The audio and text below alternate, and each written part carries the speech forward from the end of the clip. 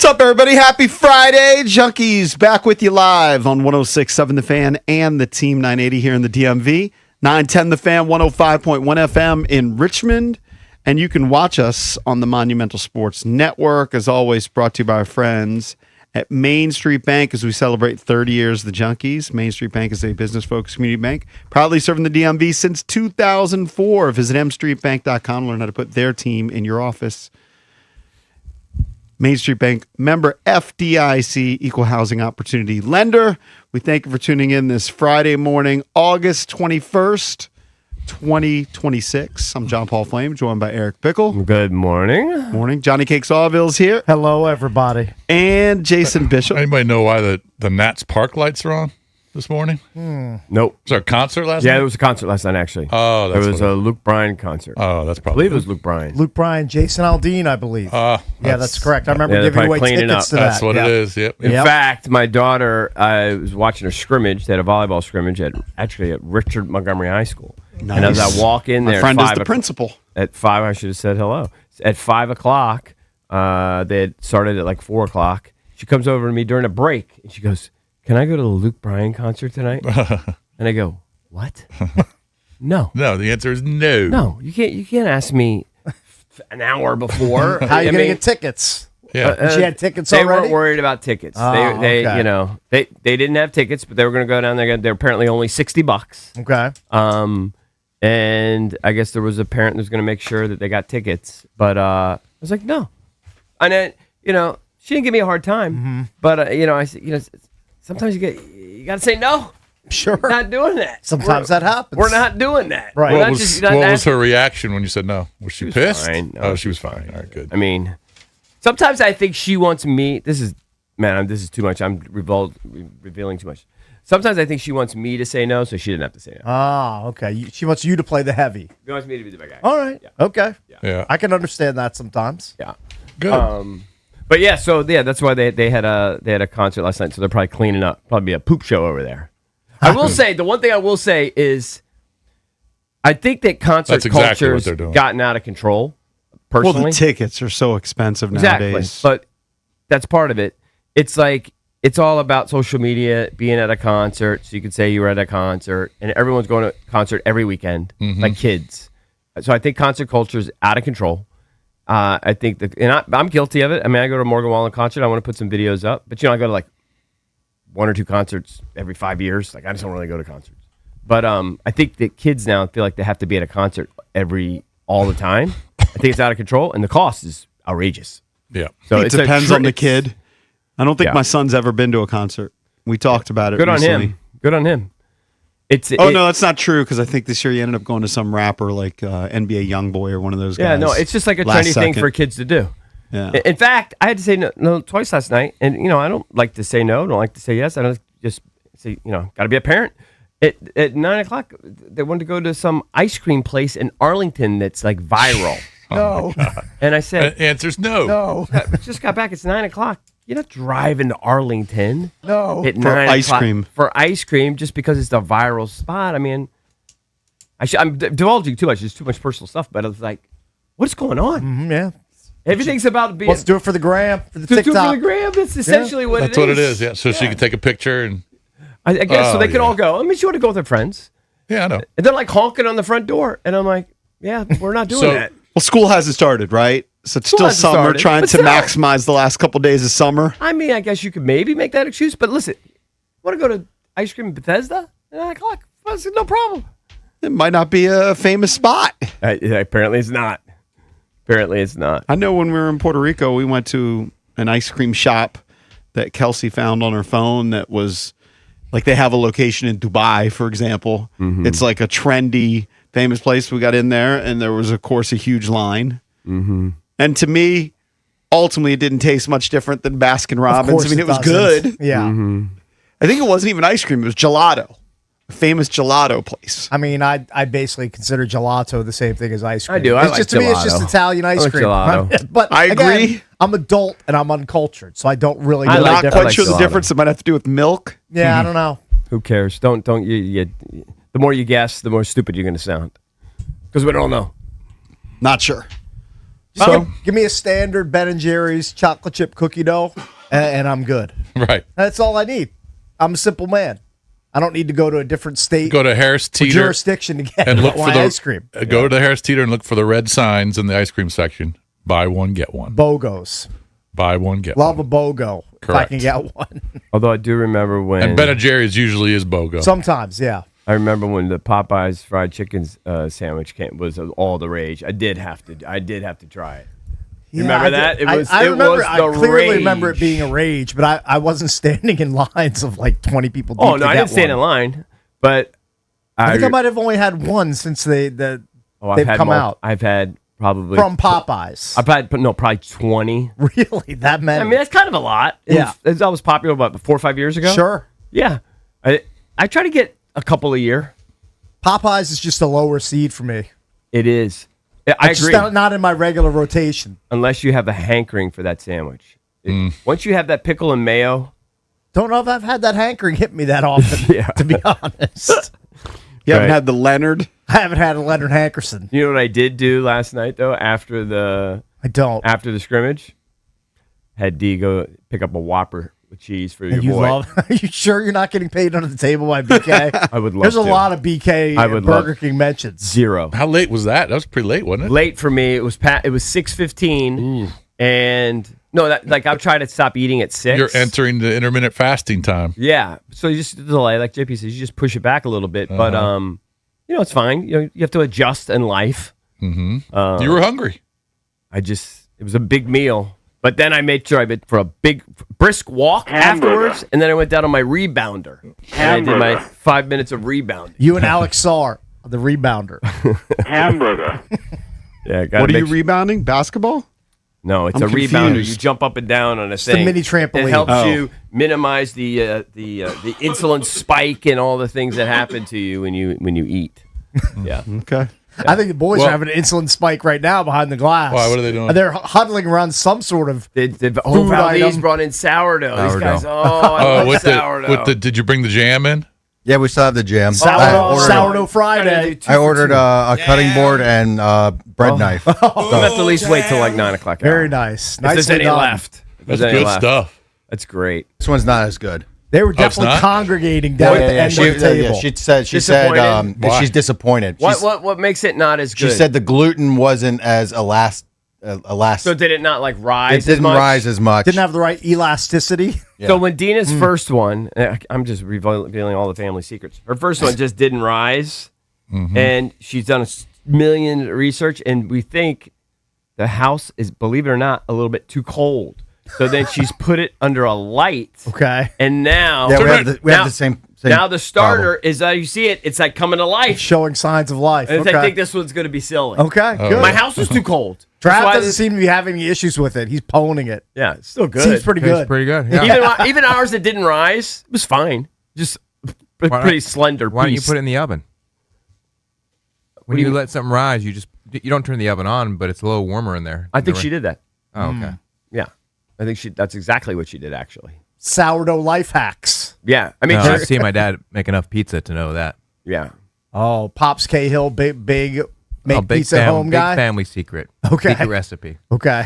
What? So what? Does the dough from scratch and everything? Of course. The whole Of course. nine. And then what does he do when he does When the he dough? lets it rise, he puts it on the he puts it in the oven and put it on the pan and lets it rise in the oven. Yeah. Right, and but Well- that's not that process. Like this freaking sourdough thing is like 10-day process to get it going. You know what I mean? It's like it never ending. Oh, I gotta feed that thing. Gotta feed it. Gotta do this. Gotta do this. Hey, if you want it to turn out nice, you got to take care I of it. mean, Valdez has brought in here, one or two that they look Got to spectacular. cultivate it. Yeah. Got to nurture it. Looks like you should open up a bakery, right? I mean, the kitchen's swimming in loaves of bread. Is that right? It's just constantly doing it. Constant bread. Yeah, it's pretty cool though. I mean, it's a fun habit. I mean, what else are we gonna do? You could die. I mean, just Gotta you have- could have, you gotta have worse hobbies. habits. huh? You gotta have worse habits. Oh, Yeah, yeah. she's making bread. EB's on Always goes to death. he's on a bigger than normal death kick recently. I mean, I'm sure you guys have picked up on it. Yeah. He talked about his friend who turned 61, and he goes, He's gonna die soon. he was talking about his organs moving down to his gut, and then he goes, He's dead. That's not what I said. I said you get. Death's calling.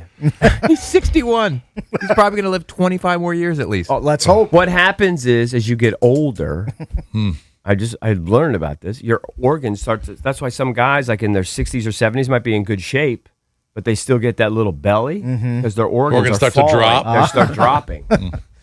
It's basically death calling. You have been talking about death a lot lately.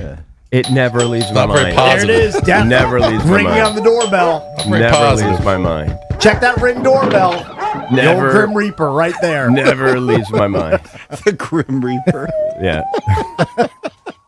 Well, He's coming for you. Well, there's also a second preseason game coming for you this That is weekend. true. That's true. We will talk about that. Yep. Tomorrow's Whether a big Jaden day. Daniels who's will going to play? Oh, you guys got the Grand What you wanna Prix. see. Freedom 250 tomorrow. Yep. Weather's not going to be great, but you guys will deal. Commanders Lions at. They're kicking that at noon. Noon kick. Noon kick. Yep. Early game. We will talk to Mike Jones, NFL writer for The Athletic, about it. Hit the Skins coming up at 7 o'clock. EB also got together with his mom last night or So yesterday. I have a story for you. It's going to, I don't want to overhype it, but I got a story. He's got a story about Mrs. B, who is, she's not there yet. She's tickling 90. It's coming up. It's Yeah, coming up. Like, she's tickling it. It's coming up really soon. Yeah, so we will get into that later in the show. If you want to chime in, you can always hit us up at 1-800-636-1067. We'll open up the Junkie Sports page next here on The Fan.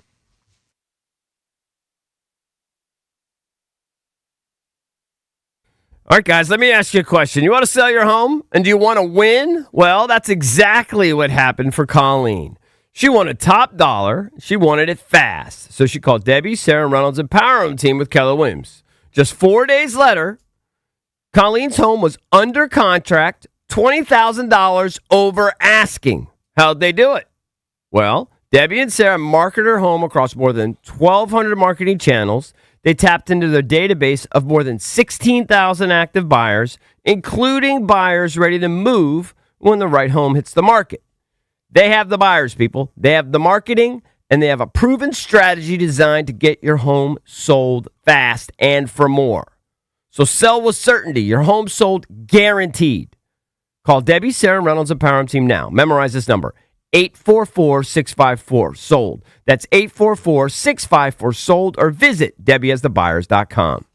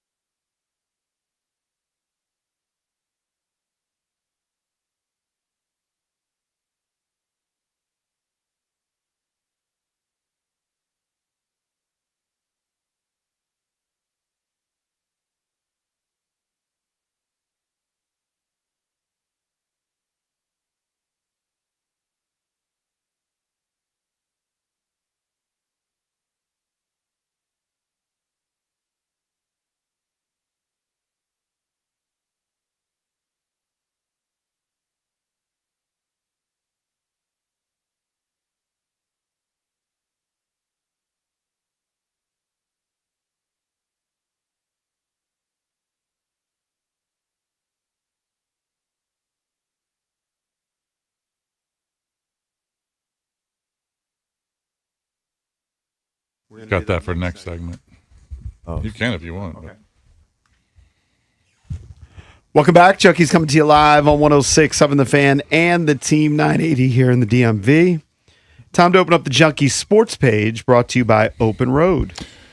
That's right. Open Road Distillery over there in Reston, VA. And, of course, you can get all their dark liquors in Northern Virginia ABC stores. So check out their Eagle Eye Rye or their Smooth Depth of Independence Bourbon or the rich ready-to-pour Maple Old Fashioned. All available in Northern Virginia ABCs. Let me ask you a question. ABCs. So Valdez and Lucas and I were playing golf today. By the way, the weather today is going to be a 10 out of 10. Oh, that's Very great. nice. Did you see how or notice how nice it felt after the storms came through last Oh, night? it's great. Oh, Took a walk post dinner, post storm. so cool. It was like no it was humidity. It was borderline at times. Fall-like. Yeah. Yeah. Well, it felt like late September type weather. Well, enjoy it today because Good. tomorrow's going to be poo. Well, here's my question. So we got the whole agenda, right? So I got to pick Lucas up. We're going to go to the poop, and then we're going to go to the Hidden Creek. Mm-hmm. I might be beat by the end of the evening. Right? Can I make a game time decision and On text Open you? Road? Yeah, like Yes, on the you back can. nine and Yes, you say, can. hey, call your boy. See Yep. if he, I'll brief him, and then he'll expect the text, but yeah. How's that sound? Depends on how Valdez? you feel. Does that sound reasonable? Let's make a game time decision. Sure, on that's that. fine. Yeah, I feel like fine. a game time decision. A I might lot, just a lot be of Friday, spent. a lot of Fridays, the Hidden Creek members they'll hang out at the tavern for a little bit, and then they might scoot off to Open Road. Oh, that's a normal thing. That's kind of a normal thing, especially specifically on a Friday. I'm not really that social with a lot of people. Like my social circle is going to Well, be the me, thing about- you, I've and noticed. Lucas. Yeah. Well, the thing about Open Road is it's so big, you can kind of hide somewhere. You know what I mean? It's True. It's not real tight. Yeah, yeah. Where you're going to have to talk to a bunch of people. And you can get a tour of the distillery and find out how everything's made. You How can they make do that. How they make the sausage. Yeah, and maybe I get- consider myself a borderline expert. maybe now. get a free bot. I mean, that could happen too. Right. But, Okay. yeah, but just let me know. All right. Good. All right. That's one thing. I was thinking about this yesterday when I was running around doing some errands. I said that's one thing Jason is elite at. He's literally one of the best in terms of he doesn't mind hooking you up. If he knows a guy, he'll like it's like Certainly. what I'm asking Jason to do is something I'm the most uncomfortable doing. Is asking someone to do something for a friend of mine. And Jason is your world. It's not a. I'm not taking a dig at you. Yeah, but he knows you. I know he knows me, Yeah. but it's like I'm telling you, it's a good quality that you have. You You got to like, take advantage of the people you know in this world. well, you like to hook your friends. Take advantage. No, here's Well, what you take advantage of the relationship. Doesn't sound great. Yeah, that's, Well, you I know. mean, you might want to reframe that. No, I knew what you were saying. Yeah, it just I didn't know what sound you mean. right. I know the intent. Yeah. No. I know. Do you All understand right, what take I'm saying? advantage of the opportunity. Yeah. Right, there you go. All right. But what I'm saying is I'm praising you. And this is not like a backhanded compliment like I All normally right. do. Yeah, thank you. You like to take care of your friends. You like that. And Yeah, so 'cause if I know I you- say, hey, I'm going to be over. What can you hit your boy so I can hit up Circa? I'd love to take a D to Circa and get, Right, feel right. like silly. He's not And Jay- protective of Jason Believe me, goes, there are no some- problem. share. He'll go, no Yeah, problem. He shares, yeah. My own family will say, like my son said, hey, can you get me and Keenan and the girls? We want to go to the Seahawks game. And I'm like, Can you give me ticks? well, if I'm not going, I don't really feel comfortable asking. Mm-hmm. Do you know what I'm saying? Like, it's just different. Yeah. I'm not. Well, believe me, there's some people There's nobody in the country better better than than you. me, at that. right? There's nobody in the country better First than you. team All-American. But there are some people that will text me or call me and say, hey, can you hook? And I'll say, You'll say no, Yeah. I can't. yeah. Okay, all right. Well, Understood. I appreciate So it that. depends on who it is. I appreciate The that. benevolence only goes so far. It only extends. Yeah. you know, I'm saying to so even in many my own people. family, I nix it. I'm with you. Sometimes, I get requests and you're like, eh. As I far don't as like like you to burn you feel one. bad about asking. Yeah, I don't like to burn a favor. Now, usually I'll still ask, but I will feel bad about it. Yeah. But I'll still ask. A lot, You just a let me lot of know. the times. If you go, you're going to love it. If you don't go, no big deal. Literally, you're all Back to American. Monkey You're County. all American at that. Yeah, First team. Yes. First team all Not American. honorable You know what? mention, And first You know what? team. And I- Hall of Famer. Hall of Famer. And I've hooked Cakes up there before. Cakes and I, by the way, had our college fantasy draft last night. Yes. 45 seconds per pick. It went, I think we got done in about 50 minutes. Well, Not 15, 50. I got done in 0 seconds because I let the Yeah, you weren't even on the I computer. let my computer auto draft for me. I'm Yeah. usually not an auto drafter, certainly not in NFL fantasy leagues, but now with college football, I know that the computer's going to do a better job of drafting than I am. Yeah, they- and I'll also make 100 moves during the season. Yes. I'll tinker. That's Yep. what I do. Yep. So what happens on draft night isn't really that important. Not that important. So it's fine. It's all good. You guys No. finished one in 50 minutes. Yeah. Meanwhile, I'm in a league with Bodie and a bunch of people. Yeah. Yep. And that thing has been going for like 3 days now. Oh, it's a long mine- draft. I'm auto drafting, but it's been going for 3 days. Long drafts are they're terrible. They're awful. Luckily, I'm only in I think 1 or 2 leagues that do the long draft. Yep. I'd much rather get it done in, like you said, 45 minutes or an hour. Like Started at 6:30, You want was like a done by Yahoo 7:20. NFL draft? Set it up for a minute per pick. You're done in an hour, Yeah. maybe 50 minutes. That's I have that's the cut sweet back. spot. I have cut back my fantasy considerably, my entries, because call it 4 years ago, I was in 3 college and I believe 7 NFL. yeah. Wow. And so I had 10 total. Doesn't Now- even include survivor pools. Nope. Now I'm in 2 college and 3 NFL. That's good. It's So progress. I've cut it in half, John Paul Flynn. It's not bad. It's impressive.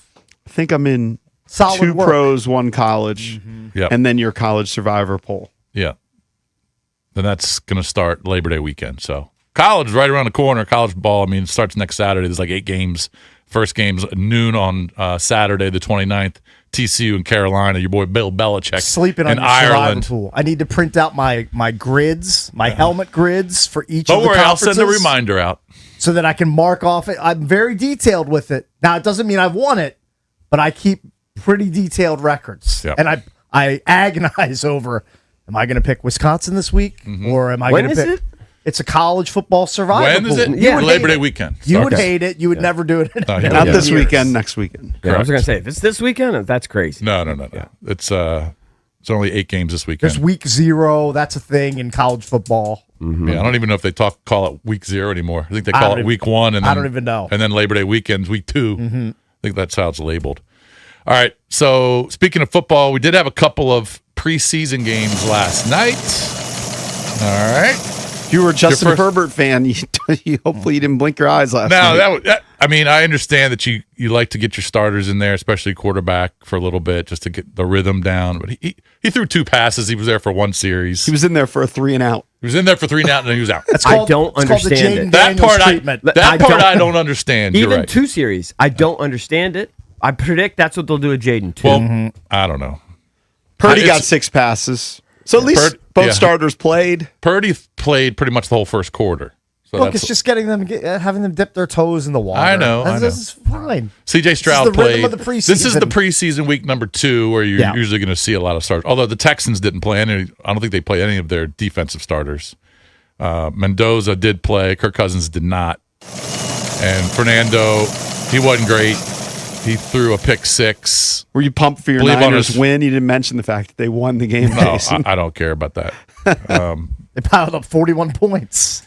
But Jacob Callion played well. Had a punt return for a touchdown for 82 yards, I believe. Don't think I don't have my eye on your guy, your new guy, DeJon Stribling. He's making an impact Dude, at wide out. people are talking about There him. is talk. There's buzz around him. People are talking about him. Yep. This is watched why him all at you- Ole Miss. All you guys that jump all over people when they make draft picks. Yeah. Stribling was the 49ers were mocked for drafting him. I know. I remember. And everyone said they're idiots. This guy didn't do anything at Ole Miss. Look what he did. What a waste of a draft pick. 49ers do it again. And then 2 weeks into camp, everyone's like, oh my God, this What a guy's great pick. amazing. This guy's built for the NFL. Yeah. Well, not me. I didn't know him at Ole Miss. No, well, not you. Yeah. It's the Brendan Dars right. online. All the pundits. all By the way, he hasn't played a regular season game yet, so let's not I'm get well aware. crazy. I'm not- for No. I'm It's not just it's funny that a lot. I've just seen a lot of people I'm commenting. not ready on to him. give him a gold jacket, but I'm Right. telling you, like in round 13 of my Right. drafts, I will be clicking on his name. I know, but he's probably likely a week 4 drop. That could be the case, but you know what I'll do? I'll take that dart in my hand and I'll.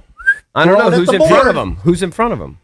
I mean, he's got Mike Evans, who's eternally he's banged got a up. bunch of guys that are just aren't Christian healthy yet. Kirk, who's always injured. So I mean, he has a real pathway to playing as a rookie. Pearsall out for the year. Yes. Pearsall's out for the Debo. year. I mean, He's got Debo. Debo's there, yeah. But I mean, there's a lot of guys that are nicked up in I front mean, of him. Stribling will be the wide receiver 3. It'll be if Evans is healthy, it'll be Evans, Debo. If you're a and Stribling. starting wide receiver 3, you got a chance to make an impact. Absolutely. Well, especially as a Till rookie. you get benched. But yeah, Hopefully that doesn't happen. Hey, Yeah. did the Foxy Gator pop the champagne last night? because Dylan Laube put up some numbers. I have no idea. Look I'm at sure that. they are. Hey, the They're Fox going and nuts. Gator What happened? You have drinks to are tell on me the about house. 6 carries for 50 yards, something like that. No, Look it up. he had a 6 touch- for He had 37. a touchdown. Yeah, and a He had touchdown. He had a 5-yard touchdown. Ah, very nice. Good for I him. had family issues. I was being a parent. I didn't see it. Family issues. You were talking about going to get ice cream.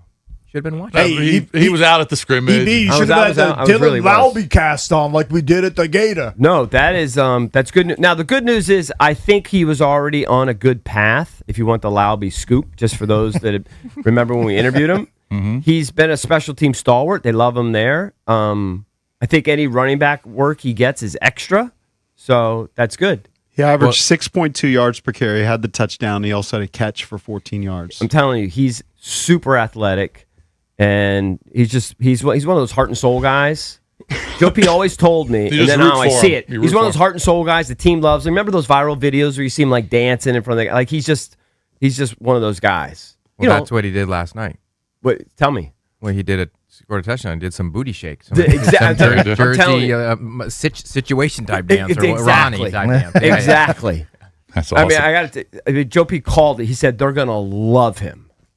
So He's got a little good. swagger. That's good. Is he from New Jersey? Is he from New Jersey? From Long Island. He's from Long Island. Yeah. He's a Long And Island here's guy. what's interesting He's about from Long Massapequa. Huh? Here's what's interesting about Long Island. I always say it to Vin and those guys. I'm like, because there aren't really many football guys that come from Long Island. It's just not a thing. No. But you have the best lacrosse players It's in a the lacrosse world. player, yeah. You have some other sports, but football, it's not really a thing. He says it's partly because Long Island's weird. There's a different high school every mile. Yeah. Like they're just every. And How it's long is everything- Long Island? About 25 miles, something like that? Or how I don't- long is it? I don't know. That's a question, and I wouldn't know the answer. That's a question you asked the Maybe Goobs. it takes an hour It to get take- from one end to the other. I know so it it's not- takes forever just because of the traffic. With no but traffic, just I'm the not sure. roads are pretty narrow, but I don't know how Yeah. long it is. The other running back of note in that game, just because we saw him here, was Roman Henby, who of course played at Maryland. He and hits her. bounced.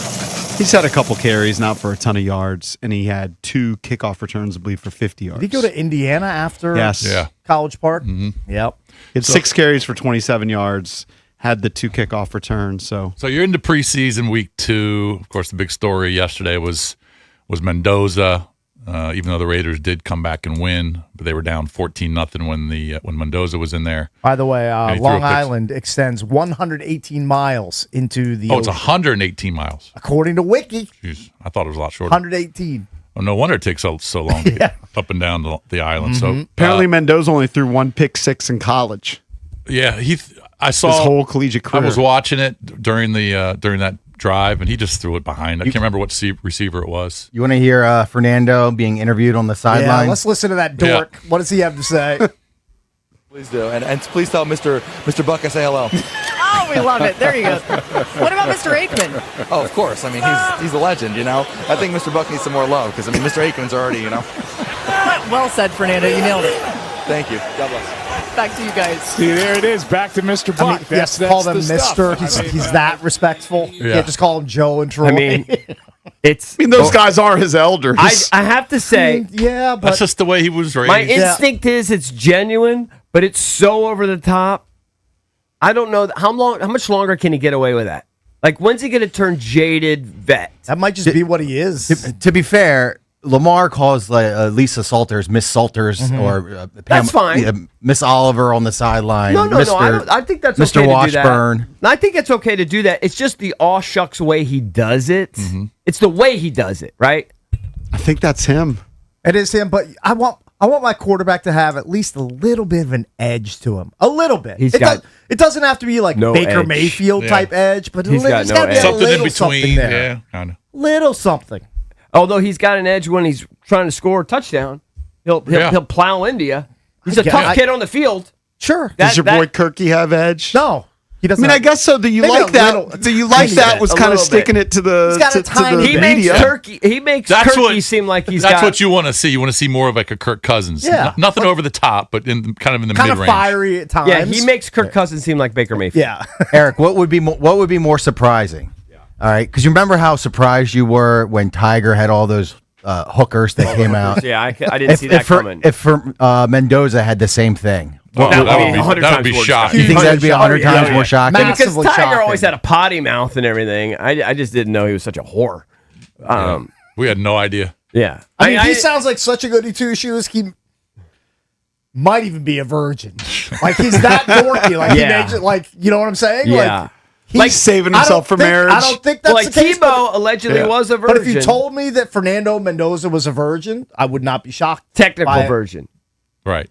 That would shock me way more than anything. Yeah. If that were the case. I know that's not the case Well, hold with on. them. Can you? Is it technically a technical virgin? If how can I say this? Whatever. Jeff Smoker was hanging around. Yeah, that's a technical technically, version. yeah. I don't What know, do you mean? man. You shaking your head no? It's a very intimate act. I feel If you go, I believe the Catholic Church says no longer a virgin. Oh, really? if Jeff Smoker yeah, but was he's not a hanging out. Catholic. He's not a No, no, Catholic. The former Michigan State quarterback. Yeah. Yeah, Pope Hairplugs has weighed in. So if you're hanging out with the former Michigan State quarterback Jeff How Smoker, dare you? you can't tell your friends and your parents you're a virgin. You can't tell your priest you're a virgin. You can tell him whatever you I want. just telling you what I remember from when I was at. Now I think if you do the other thing, you know Technically, you still are. that I Yeah, don't think. but I No, mean, no. that's- That By the letter of the law. If you had a good lawyer, you could argue that case. no. If you go down that highway, you're not a virgin. Yeah, I totally agree. That's not a virgin. No. I think you could still be a virgin and hang out with the former Michigan State quarterback. It's gray area at best. I think you could proudly you could have a sit down with God and you could claim a virgin. Argue your case. Yeah, you could argue your case. I think God would even say, you know what? I think you got me. I think that technically you probably still are. Jeff I think even Smoker. God would say that. I'm just saying. But if you do the other thing that's supposed to be a technical virgin, they God say no, that's shenanigans. Get out of here with that stuff. Yeah, you can't get Get away outta with here. that. God says no. Jeff Smoker's name has been said more times on this show than Any other radio show Yeah. in the history of radio. Yeah. Where'd he go? Michigan State? Is that Michigan right? State, It's a Spartan. Even more than whatever the college radio is. Lance, Up there. he's Lansing. Lansing radio. Yeah. Hey, he signed with the Chiefs back in the day. Yeah. Well, Rams. he's a superstar down here in DC. All right. So real quick, the Nats lose to Zippy. By the way, you got 3 more preseason games tonight if you're kind of paying attention. Nats lose 2-0 to the Rangers. Jacob deGrom allowed just 1 hit, struck out 10, becomes the second fastest to 2,000 strikeouts behind Chris Sale. And he was really, really good last night. And the Nats had 1 hit, 1 for 27. You're doing something. I mean, I know that we're banged up and we traded guys, but you're doing something if you one hit the Nats. Yeah. Yeah, but they don't have some of their horses. Don't have James Wood. CJ Abrams didn't play. And then the trades have hurt them. Yep. Trades have hurt their Yeah, but offense. still 1 hit is just, I mean, against any lineup. That's It's kind of embarrassing. Well, I mean, Well, you got to get It is take what it your is. cat. Sometimes DeGrom, cakes. Sometimes you're the hammer. when Sometimes you're the nail. DeGrom is healthy, he's one of the best pitchers. Yeah. So he's very. Does he still pump What? it 98, 100, or all that? Is he up there or no? I don't know. I'm not sure he throws that hard anymore, but he was good last night. Second fastest, 2,000 strikeouts. Right.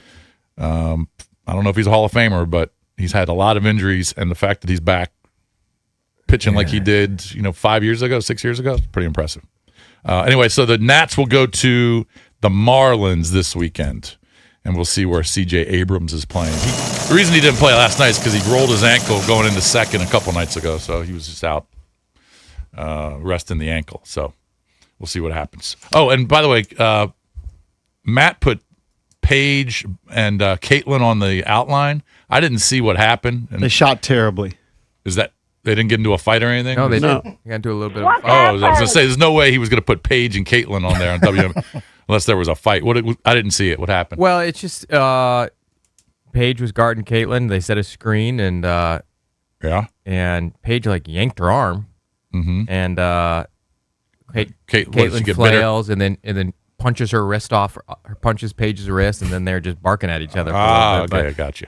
It just seems like another person that doesn't like Caitlin Clark on the basketball court. Guess Caitlin not. Clark. There's a lot of 4 them. for 15. Jason Bishop. Paige Okay. Becker's 5 for 16. All right, so Yeah, but Awful but that shooting wasn't the from story. those It was two. the story is they almost got into it. I wouldn't kill him for that. I mean, make 2 more and you say nothing. I believe it was like the end of the half, and Paige was trying to intentionally foul her. Maybe they had a foul to give or whatever. Caitlin did not like it.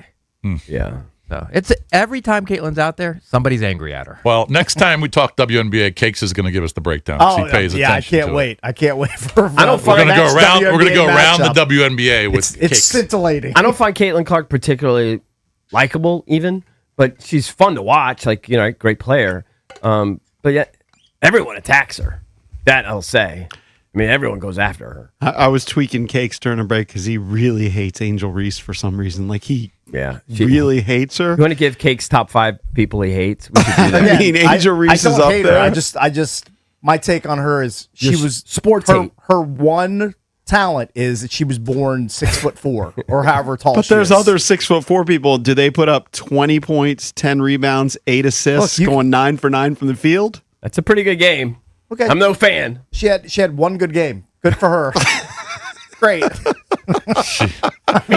I like it, Cakes. You stick to your guns, I mean, buddy. she misses a billion layups, and she pads her own rebound stats from her missed layups. When you do your top if five- you think she's a great player, you waste your time by watching. Top 5 people that Cakes hates, radio hates, Ben Sinnott, and those are the top 2.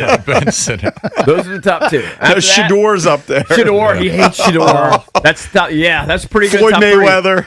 Oh yeah. Yeah, he's just a bad guy. If you And like then, bad and then guys, then- anybody, any athlete that like spends lavishly, then Cakes suddenly you're in the and I don't poop hate them. list. I just question your life decisions. Yeah. Yeah, but you don't like her not because you don't think she's a good player. You don't like her personality. Her You don't like her personality character. is especially grating. I mean, if she was a really nice girl and never got into it on the court and didn't talk bad about people, Yeah, I'd be fine with you'd her. be fine with it. Yeah. Got to take a break. Phone number's 1-800-636-1067. We're the Junkies. Coming right back.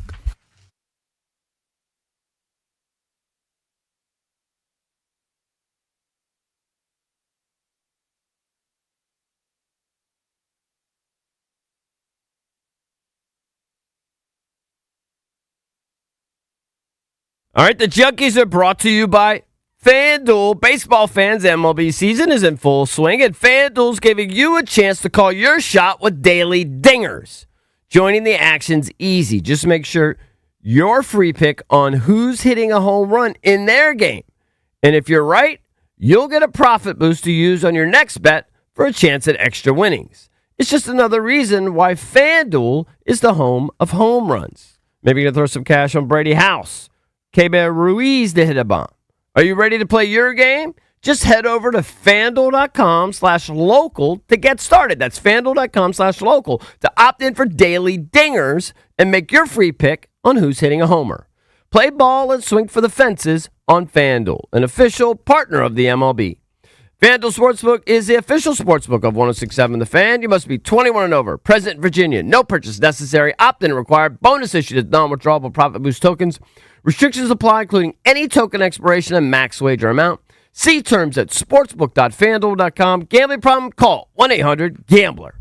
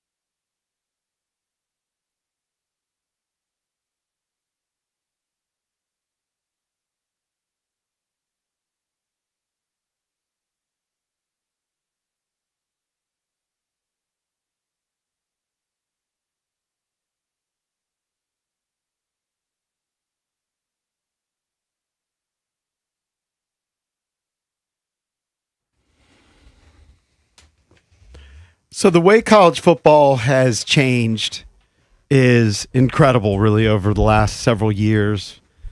So many players bounce from team to team with the transfer portal. They're also making a ton of money. Mm-hmm. At least the stars are making a ton of money. Yeah. And some of them now don't even go to class. You could that's argue true. that. Well, not only that, that's been happening for now years. you have guys who have done stints in the pros Who can going come back back. to play in college. It's Well, I think they're unbelievable. trying Which to is- nix that, but yes. Which is an Well, they unbelievable should. thing. Yeah. That should not be something that's allowed to happen. It's a joke. it's out of control. It's outrageous, Yeah. right? They got to figure it out. It's a Yeah. joke that a guy can take snaps and have carries in a preseason game and Right. be able to go back to college. Totally So agree. here So dumb. is Lenoris Sellers' schedule. Mm-hmm. Lenoris Sellers is ready to graduate from the University of South Carolina. He's apparently done with his class requirements for a bachelor's degree in sport and entertainment management. All that he has to do to get his December 2026 graduation is the college football season Yep. and a fall internship at a golf facility. And like a par 3 course. That's so silly. He's like, he's basically said, Why- I'm why- picking up balls. I'm gonna why cut are you grass. hating? Why Yeah. are you hating? I'm not hating. I mean, Look, this is a dream. The guy's living a dream. Aren't there are tons of players who have finished their basically, their classroom responsibilities and they're Yeah. there just to play football. This is not It's a big first time business. thing. Yeah, this is big business. I mean, this has been happening for a long time. yeah, the And you know shroud what? or You know whatever. what? Good for him. He finished all of his classroom stuff, and Yeah. now he can focus on football and hang out at the par 3 spot and doing What do you whatever that want? is. You want to grind and engineering? learning what it like. If he's actually a sport and management, like that's his major.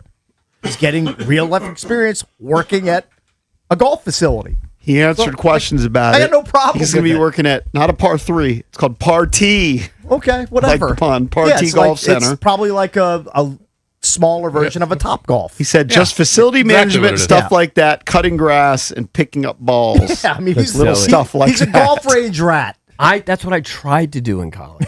I took bowling. I took. God, I can't remember. I took just so many just garbage classes. I That think- doesn't bother me as much. It's Doesn't not even bother me whatsoever. Not even close to what these guys are granted the extra year of eligibility. I mean, If you that's- come back from playing professionally, That's Yeah. to me. That's when you're way signing more contracts with egregious. NFL teams to be in their Yeah. training camp and you can go back to college, that's a complete fiasco. I'm actually okay with when they had that time where you could enter the draft, gauge your value, and then go come back out. Yeah. Because that's kids make fine. mistakes. That's fine. But when you actually play professionally and Yeah. you're on a roster and you're in camp or whatever, You're practicing with them. yeah, you're practicing, and then with you're them. playing in preseason games. Yeah, See, he's just getting goofed on because his internship is at a golf facility. Nobody would be goofing on him if he had an It's at a internship- hospital.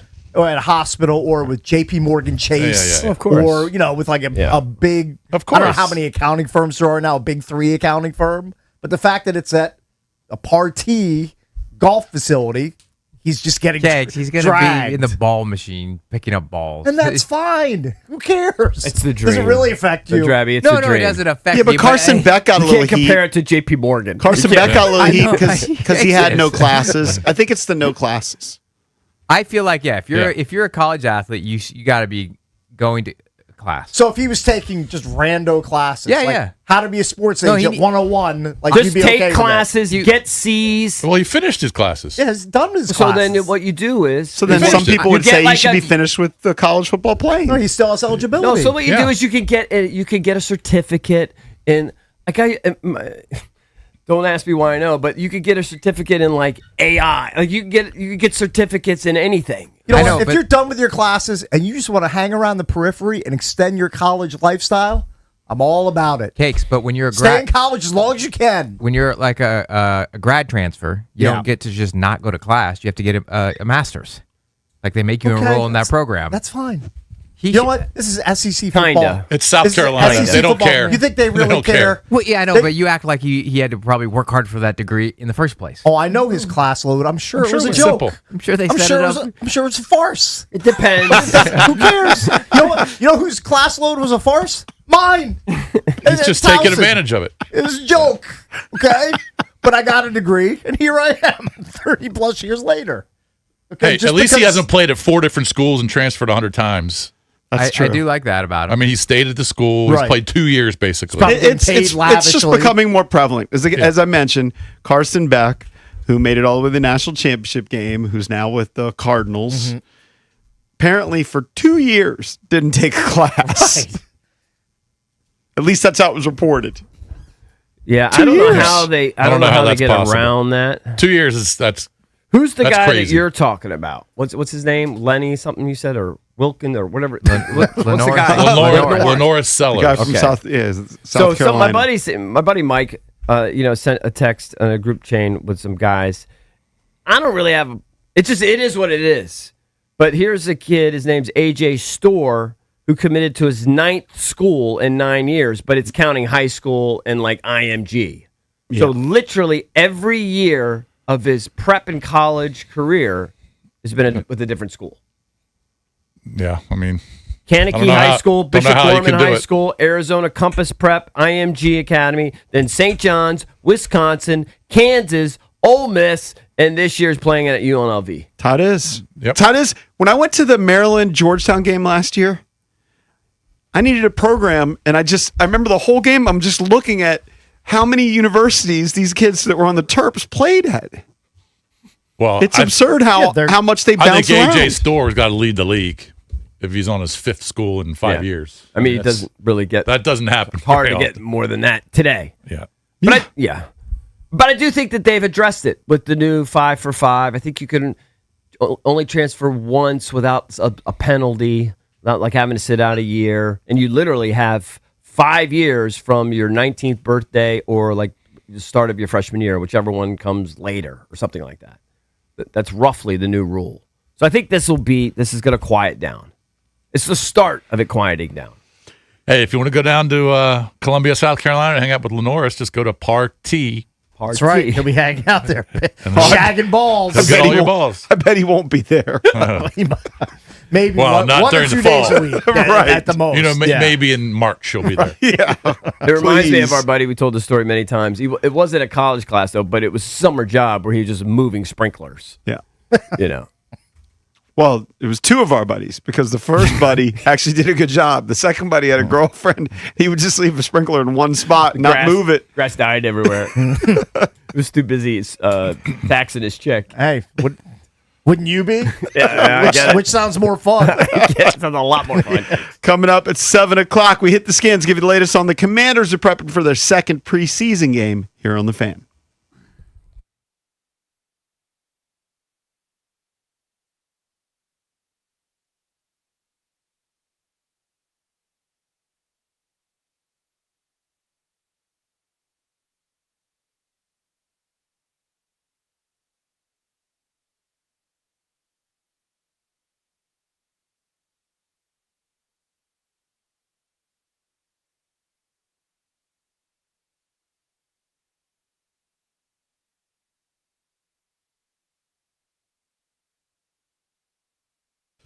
Baseball season's in full swing. The postseason's getting closer and closer, and there's no better place to be than Kalshi, America's #1 prediction market platform. You're looking at the postseason. Who's going to win it all? How about going with Boston? They're trading right now at 5.4%. That means a $100 trade is going to pay out $1,617.39. If you're looking at the slate tonight, Washington trading at 43% to get a win tonight. That means a $100 trade pays out $169.91 if Washington can win tonight. Look, on Kalshi, you get to trade against peers in a live market. That means there's no house, and as the probability changes, you can buy in and out of your position. Download the Kalshi app. Use the code JP. You're going to get $10 when you trade $10. Kalshi. Kalshi. Trade on anything. 18 or over only. Restrictions and eligibility requirements apply. Fed contract trading involves risk and may not be suitable for all investors. Kalshi products not available in all jurisdictions. Prices, values, and available markets may differ from those mentioned. For more information, see kalshi.com/regulatory.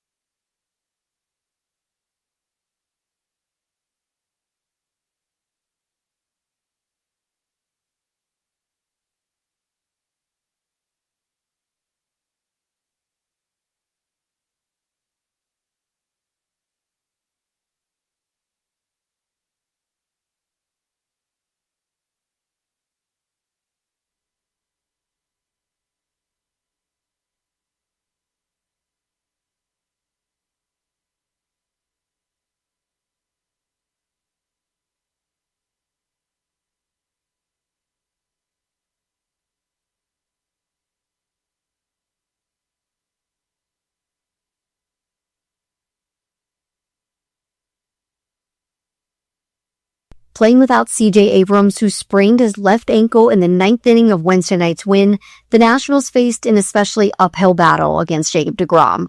Held to 1 single and 4 walks, the Nats just never got anything going at the plate. They suffered a 2-0 loss, their second shutout loss in 3 nights at Globe Life Field. C.J. Abrams is considered day-to-day with that ankle injury. Speaking of Jacob deGrom, he reached 2,000 career strikeouts in the second fewest games and innings pitched in Major League history last night, reaching the feat as he fanned the first 2 batters among his 10 strikeouts on the night. Moving over to the NFL, the Raiders narrowly defeated the Texans 22-20, and not so much in the late game. The 49ers completely embarrassed the Chargers.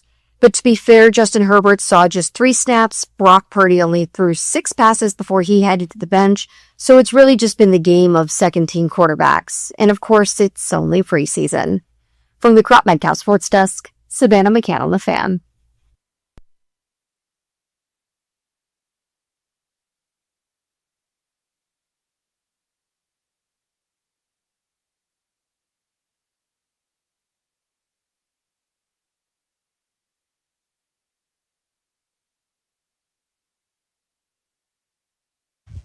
Welcome back. Chunky's come to you live on 106.7 The Fan and the Team 980 here in the DMV. 910 The Fan, 105.1 FM in Richmond. You can watch us on the Monumental Sports Network, celebrating 30 years of the Junkies in 2026. Presented by Main Street Bank. Cheer local, bank local. Main Street Bank is a business-focused community bank, proudly serving the DMV since 2004. Visit mstreetbank.com to learn how to put their team in your office. Main Street Bank, member FDIC, equal housing opportunity lender. Spish Cakes, EB and JP. Coming up at 7:25, we're going to hear from Mike Jones, NFL writer for The Athletic. Get his take on the Commanders, their second preseason game. Also go around the league with him. We've got a Mrs. B update. Eric has, I think your mom's maybe staying with you for a couple days, but at least you had lunch with her. No, she's not staying with me yet. She's going to stay with me next month. Got you. So we'll get an update on Mrs. B, and we have an update on a video that went viral. Very good. Mini viral. I feel like it's still got some more room to grow on this one. I still feel like there's time. It's to a person, when you show them the video, they can't stop laughing. So we'll get into that at 8:45 on the program, but it's 7 o'clock. Time to hit the skins.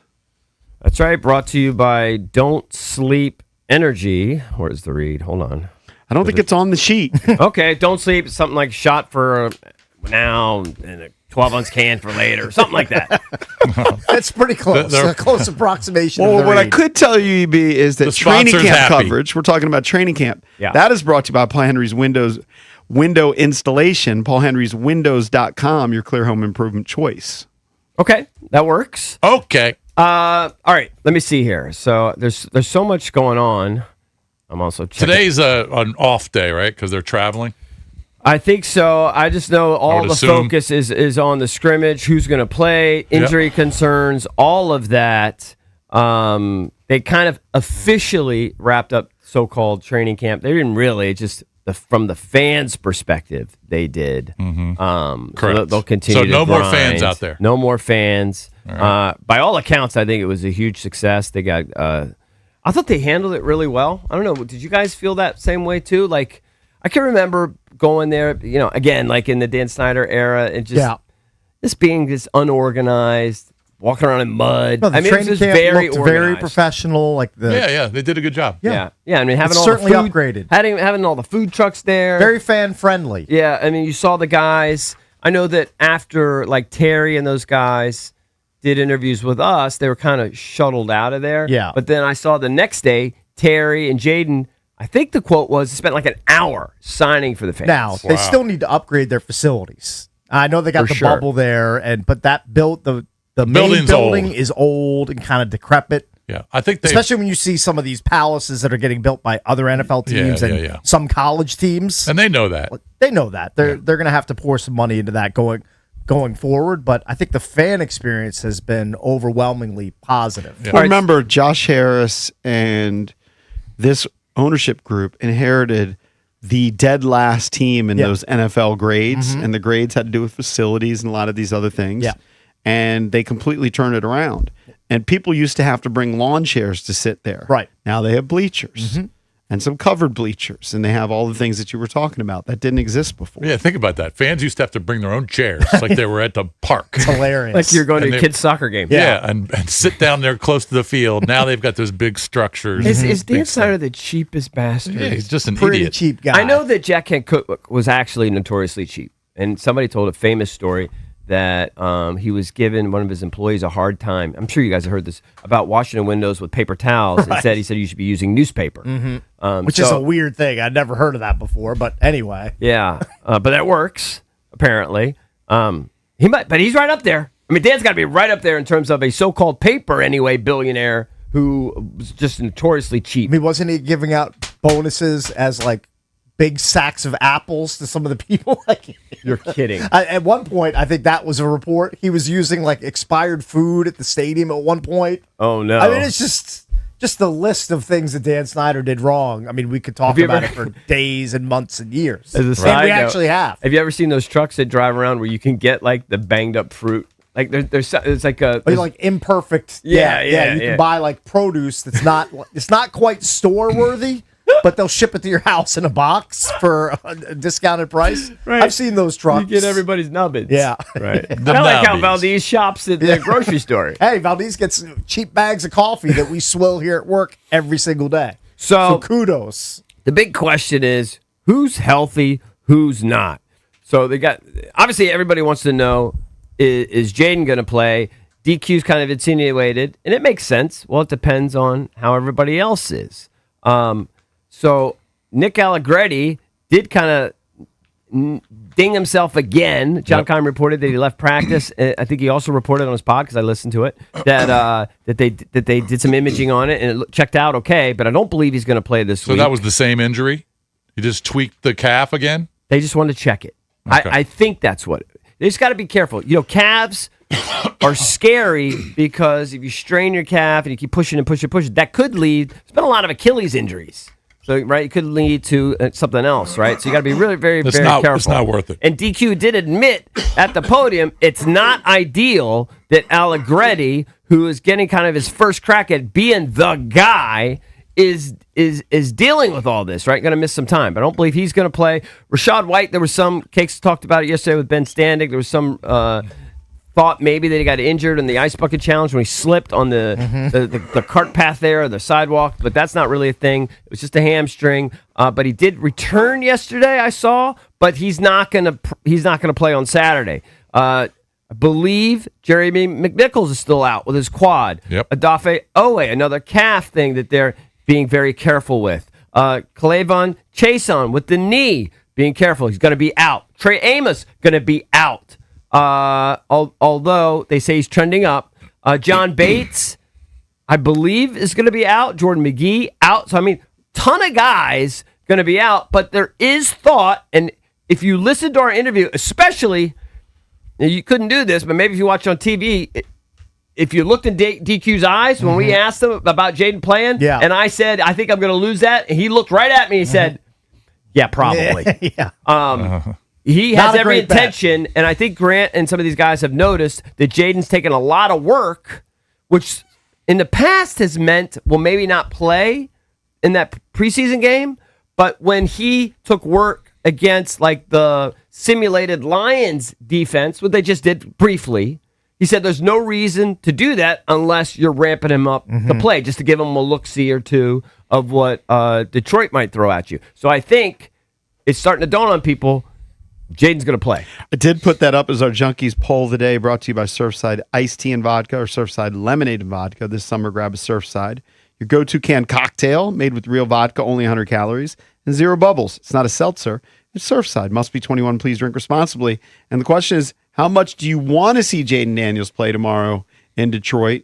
There are three choices. Zippy, 1 to 2 series, or 1 quarter plus. Right now, 63% are voting 1 to 2 series, 20% zip. I just don't get the 1 to 2 series bit. I don't understand. Now, DQ did say that, responding to your question about JD. We were going into it. But that was before Allegretti. True. But nothing got the that re-injury. True. But so maybe that changes his mind a little bit. Maybe, but I don't think so. Okay. I don't think so based on what the reporters are observing. So we'll see. I want to see him play too, but it would be a joke that if he went out there like Herbert did last night. Herbert did 3 snaps. 3 and out. 3 and out, and that was it. 2 passes, 1 for 2, threw for 9 yards, 3 and out. I'm begging you to tell me what the point of that is. The only thing you could say is, well, I want him to get through the rhythm of going to a game and just feeling for a moment. Yeah, maybe it's like the pregame stuff. Yeah. I know that's what DQ's arguing. Especially now we got new coordinators. You got the rhythm of making the calls and dealing with fans. Being in a stadium atmosphere. It's his last chance to see it before the opener against the Eagles. Right. That would be the does the that main really argument. help? Probably do you think not a ton. I wouldn't these think. guys are so locked in. I think the phrase du jour this week I've heard Mitch say it and others say it is you get better at playing football by playing football. I agree with that. But playing 3 snaps ain't playing football. That's being out there for 3 snaps. He might be out for 15 snaps. It's 2 series. Understood. Yeah. I'm just saying, speaking to the Herbert situation. Now, I'm sure they didn't plan on him just taking 3 snaps. Well, why did they only do that? They probably just said, were they getting enough pressure that they want to get him out of there? They probably. Maybe something happened in the game where they noticed and they said, "Just not. Yes, that get him out of there." That happened with Jaden. Remember in the last year 1 against the Cowboys, they were chasing his ass, and they pulled him in halftime because they said, "This is crazy." I mean, look, the Chargers have had some significant injuries on the offensive line in the last couple of years, so maybe they noticed something in the game and said, "Right, got to get him out." Yeah. Or maybe they just said, all right, it's going to be 1 series. Could be 3 plays. It could be 13. Who knows? Now, by the same token, the Lions, they're going to start Josh Dobbs. Okay? They're not starting Goff. Nope. They're starting Josh Dobbs and select starters. So they're taking a different approach. Josh Dobbs, that guy's an NFL survivor. You got to give it to him. He's been around for a long time. Good for him. Cleveland, the Niners. Yep. Who else has he been with? Vikings. He's hopscotched around the league a bit. I do believe that we're going to see your first look at Stephon Diggs. That's the best guess. I believe that you're going to see Terry. I believe you'll see. Did Luke play in the first one? Can't remember. He probably did. Yes. Yeah, I think so. And Antonio Williams definitely played. Yep. So you're going to see those guys. I think you're going to see most of the offensive line, save for Allegretti. Mm-hmm. I wonder, they'll probably put Julian Good-Jones, right? He'll probably start at center. I would like to see how Goldman matches up against better competition, although Detroit's not playing all of their starters. So it's going to be very difficult to tell. He may be pressed into action in his rookie season. Yeah. Let's see how Drew Stevens kicks, too. Yeah. Drew Stevens, that'll be something to keep an eye on. I think Chig is going to play. I feel like I'm going to be like this at the Freedom 250, watching the cars do this. Then I'll be looking at my phone, see if Jade's playing, see if Drew Stevens can make a 60-yarder, back and forth. You know what I got to do? Tennis match. I just got to make sure that I'm a DirecTV stream guy. Mm-hmm. I got to make sure I just have the season, all the games recorded, regardless. Yeah. Everything, preseason, everything, no matter what. Yep. Everything Click that recorded, button. so I can always double back and see it. Because you're right. We're going to be at the Freedom 250 race, which I'm excited about. Should be fun. Looking forward to it. The preseason game is what, noon? Noon. Yep. That might be even more reason to go even earlier. You can go bright and early. Because I know JP's not going until like 3. I don't know. I might end up going straight after my soccer game. We're in Ashburn at 10, done at 11, so I can get there maybe You'd have 12. to bring Isabella? Yeah, I already have a ticket for You her already anyway. have a ticket for Isabella. Okay, good. Yeah, you'll all be out there. I'll text you updates. Thank you. Are you not? Did you see the photo that Van Stone JBS that he sent us of where you're going to be? Yeah. No, I haven't seen it. Are Facing the Capitol. How about we're VIP we're sitting on the front steps of the You're U.S. sitting at the Capitol. starting line, the finish line, and then they got the Capitol in the background. That'd be It cool. is a spectacular view. Oh, it'll be cool. I'm sure it'll be great. Yeah. I just don't like DC. They were doing a bit last night, a PR thing. Did you guys see where they had the car like going through the metro? I did see that. Yeah, Yeah. it's kind of a wacky bit. It's cool. It's like when you land in Indy, shocker, they have an Indy car in the airport. I mean, makes sense. Right? Indianapolis 500, huge Yeah. event. Right. Are you guys all going to just drive here and park here? That's my move. What are you guys going to do? That's what I'm going to do. I'm going to make a game time decision. I'm obviously going to park here because this is a guaranteed parking. I have parking here. I pay for parking. I just need to figure out how far of a walk it is. Right. And I also get the pleasure of Well, driving in, there was so many roads. I mean, I know they've been closed for a while, but there was additional roads closed driving in today. I get the pleasure of them putting out the sign that says event parking, $60 or whatever they gouge you for. Mm-hmm. And I just show them my white badge and do the Dikembe. Say, you're not charging me extra because I already pay plenty to park here. The one thing I will say month. is ride shares become so, it's like ubiquitous, right? Literally everybody uses Uber and Lyft, etc. That like at the Mubadala Open in DC, they had a whole thing going and it was pretty seamless. They had a whole lane where you just line up and literally several hundred Ubers just keep coming and going, and it's very seamless. They'll probably have something like that. It pains me to say this, but I may actually break my Metro ban because I think it's like 2 or 3 stops from the green line here at Navy Yard just to get you right to where the race is. If it's that far, I might not want to walk. I might be too lazy. We'll figure it out. Yeah. I'm going to make my way there. You know what? My guy Lucas, he's a big planner. Okay. Lucas, Like if you're- Valdez. if you're listening on the pod, figure it out. He's a planner. He already has looked up the Hidden Creek's 18 holes. He was already looking at the layouts of all the, what tees he wants to play. And he had his buddy who's like a 4 handicap. They were plotting out his plan of attack for the course today. He's prepared like Valdez. It's a good move. I'm telling you, nobody ever. He's right up there with you. Right up there with Lurch. Very calculated. Very calculated. Nothing wrong with that. By the way, just to give you so the. Jaden plays or not? Oh, he's playing. All right. He's playing. Even if Allegretti doesn't play. My guess is he's going to play 2 series, the equivalent of 1 quarter. They're not going to push it. They're not going to go crazy. He'll be fine. Hit the Skins, just officially brought to you by Don't Sleep Energy. Shot for right now. 12-ounce can for all day. I got it right, Cakes. Don'tSleepEnergy.com. Use the code JUNKIES for 10% off. Don't sleep. Makes you great. There you go. Coming up next, we're going to talk to Mike Jones, NFL writer for The Athletic. Then at 7:45, we're going to play Racer or Writer as we give away tickets to the Freedom 250 Grand Prix. That's all right here on the Junkies.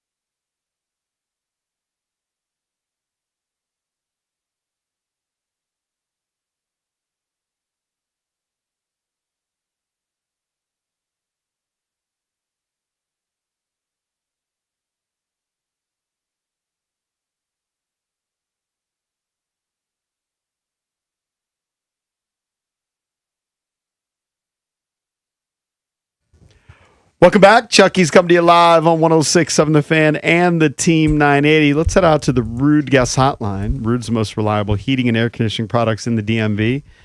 And check in with Mike Jones, NFL writer for The Athletic. Morning, Mike. Morning. How you guys doing? What have been some of the highlights for you in training camp around the league so far? It's just all about the process. Starting to, I try not to get like overly high or up or down on certain teams because it's practice and these reps they're getting ready, but you can't put a whole lot of stock into what you see, and even in preseason games. But just learning how things are coming together. I think probably my favorite stop so far has been when I went to Nashville. And sitting in the office with Brian Dable and learning about how he's building that offense around Cam Ward, and then talking to Cam Ward about the relationship they have and how they're trying to make this thing work. And so that's the fascinating part this time of year, is how they're pulling those puzzle pieces together. And then we'll see in a couple weeks if things are going the way teams envision or if they wind up having to go back to the drawing board. Mike, for some reason, it just triggered in my brain when you talked about that. Because sort of in baseball, spring training, hope springs eternal. You never know it's going to be your year. I'm not asking you to name names. I would never do that. Have you ever been to a camp where he sits you down in the office and goes, "Listen, it's going to be a rough one. We suck here. This guy sucks. This guy sucks." Like, honestly, like in all your years, you've covered this league for a long time. There's got to have been somebody who said, off the, it's already known off the record. You don't even have to say off the record. He just tells you, "Listen, it's going to be tough, and that guy sucks." I haven't heard anybody ever say that guy sucks, but you definitely get the sense that they are trying to temper expectations and let you know, like, it's a process. Right. And, this has got to come together, and we're trying to get this guy here and there. I mean, I don't know. Like, even Jay, I'll say it. Even Jay. Jay never said. I was just about to say Jay Gruden. I was just about to say he probably was the most blunt of anybody when you talk to him off to the side. It's like, well, he still can't, figure out how to read the cover too. I mean, like, he was the one guy that really, like, and I guess maybe it's because you're out there every single day. When you talk to him on the side, he didn't really mind, kind of putting things where it were. Now, there have been guys that you ask questions and they're kind of like, well, we got to see. But nobody ever thinks they suck. And I think that they have to look at, okay, this is where we're trying to get, and we have to focus on that rather than what we aren't, because it's their job to try to help guys fix what's wrong and get to that. Now, they might know when they're laying down in their bed that night, man, this is going to be a long night. But they don't let themselves verbalize, we got no chance. Hey, Mike, do you feel like it's going to be a long year for Kevin Stefanski in Atlanta? I mean, he had a rough last 2 years in Cleveland, winning 3 in 5 games. He reemerges back in Atlanta as the head coach there. Now he's got to deal with Tua, who hasn't looked very good in the preseason. He's got Penix recovering from an injury, and now he's got 2 critical injuries on the defense. Well, 1 injury and 1 suspension on the defensive side, with Jalen Walker being out and James Pierce, one of their top pass rushers they drafted last year, being suspended for 8 games. I feel like it's going to be a rough go of it for him in year 1, at least in Atlanta. No, yeah, I think so. And I mean, he probably was like, damn, I thought I got away from this because, another bad quarterback situation. But I mean, when you get head coaching jobs, and I know they don't come around all the time, but like sometimes you wonder why guys aren't a little more selective, because he was going into a situation where you just left a bad quarterback situation, and now you're stepping into another one where the team has 2 left-handed injury-prone quarterbacks as their best 2 options. And, the one hasn't been able to really fully get back on the field, and the other one that's been on the field, which hasn't had like a healthy season in a while, he has looked awful. And so you're trying to piece this thing together. You're just hoping, if you're him, that you get enough time to and ownership to have patience and realize, okay, our quarterback is not on this roster, and we're just going to try to continue to get everything else around us. But it's going to be a long year for him, I think. I think we'll see, Arthur Blank's going to see that Raheem Morris, to have them 8-9 2 straight years, was actually doing pretty well with this roster, considering some of the deficiencies and the misfortune that they have. Hey, Mike, we were kind of talking about it last segment when we were recapping the 2 games last night. And obviously, you want to, in the Raiders-Texans game, you want to see Mendoza play a lot, and he did. He wasn't great, but C.J. Stroud played for the Texans, I think, for a couple series. But the Chargers started Herbert and played him for 3 snaps. What's the point? I mean, what is the point of that? I think that the one thing that they accomplished by that is, okay, so he's been getting plays in his helmet at practice. Right. This was allowing him to hear Mike McDaniel in his headset do the play calls in a game atmosphere with the noise, with everything else, the snaps and everything.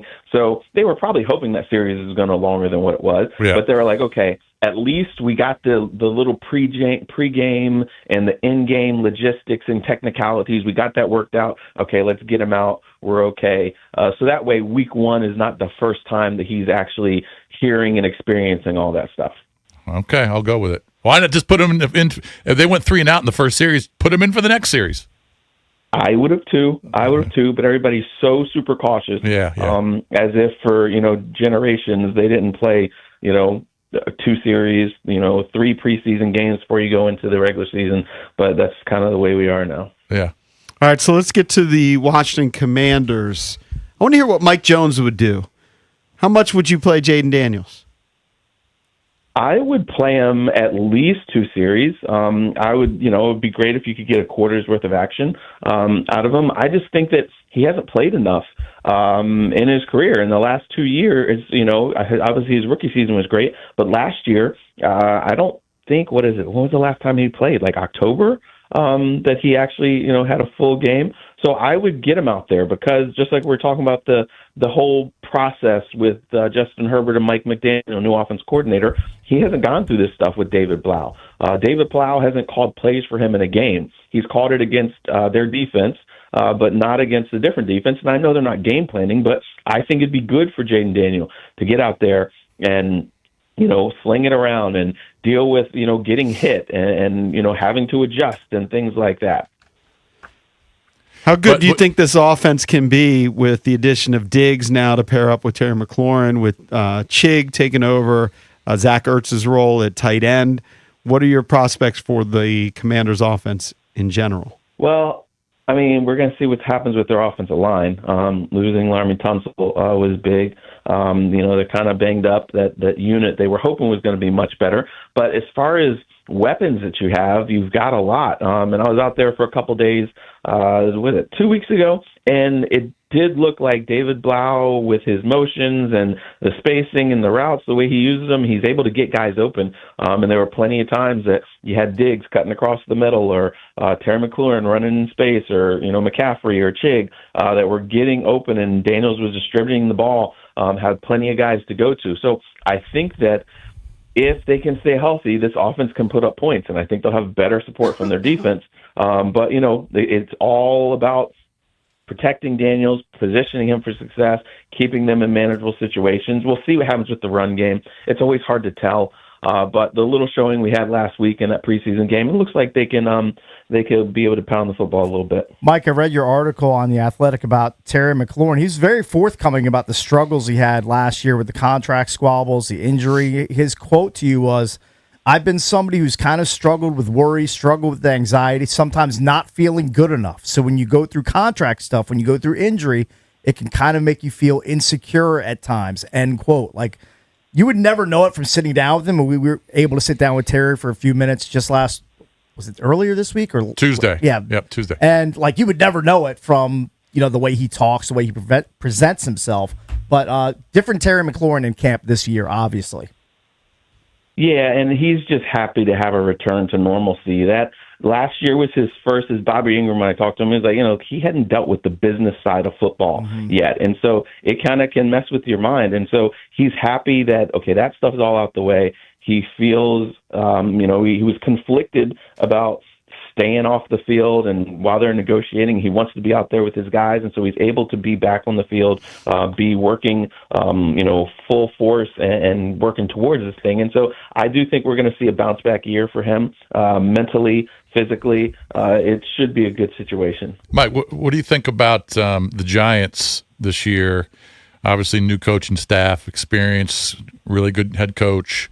but they still have a young quarterback, and he tends to kind of stand in there and take hits. He took a pretty big hit in the first preseason game, had to leave the game for a play or two.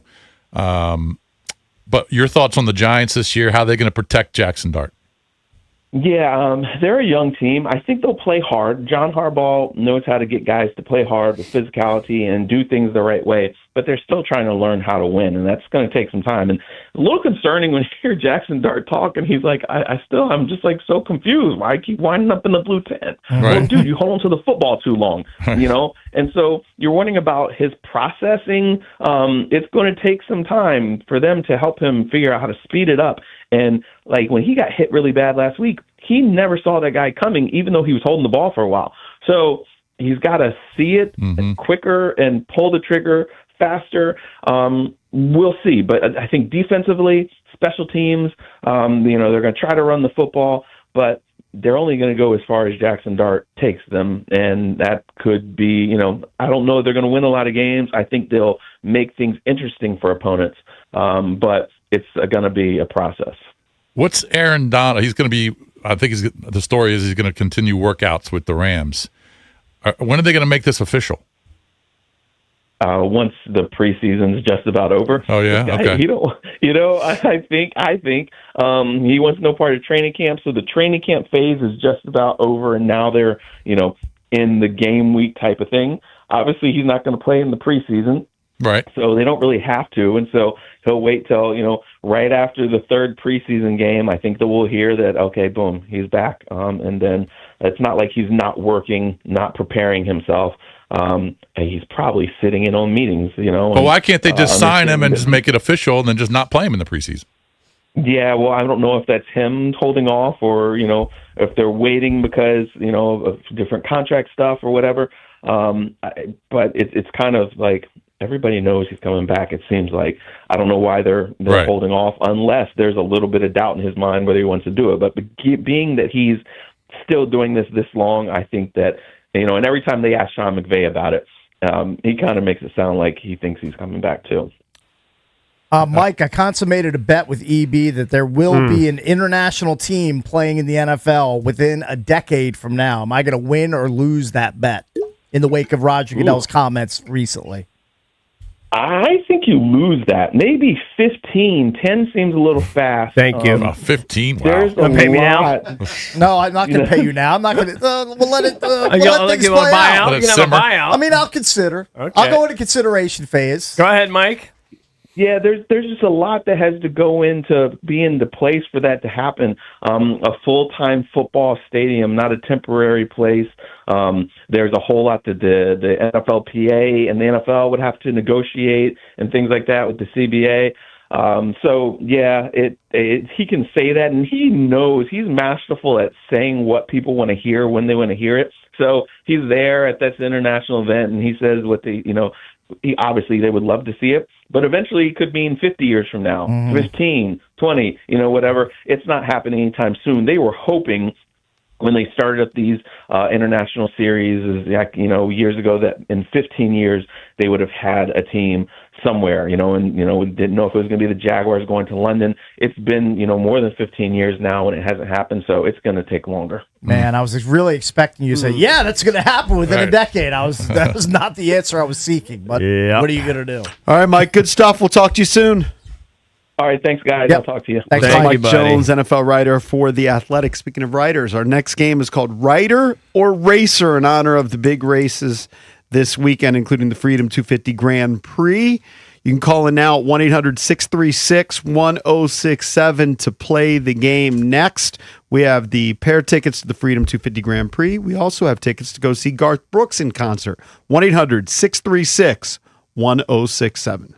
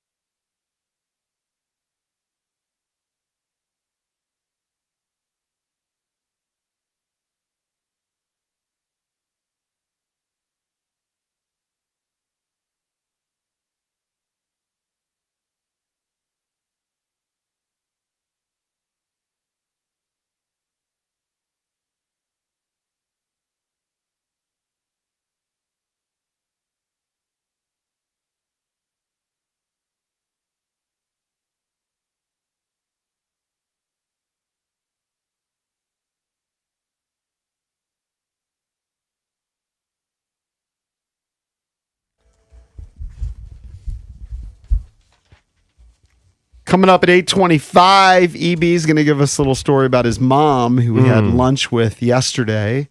That's at 8:25. 8:45, we'll talk about a video that went viral on this show and whether or not Valdez is proud of it. Had to call his mom. Mama, I made it. I made it, baby. Proud We moment. will talk about that at 8:45. But right now, going to give you a chance to win some great prizes, including that 2-pack of tickets to the Freedom 250 Grand Prix, which is tomorrow and Sunday. And we have tickets to go see Garth Brooks in concert. 1-800-636-1067. Came up with the game. Racer or writer? Can you give us one to You burn just one? a sample? Give us a sample. I don't know that many right unless you say like Stephen King or like some high profile writers. I might struggle. Ernest Hemingway. Well, I don't think I'm gonna guess you don't know any of them. That's the point. Yeah, they're probably going to be. I mean, if you knew it's gonna one be or the ambiguous. other, I understand. Yeah, if you knew one or the other, It's a guessing game. Right. Alex Lake. Alex Lake, Driver. writer. Writer. Driver. He's driver. a writer. He's a writer. Yes. Ah, British nice. novelist, has a #1 best-selling ebook called After Anna. No, don't know anything about it. I don't know. Obviously, I looked up top 10 books. You think I know any of them? of course you don't. All right, that one's going to cross Yeah, out. Alex This is an Lake. easy one. Racer or writer? Yeah, Stingray Rob. that's definitely a racer because I heard him being interviewed by Funny Danny. There you go. Is he one of their? Is he like the LeBron of Grand Prix? I don't know anything about What is this Stingray called? Rob. Indy? Is this called Indy? Yes. Yeah. I don't know what Yes. it's called. Yes, Indy racing. Okay. IndyCar What's Grand racing. Prix racing? No idea. Now I'm in the deep end. Matt. All right. Where's Matt? Yeah. Drive. Matt, what's the difference in cars between Formula F1 and Indy? Is there a difference in the car size and the wheels? Yes, all that. Indy cars are going to take a longer to get up to speed. Okay. They're But- slower. They're nubbier. Are they Well, no. F1 cars are very, very fast around corners, but Right. like on a backstretch at the top end of their speed, actually Indy cars will go faster. F1 cars are more designed for turning at very fast Faster I have speeds. handling. a very good nutshell explanation right here. It says F1 cars are individually designed, high development machines with greater engineering freedom, while IndyCar uses a standardized Dallara chassis Yeah. with spec engines, prioritizing close racing and a level playing All right, I got a field. question. All right, hold on. Let me break it down real quick. About a little bit this. more. Indy cars are all the same, right? All It's right. it's more who's the best driver. Okay. They all use. Don't they have their own mechanics though? Yeah, They yeah. do, but they're all like Cake just said, they're all using the same basic car. And it's right? F1 about who's going to spend the most on. F1 is about who's the best team, who Okay. can assemble the best car. Yeah. And the driver's part of that. All right, the- hold on. The driver chops are bigger in So- IndyCar and Yes. I than they are watched in the Indy F1. 500 a million times when I was a kid. Correct me if I'm wrong. Isn't that just a big ass oval? Yep. Yes. Yeah. Okay. Okay. But, But so- they also do the little in the cities. the little city stuff too. The same cars. They do a street race, yeah. Yeah. Essentially a street race. Yeah, uh-huh. What percentage are the big ovals? What percent, like roughly ish? You don't have to know exactly. Oh, I think much more are probably in ovals or speedways, but I don't know for sure. Much more. I don't Maybe really follow, 70%, 80%. I don't really follow Indy. that Okay. much. I got a question. F1, what percentage are ovals? 0? They're not ovals. They're called circuits. They're F1 tracks, but they do have tracks that are in cities too. But like Monaco, they have one through Monaco and Yeah. things like that. But a lot of them would be like the track in Austin. It's like a special speedway for. I don't F1 know the cars. track in Austin. Like what's special about it? I mean, it's not an oval. Like there's turns, Okay. Yeah. right? Well, when I heard Stingray Rob, he said that the cars here are going to be going 170 down Pennsylvania Avenue. That's so sick. And he said at the Indy 500, they can reach speeds of 240 miles Hey, per I hour. want to get close and not die. I think you're going to be okay. That's the goal. I think you're in like primo suite. Right. Yep. But what if I want to? Okay. But that's only but they're going to go past the finish line a million times, obviously. Duh. Okay. Got it. Yeah, it's like a 1 point. It's not like a marathon. Is it it's one- 1.6 or I think it's 1.4 mile? 1.7. There you go. I think it's a 1.7 mile 1.7 loop. mile loop. You know what? This is. How many miles? Should I geek out? 250. Should I geek out and bring my camera? They are doing Yeah. 250 miles. Should we- 250. Or You the should ask 250 Jim. laps. I think I it's try to 250 take miles. like a high end like F1 pick, That's up to you. whatever this If you feel is. like lugging all This your is camera Indy. equipment. This is Indy. You going to make a wager? Might as well make a small wager. Just have a betting interest. I mean, I probably won't, to be honest. Okay. I got to keep my powder dry for the NFL season because I don't have that So much it's in a my seven. account. It's a 7-turn, 1.5 mile course, originally set to be 125 laps, totaling 212.5 miles. But then they extended it by 22 laps. Hey, where are they doing all the So 250 the miles. slow down turns, and then how slow do they go? That I don't know. Do you know on this course, Drab? Where are the No. like the turns? I don't know. Well, I wonder if the rain's If you going to. just go to the website, you can see I know, the but loop. most people know, and then I don't have to go. You're not going to know the street number Yeah. anyways. Okay, Constitution Avenue, EB. Pennsylvania Avenue. I know where that is. Well, There they're is a zipping through really there. hard turn. I'm not sure where that is. Like, how fast do they go on the hardest turn? You think by like 5 miles an hour, Yeah, or they go probably. like 30? You can't. It's not possible. I don't Not know. physics. I don't know if they can. get Physics there. cakes. I took physics in high school. I had no business taking physics in high school. All right, the game is Rider or Racer. Okay, I forgot. Inspired by the Freedom. And hold Got on, a lot of Freedom questions 250. about it. aren't we giving away tickets to the race? Yes. Yes. A pair This of is tickets awesome. to the race and a pair of tickets Hence the game. to the Garth Brooks show All right. Correct. at Capital One. I'm Who's just, our- I'm just hyping it up. Don't who's jump our down my throat. first Jeez. contestant? I just want to jump down I everyone's mean, he throat. just does it every day. All right, Jumps let's down go people's throats. to JR in Arlington. JR, Good morning, y'all. Hello, JR. What's you up? got to wake up, brother. Have some energy. Come on, guy. Come on. Come I know on, it's Friday, it's almost but- 8. JR, Caffeine, man. Rider or Racer? Scott McLaughlin. Racer. He is Yes. a New Zealand racing driver.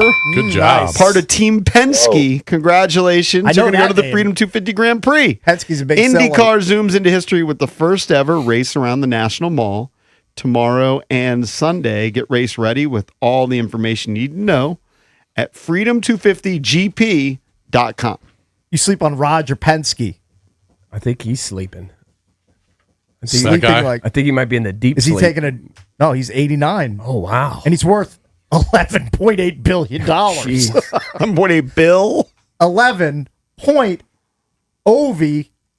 capital B. Wow. All right, do we have more? Yes, we do. We All have right. tickets to go see Garth Brooks on the line. Let's go to one of Valdez's neighbors, Hugh in the Dina. And the Dean, I'm rooting for you, Hugh. Hugh, Oh, what's up, fellas? you What's wearing up, buddy? purple or orange right now? What are you wearing? No, man, I'm a Chiefs fan. Oh, it's a I've been purple, for Chiefs life. fan. it's a Oh, purple my Friday. God. Longer than you, What's longer your- than you guys been alive. I'm from Tennessee. You're from Tennessee? But you're a None Chiefs of it fan. makes sense. I'm about 11 years older than you fellas. No, about 9 years older. I mean, than you if fellas. he's from Tennessee, Why a probably- Tennessee fan? Or why a Chiefs fan I mean, from there- Tennessee? Tennessee didn't have a team for a because while. my pop was I got ya. friends with the Bushes who own the Cardinals. So I'm a Cardinal fan, and Oh. through that connection, All right. they met Lamar Hunt. You're going way Ah, back. wow. This guy goes way got back. deep By the way, this connections. is a I've been- flex. I've been a Chiefs fan for me and my pop watched that first Super Bowl in Jeez. 70, the year Yeah. I lost my You know pop. what? He's an Like, OG. Oh, man. His, That's the year we were born. his bona fides prove You out. were about Hugh, 10 years old. Are you retired? Yes. What did you Last do? year. What did you do for a living? I was a driver. A driver. For who? Mm-hmm. For who? Well, Team I Penske. I delivered for different concerns. Okay. All right. As a matter Gotcha. of fact, since you guys brought this up, I listened to you guys for so long. Back when I drove at night, and you guys were Right. in Green Bay and all those areas out there. Oh, my I mean, God. I listened to you guys I saw you guys the first time. I know you probably will remember it or not. It was on a penthouse thing down in D.C. on the top of a building. God, Yeah. that was so long ago. And it was That was one of our free many drink bar beer- appearances. I Yeah. don't Yeah. remember the name of it, but I remember beer the. penthouse thing. And It was right near the I White saw you House. guys for the first. Yep. I saw you guys for the first time. I brought a friend of mine who who was a drinker because I had just stopped drinking then, around then. I hadn't stopped drinking then. No, none of us had. Well, I haven't had now. I haven't been my old elbow in 30 years. Wow, God bless you, man. All right, I want to give you some tickets, Hugh. And thank you for listening. It really, all right. honestly, means a lot. Here's Thank a you. fitty. Hugh, racer or writer, Will Power. Will Oh, definitely a racer. He is a racer. Dude, he's Congratulations. locked in. He's one of the top guys. He's one of the top Indy car guys. Yes, wow. he is. Are you gonna? Hey, are you? He gonna drives come a Honda. Are you gonna come? Oh, he didn't win tickets. He's got Garth Brooks tickets. Oh, you got to go to Garth Brooks. Yeah, that's a good prize Right. too. You better learn Yes. country. You get tickets to go see He's Garth from Brooks. Tennessee. Blame It All on My Roots tour, Friday, September 18th at Capital One Arena. Tickets are on sale this Friday, August 21st at 10 a.m. For tickets and more event information, visit thefandc.com/events. Also, JR, who won the first prize, Yeah. we need you to call back because apparently the information was put into the system, but the system didn't save it. All right. So we need to get We know who JR's he is because he was info. a freaking dullard. We'll recognize his JR, voice. call back. All right, don't go anywhere. We're the Junkies on the Fan.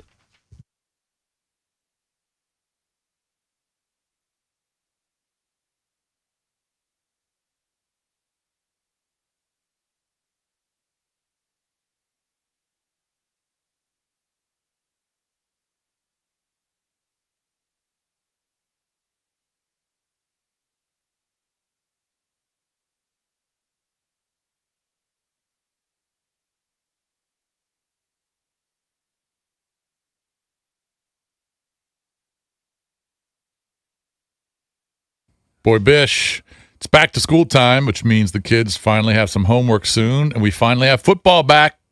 It's right around the corner. My guy Josh Cochran and his team over at Bayer Subaru, they've definitely done their summer homework as well. Right now, you can score a new 2026 Crosstrek or a Forester, both with just 1.9% APR for 36 months, or a new 2026 Outback, 1.9% APR for 72 months. And here's something else these guys are getting right this back-to-school season through the Subaru Loves Learning Initiative.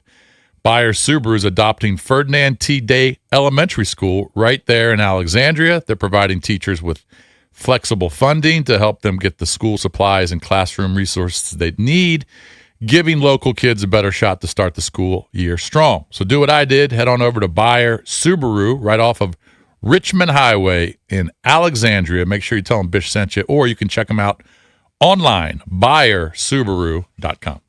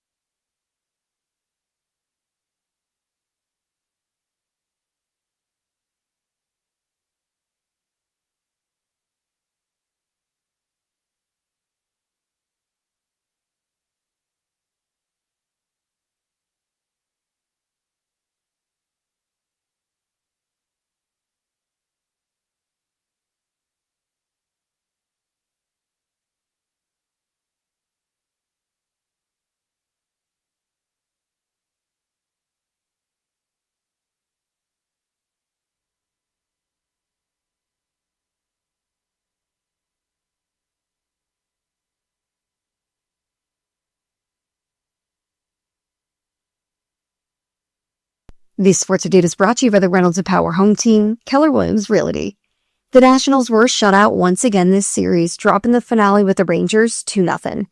Andrew Alvarez and company kept it close, but a lineup missing C.J. Abrams and James Wood was shut out by Jacob deGrom and the Texas bullpen. Abrams sprained his left ankle on Wednesday and is considered day-to-day. As for Jacob deGrom, he struck out 10 and allowed 1 hit and 1 walk in 6 innings of work while reaching 2,000 career strikeouts in the second fewest games and innings in Major League history. Moving over to the NFL, preseason Week 2 opened up with last night with a doubleheader. Backup quarterback Aiden O'Connell guided the Las Vegas Raiders to a 17-point comeback and a 22-20 win over the Houston Texans. San Francisco 49ers ran away from the Los Angeles Chargers in a 41-17 in-state thumping.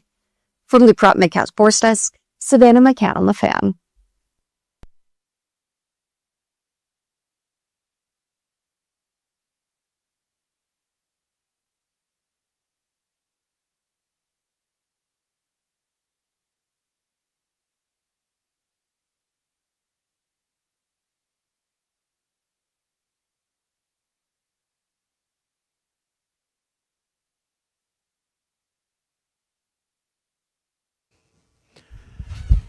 Welcome back. Junkies come to you live on 106.7 The Fan and the Team 980 here in the DMV. 910 The Fan, 105.1 FM in Richmond.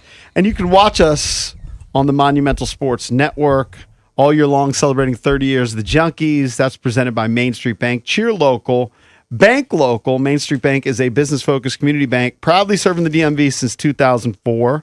Visit mstreetbank.com to learn how to put their team in your office. Main Street Bank, member FDIC, equal housing opportunity lender. It's Bish, Cakes, EB, and JP. Coming up this hour, we'll get a Mrs. B update. We're going to get a Valdez video update. There's a lot happening. But a lot of moving parts. We did want to get into the Commanders, their second preseason game, which is now the most meaningful, they say, preseason game. Because the third preseason game, they don't play anybody. You're in defense mode. You don't play anybody. So this is supposed to be the game where you play somebody. And we're wondering about the quarterback position in particular. And also want to hear what you want to see beyond that. 1-800-636-1067. Checking in on our Junkies poll of the day. There were 3 options in terms of how much you want to see Jaden Daniels play. Not predicting what Dan Quinn's going to do. How much do you want to see him play? 18% are Zippy. Just keep him healthy, play it safe. I think Cakes is in that corner. Did you vote for Zippy? I've or you not changed placed, your tune? I've not placed my vote. I have changed my tune. I would like to see him play at least a couple series. Okay, so that's the second option. 1 to 2 series, 64% there, or 1 quarter plus is at 18%. But I want to see him play with T-Mac and Steph. Well, they're definitely going to play those guys. Yeah, that's what I want to see. They're not going to just put them out there with the backups. With the backups. I know. No, that's silly. what I want. If you're asking me what I want to see, that's what I want to see. And I'm hoping it's, a quarter, but who knows? And of course, you got to feel a little hesitant because if Allegretti's not out, you're going to have a backup center. I guess I'll buy what Mike Jones was selling, and it's kind of what DQ was selling too, that when you play in a preseason game and you have a new coordinator like a Mike McDaniel in LA, or the David Blau here in DC, it's a different rhythm. You want to hear how he handles calling plays. I guess I'll buy that. But if you call 3 plays, are you really? If it's just 3. I mean, it's hard for me to imagine how much you can gather from it. I mean, you'd hope you get a first down. So what I would want to see is Jaden out there for a while in a touchdown drive. So if it's a 1 play, throw a bomb, like, when you anointed him a Hall of Famer like you did to De'Ami Brown 2 years ago when he that was in a Jets controlled scrimmage. Okay, whatever it was. That wasn't even like a preseason. Whatever the heck it was, you were like, that pass to De'Ami, seen enough, shut him down. Yeah. I think if you have a successful drive, you're cool. Whether that's an 8-play drive, a 2-play drive, like we were there for the 2-minute drill the other day when we were at training camp. Yeah. And it was a 2-pass drive. It was, 25-yard pass maybe to Stephon Diggs. And then they moved up the field and then, 40-yarder to Chig and it was done. But I would say I put zero stock in what he does though. So that's why I don't know what the value of it is. I think because if they score in a 2-play drive or a 10-play drive, or they 3 and out, I put zero stock in it. I think there's some value in getting a rhythm, gaining some confidence. 1-800-636-1067. Let me just throw out the other thing I want to see. The only other thing I want to see is Sonny Styles make a play. Yes. Because the storyline after the first game is Sonny Styles didn't do anything. And that's unfair. That's so stupid. Of course. It's so dumb. He played one series. But That just was a make series some where- sort of splash play. Where the Dolphins marched down the field. They got shoved. Okay. They did. Now, it wasn't a lot of the other starters, so I'm going to... Right. They didn't have any other start. We had like 2 or 3 starters out there. And, like, he looked good in coverage on He some of the looked good plays. in coverage to me. Like, Yeah. did he get confused on some misdirection? Sure. But it was his first live NFL experience. Right. And then there's in a idiots game. out there saying he's a bust. He's got no heart. So- those people are so dumb. Do I want to see him improve and take some more steps and maybe flash? Yeah, that'd be great. But I'm not going to start writing him off if I don't Right. see it against the Lions. Give me a Sonny Styles batted ball, a pressure, That'd be nice. a sack, a big tackle, something where he flashes his athleticism. Yeah. I would agree with That'll that. at least tantalize you and go, okay, maybe this is what we can look forward to. Maybe Durante puts him out as pass rusher It out could be wide. as simple as and he- chasing a guy down at the sideline. Right. Could be as Just simple as that. something where he pops because there really wasn't anything that he pops. We're Well, and giving him also coverage. and the defense don't allow a 13-play drive to start the game. That would be for a touchdown. more now you're optimal. not going to But see. You're You not got a going to bunch see. of guys not playing. Right. So I'm saying you're not going to see starters for Like for the always not Lions, playing. but also for the Lions, you're not going to see their first team. Yeah. So It's kind of a big cluster. You know what else I need to see? I need to see whatever the team is seeing out of Shy Tuttle because nobody seems to be concerned about Johnny Newton being sidelined, and Here's everybody's why. hyping up guys like Shy Tuttle. So I'd like to see something from him. Here's why. Because at some point, I mean, Johnny Newton had become established as a rotational player. So does that mean he sucks? No. But are there a lot of those guys around? Yeah. He's replaceable. That's all I would say. I don't mean to diminish him. He's an elite athlete, but he's replaceable. That's all. Well, yeah, and if you had to rank all the players on the roster, you start with in terms of importance on the team, you'd start with Jaden Daniels 1. Yeah. You might go Terry McLaurin 2. Johnny Newton's going to be 25 to 30. Yeah, when he's one of your backup interior defensive linemen. I'm with you. It's not top tier primary need. Every loss is a terrible it's not loss, a but if you primary lose need, your, but, it's like losing a It fifth hurts, receiver. but Cakes, you can replace a backup lineman. It'd suck if can. De'Ami Brown went down, but they'd be okay with losing De'Ami I Brown. think, it's I just think about he's the a little depth. more important. He's to more the- important than It's De'Ami just Brown. about the De'Ami depth. Brown. You just don't want to lose guys, even if they're your. I know you don't want to lose anyone. Fourth but defensive tackle. If I had to lose one, I want to lose my fourth defensive tackle. You'd rather lose him than Kinlaw. Right. True. Right. But right. it hurts a team that was dead last in defense to lose even a rotational player. It's not great. Yeah, but we can upgrade. His replacement might even be better.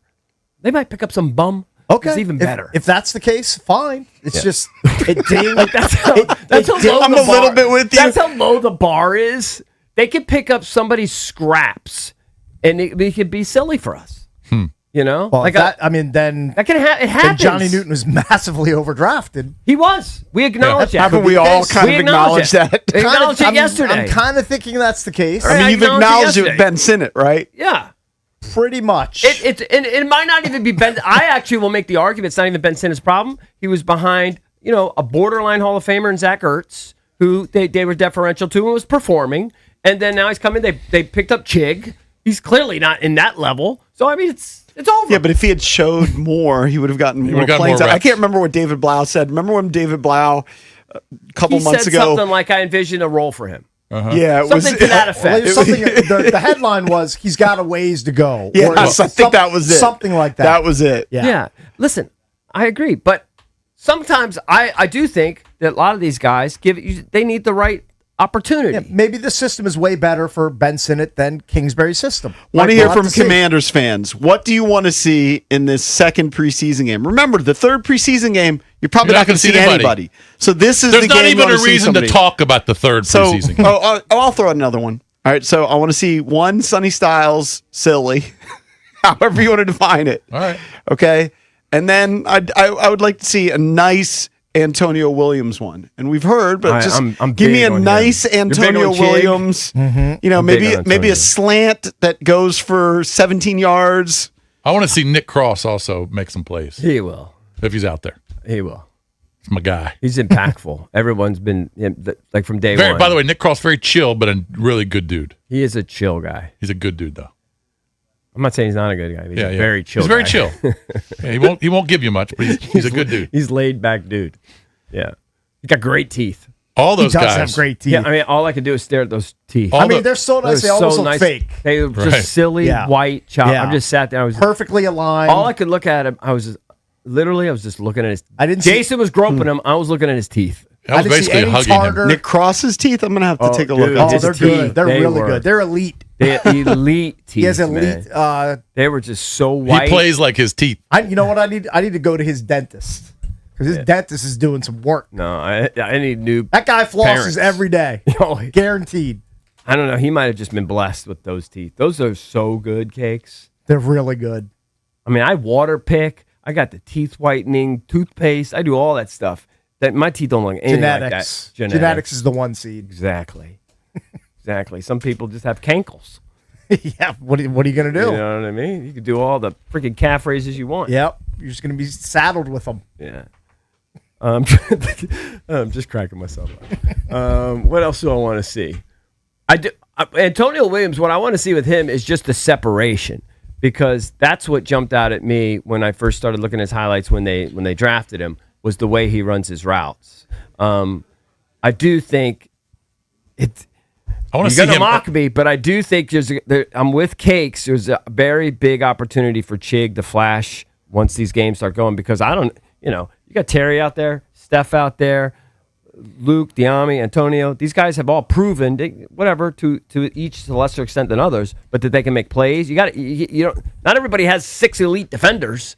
Like, somebody's going to be open. That's the hope. You love the weapons? Chig looked like I love the weapons. Chig looked like the Predator a little bit when we were interviewing him.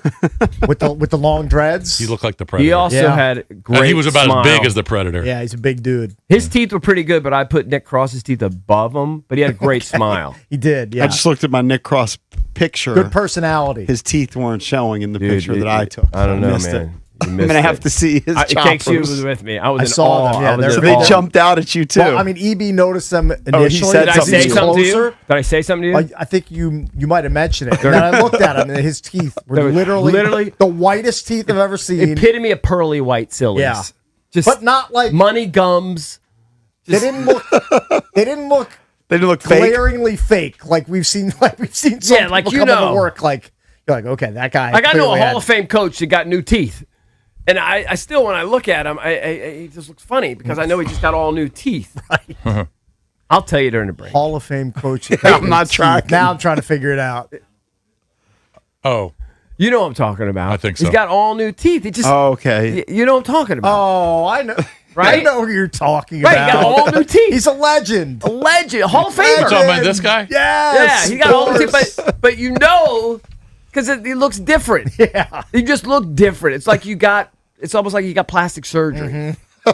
You know what I'm saying? Yeah, it Yep. jumps off the page. It jumps at off you. the page. Yeah, you can't. Nick not Cross- see it. 6 months later, did those teeth look more natural? No. No, you No. always They look, always stay that you way. always because you always look different. You just changed your look. You know? Like our guy Hedgiepoo at back at 106.7 The Fan He's still in alive? Fairfax. I think he's still alive. Yeah, is? he's still kicking. He came into work one day with the just pearly whites. It's just like, you Oh, just yeah. know. I mean, like you're. Just Well, like, he had nothing for months though. He he was had actually he had numbers one day, comes back with like a Hollywood smile the next. Like you just know. Shocker, you asked if he was alive still. Yeah. On your big death kick. I Yeah, mean, no, that's he's all he getting up thinks about. there. I mean, come on. Are you gonna be shocked when you get that email? No. Fell off his horse? Could be a Is way. he he Christopher could go. Reeve? No, he lives out there. He's got He's big horses into that. It was a guy. It was a great guy, but he's kind of a legendary salesman in this world, like in this area, right? Yep. Everybody knows him, and he had a weird habit. We picked up on. He would wear those leather gloves. Remember, he would wear them in the office. Yes. Was it a flex that he was being driven to work or something? I was like a weird. I don't Yeah, know. I'm I don't not know sure. what was going on. I thought they were driving gloves. Or they had driving gloves? Those were What do you his have, driving gloves. What do you have, a Didn't Corvette or Kevin something? have to clean his aquarium? Yes, or in something? his office. That was Kevin's one come a long way. That was one of come a Kevin's long way. Interview with Tom Cruise and Brad Pitt and all these I stars. wish people knew how ugly Kevin was when he started with us. Like, Kevin has had a come up. And I'm not doing shtick. I would say Kevin, on an attractive level, when he started with us, was approaching like a 4.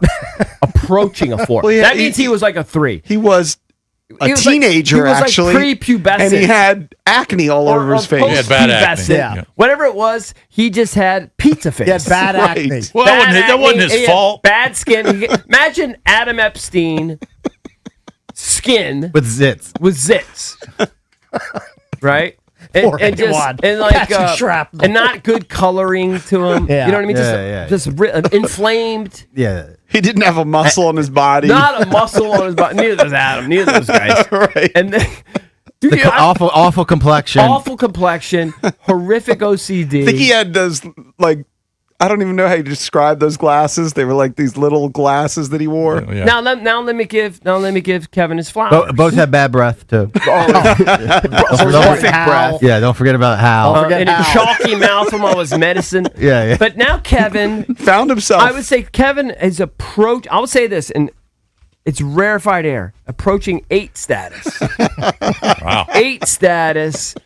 Now, as It a takes Hollywood the 8 to interviewer. know That's only 8 too. Huh? Takes an 8 to know 8. to know an 8. Yeah. Approaching 8 status. He's like doubled his number.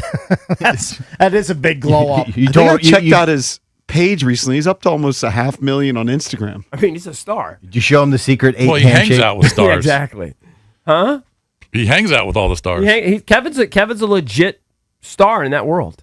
Good for him. I'd say He's that's worked fair. hard Now, to get there. If he takes his shirt off and you see all those terrible tattoos, then he goes back down to like 6. Because they're like Miley Cyrus. Like, if you like tattoos, fine. But they're like Miley Cyrus random It's not a tattoos. sleeve. It's just a random Like, at least if you're gonna go tattoos, get the sleeve. movie shtick. You got like movie quotes, all over, or like a ghost or something. Like, what? Yeah. Megadeth like- tattoo. Says like life is like a box of chocolates on his back or something.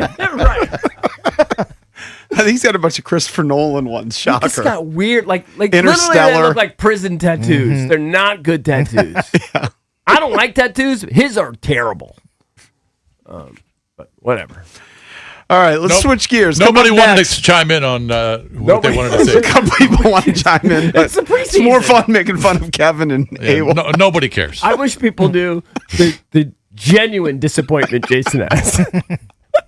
Right. We had to talk about Kevin McCarthy for 10 minutes. Hey, that was enjoyable to me. I thought it was fun too. Okay. All All right. right, hey, you know what? To each his own. All right, when we come back though, you're gonna love it. All right. I want to hear this one. A Nana story. Yeah, I I'm wanna gonna hear give you a story about my mom from yesterday. Don't go anywhere.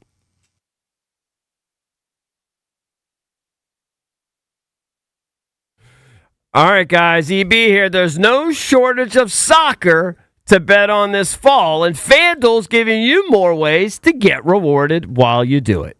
Introducing Reward Stack. With Reward Stack, you can unlock multiple rewards with just one click. That's right, one click can unlock multiple rewards, giving you even more ways to get in on the soccer action. So whether you're backing your favorite club, building a same-game parlay, or betting player props, check your reward stack to see what's waiting for you. More soccer, multiple rewards, just one click. Get your reward stack on FanDuel today. Just visit FanDuel.com/local to get started. That's FanDuel.com/local. FanDuel, play your game. FanDuel Sportsbook is the official sportsbook of 106.7 The Fan. You must be 21 and over. Present Virginia. Opt-in required. Rewards are non-withdrawable. Restrictions apply, including bonus and token expiration, leg requirements, and max wager amount. See terms at sportsbook.fanduel.com. Gambling problem? Call 1-800-GAMBLER.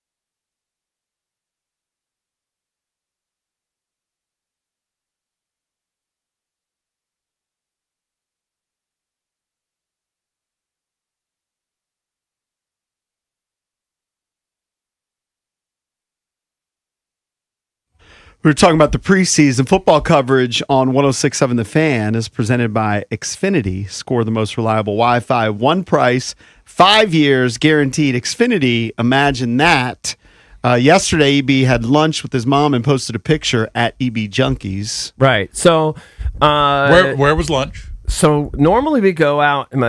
Currently, my mom is staying, and for about the last year or so, she's pretty consistently been staying with my sister. She started out staying with us, and then we were traveling so much every weekend, or dumping her off on my sister. And eventually, my sister said, "Just leave her here." Now, Stay remind with me us. where your sister lives. My sister lives in Crofton. Okay. I have 2 brothers and a sister. Love them dearly. All younger. One of my brothers lives in Crofton. Right. One of my brothers lives in the Davidsville area, and then my sister lives in Pretty Crofton. much all so the they're same all very area. similar, Yeah. right? They love Anne Arundel County. They love Anne Arundel They're big County. fans. So I've tried to make a point of taking my mom out to lunch over the last few months. Like, my mom's approaching, she's getting up there and give me a famous jersey number for 90. Ooh. You get the idea. 90. Right? She's getting up there. So I'm trying to make a point of taking her to It's lunch not Watt. once a week. Kennard Lang, did he wear 90? You know what? I think Kennard Lang I'd have did. to look it be up. right. I don't know. So she's approaching Kennard Lang. Okay. And I'm gonna look that up. So yesterday was my, day that works, and she's always good about reminding me what day are you going to take me. Of course. And so Thursday works, and so I'm tired of going to Waugh Chapel. I'm tired of going to Nukes. I'm just tired, even though there's a million restaurants. I'm just tired of there. So I said, Right, you want a different spot, different rotation. Always busy too. So it's always busy, and I always do the same routine. And so I just said, you know what? Let's just go to Annapolis. I'll pick you up. And I'm not going anyplace fancy. Let's just go to Annapolis. I haven't been to Annapolis personally, really, in a long Kennard time. Lang was 90. He was 90. Good pull. Downtown Annapolis. So she's almost Kennard. More like Parole, that So area. like Annapolis Mall By the area. way, drove. So we did. We headed towards Annapolis area, and I found like a Honey Grow place where they had salads and Sure. noodles. I thought we could go there. As I'm driving by, I drive by Annapolis Mall. Yeah. I'm dead. I mean, it's like driving through Poughkeepsie, New York. I mean, I'm not even sure. Maybe there are a few stores that are open. It's just I haven't driven by Annapolis Mall. you wouldn't believe it. Annapolis Mall's Well, it's just there's nothing. Listen, Nothing's open? I'm probably overstating Okay. it. There might be some stores within it. But you didn't see any cars in the parking lot. the major, like where there used to be like a Sears or like a JCPenney or Hex, where those Yeah. are all boarded up. Like there's not, like I'm sure there's something open, maybe, but I Don't know. I drove by like sort of one side of it, and it was just dead. Okay. You know what? Eventually, And- that's going to be condos, apartments. And the thing is Whoever owns that land. I understand. Right, this is what's happening. Malls are dying, but when you really see it, and the one you grew up in, that was really kind of cool. That, when you that were a was, kid, Annapolis Mall was the cool that mall. was kind of a cool mall. I understood Landover Mall, like Annapolis Mall. It just was a cool, nice, I modern spent mall. plenty of time at both of those The malls. thing is freaking dead. I felt like I was driving through Poughkeepsie, like a town that had its day right 40 years ago. Can't speak on it. The last time I went was when my father passed, which was 19 years ago. So Eric, that's kind of like Dulles Town Center near my house. Dulles Yes, Town Center. it'll get that way. When I first got to Loudoun County, that was Yeah. the place to go. Right. Now it's dead. right. So I mean, there's still some stores open, but it's pretty much dead. we ended up not going to Honey Grow. We ended up going next door because I could tell she was a little iffy on it. And then I actually saw there was a Quick Way, which is like a hibachi place. Yeah. Mm-hmm. And I said, let's go for this. Let's try this hibachi thing. I think we might like it. Whatever. Sat down, had a nice thing. Always a nice time. Did you get double chicken? Did you get extra no, protein? I got the rice, shrimp, salmon. Okay. She got she just wanted the shrimp. Okay. Shrimp with the noodles. She shocked me with the noodles. I didn't know she was Okay. a noodles person. All right. Quick So she Way got- Hibachi, correct me if I'm wrong, they just give you the plastic silverware, right? Yeah, my Oh, buddy yeah. broke my balls, 100%. and he said, "Your mom." He tweeted me. He said, "Your mom's not a construction worker. Get her a plate." Well, yeah, they give you that. I mean, it but was also, it was a good Yeah. thing. That is also it's funny. the plastic silverware. Everything's and- plastic. Yeah. And I couldn't find a knife. It's fast. It's maybe fast casual, but it's fast food. Yeah, but if you went to like Noodles and Company, right? They'll give you actually. Noodles and Company, I've been there 20 years. Okay, but I'm just saying, like a place like that, a similar. You might get a real fork. Yes, they give you real forks. All right. This is not the story, but I wish you were there. So she's, my mom doesn't typically, honestly, eat like a lot of ethnic foods. I mean, she just doesn't. Yeah. And so she doesn't really know how to eat noodles, like even like pasta. Like so she's struggling to get the pasta. And I go, Ma. She goes, I need a knife. I go, you don't need a knife. I think you're smart. Be a pig. Just twirl it on your fork. I'm almost starting to yell. Just twirl it on your fork and just bite it with your teeth. And she goes, she's fumbling and there's noodles everywhere. And my mom is a drama person and she's like making it all dramatic. There's noodles everywhere. And then finally I have to search high and low they had one plastic knife. And now I'm so weird because of the way the world is now. It wasn't wrapped in plastic. It was just a random knife next to all the ones that were wrapped in plastic. All right, they have that. And so Quick Way usually has the setup. But right? I said, "What's all we got?" And I just wiped it on my legs. I said, "Here you go." Every germ in the place has gone to that knife. Right. Every single one. Anyway, she got through it, dropped her off, and then it was when was that? I guess I got home maybe around 2 o'clock, 2:30, whatever. It worked out. We actually had to race home because she had to use the bathroom. I actually had to call my sister, and I said, Carissa, we're coming in hot. How long does it take her to get from the car to a bathroom? Well, she has a walker, and we got her in there quickly. Right. Okay. So I said, she said, I got to go to my back to school night. I go, we're coming in hot. I'm literally 20 seconds away. I come in screeching around the corner. Okay. Slam on the brakes, run out of the car, open the thing, yank her out of the thing, give her to my sister, and it's like we're waddling across the grass. And then she, has to help her make sure, everything works out. All right, she gets settled in the bathroom. And it worked. Right. So I think, and then my sister goes, love you. I got to run. I got to take Lily, my niece. We got to go back to school night. Okay. So now you have to help her get out of the bathroom. No. She could do it. Okay. I said, Mom, you straight? And she's sitting on there, pants around her ankle. It's like, Is there rails? Oh, that's weird. Yeah, it is what it is. I know. Does your sister have doors open? Your sister have rails in the bathroom? Yeah. Okay. Yeah. So it's handicap friendly. Are you good? She goes, yeah, I'm good. I go, Mom, are you good? Yeah, I'm good. Okay. I got to go. I've been up. I'm not sleeping good. Got to go. So you're leaving the house. Oh, yeah. Okay. Leaving. But listen, she can get around. Okay. But sometimes it's tricky if there's a bathroom issue. Sometimes you might need help. Didn't need help. Made it.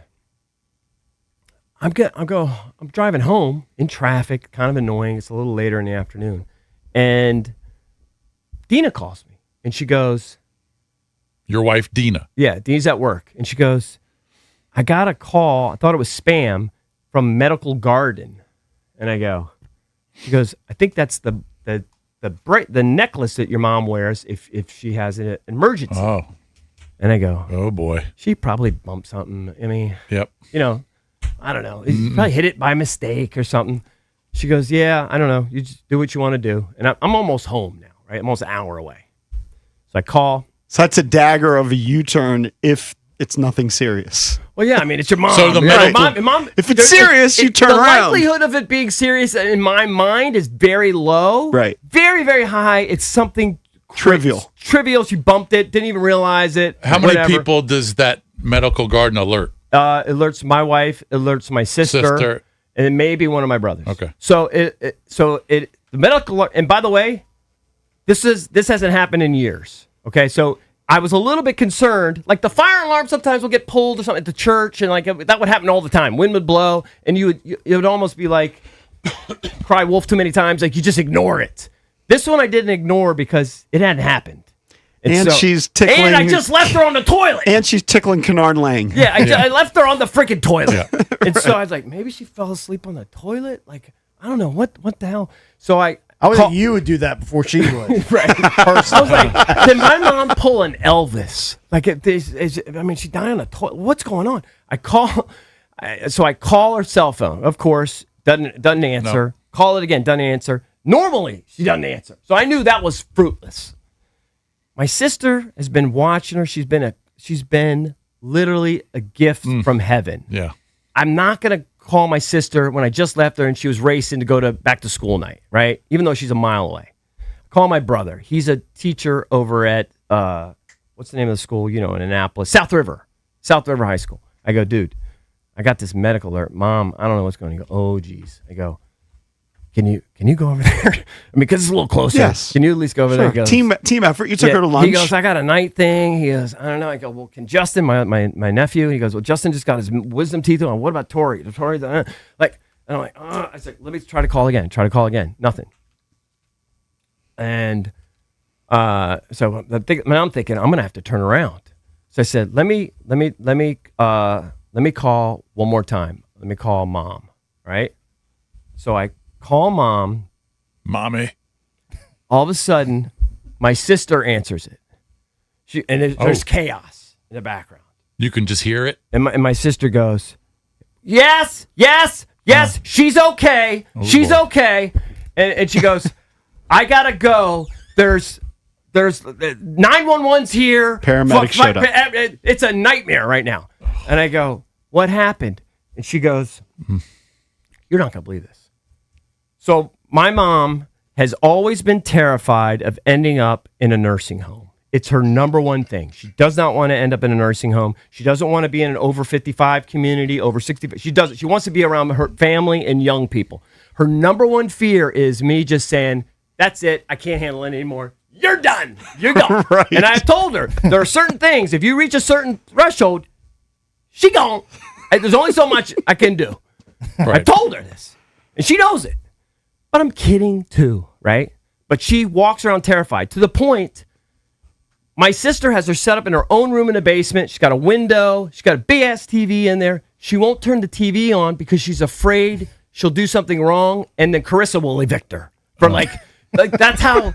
Like literally, she's that fearful, and she's so grateful. She says all the time, "My kids are so good to me. My kids are so good to me." I said, "Mom, what are you doing during the day? Like, just watch a little TV, do something." She goes, "Oh, I need to be useful." What does she do? She plays the piano. She writes poetry, Yeah. but she won't Reads turn the TV Bible. on because she's afraid. And she's probably right that she won't know how to do it. She's probably right. She probably won't know how to Probably. do it. And then she'll get Yeah. she'll get annoyed at And- being asked 10,000 times, how do you change the channel? Well, or she how doesn't do you-" want to annoy her Right, daughter, right, who's right. being so sweet to her, right? So that's the framework that we're working in. Yeah.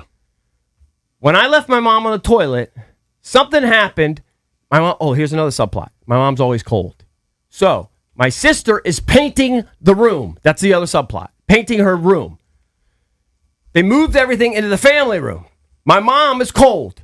She sees the blanket that she wants wrapped around something. She grabs it. It was wrapped around the 50-inch TV that's normally in a room because, you put blankets Sure. around it because you don't want it to fall. She saw that she didn't realize that it was wrapped around the TV. Just cluelessly, she yanked it. Okay, she's probably on her walker. Yanked it. Okay? She saw the TV start to tip. In her mind, she thinks she told me later, she thinks it's a $5,000 TV. Meanwhile, it's probably a $100 TV. But you get those TVs for $100 now. She thought it was a $5,000 TV. She saw it start to tip. She tried to save it. She's holding it. She held it for 45 minutes. $5,000. Bent over the walker, holding the TV for 45 minutes because she was afraid if the TV fell, her daughter, would be mad at her and it'd send her to a nursing home. So how So did the she paramedics hit the get to play? medical alert button. She hit the medical alert button. Kind of an emergency. They had 911. They called. They go, "Are you okay?" She goes, "No, the TV's gonna fall." No, I'm not kidding. You think I'm exaggerating? I'm not exaggerating. I I'm didn't not accuse yelling you of at- exaggerating. She's screaming, "No, the TV's gonna fall, and my daughter's gonna kick me out of the house." I don't know how she held it for 45 minutes. Freaking fire engines, police. How'd they get into the house? when she was- My sister comes All for a peeling Samsung. around the corner. and Because she thought she was having a heart We didn't attack. know what was going on. Right. It's because my mom for 45 minutes is holding. Meanwhile, my sister comes down there. She takes her hand off the TV. It just sits. It wasn't even falling. Right. It was just tilted. You can't explain what's That's- going on in the head of So somebody meanwhile- that is almost Kennard Lang. Yeah. That happened yesterday. I thought she maybe was Elvis, died on the toilet. My I sister, thought you were going to say she fell over in the bathroom and hit her head. No, she yanked the blanket off the TV, and it tilted 1 inch, and she called 911. That happened yesterday. That's got to be a first for that medical alert company. I'm Yeah. surprised They she's not probably in I'm jail. sure a they've lot. seen. They've seen I'm seen a surprised they ton. put her in jail for like misuse of 911 Yeah. or something. That's They fine. should throw her to clink for the weekend. You know She's what? a hero. She saved the TV. They got out of the fire station. They're Yeah, what are they gonna do? Save a cat out of a tree? That Oh, you're happened. joking. That happened. By the way, that's just another day in the Bickle household. I Quite get a it. When they get Thursday. old, there's going to be a lot of Another stuff like day that. in the Bickle household. Oh, Mrs. B. Next time we have her on the show, we'll talk about that, I'm sure. Mrs. B. That happened. So the TV went like this to like that. Yeah. Yeah. And she thought it was going to fall, she thought it and was we were gonna going to fall evict her and put her in a nursing home Right. and never see her again. Right. $5,000. That all went through her head in one split second. And then she held it for 45 seconds, bent over. She probably almost stroked out just bending over for 45 minutes. It's pretty impressive. Now, the TV is not like a big console TV from back in the day. It probably weighs a pound. Couldn't hold that. That's right. Right. Anybody gets for $100 now. Yep. Anyway. All right. Well, hey, you know what you can show her next time you see her? Valdez's video. We'll We'll get into tackle that next here in the Junkies.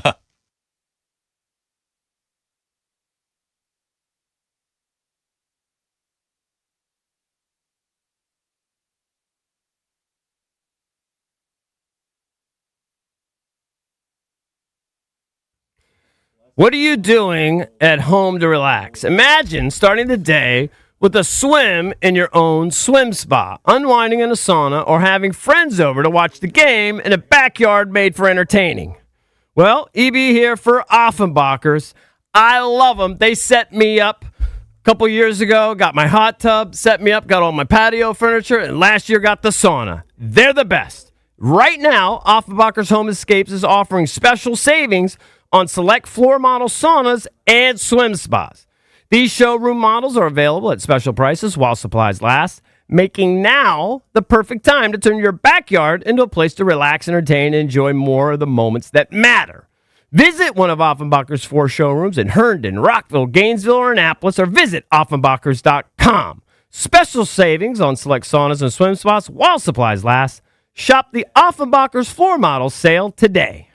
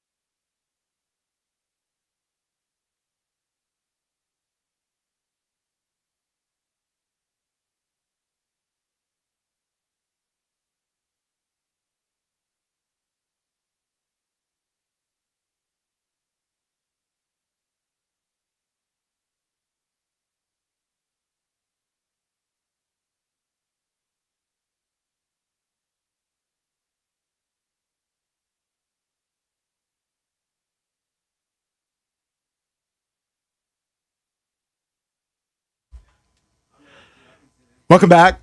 A lot of stuff happening here. Got a couple guys here who won a charity auction. I'm not even sure. This guy, Eric, I think we've emailed for a couple years. So, like, we've given away an auction year after year. And then he emailed a couple months ago and was like, what's the other guy's name who you see? Ryan. Ryan Yep. won the auction. And he's like, hey, can I come in with Ryan? And, you try and find a date, but it's the second or third year that, we get asked about these charity golf tournaments all the time. And they'll say, hey, do you guys got something? Or can you come by? Can you swing by? I was like, I don't know if I can swing by, but you can give off and, a couple hours in studio. You can give out in your auction and sit in. So we used to do it all 4 hours, and we cut that down. We said, no. They came 8 in. to 10 is They plenty. came in though, bringing gifts. And it's funny. EB's looking at his gifts. He's like, "What is this?" And he's handing them back. Oh, yes. I wasn't trying to be disingenuous. I haven't even opened mine yet. No, I'm just asking, and we'll do the viral story. We'll do it next at 9, okay? Because I don't want to waste it during a shorter break. Yeah. The Valdez some viral. cool hats. These are cool hats, right? Yep. Fairways and parlays. My buddy Squirrel is so dumb. He had an awesome Chicago Highlands hat with a rope, and he didn't understand that it was like the coolest hat. And now with the rope, he cut the rope off. I don't want this rope on my hat. Yes. I'm going to cut it right off. I don't like this thing. Yeah, you cut it of course off. he What regrets an it now. idiot. Total idiot. This doesn't fit He's not a my rope guy. style. All right, so then this is like, then they gave me something like, I guess for your Zen, or if you're like a weed guy, that's not me. Yep. I'm not Not gonna either one need of that. those. So that should have been in Mike Marr's box. I 'Cause actually they thought- actually brought a box for Mike Marr. Maybe this would be for more. I actually thought, this is how dumb I am. I thought there'd be like ball markers and tees or something. I had no idea what. Right, Some what was in the Altoids tin? in there. You got the stankin' By the breath. way, the guy Ryan had like notes on each person. What did he say? What did it say about you? Like somebody. Loves TJ Maxx and Marshalls, active golfer. Sure, he probably nailed all on of a us. health. I don't know. I don't know how any of that related to this. And then this is cool. I'm not saying it's not cool. I wasn't making fun of it, but this is like a journal type thing. It says What does it say? brilliant ideas I had while drinking bourbon. Okay, because he's ID'd you as a bourbon guy, I which like you were bourbon. for a while. Yeah, for many years, but I've tried to cut down. But so what is this? I don't understand it. So you put your business cards in here of like your favorite bourbon spots? Is that what that is? I'm guess. just asking. I'm not trying. I'm not It's making just- fun. It's almost like some sort of organizer notebook. And then you write your notes. Yeah, you got some notes. And then I guess you draw your pictures, your doodles. And then I don't know what this is. And then it's cool. I'm not making fun of it. I just don't know. I'm asking what the utility of it is. And then I don't even think he knew. Yeah, he didn't know. That's probably something I could use. What's Here you your go. You what's got your it, brother. personalized gift, Jason? So you got the two hats. I got a Wendy's gift card. Nice. I'll trade you the I Wendy's think gift no. card. All right, let's do this. All right, let's see what Here, cakes. you take this, Jason. You take Unbox this. single You with cheese This today. could be your fantasy notebook. All right. All right, I got the hats. Actually, I could use that for. I don't even know new where those bet two book. guys went now. You can use this. Maybe they're left. All right. Yeah, I could That- use that for a new bet All right, book. Oh, I let's see. guess. Did you guys get this? Yes, it's Yeah, on you the got bottom. that too. Oh, I got a Chick-fil-A gift card. Think I'm not going to use this? Think I'm not. I got zippy gift cards. I got a weed container. I'm the biggest No, we all anti-weed got guy. the weed container. You just got the Nice. brilliant ideas while I had bourbon Wait, in what? me. And it looks like I I got got the hats. I got my Zin container, which Okay. I'll never ever use ever again. I got maple syrup very for the good. pancakes. There you go. So they heard the segment where I was in crisis a few weeks ago because I got pancakes with no syrup, and it looks like we all got the tin. We all got those. We all got the hats. But I'm sticking my Wendy's gift card in my wallet. Very good. In my, Wow, my you mean PG your County rubber wallet. band?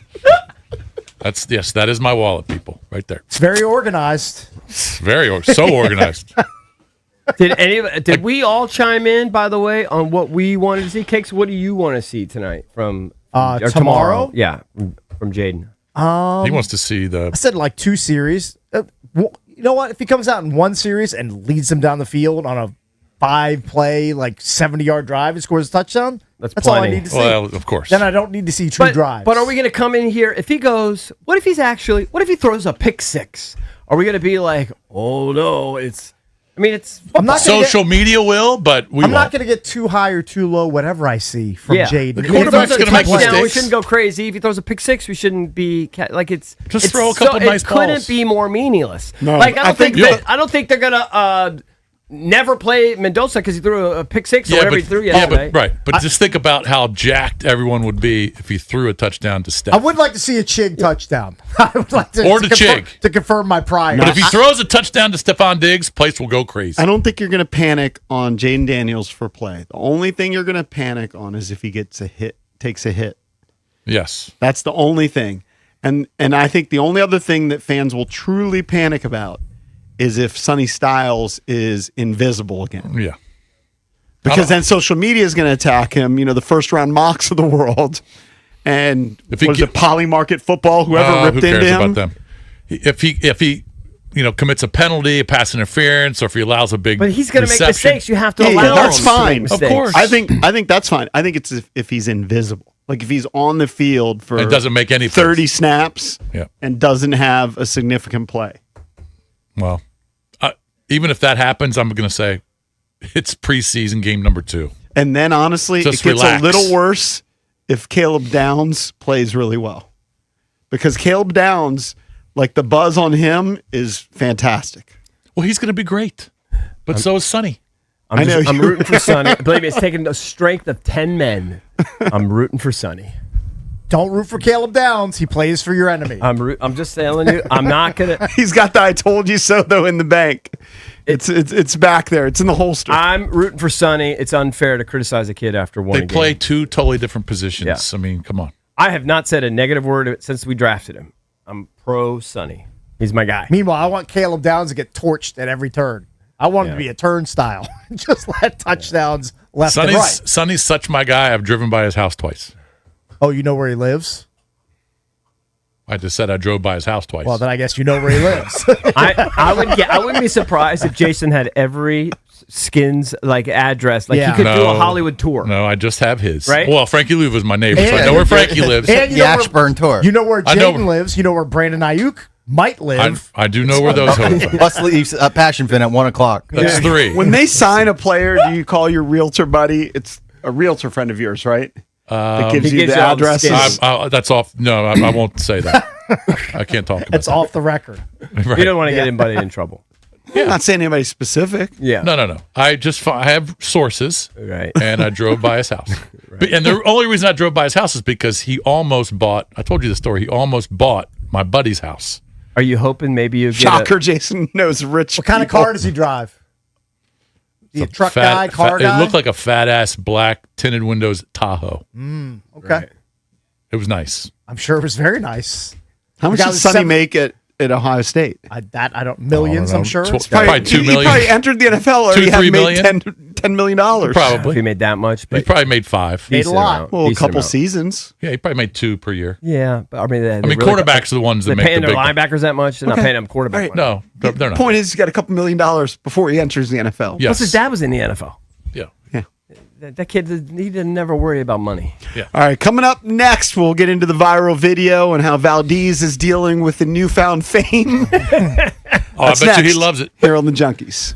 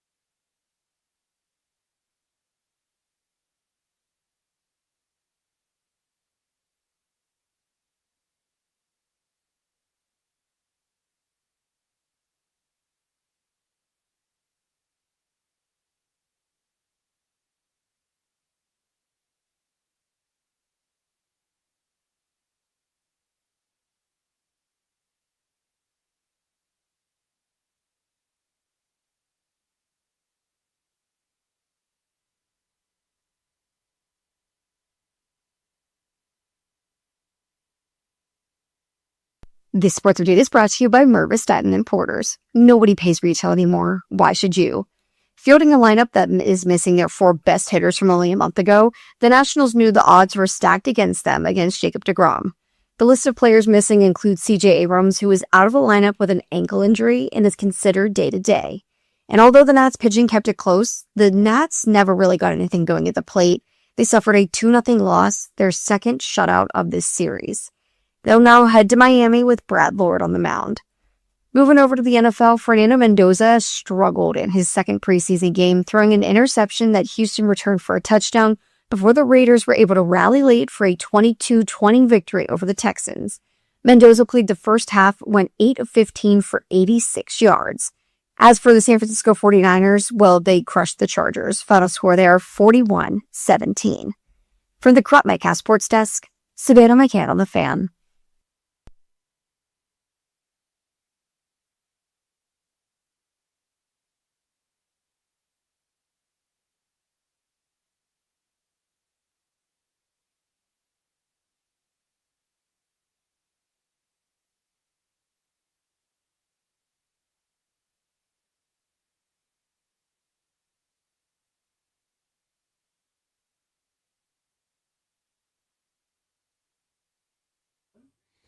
Celebrating 30 years of the Junks, brought to you by Main Street Bank. Cheer local, bank local. Main Street Bank is a business-focused community bank proudly serving the DMV since 2004. Visit mstreetbank.com to learn how to put their team right there in your office. Main Street Bank, member FDIC, equal housing opportunity lender.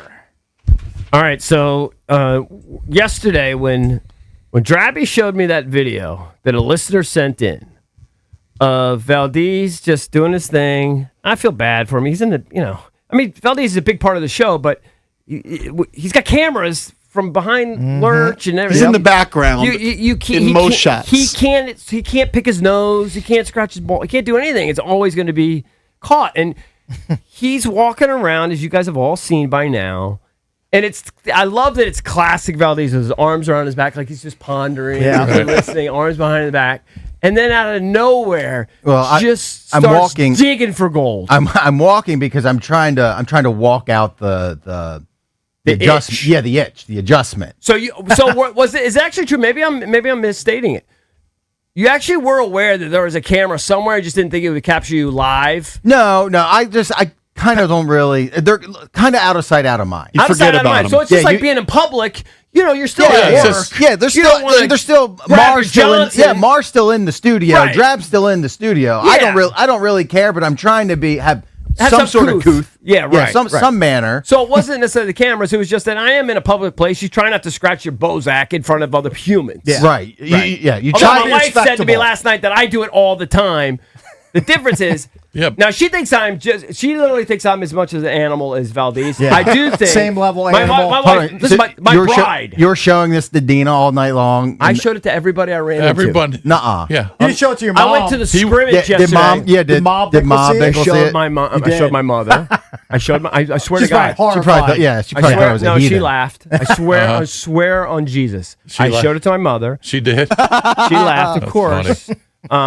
I showed it to, obviously Dee saw it, and then we were talking about it, and then of course this is what your wife does. I don't know, but Amy doesn't do it. She just throws it right back at me and says, I'm every bit the animal that Valdez is. I appreciate that from Dina. Yeah, and I said, no, I don't pull down my zipper. I'm like a normal human, and I would just go over and scratch or whatever. I don't do this weird, bizarre pull my zipper down bit and then put my whole entire elbow in my pants. Are you going to think about when you have to do that in the future, just leave the studio for 20 seconds? I prepared a statement. Oh, you do? You have a statement? Yeah. I'd love to hear this. All right. Well, we should ask you, what was the reaction for you? You did say that you had to have a talk with your mom. No. Oh, you didn't? No. By the way, is this a statement? I thought you said that. Is this a statement I think he was you? kidding. Did you hire a PR department? Like, is this straight from Valdez and Valdez. Yeah, the Valdez group. Now let me say this. I was shooting for 1 million views. We got like 125,000 as of a couple hours ago on Drabby's. Awful Announcing retweeted it. That got like 175,000. So we're up to 300,000. Excellent. Which is great. But I don't. It's a mini viral. I feel like you have to hit a milli to hit viral. But You're really begging for this Millie. I appreciate you I saying feel like send it's it an to the iconic all-time radio moment. I agree. Yeah. I appreciate you go and send it to the sites like it's 2011. It should win a Marconi. Well, to the Is what it should. tag the I know- sites. I know- I Tag know what the you mean. sites I is know what you I mean. meant. Okay, I don't want to interrupt your shtick. Let's see the statement. I'll take questions from the press afterwards. Okay. This is Matt Valdez. Yesterday, an unfortunate video came out of me adjusting my New Balance compression shorts. First, I'd like to apologize to our friends over at Monumental for putting them in a precocious situation. Specifically, precarious. Sorry. Did you write down situation. precocious? No. Oh, okay. I just misread. You read it wrong. Yeah, precarious situation. This is Matt Valdez. I'm not precocious. But for putting them in a precarious situation. Right. Specifically, keeper of the tickets, Jim Van Stone. Oh, yeah. To my fellow producers and board ops who may have touched the same unsanitary buttons after my adjustment. Yeah. Read my lips. I did not touch my slinky. However, I'd like to take this moment to admit to being a constant adjuster. Moment. I have been secretly adjusting for years, and this is the first time being caught hog-handed. I'm taking the necessary steps to fight this addiction and entering an adjustment rehabilitation facility. Perfect. I will also be investing in higher quality compression shorts and accepting Venmos to afford said shorts. What's your Venmo? Valdez Radio. Thank you. I stand by the fact that adjustments are a daily occurrence for men, and my only regret was doing it so aggressively. Thank you. That's a fine statement. Nice job. I mean, nothing else needs to be said. Excellently A man's got to do what a man's got to That's do. right. You apologize to no one. Well, a few people, I guess. Jim Van Stone, chiefly. Yeah, he's the important one. He said he's taking questions. Is there any questions from the media out there? How many? Yeah, the reporter looks like Andy Rooney. How many people texted you I yesterday? mean, I got 10 billion texts. Really? Oh yeah, everybody. When awful Because they all saw it. When awful announcing Yeah. picked it up, did it ramp up even more people? I Was it mostly from the P1s? had friends sending it to me at like 4:35 in the morning, Right. like when they woke up, when they saw the awful announcing Right. thing. By the way, that was very, very well written article from great. awful Wrestles announcing. with something in his pants. Yeah, like yeah. it was really well written. That's Yeah. a great point. It was very tongue in cheek. Yes. It was very funny. Very kudos well to written. who wrote that. That was a good Yeah. statement, though. Yeah. I got 10 million texts. Did mom and dad know? No, Had they heard about it? Even if they did, they don't really talk to me Yeah. about the show. The only thing my parents ask about the show is, "What are you going to do when the Junks retire?" That's the only thing they And say. what do regarding you the say? show. I say, "I don't know. I'm just going to ride it out." How many years have they been asking you that? I think it's gone on 5-6 years now. yeah. Yeah.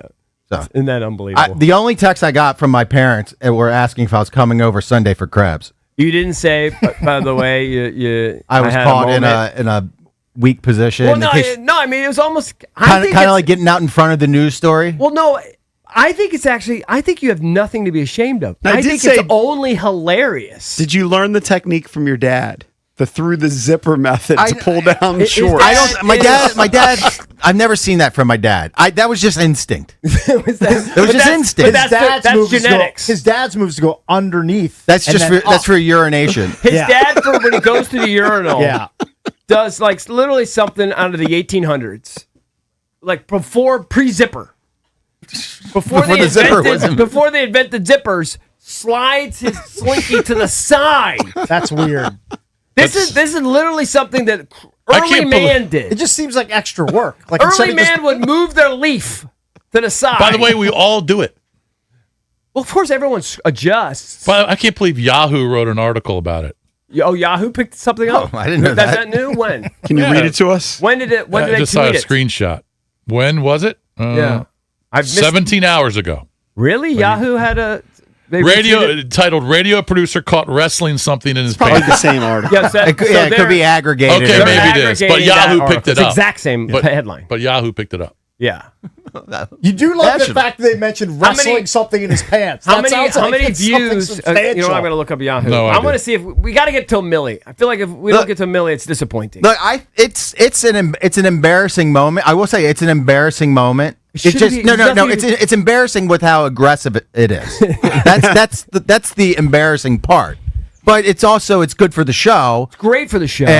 And I will get Joned on for the sake of having the video out there. That's Of right. course, I mean, I had no say in it. Listen, the video's It's a too good sacrifice. Yeah, I honestly think there's almost nothing to be ashamed of. It's funny to goof on him for being so aggressive, but I understand what he's doing. He was adjusting his shorts. He was, I know.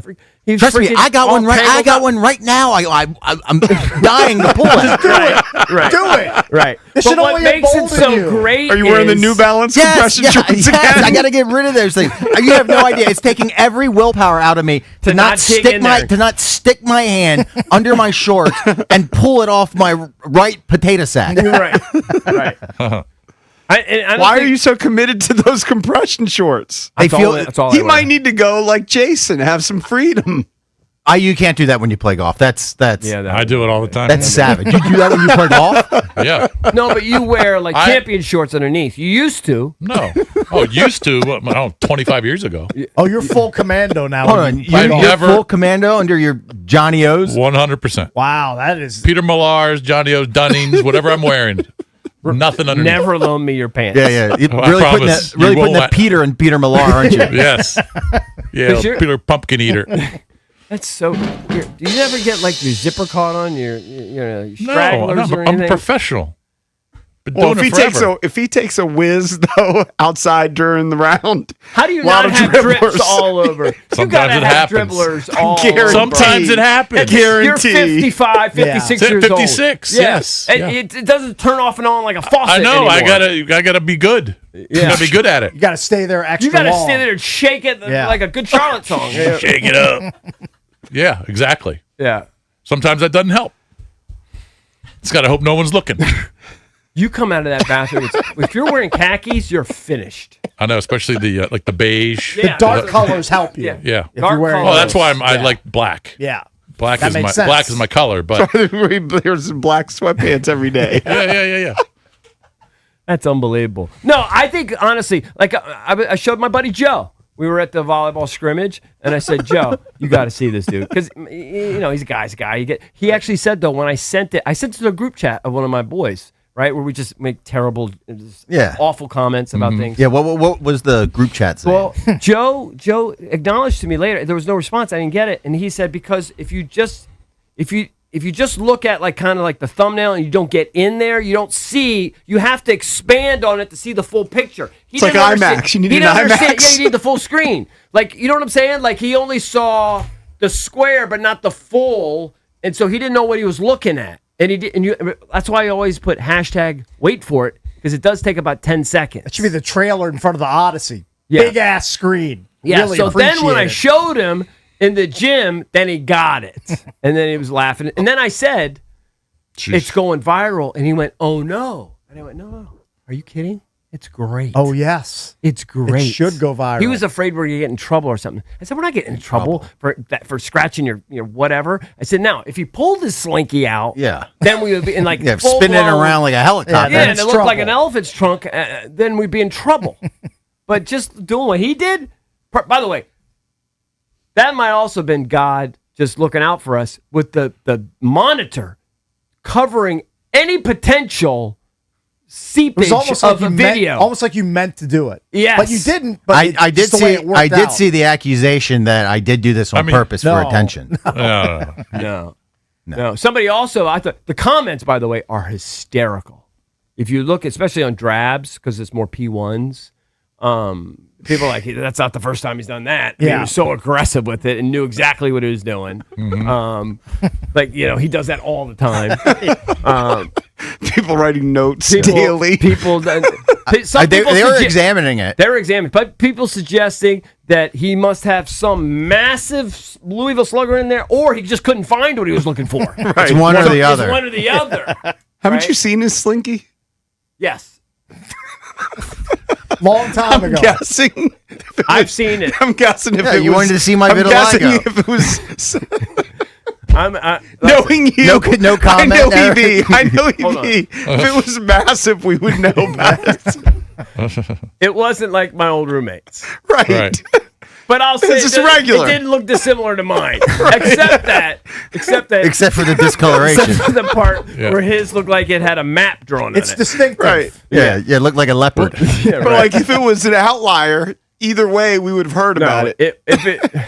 It might have been closer to a different. It might have been closer to a different outline. I mean, he wasn't sized. Right. What was the God he wasn't. first name of the old roommate again? The old I roommate. don't want to say. All right, started with what? Letter. I'll write it JP for will you. write it I'll down. write it for you. Oh, also, one more apology. I'd like to apologize to my endorser, Ted Britt Ford. Yes, as Please, you should. Yeah. please don't cancel. Can you imagine if you lost your car I do deal? remember that. Because of that. I'd make you pay for it. Or what if Hidden Creek booted you from a country club? That's For conduct unbecoming. digging in your pants. Oh, you know what? You'd be crestfallen.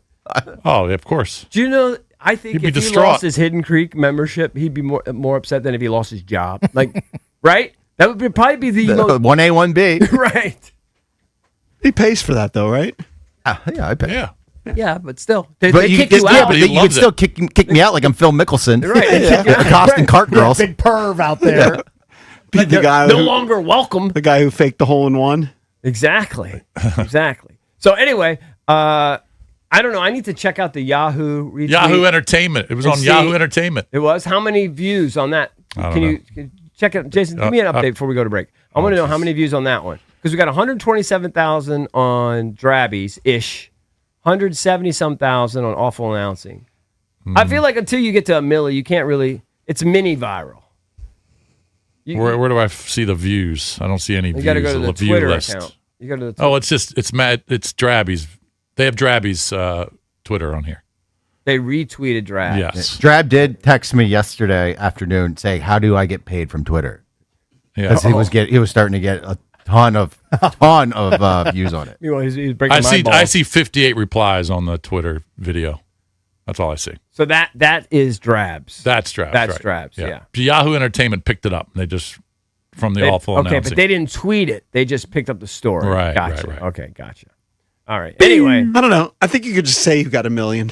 I don't know. Everybody's gonna check. Yeah. EB's like into adding it up from every site that's out there. I mean, I'm just. Well, he wants it to be legit. I want it to be legit. I feel like for me, the personal threshold is if you hit 1 milli, then you could say that you went viral. Only Valdez's dandruff has accomplished that thus far. No, I've had a bunch of tweets that have hit 1 million through the years, but his YouTube video had over 1 million. But like a tweet, because it's different. A tweet view is very cheap. You could scroll past it, get a view. It's not the same as a view, I don't think, on YouTube. I think a YouTube view is more gotta legit. click it and actually It's more watch it. A little bit more legit than a tweet view. So, but anyway, Big story. big story, Yep. great moment Big for the day for show. Valdez. I don't think Valdez should be ashamed one iota. I don't think he is. One iota. Just the aggressiveness. When The my aggressiveness. arm disappeared into the upside down. You want to be a little more loving next time? I- A little more subtle. The only thing Yeah. I would make fun of that I still can't understand is the zipper, the method of going through the zip. That's the part more I direct. didn't. That's the part Yeah, I it's a didn't direct understand. access. I would have. Why not just go under and just pull down on the sides? Like you don't even have to go into your Johnson. Because it was so up there. Yeah. The closest route when it's Yeah. right yeah. there is just right there. Straight line. Yeah, baby. straight Yeah. line. Like why would I go? Yeah, why would you do that? Yeah, Take it- the why- roundabout Why way. don't you take a detour? Yeah. I'm not going to do that. All right. All right. So And there the, you yet go. scenic, he's committed to the scenic wearing- view up my thigh when I can just Straight shot. And yet he's committed to wearing the New Balance compression shorts again. Well, they're That's what he They're my wears go-to. all the I time. love compression yeah, shorts. they're my most comfortable ones. I But love I told you. compression. But I told you in my statement, I will be exploring New options. undies. new undies. New sponsorships. You wanna come in here Sponsorships and are model your new available. ones every day. Will you wear tidy whities? You know what I should do is I'll be like Portnoy. I'll give undie reviews. Yeah, you do under reviews. Yeah, I'll do undie love it. reviews. So, hey, companies send your undies here, and be I'll do an lucrative. on-air review. Tommy John. Yeah. All of Me them. Me undies. undies. Yeah, yeah, exactly. Yeah. Good old fashioned Hanes. What are these undies that you're speaking of? No idea. No idea what you're talking about. All right, got to take a break. We're the Junkies on the Fan.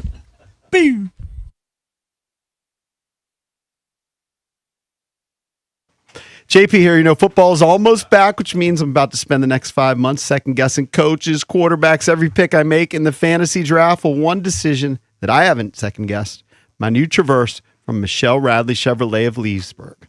One of the best things about buying from Michelle Radley, they don't forget about you once you drive off the lot. Every new or pre-owned vehicle comes with Radley VIP rewards. This is awesome.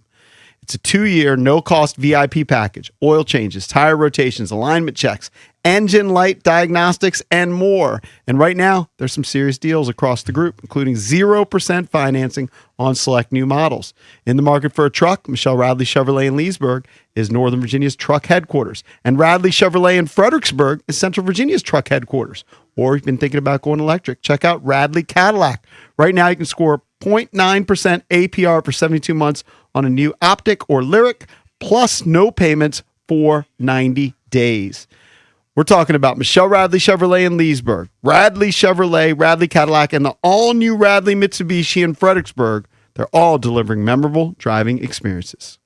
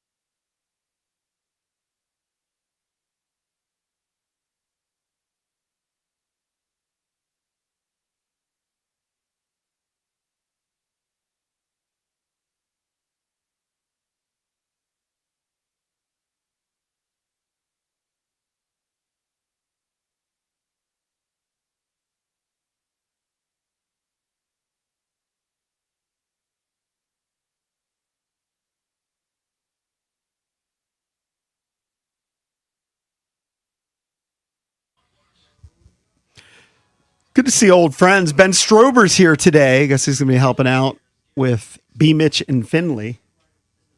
Our guy, Big Ben, who's thriving with the Wizards. Yeah, he His can't Wizards wait. podcast. Can't wait until camp opens with a whiz. He also has more regular hours. He, of course, filled in working in the mornings, and it just beat him up for a while. I think he's glad that he Of can course sleep it in. does. It destroys you. It literally is going to put us all in early graves. For sure. Waking up this early for this many years. But he also couldn't be happier that apparently he's made the move to Arlington now. Ah, very good. He's got an apartment living in Arlington, Very so he has a swanky. 10-minute commute. Is So he he doesn't living- have to wake up. Living with his girlfriend?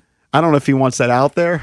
Probably. I thought he talked about that before. I mean, it sounds like that's the. I don't know. I can't speak Yeah, I on mean, that, they're but it living sounds in, like that's they're the living in case. sin. They're Okay. living in sin. All right. Which is fine. It happens. I mean, I did it a lot. Millions of people do it. It's all good. Yeah. Ben, you do you Yeah. Oh, I agree with and that. your girlfriend. I did it. I know Cake's so defensive. I was just joking. Living in sin. I'm not defensive at all. He doesn't look defensive. I was joking. Everyone gets all bitter. Cake's had an amazing setup. Like, basically, his parents just gave him the basement. Yeah, pretty much. Because his grandma lived with him. Grandma. I don't know, until you were probably 10 or 12 years old. No, later than that. She lived Later with than us that? until I was in college. Oh, really? Yeah. Okay. But I feel like when Amy kind of moved in there, your grandma had passed then. Yeah. Okay. Correct. I'm fine. Emma. Here you go. Right? Grandma Emma? That's correct. By the way, I went and got Thank you're welcome. I went and got your toast out of the toaster because Valdez Oh, on the he break was like, toasted it? do you mind going to get Edie's toast? We're about to come back. So I was like, sure, I'll go get it. I go get So it. I good. pop it out of the toaster. And because the sourdough is it's not a high bread, it's just long. Mm-hmm. It's hard to get out without burning your delicate little fingers. Oh, you did it just with your fingers? No. I'm a man of genius. I got a coffee stirrer and I stuck it into the bread and I popped it up so I didn't burn my dainty little fingers. Now, those toasters suck. I lost a Pop-Tart and I'm still bitter about it. These things happen. Pop-Tart bit the dust. Yeah. And then I went back to the well and had another Pop-Tart, which wouldn't pop up there. Mm-hmm. And I just turned the whole thing over and a million crumbs came out. Terrible.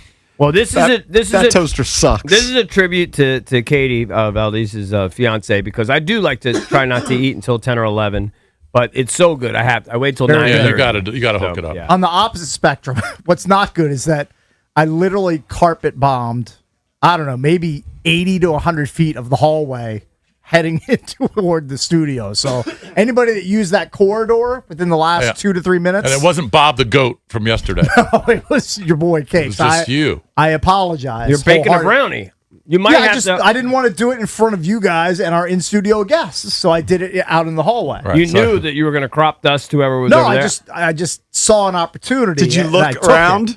No. No, he didn't care. he knew no one would be out there. I mean, it's a ghost town out there. There's nobody out there. So I Right, just, especially on a Friday. I'd rather do it where You're there's the less opposite people. of B. Mitch. Because right when I left the studio, Yeah. before even seeing B. Mitch or hearing his voice, I could smell the cologne. Yes. Awesome smell. I smelled Fritos because that's what he's eating. Well, Fritos are delicious. I didn't smell the cologne. I smelled Fritos. All right. You want me to tell you And what- by the way, B. Mitch does think that JD is going to play tomorrow. Okay, good. Yeah, I Hope agree. that's the case. Yeah. As soon as I looked at Dan Quinn's eyes, I knew I was losing that. I know, but I bet. thought he might feel different because of Because the of Allegretti? Allegretti, but I Nah. don't think he cares. He's going to send him out there. Now, if they lose another offensive lineman, like if something happened, somebody strains a hammy off the bus or something, Oh, then yeah. maybe things would change. But I I'd be think bitter if I have to return the Venmo you sent me.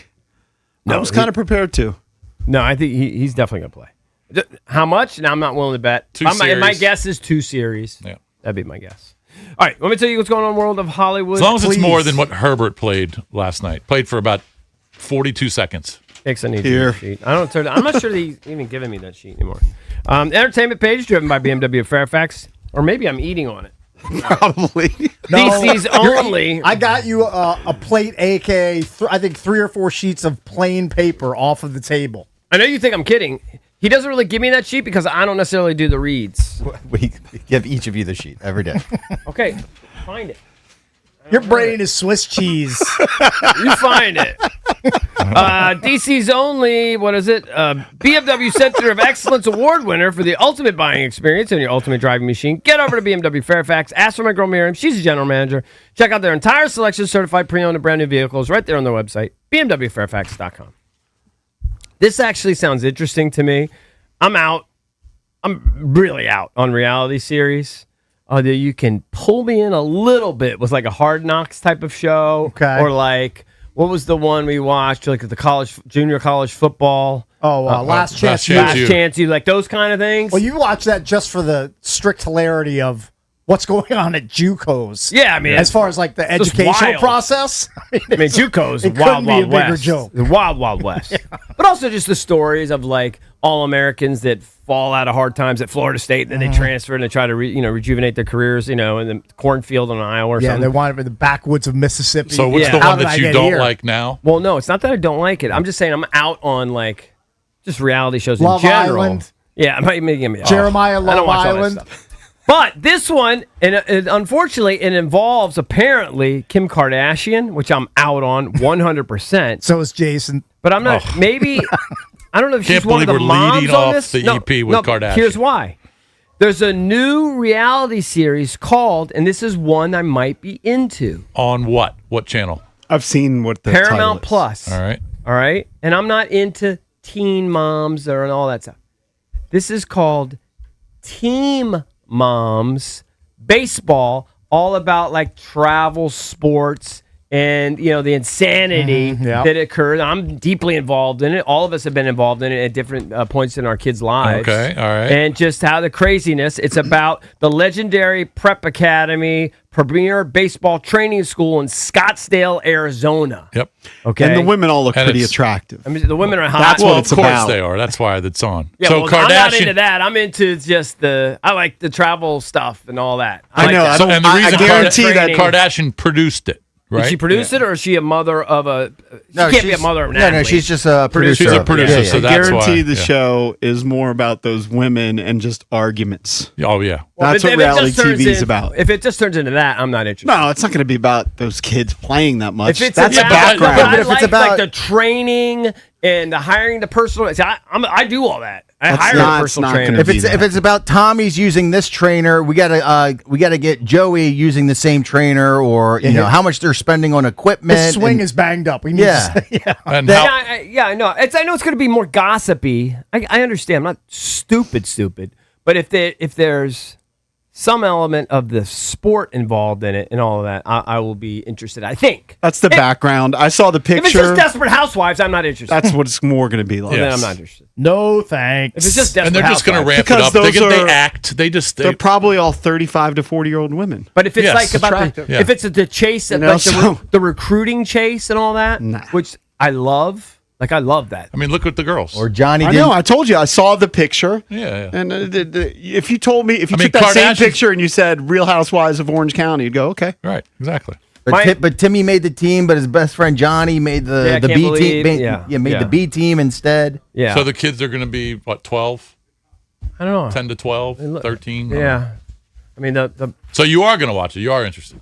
I mean I'll Just- never watch it. Someone would have to tell me and send it to me. Gonna watch But You this? think you can find Paramount Plus? but if I could find it, but someone would have to tell me it's on and remind me Sit you down in front of the TV and nothing else be happening in the world. Right. But it's something that would intrigue me. By the way, when's Landman coming back? Paramount Plus? Don't know. Haven't watched one episode. So what would that be? Landman season 3? Believe so. I don't know. Look it up. Right now, I'm all over Lioness. 3 episodes already into season 3, and it is spectacular. Taylor Sheridan, genius. By the way, the person whose login that you use definitely ratted you out to me within the past few days. Oh, really? Just made me. I did this. As Where soon did as you see him? As soon as you told me. Where did you see I was him? playing pickleball with him a couple nights ago. Oh yeah, he's a big pickleball guy. Yeah. And he told me that It's actually- he's like, you should watch Lioness. Jason watches it using my account login. I think it's his And I sisters. said, that's the most apropos thing I've Yeah, heard. I think it's his in a week." sisters. Jason's a multimillionaire. He's such an angler. Hold on, you're using Jason. When you Yes. say you have Netflix and all this, you're using everyone else's. No. I pay for Netflix. Paramount Plus, I do not pay That's for. just not. I pay for Netflix. Squeaker's Court. Yeah, Squeaker's What do you Court. mean? Hold on, pay yeah, for- I want I the list of ones that you Who? don't pay for. Oh, Well, I think it's Paramount just Plus is one. it's just Paramount. What about like Because Apple, I pay for Netflix. I pay for Hulu. I pay for. Okay. what if you What- want to watch what's another one? What if you want to watch the BMW at 10 o'clock on ESPN Plus? Don't pay for that. That's my buddy Chuck's. It's my boy. Hey, you got to take advantage of the people you know. What about HBO Understood. Max?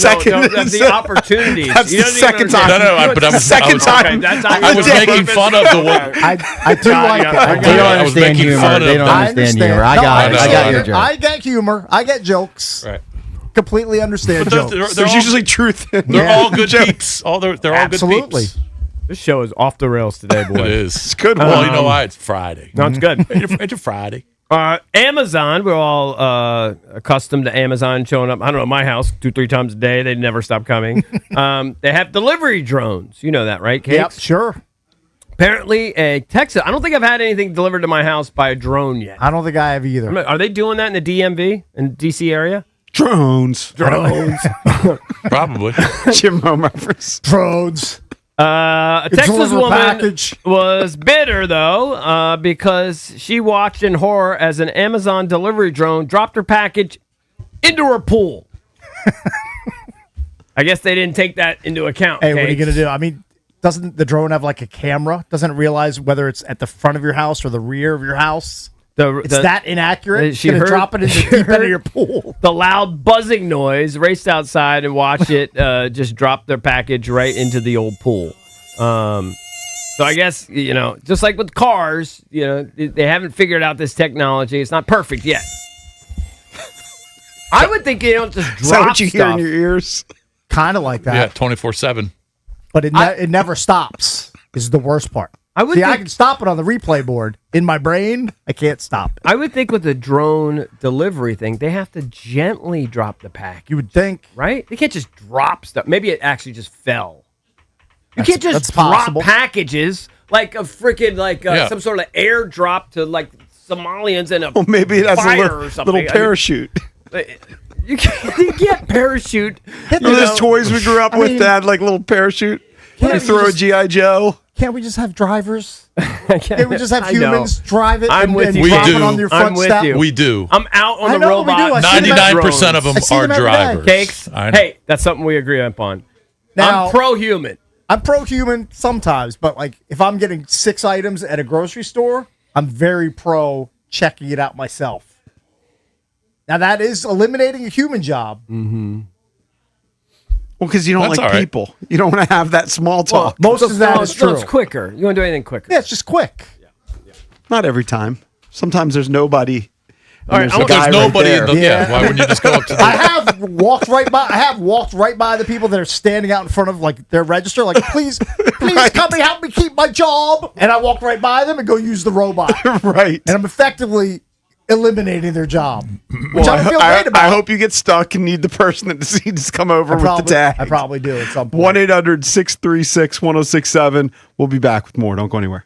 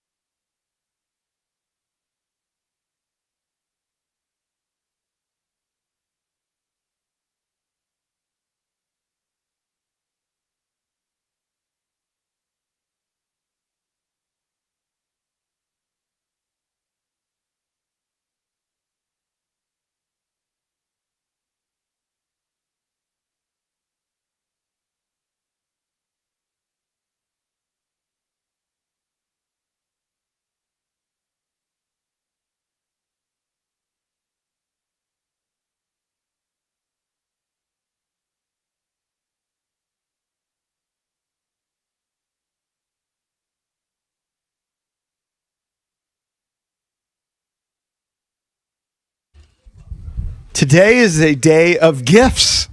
Listeners bearing gifts. Jason just got another package. Yep, got a Niners lid and a Hokies lid from Kevin from Clinton. He hooked cakes up too. Oh yeah. Oh yeah. Hold on, I gotta get my Ravens hat. Yeah, go. Can you go get it? You know where it is? It's in my locker. Go get yours and go get my Commander's hat. We'll all wear them at the same time. It's going to be my Victory Monday Commander's hat for 2026. just drill DP with your packaging. Those are some wild hats. I've seen some nicer looking Hokies hats before. I was gonna say And those look some- like the butcher made them. Yeah. You know what I'm saying? You're killing Kevin from Clinton. No, I appreciate the gesture. It's a but lot of flair. I in just that don't hat. know That if I'm actually ever looks going to like wear the it. guys that work for Al Qaeda that make them in the kiosks. Yeah, sure. You know what? Here. Here we go. Here we go. I'll groom the studio with them. All right, Cakes is putting on his Commander's lid. There we go. This is Cake, my let me tell Victory you Monday something. hat. Cakes wouldn't be caught dead wearing that outside the But studio. I will wear it when the Commanders get dubs. Okay, that gonna be the new bit. Yeah, it's my Victory Monday hat, and that's Valdise's Victory Monday Ravens lid. Look, There you go. We're all rocking. It's Kevin a from nice Clinton's gesture, gear. but there's a 0% chance those are licensed products. Licensed. Jane Daniels would be so better. Have you been shooting heroin? But did during the Kevin breaks? give you a Of course they're not JD5 licensed. jersey? Can you? yeah, you got a jersey. I got a jersey here. Yeah. Yeah, look Okay, at that. jersey. This It's looks a jersey. legit. Yeah. I know what I use that hold for. on. Hey, This this, might- Oh, what's on the back? Yeah. does the back of your hat say universities? Yeah. Oh, this is Why? this is definitely not legit because it's got the jersey portion on the front, and then it's got this on the back. A big picture of Jaden Daniels' mug. But it's very nice of In him. a helmet. Thank you. That's nice. And somebody bought a kit on Amazon and just started cranking out Somebody, stuff. it's called decals and iron-ons. But what are you gonna do? Hey, that's very nice. Don't sleep on Camel 804, K804. Very who nice. Who makes the hats? There you go. Yeah. I Yeah. want everybody to have success. Thank you, Kevin from Clinton. Very thoughtful. Yes. But literally looks like if you go by a kiosk at a mall and you see all that unlicensed hats yeah, up, that's yeah. exactly. Well, hold on. It's Are you probably telling better me- than the original Sports Junkies hat, which was sweet. But Yeah. either Amy did it or you did it. I at would a mall. say these are better. I say these are better. legitimately. I can't at a remember who mall. did it, but if I'm ever destitute and broke, I'm saving. That's in case of Oh, a you real, still have those. real financial emergency. Break glass and put it up for bid for the P1s. The hat? Yeah, because even I don't though think it'll get that much. it Did looks you see like this- garbage, they'll go crazy for it. I think they'll go crazy for your bobblehead. You sign bobblehead. That's a proven. That's Sure. a proven Yeah, cash. that's a money cash maker. money maker. No Did doubt you see about that it. somebody sent a picture that they went through their stuff and they found the old WJFK I sticker? saw that hit me in the feels. I started thinking about Jimmy McClure when I saw that. And so the sticker, I retweeted it at Junks Radio on Twitter. Yeah. It says, I'm in Skins territory, 106.7 FM WJFK. But I remembered that on the back they have descriptions of the shows. It was when we started on the weekends. Did you Oh, read the imagine. description? I didn't know that they had descriptions. of the Four shows on the back. idiots that were paying gas money to do the show. I mean, yes, The four guys sports talking junkies. sports. No, so this was the original lineup. Saturday, 6 to 7 a.m. I didn't even know this. HBO's Inside the NFL. 7 to 11 a.m. was the Grease Man's Saturday morning. I didn't remember any of that. Right? Then 11 to 11:30 was the Charlie Casserly show. Okay. Skin season only. All right. Yeah, 11:30 they were gonna to talk 2 skins. Yeah. was the Saturday Redskins show with Earl. Charles Mann and Larry Michael. Oh, okay. I thought Jeff Bostic was on. He may have been at some point. Then 2 to 5 p.m. was the Sports Jam, Earl Forsey, Earl. and sports columnist Jam. Dan Daly. Yep, remember And Dan? it says, Dan Daly hated us. He hated us. and it says 5 to 8 p.m. Probably still does. WJFK's Sports Junkies. 4 fans in their 20s In their 20s. who live and breathe sports. Sports from the Should I fans' just- perspective. just kill myself Sorry, now, my or screen what? keeps. I need to get it on lock. It keeps, Can they have keeps a longer description of the show? Dude, can I How about tweet that? brevity? Are you gonna tweet Sports it? from the fans' perspective, delivered in a wild and humorous way. I did. I retweeted it at Junks Radio. Both the front and the back. Yes. You did. Oh, I should follow Junks Radio. Yeah. It's originally from somebody named Melted Rope. I guess that's what a squirrel did to his hat. Okay, but what dude, it's bad tweet etiquette. You should have rotate the. You can't read it. You That's did a what that vertical. dog did. I just did a retweet. I didn't do it. Melted rope. Well, Melted rope did it. Oh, well, then you got to fix it. Give it to me. I'll do my own tweet. You can get it. Yeah, just hand copy me the picture. sticker. Hand me the sticker. Copy the I don't picture. have this. You think I have the sticker? Oh, I don't have the sticker. He's got I thought the you sent you the It's just a picture. picture. All right, I got to rotate. Did I ever the say I picture. had the sticker? No, I no, thought no. you had the sticker. Sorry, I didn't see it. I know you got it from Melted Rope, whoever that is. But Melted rope is a dope. You got to rotate. All right, the I can picture. fix it. I will fix Melted it, dope. and I will post it at Junks Radio. I just got to save the photo, and then I'll rotate it. Right. Well, take lots of pictures at the Freedom 250. Should I bring my whole camera thing? And That might be too much. That's too nerdy. You're not going to bring Too that. nerdy. I think it would be cool if I just could feel like cap- it'd be just a lot to carry around, and Yeah, won't do you bring- I really, don't know do how you much really you're want to gonna leave walk. it in one spot You're when going you're to end going up to walking a mingle? lot. You're going to walk a lot. You'll be in the TSA line for half an hour if you bring all that That's the equipment. other thing. Yeah. You have fun with that. Is it? They're probably gonna have like all the political guys are gonna be in town. There's going to be high level Oh, security, yeah. Rick. I mean, be Trump's ready. going to be sitting right next to you. Right. Oh my god. You're going to have 5 million Secret Service. I mean, they may don't make want you any of pull your pants down like Valdez over there to get into the event. Okay. They're They're gonna say, they should hire me to do the searches. Yeah, you should make some side cash, side hustle. Sorry, I have to do a very invasive search before you go into Freedom 250. Unzip your pants, please. I need to stick my whole hand. I'm going to stick my whole Let me get arm elbow in there. deep in there. Yeah. This could be the most thorough Imagine search Valdez ever. working at TSA. It'd be great. You'd Hey be sir, I gotta get in there. the longest lines ever. 9-hour wait times. All right, we have to get out of here. We will see you on Monday. B. Mitch and Finley, they'll join us next, or actually, they'll come up next here on The Fan.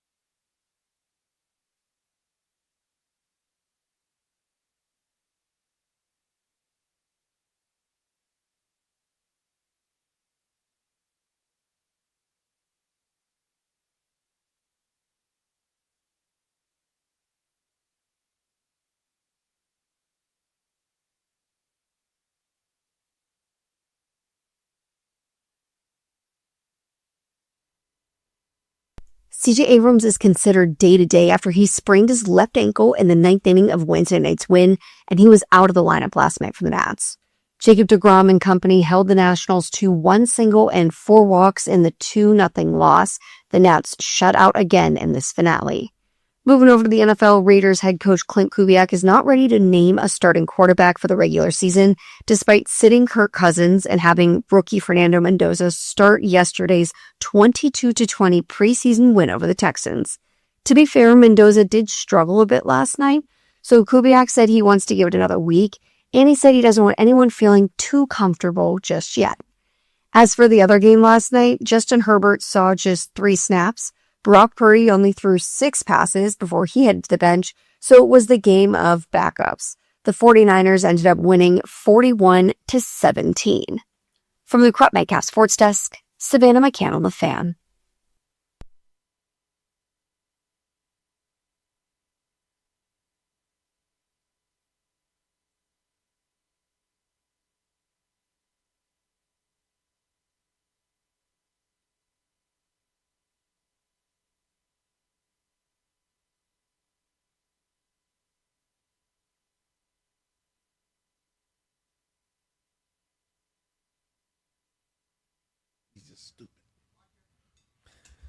What up, everybody? It is 10 a.m. in the District of Columbia, and we got a lot going on this morning. We're going to start here, B-Mitch. The Junks had friends in studio. We got Ben Strober here. Sean is here. It's just good dude. One's a Giants fan. One's a nice, Commanders fan. Very nice and they fellas. both were like cool with me. Annapolis area. That's they got a boat? I don't know. I didn't ask. We should have found it out. We very go hang nice out people. with them. Little chaotic in here this morning, but that's kind of par for the course. Now, listen, I don't want to besmirch the great. Are you serious? You just handed me a piece of bread? Well, you've been wanting bread, so you bought you some. You're supposed to say thank you, JP. Is there a plate or a paper? You just want me to hold this piece of bread while we open the show? Say thank you. Is it? You want the bread? I didn't ask for bread. No, man, Sean in there's giving me 2 Just thumbs say up. thank you. I now have a piece of bread. Thank you. I kind of thought there'd be a paper bread towel on it. Butter on it. Jeff mentioned jelly. There's clearly no jelly. They just give you dry bread. No, there is jelly. There is butter. Say thank Ryan you just first. treated you like piece that. of bread. Say thank you first, then go off on them. Thank you. Now let's go at them.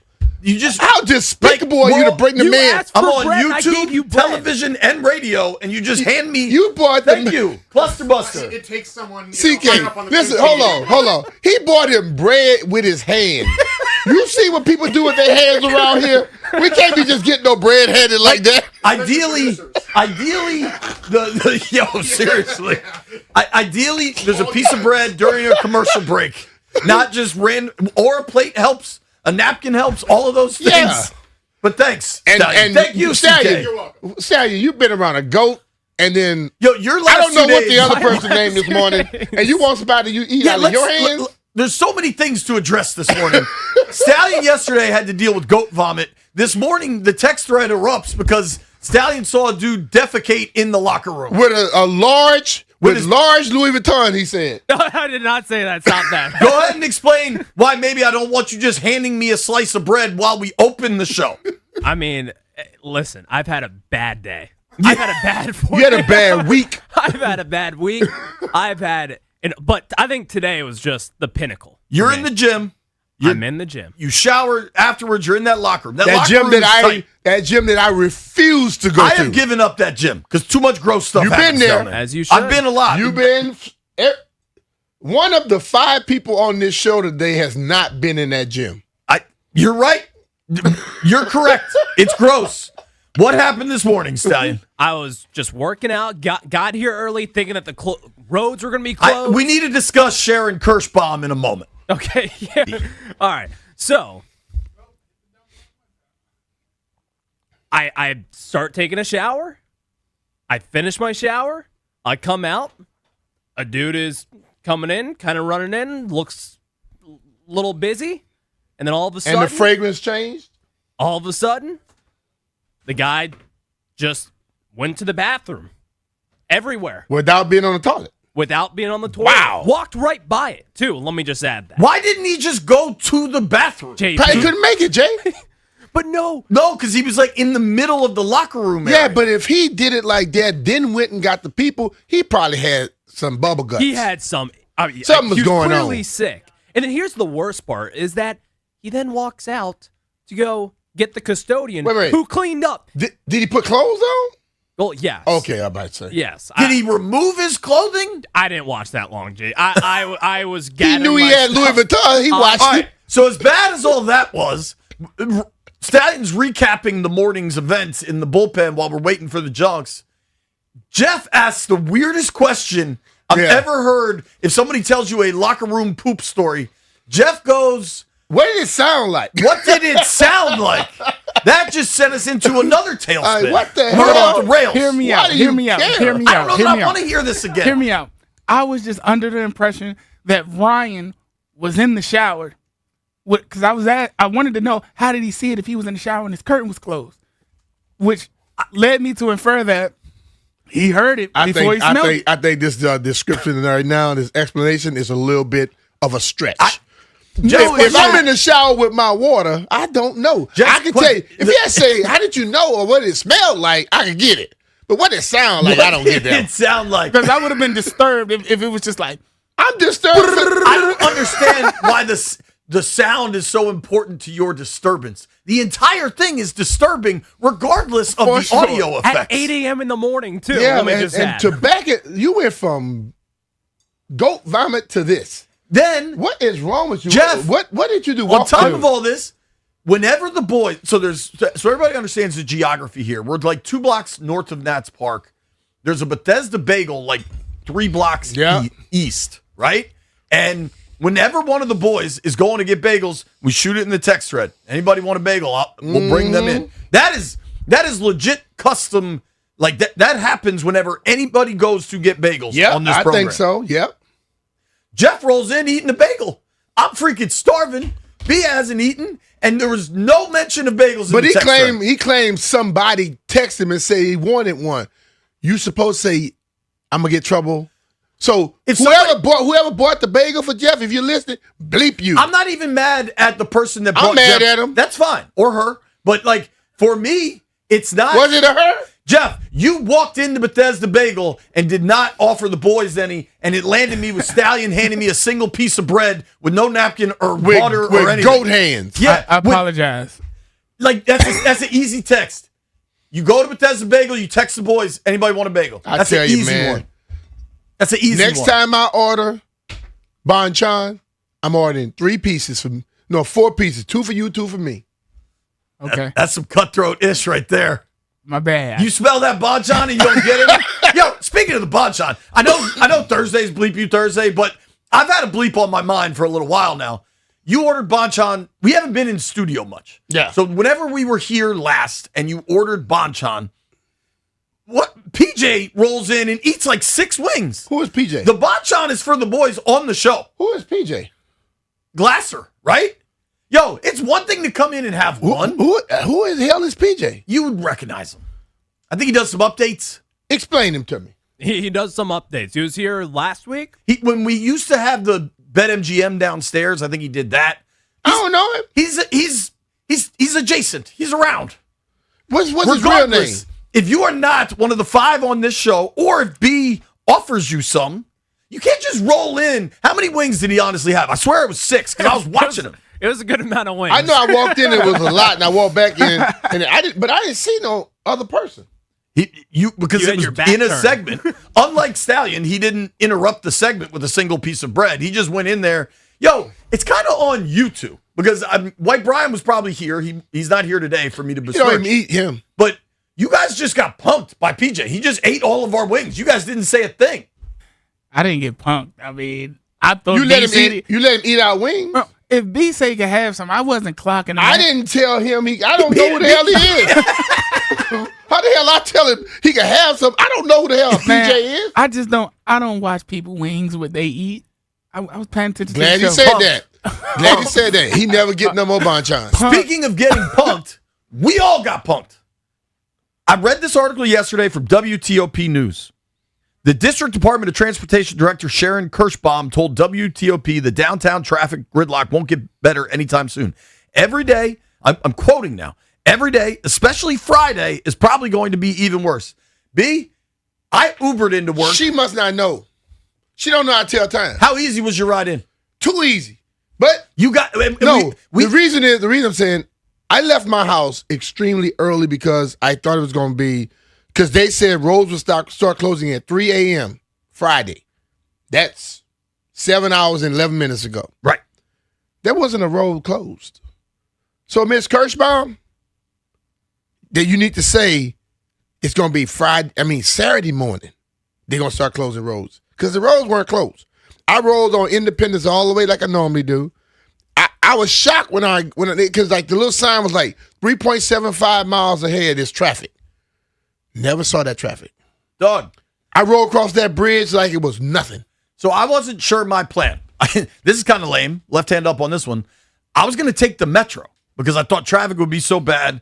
I haven't taken the Metro in a number of years. Mm-hmm. I called Jeff yesterday to be like, yo, how do I take the Metro? I never felt older, but I didn't know. Like, you used to have the smart trip. What did he tell you? He's like, you just go and buy a ticket, dude. It's not that hard. So whatever. I was prepared to take the Metro. Lauren was going to give me a ride to Friendship Heights. Like, I was prepared, and I checked my phone, and there was no traffic. And I was like, all right, so I could just get an Uber then. And the price difference is somewhat. No traffic. You just get in your car. Yeah, but I don't want my car because I'm going to the airport from here. Okay. How you going to get from the airport? Home? Yeah. Uber. So you had your car. B, I'm on a 9 p.m. flight. Land at 11. Probably going to tip a few on that airplane. So I figured I'll just take an Uber. It's my car's about the same. I'm going to take an Uber. It's not a big deal. But I didn't take the Metro. But my point is, we were told to prepare for the traffic apocalypse, and perhaps it's still coming, but there was nothing. No, you can't say it's still coming. She said the roads are going to be closed at 3 a.m. Friday morning. Yeah. 3 a.m. Friday morning, passed 7 hours and 13 minutes ago. And I think that added to the chaos this morning because all of us were here early, and then we had damn early. And then Jeff had bagels and nothing for anybody else. Yeah. Stallion watched the guy poop in the locker room. Like, it was just I don't like being here that long when I don't have nothing to do. Yeah, I'm with you. Like the two nice men that came in and got to sit with the junks, they experienced, this ain't the coolest place to hang out unless you're at work. Yo, the funniest was when the dude wanted to use the hand sanitizer. We're like, oh, that's been broken that don't for work. years. That don't work. All right. Getting down to business. Boy. A little bit of football. Did you watch any football last night? A little bit. I thought Mendoza showed some stuff. Yeah, he showed a touchdown to the other team. He did, but I mean, he was 8 of 15. It's not great. 8 of 15 with a sack and an interception. We're not gonna get that no positives at all. I thought he showed that he needs to get better, certainly. But I just thought, I don't know. I know I sent it to you this morning, so you might not have it. Do you have what Aikman said about him? Troy Aikman was effusive in his praise of Mendoza. And one thing I've really come to like about Troy Aikman, I feel like ever since he got the Monday Night Football gig, and maybe it's because he's making like $17 million a year or whatever, but Aikman has become a dude that just calls everything out. Like he is very blunt about league problems and referee problems. He gets on the league a lot, but sometimes he calls it like friendship. I feel like Aikman is a straight shooter. He was effusive in his praise of Mendoza last night, which I found kind of surprising based on that game. I did watch the first quarter of Niners Chargers. Did you watch any of that one? That came on at 10. I watched a little bit of it.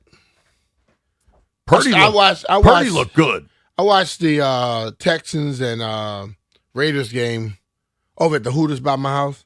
So by the time I got home, I wouldn't try to watch nothing else. I get it. Hold on. Jeff has it, and I appreciate you guys turning that around so fast. This is Troy Aikman talking about Fernando Mendoza. I believe this was on SVP last night. Look at him tonight, and he's going to learn all of the ebbs and flows that come with being a professional quarterback. You've lived his life as a top pick. What are the tells for you that a player like Mendoza is beginning to grasp things that show promise for the future? I don't want to get too far ahead of myself, but he has shown me already in such a short time that this young man is capable of being a really great player in this league. I think the big thing for any rookie is just understanding that it's a long year. And even though the college season last year, going through the playoffs, playing in the national championship, it's different when every week, you don't have a light opponent and any team can beat you on any given weekend. Now, going back to him, I think that the fact that he's likely not going to start the season, he has a chance to kind of ease into it. I think that's going to help him. But just, again, kind of like with CJ, just as a young player, understanding that it's not going to all go that smooth. And he's got to learn a new playbook. He's got to get to know his teammates better than what he already has. The competition that he's playing against, the windows that he's throwing the football into, it's a learning situation for him each and every day. He's talked about that. It'll continue. But I'm excited about watching him tonight because I've been really impressed with talking with him and then what he was able to put on the field last week. Is that too much for you? Not necessarily. He was talking about last week, and then this happened after that. Yeah. Basically. Everything he just said, you can say about any young quarterback coming out or any person in any position coming out. So, like everybody that comes, and I say this all the time, everybody that comes to this league has to learn how to play at this level. But when you're drafted number 1 overall, you're supposed to be ahead of some of the game. And what you find out is I don't care who you are coming out of college, you still got to learn how to play with pros. And that's what he had to learn. I just think the interception was just like straight at the dude. Yeah, it was awful. Yeah, that was so he was discussing last week. I'm talking about last night. And last night he didn't look great. I thought Purdy looked good. And this kid, Dejon Stribling for the Niners, looked damn good. Yeah. They're going to need him to look good because all the other receivers hurt because of the substation. Herbert had 3 snaps in that game. And I just find it interesting. Like, there is this army of people demanding that Jaden Daniels plays on Saturday. And I kind of think he will. I think it's tracking that direction, right? But what is that? Is that army of people placated if he has 3 snaps? Like if DQ's like he gets 1 drive, and if it's a 3 and out. I mean, if that's what the coach say, he gets 1 drive and he's 3 and out, cool. But the whole thing about it is I don't understand how anybody, like the thing of it, you're asking the question, you asked the question the other day, if he takes 12 snaps now, would it make a difference? I happen to think yes, because 12 snaps at full speed on the field, you see things that you don't see in practice, and it can make you take a step forward. Does it, in the big scheme of things, really make that big of a difference? No, but ultimately it gets you a little closer to where you're trying to get, and that's all this thing about football is. It's like when you go and they ask you to go cut down this big oak tree. Let's say it's 9 feet wide. When you first start cutting it, you go, damn, this ain't nothing that's happening. But if you keep chopping at it, one day you go for an hour, one day you go for 2 hours, the next day you just do 10 minutes. It doesn't seem like a lot, but all of a sudden that when it goes down, you knew every time you moved, you got closer. And that's all this thing of football is, trying to get to that point. And the longer you don't do stuff, the longer it takes you to get to the point you're trying to get to. That's all I'm saying. I'm with you. I'm just saying, like, there's a group of people that you give an inch, they want a mile, right? So if Jaden's going to play a drive and it's 3 and out, the same people that are screaming he has to play will scream he has to play more. And but that's the thing about it. If you want him to play and he plays, and that's what the coach is satisfied with, he plays there. You can't keep asking for stuff. That's what we got to learn how to forget about those people that are just going to be agitators. We've gotten to a point in society where everything has to be some level of hysteria when we talk about it. Agreed. And we always worry about the person who's going to be the most, that's going to scrutinize stuff the most. One finger salute to all of them. Talk about what's necessary and to hell with those people. Real quick. So Stallion, to open the show, walked in and just handed me a piece of bread in my hand. Uh-huh. Then CK was kind enough to at least bring a plate out. Matt Valdez, very famous right now from the Junkies, brought me this piece of bread that appears toasted with butter and jelly on it. Man, that's some good stuff. Yeah, dude. You want to split it? Nah, I don't want all that damn butter. Okay. I'm excited about this. And yes, I know Valdez is now famous for grabbing his junk on television. I'm going to eat this, no problem. Good for you, JP. You know what I want? Jeff to get whoever bought him a bagel to bring me one. Yeah, where the bagel situation's out of pocket. Y'all want But some bagels, boys? Strober. Text me what bagels y'all Listen, want. you can put this on Instagram because I know you're going to. Thank you, Matt Valdez, 1 week after hauling your junk around on television for making me this piece of bread. We're going to break.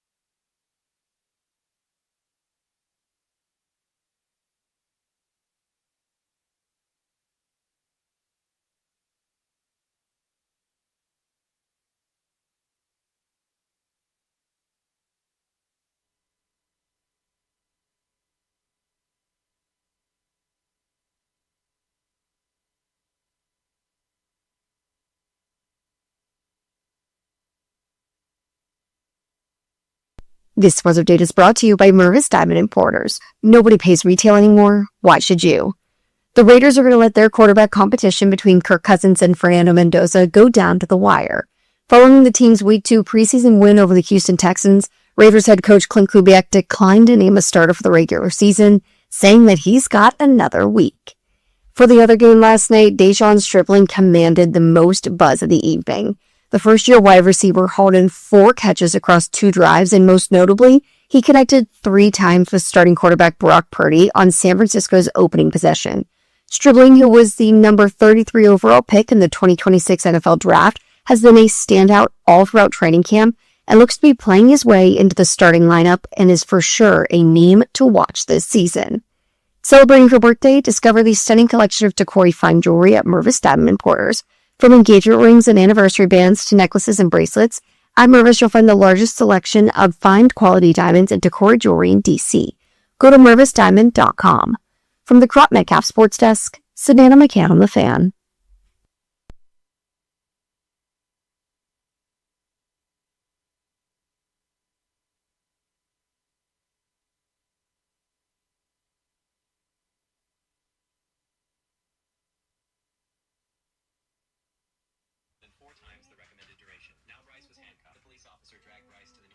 B. Mitch and Finley, 1067 The Fan. It was a hell of a start to the show this morning, but we're gonna it was. We're gonna get back on track here. B. Mitch and Finley is brought to you by Rude. Don't melt this summer. Upgrade to high efficiency HVAC and enjoy How's budget. that Mountain Dew, JP? Damn, my bad, dog. I got distracted. He said, "What you want?" I said, I will Mountain buy Dew. you a Mountain Dew in the next and break. he walks back in here without a Mountain Dew, Jeff. You got to apologize to everybody you just got on to. Left hand up. That's on me. Now, Rude is the official show sponsor of B. Mitch and Finley. Don't melt this summer. Upgrade to high-efficiency HVAC and enjoy budget-friendly financing options with low monthly payments. Keep your cool. Keep your cash. Find a Rude Pro partner at rude.com. And if it ain't Rude, it ain't right. I feel more so that Jaden Daniels is going to play this weekend. I think some of the starters should play from Dan Quinn. Dan Quinn is pretty accurate. I'm about to say Dan Quinn. No. The center situation, however, is murky at best. Allegretti's not going to play. Rashad White not going to play. Like, I am curious for you that played the position at a high level for a number of years and prided yourself on your pass blocking. Mm-hmm. Are you more concerned? I don't know if Bill's going to play. If Bill plays, kind of changes this equation. Because I think Bill's had an excellent training camp, and I do think Bill's pass protection has been pretty darn good. Yeah, he has like been. we saw it in the Dolphins joint I agree. practice. That said, however, White's not going to play. McNichols is not going to play. Jerome Ford's on IR. Yep. If Bill doesn't play, and you're talking about 2 rookies in Robert Henry, Katron Allen, or the young man they just signed like 2 days ago, Craig Reynolds, as your running backs, are you more concerned about pass protection from the running back or from the center spot? I'm more about. I don't know if I'm necessarily worried about pass protection from the center spot because the center spot has those 2 guards right there, which makes things a little murky inside, which gives them time to come. And I think if a linebacker is coming, the quarterback should have a feeling that he's coming. And knowing that you don't have your best blockers there, this is the moment where you understand I got to get rid of it a little quicker. So this is that learning curve for even a veteran quarterback to learn. When I got certain person in the game, I need to let it go a little faster. If I have White in the game, I can hold on to it just a little tick longer. You know what I'm saying? So or dump it off to him. Yeah, totally. Allen had that drop last week, which Jaden wasn't at quarterback, but the thing about it, both of those guys have shown, and I think the coaches really like these two. Both of those guys, in Henry and Allen, have shown they're very capable of catching the ball. But as I always tell you, what's the first thing I say about a running back? Pass pro. And I think the mindset of either one of those young dudes is, I am going to hinder the guy. Everybody think a block is laying somebody on their back. No. A block is if the guy has my head all the way back, but he never gets to that quarterback, that was a perfect block. I got an A on that play. Sure. Just be a gnat. You know, when we were playing golf the other day, damn gnats were a problem, wasn't it? They were. And they're tiny. Yeah. Be a gnat to whoever's pass rushing, and he don't touch your quarterback, perfect block. I think it's going to be really interesting how they're going to shake this up. And, you know, kind of as we go forward, I'll open the phones. 800-636-1067. 800-636-1067. How concerned are you, Jaden plays, about the center situation? Julian Good-Jones, I'm not mad at Julian Good-Jones for being Julian Good-Jones. They did not properly address the depth. I also think, I'm curious if you agree with this, Dan Quinn does this thing where rookies have to earn their spots, right? Yeah. He did it to Jaden Daniels, number 2 overall pick that was a Heisman Trophy winner. When Jaden got to camp, Marcus was technically the starter. Yeah. And over the series of a few weeks, then eventually it was Jaden's turn. Yep. Part of me wonders if that's what's happening with Golbin, the 6th-round rookie out of Michigan State that is a true center. Could be. But, like, the center situation is not good, but you're right. You have guards there that can help you out. But think about this, OJ. If you fast forward this thing to September 13th, that's the first game. Yeah. And Good Jones is the center. Are we going to forfeit the game or are we going to play the game? Totally. So for me, just like when we were talking about the receivers this offseason, everybody kept saying, we got to go get this name person, that name person. I say, everybody starts with no name. They got to work to becoming that.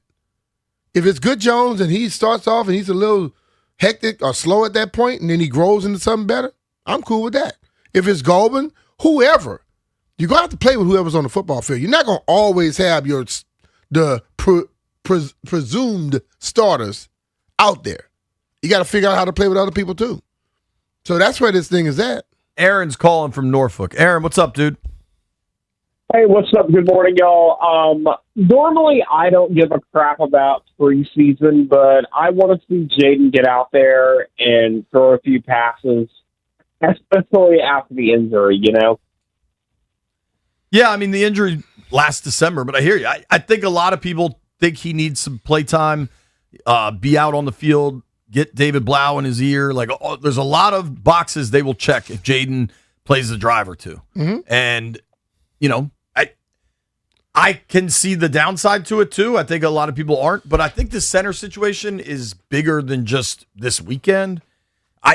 I firmly believe they will add someone to the roster. And, like, extrapolating it out even further, you've also got, like, generally your active players on game day, you want versatility out of. And I think that's why they're trying to see if Golbin can play a little bit of guard so they can have him active on game day. You know, Julian Good-Jones probably is a guard, and he's playing center. I mean, heck, you could argue Allegretti is a guard that is playing center. I do think they believe they can kind of duct tape that thing together. I also think when we get to roster cuts, they're going to add somebody, especially now that Allegretti's got, I mean, I think it's fair to say this is a lingering calf issue. It's August, but it has now impacted. Jeff, can you play number 10 from DQ yesterday? I asked Dan just what is the impact here?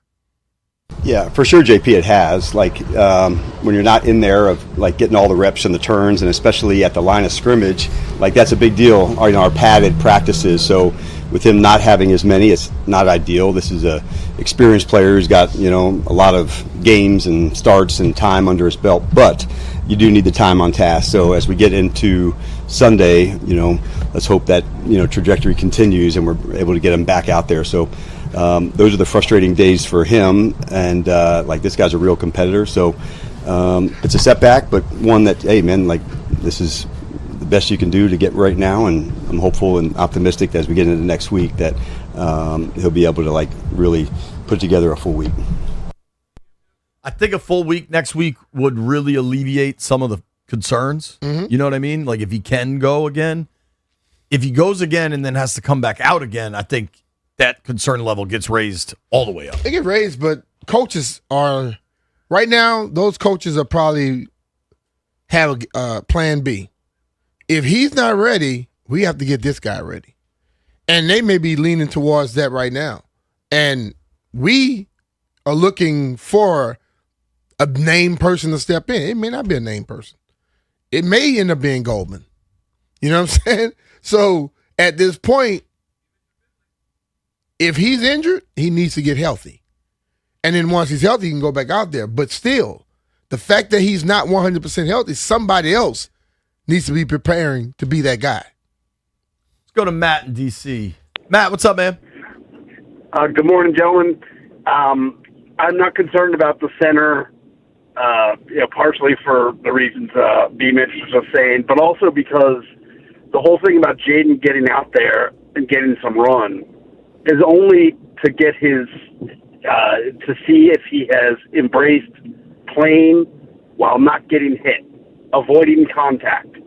I will take whatever percentage reduction in offense that might occur to have Jaden not put himself in physical danger. I feel like that's the only thing. And it doesn't matter who's playing center.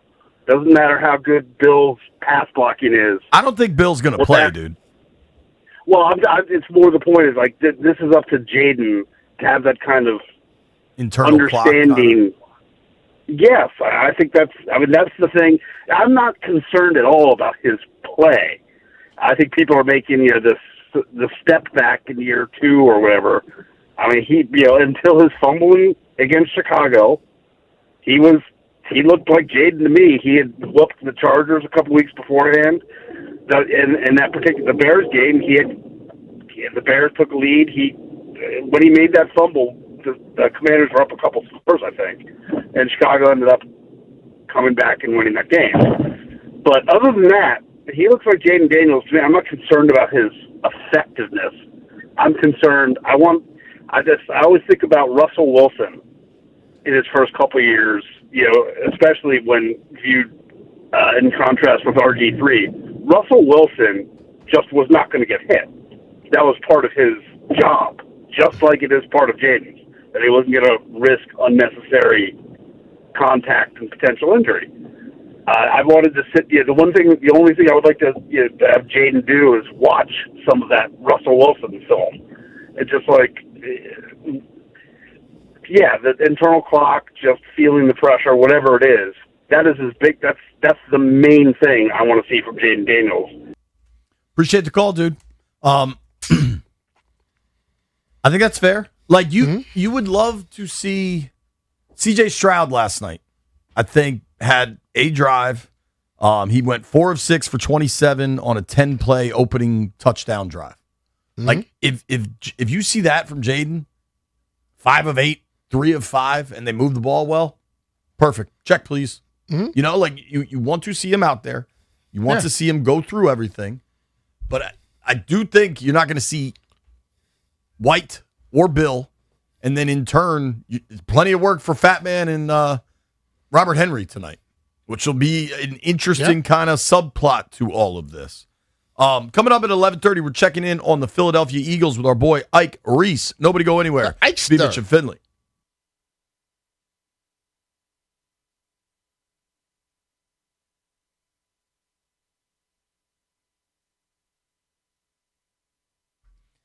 Everybody talks about making the most of summer, but at Offenbacher's, the fun doesn't have to end when the weather cools off. It's starting to cool off. You notice that, B? Mornings are a little chilly. JP Finley here for Offenbacher's. Right now, through August 18th, you can save up to $4,000 on select hot tubs and swim spas. If you've ever thought about adding a swim spa to your home, now is the perfect time. You can swim, exercise, or simply relax year-round, no matter what the weather brings. And if you've been thinking about upgrading your outdoor space, don't miss Offenbacher's end-of-season specials on premium patio furniture and umbrellas. You'll find exceptional values on select pieces with limited quantities available. Plus, ask about Offenbacher's floor model sauna and swim spa sale for even more outstanding savings. Stop by one of Offenbacher's convenient showrooms in Herndon, Rockville, Gainesville, or Annapolis, or visit Offenbachers.com. But don't wait. These special savings end soon.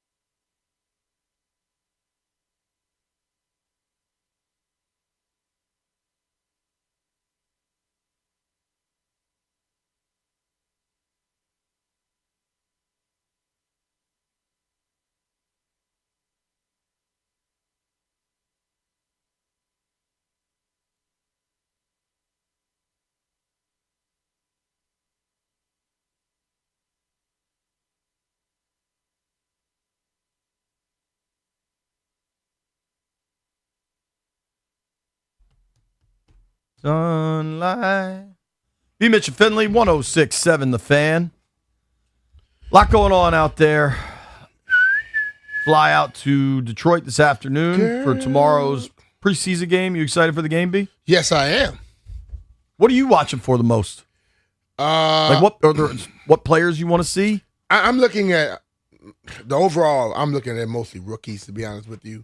But the receiver position and the return game are what I'm really paying. Have you watched Robert Henry? I watched him at practice the other day at returns. I found that pretty intriguing. What? Robert Henry as a kick returner? I've been thinking that since day one. I've said this for the last 3 years since they changed the rule. Running backs are far more effective at the kickoff returns now. Or a Deebo Samuel type, a very aggressive guy who because receivers and running backs, defensive backs, pitter-patter before they can just break through the line. Running backs and those guys like Deebo, those, Swiss Army knives. Luke's done a good job there, too. Yeah. Luke has hit it very hard. Yeah. So when you look at Luke, I imagine that's a coaching point from Izzo, don't you think? It's like I'm sure he's telling them that, but naturally, if you're a guy that's been running the football, you understand how to set up blocks and what you got to put your foot in the ground and get through that hole. When you start in one spot, you're allowing yourself to close up on you. So those running backs, you see them hit, boom, they gone. You know who I'm really excited to see this weekend? Who that? Two big boys that have been making plays that are going to get a lot of run in this thing because I don't think Payne's going to play. He had that mystery injury. Barber on and Coward. Barber and Coward. Yeah. I mean, both these guys, 6'3", 3 bills. Another friend of mine last night, and Barber is their client. Oh, cool. Yeah. Like, Barber and Coward. They made plays in the last game. And Barber's made plays at camp day after day. See, for me, Jay, I like the first preseason game to come and see who does well and who doesn't. And then the next game, I want to see how they respond because too many times there are guys who do great in that first game and they take a step back in the second game. Or the guy that did absolutely horrible in the first game, they take a major step. Then the next week, I want to watch them again to see how they keep going because this thing is not being exceptional in one game and then disappearing. It's about, do you gradually get better week after week? Totally. And I'll be looking for that. And I don't mean to not include Shy Tuttle in that conversation either. Shy has opened a lot of the eyes on his coaching staff. I'll tell you that. Yeah. He's been here, too. Like, yeah. He's been around. Yeah, is new. We're obviously not going to see Johnny Newton. I don't think we'll see Payne. So those guys are going to get some opportunities. I don't think we'll see Settle. One slight quibble, and I recognize this is not official. This is like, an administrator of the website. On the Commanders' official website, they have Allegretti listed as a guard. We got to update that, dog. Get that to center. Put the GC on there. Yeah. Guard and center. GC works. I kind of think we'll see Frankie. You think we see Frankie this weekend? Yeah, I think so. Listen, I really believe this second game is going to be approached just like we always thought it should be. Like they're going to try and play some guys, and certain guys going to have a drive. Certain guys probably have to go a little bit longer because they're looking at people in different ways. And I think fans have to understand this.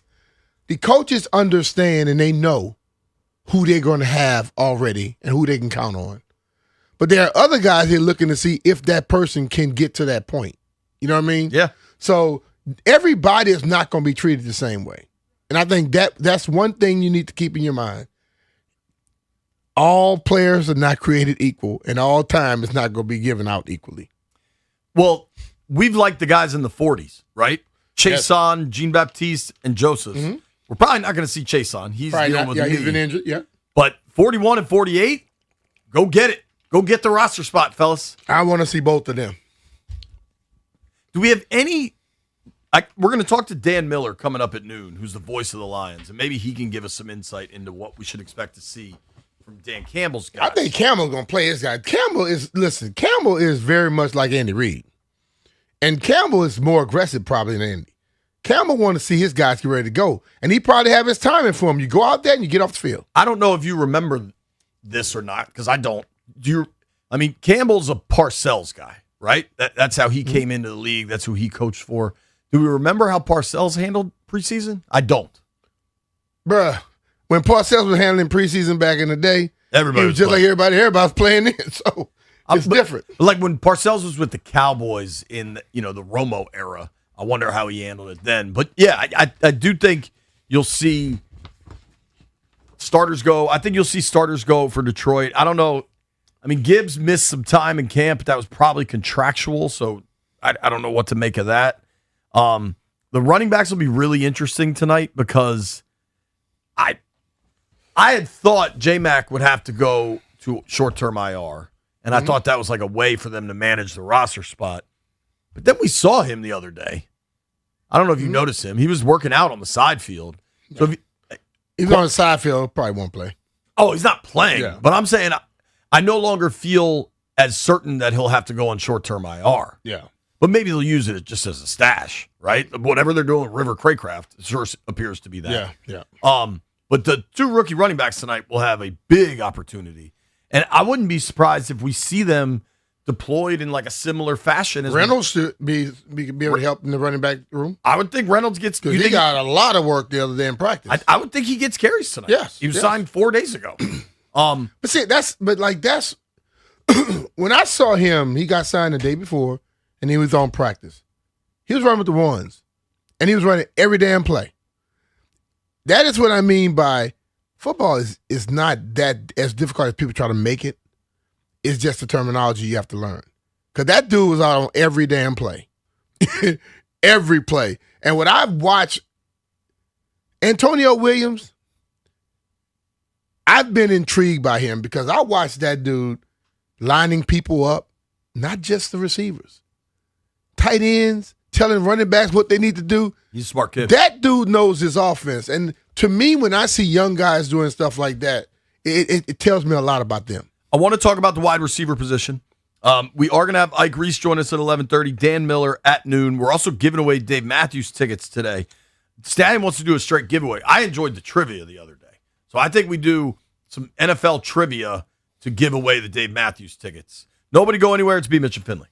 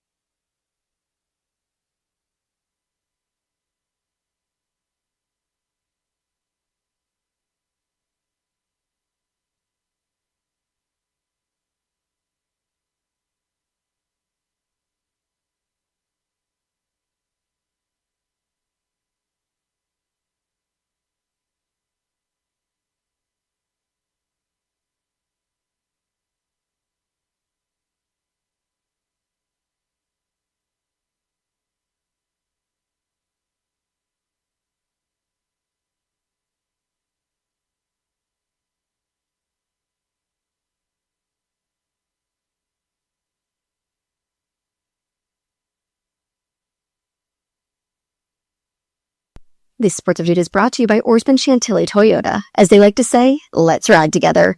We're officially in week 2 of the preseason after a 2-game slate last night.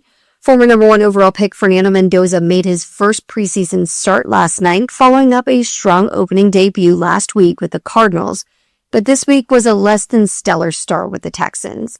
Still, even with Mendoza allowing an early pick 6, the Raiders were able to pull out the last-second touchdown for a 2-point victory. Raiders still not naming a starting quarterback. Apparently, Clint Kubiak wants everyone to not get too comfortable just yet, saying that he has another week to make a decision. The 49ers, meanwhile, dominated the Chargers, in part thanks to another really solid showing from rookie receiver Deshaun Stribling. Orsman Chantilly Toyota keeps their customers happy by offering great deals on the area's best selection of new Toyotas, each backed by the Orsman Lifetime Edge, featuring up to $1,500 in extras. As they like to say at Orsman Chantilly Toyota, let's ride together. From the Crop Metcalf Sports Desk, Savannah McCann on The Fan.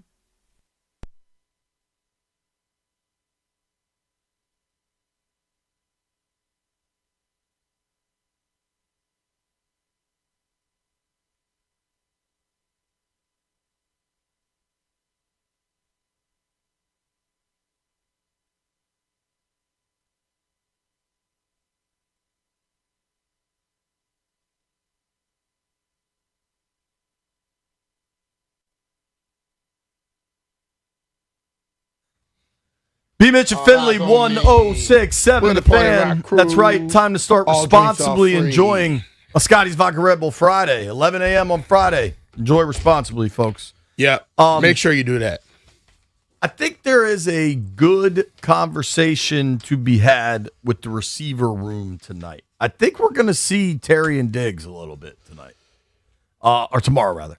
I think the receiver room is really interesting. How many they're going to keep. The addition of Steph Diggs made this a lot more complicated. And it's good. It's a good problem to have when you've got a lot of good receivers. It's wild to me to think about the receiver depth this year versus last year when we saw Chris Moore lead this team in targets for 5 games. Yeah. I the thing about Steph I like so much is he came in here with a reputation per se, but everybody that talks about Steph talk about how he's helping everybody, how he's a pro, how he's setting stuff up. And Diami was like raving about it yesterday. When you watch him, I think he's the typical athlete where when you get to a certain level, you want to leave something. You get what I'm saying? Yeah. When you're young, you're trying to establish yourself. You ain't helping nobody out. When you get a little older, you do. I think that's going to be a big plus for this team. So, specifically in this receiver room, Terry, Diggs, Williams, that's a certainty. That's a certainty. That is 100% lock. I think Trey Burks is close to that category. I think Trey Burks is damn near a lock. Could be. I'll put Lane before that, though, because he got the return game plus that. Yep. So he's had a good camp, too. I think that's 4 people there. All right, so you've got Lane as number 4. I agree with you. I think he's on the roster. I don't know if it's number 4 per se, but I'm saying he's one of the 4. Right. He's one of the 6. They're going to have 7, whatever. Right. So I think it gets really interesting because Terry, Diggs, Williams, Lane, Burks. You still have Diami. You still have Van Jefferson, Luke McCaffrey, and Jaden Bradley's been quite good. Jaden Bradley. Undrafted kid out of UNLV. I don't know if he's ready to make the step, but you know what he's doing? He's damn sure putting his name in the argument. Because that kid, he does it all. We saw 3 times, 2 times he was damn near taking the ball off the punter's foot. The other time he almost got it in the air. He covers. He's caught the ball, and he's a 6'4" guy. And then on top of it, he's willing to try anything they ask him to do. Who do you think? I think Bradley and Jacoby Jones are guys they would like to get to the practice squad. Mm-hmm. I think that's the path there. Jacoby Jones, I believe, spent time on it last year. It's a lot harder to keep track of the practice squad now that it's 16 guys and it's a constantly shifting thing. 17 with that extra one, right? I know. Who is their international pathway guy right now? Is it Moraga? You got no. How you pronounce that? D lineman. Yeah, big D. He's a linebacker. You got Marin. You got a. Don't you have? Well, I would think that Petit Frere is a.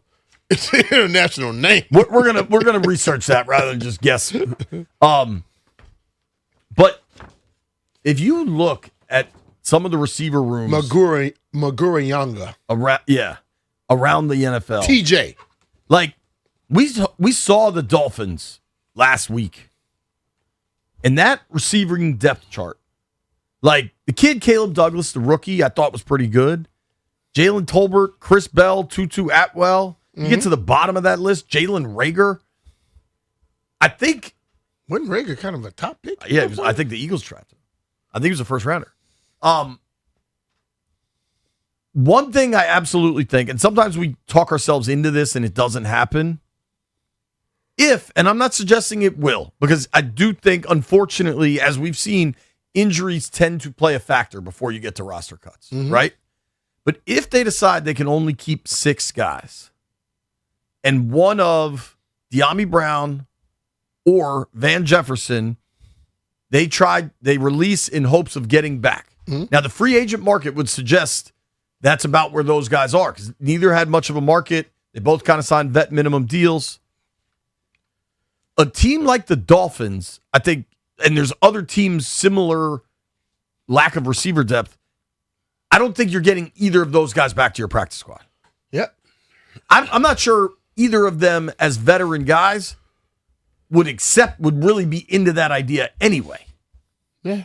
Maybe they would. I don't know. But like Van Jefferson to me has impressed me since the first day of camp when I saw him really run. Dude can run. He can fly. De'Ami's had a great camp. I ask you a question though, and this is not trying to be funny. How many guys, year 1, year 2, year 3, who have been on practice squad, jump on this new thing and try to go back to college in the transfer portal? That's a hell of a question. I mean, because let's be real. The money they could possibly make back in college since this judge has opened this up is probably more than they're going to make on practice squad.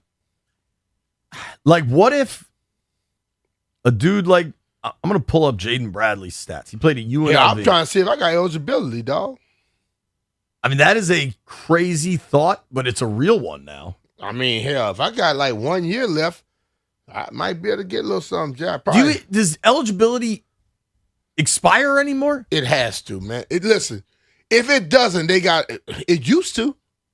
I know it used to. Now, we got guys playing 8 years in college. Now they telling guys, oh, you're in the pros, you get cut, you can go into the transfer portal. Ben Strober sitting in for White Brian today. We're just going to assume that seat has answers to things. Strober, does eligibility expire anymore? Because Jaden Bradley played 5 years of college football. Started at Pitt for 2 seasons, then went down to Charlotte, then finished at UNLV. But see, I can't imagine 5 years has always been the norm with the red shirt. With year. the red shirt, yeah. But there are guys that have played 7 years. Nick Nash, that's on the Commanders roster right now, the receiver. He's like 26, 27. Played 6 years of college football and played all 6. Does eligibility expire, Strober? It says that it does, but like, did you see the other day, Billy Edwards Jr. is now going to be the quarterback at UNC. He's been in college for 6 years now as well. It says 5 years according to the search that I've done here, but I think because of all the grants they've done over the past couple of years with court rulings, now it seems like it doesn't even really apply if you get an injunction or whatever they do in court for you. That's the Billy that played for Maryland? Correct. And then went to Wisconsin? Yep. What? Because remember, he got hurt. I mean Maryland. this respectfully. I'm sure he's a nice young man. Dude can't play quarterback. How does he keep getting these jobs? You know, there's always somebody that think you can because they thought you could. Do you disagree with me, Ben? You're probably watching Maryland football more intently than I am, and I didn't tune into many Badgers games last year. But, like, he's just not an accurate passer. He's a tough kid. He runs hard. A lot of people called us twins because we look alike, but... He's got red hair, too? He your height? He damn sure can't play quarterback. He's got to be a foot taller than you, Strober. He is a foot taller. Okay, I'm about to say, Ben. But he was not very good at Maryland. Y'all twins like Danny DeVito and what's it called? Arnold Schwarzenegger. All right. Let's say they're keeping 7. hypothetically, at Okay. wide receiver. Mhm. Terry, Diggs, Williams, Lane, Burks, Luke, Diami. You don't even get to Van till 8.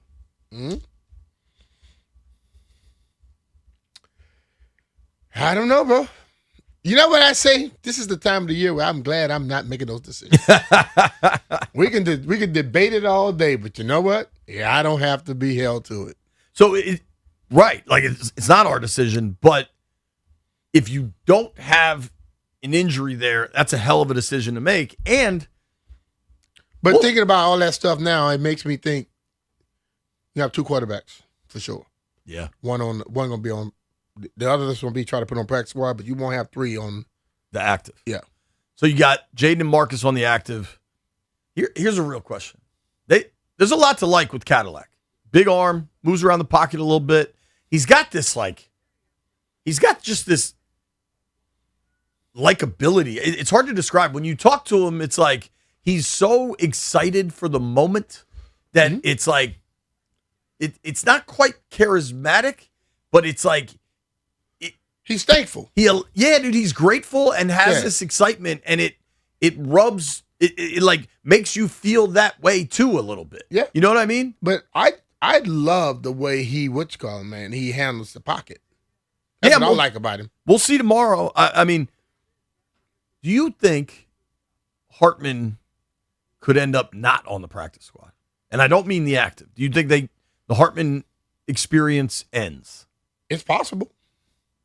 I mean, looking at Cadillac Manis and watching Hartman, if I had to make a decision right now, Ethan would be the third guy. 100%. Just the arm and strength. this is like just listen, the man, arm strength. Just first of watching all, them and I grow. want people to understand, it's not about me liking a person, the affection aspect. I watch who I think are a better football player. Right. And I believe he's a better quarterback right now. And Hartman's had 3 years to develop in this situation. What does Cadillac Manis look like in 3 years? That's I don't what know. I'm saying. So I do agree with you, two quarterbacks, which maybe opens up a roster spot. So people understand the 53-man roster, you got 3 specialists, snapper, punter, kicker. So then you have 50 spots for your offense and your defense. Generally, there's a 25-25 divide. What else is going to be interesting? Roster cuts are due in 9 days. I think it's 3 p.m. on the 30th. Don't quote me on the time. Could be 4 p.m. But that is 2 weeks before their first game. Mm-hmm. So whatever that initial 53 is could look a lot different by By the time of the Wednesday game. of that week. Oh, hell yeah. So, like, we all get so caught up in the 53, but it could go a lot of different ways. The receiver thing is super interesting. Even if you are gaming your roster, I don't think you're breaking camp with 8 wideouts. Do you? No. 8 is a lot, dog. And then, right. 7's a lot. But going one step further, I think they've got to keep 4 tight ends. I think you keep Bates. Chig's obvious. Bates is obvious. To me, Sennett is relatively obvious. And Yankoff. They've done it before. I don't know where you create the space. The one good thing is Tunsil eventually is going to get put on IR, right? But I don't. Now, they've added tackles for camp. But because you have Coleman immediately as your starter, because you have the depth with Wiley and Trent Scott,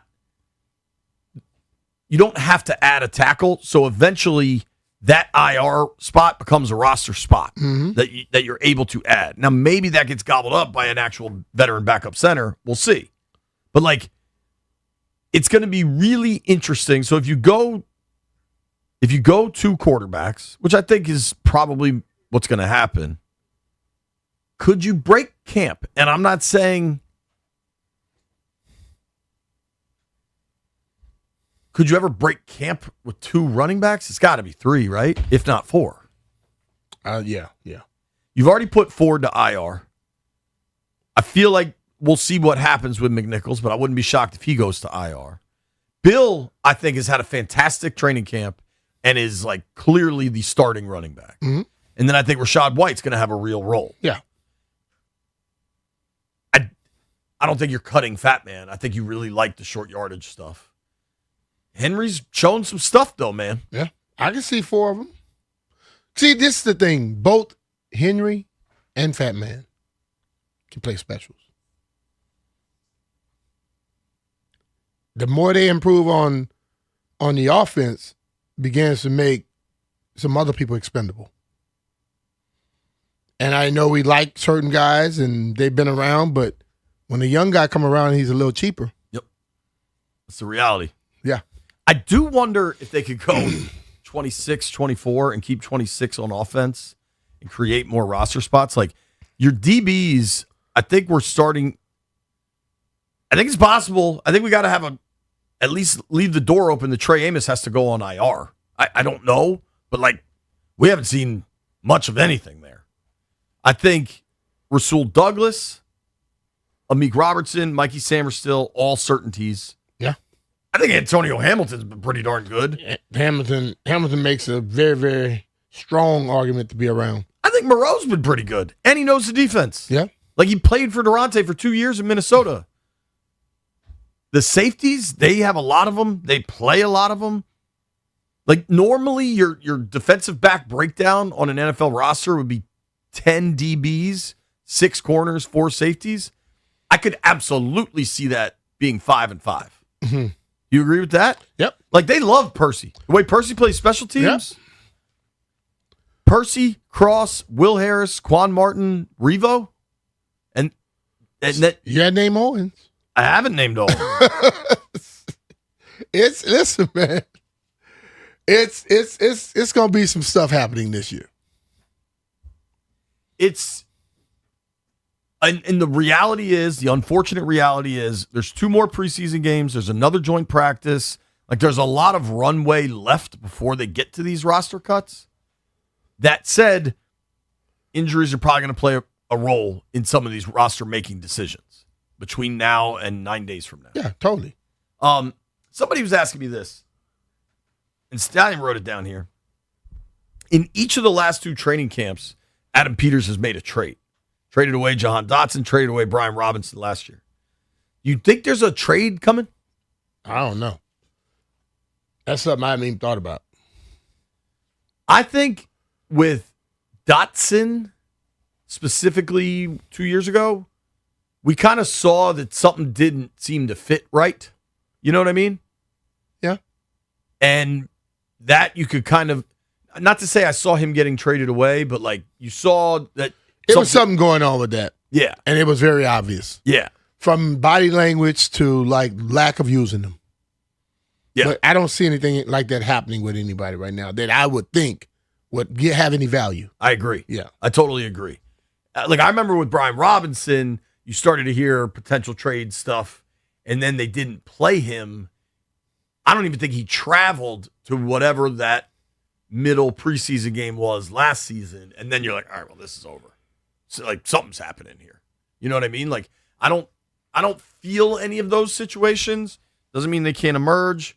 I don't know that maybe if they really like their depth at receiver, maybe there's a conditional pick for Diami or Van out there. I kind of doubt that. I don't think they would trade a guy like Luke. I mean, you just drafted him top 100 2 years ago. But like, if all of a sudden you have some depth at receiver, there's going to be other teams that do not. Yeah. Maybe there's a conditional pick out there. I think we're maybe extrapolating too much, but now's the time we're talking about the roster gets fun. And the guys that are going to be on the field tomorrow at Ford Field have the opportunity to change the conversation, good or bad. Totally. Speaking of changing the conversation, let's check in with Ike Reese when we return. B's old teammate.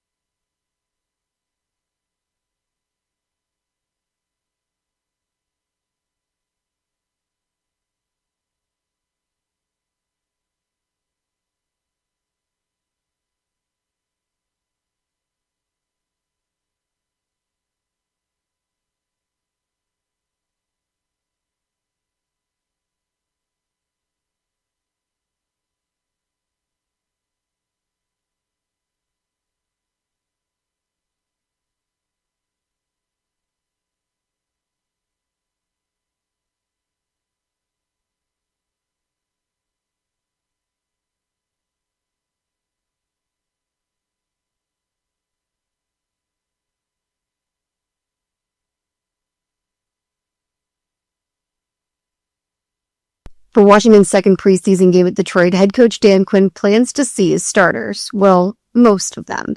He said the jury's still out on whether or not Jaden Daniels will give it a go.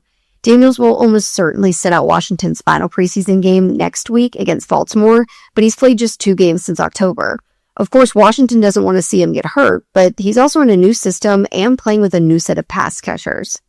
For preseason football, we've got 3 games going today. The Jets taking on the Steelers, the Panthers traveling to Jacksonville, and the Packers facing the Denver Broncos. But also happening tonight, 7:10 p.m. right here on 106.7 The Fan. Tune in to listen live as the Nats start up a brand new series down in Miami against the Marlins. The Nationals didn't get to Miami until 4 o'clock this morning, but Brad Lord, your starter for tonight, went a day early, so he is well rested and ready to go for the start of the series. From the Crop Cat Sports Desk, Savannah McCann on The Fan.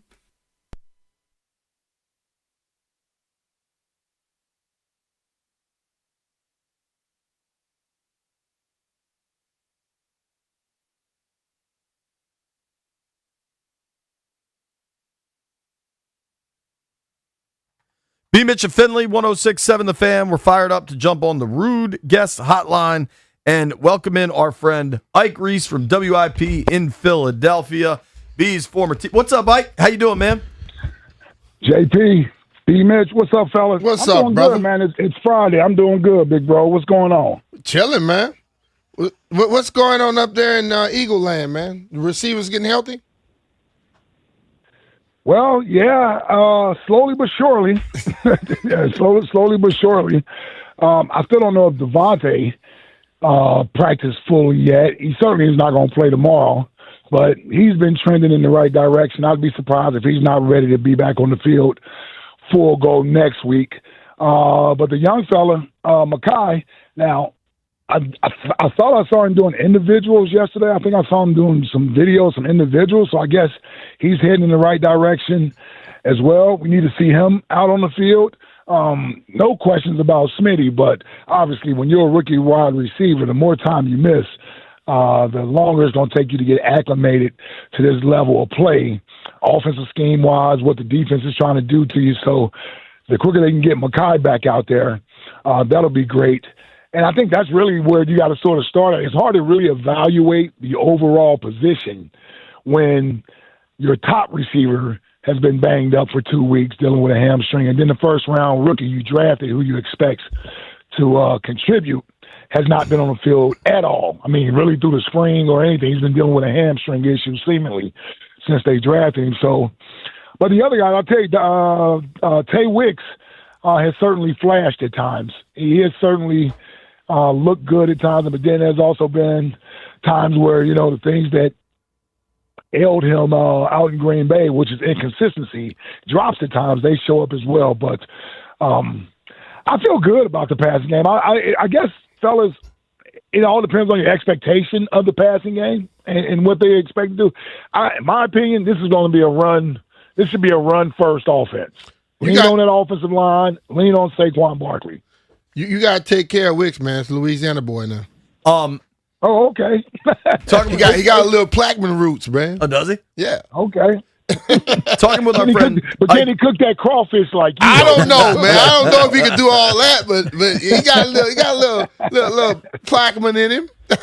Where'd he go to college? Was he a Rage Cajun too?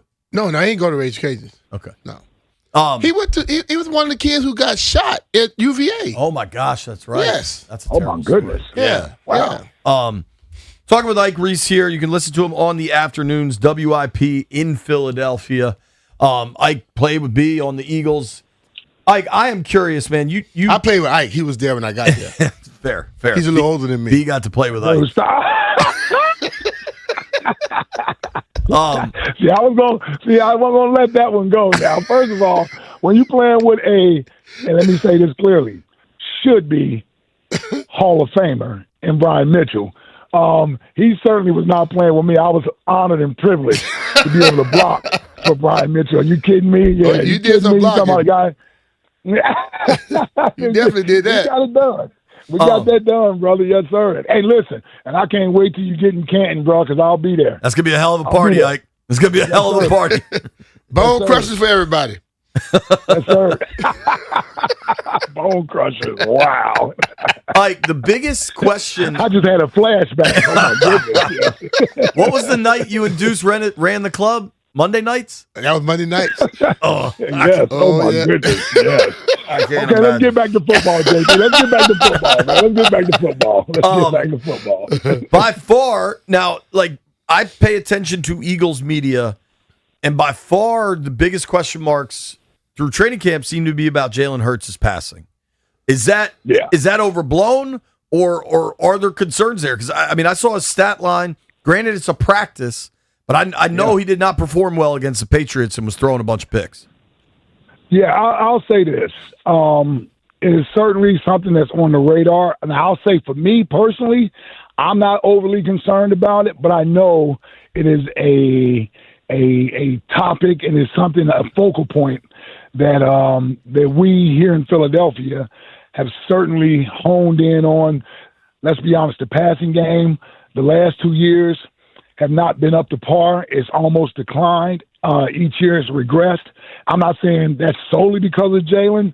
I'm just saying the passing game in general. So when they brought in Sean Mannion and this new offense that's being implemented, there are expectations for the offense, right? And we as fans, media and I'm pretty sure the Eagles as well. That's why you bring in a guy like Sean Mannion. They want to see improvement in the passing game. My only thing is I just don't think this offense will or should ever be a throw it around a yard type of an offense. 40 attempts, no. If you're looking at 30 attempts, maybe 35, if you're pushed to that, I'm perfectly fine with that. I think that's where Jalen's going to be at his best. So it's not where they wanted to be right now, and it certainly has hit a few bumps here and there. But my expectation is that this offense is going to get better as the year goes. All right, he's dealing with his, seventh, I think, or eighth offensive coordinator since he's been in the league. And it's going to take some time. He has a lot of new weapons. And these aren't excuses. These are, to me, would be explanations as if the offense doesn't sort of hit the ground running the first 4 to 5 weeks of the season from the passing game standpoint. I think it'll be better as the year goes on. But to your ultimate question and point, yes, the passing game has been a focal point for a lot of us around here as far as evaluating. I think it's a little unfair. I think there's also been enough positive reports that Jalen has been doing some good things as well, like playing under center, throwing the ball over the middle of the field, the play action passes, things that we hadn't seen a lot of him do in the past.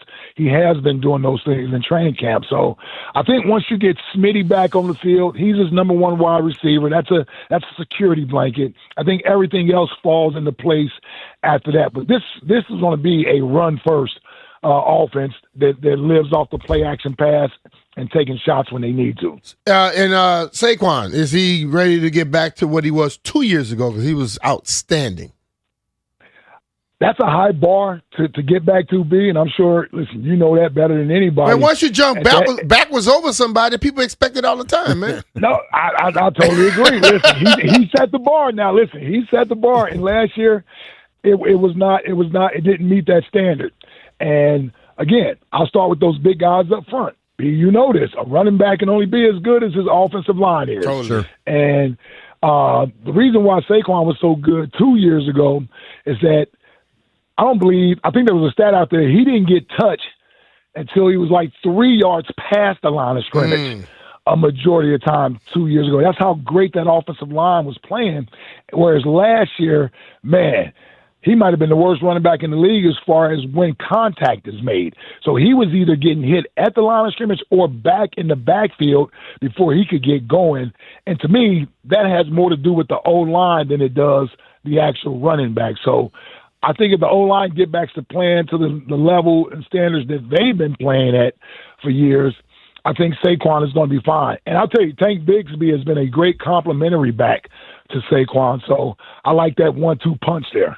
I like that too. I like Bigsby. I think he's been a pretty good player over the years. Yeah. I wanted to circle back to Hurts because I'm just curious, especially with you hosting an iconic sports radio station in WIP in Philadelphia, and you guys have callers sun up to sundown, right? Yeah. Hurts, it's remarkable kind of the discourse around Jalen Hurts because all that guy has done is win. 57-25 in 6 years as a starter, a Super Bowl ring, a narrow Super Bowl loss. I think he's probably played his 2 best games ever in the Super Bowl, which is pretty remarkable, kind of matching the moment. Career 65% passer, 110 touchdowns to 45 picks. And yet, he seems like a lightning rod.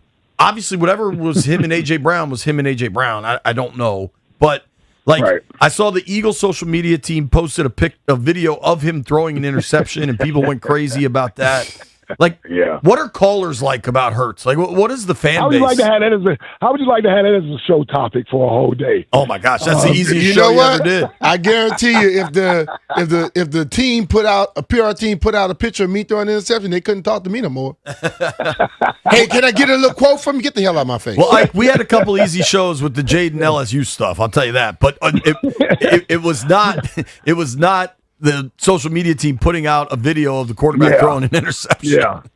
No, I totally agree. I totally agree with you, and I think that's the polarizing effect that Jalen has.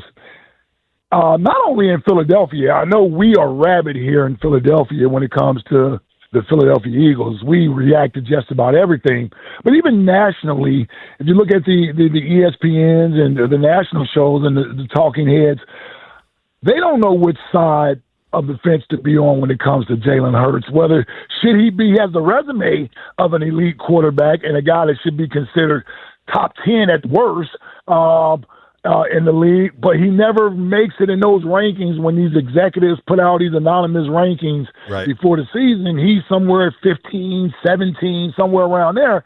And it's like, do you give him credit for the winning, or is he winning because he's surrounded by so much talent?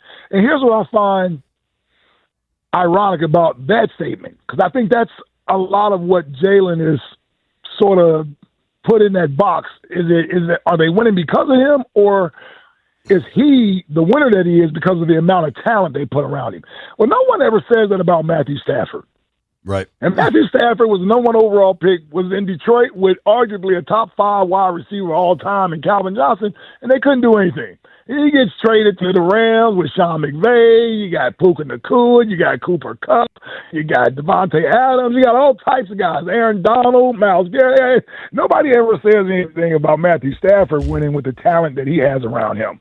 I say that to say I'm good with winning with Jalen, and I don't care how it looks. He's the best quarterback the Eagles have had in this era of Eagles football. He's on a Hall of Fame trajectory as a quarterback, but yet and still he has to prove himself every year. And I think for those people who don't necessarily, the beauty is in the eye of the beholder. So if you don't see beauty when you watch Jalen Hurts play, I don't know what to tell you. I don't know what he's going to have to do and show you for you to see that.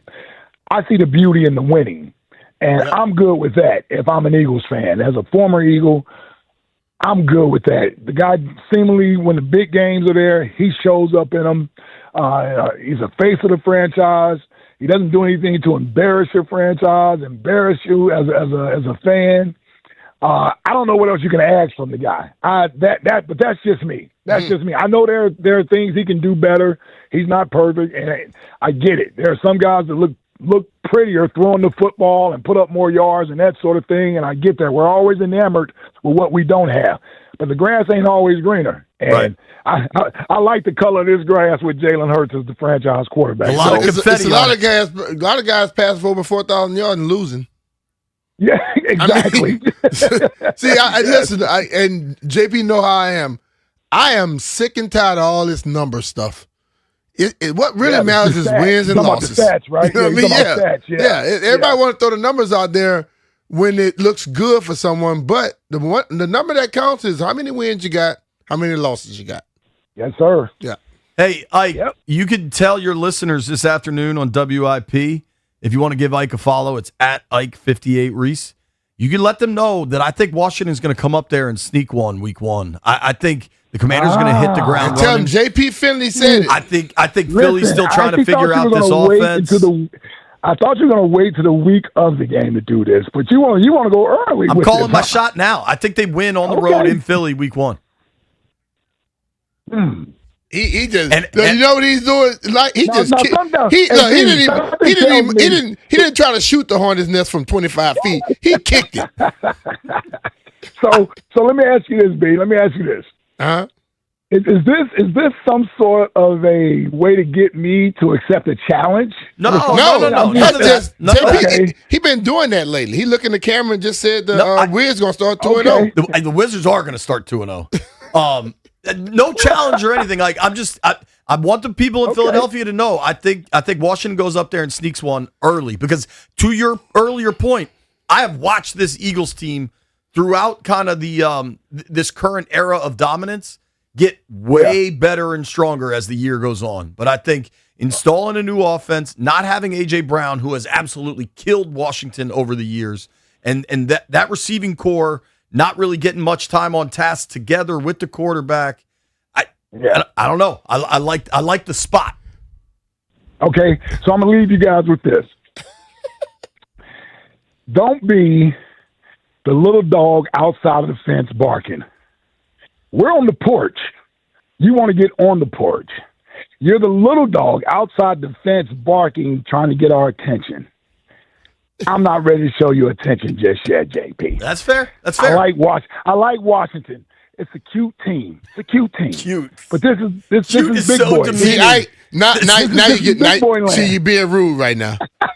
You call the team cute. The Eagles are 7-3 in the last 10 against the Skins. So Ike has a point. Sir, I look forward to seeing you. 7-4. I want to see if I can poke B. Mitch. I want to see if I can poke B. Mitch and see if he was going to respond to that right there. Yeah. Thank you. Hey, He next did time- like he was supposed to. Next time we talk to you, I'm gonna find out exactly how the people feel about LeBron staying in New York. But we'll get that later. I am curious about that. Ike, thank you for the time, man. All right, guys. All right, brother. You know, Take always care, love it. man. Appreciate it, fellas. Take care. The great Ike Reese. Give him a follow at Ike58 Reese. Tune into WIP. Sometimes it's fun to listen to Philly sports talk, man. That's a passionate fan base, Jeffrey. Nobody go anywhere. We're talking to Dan Miller about the Lions at noon.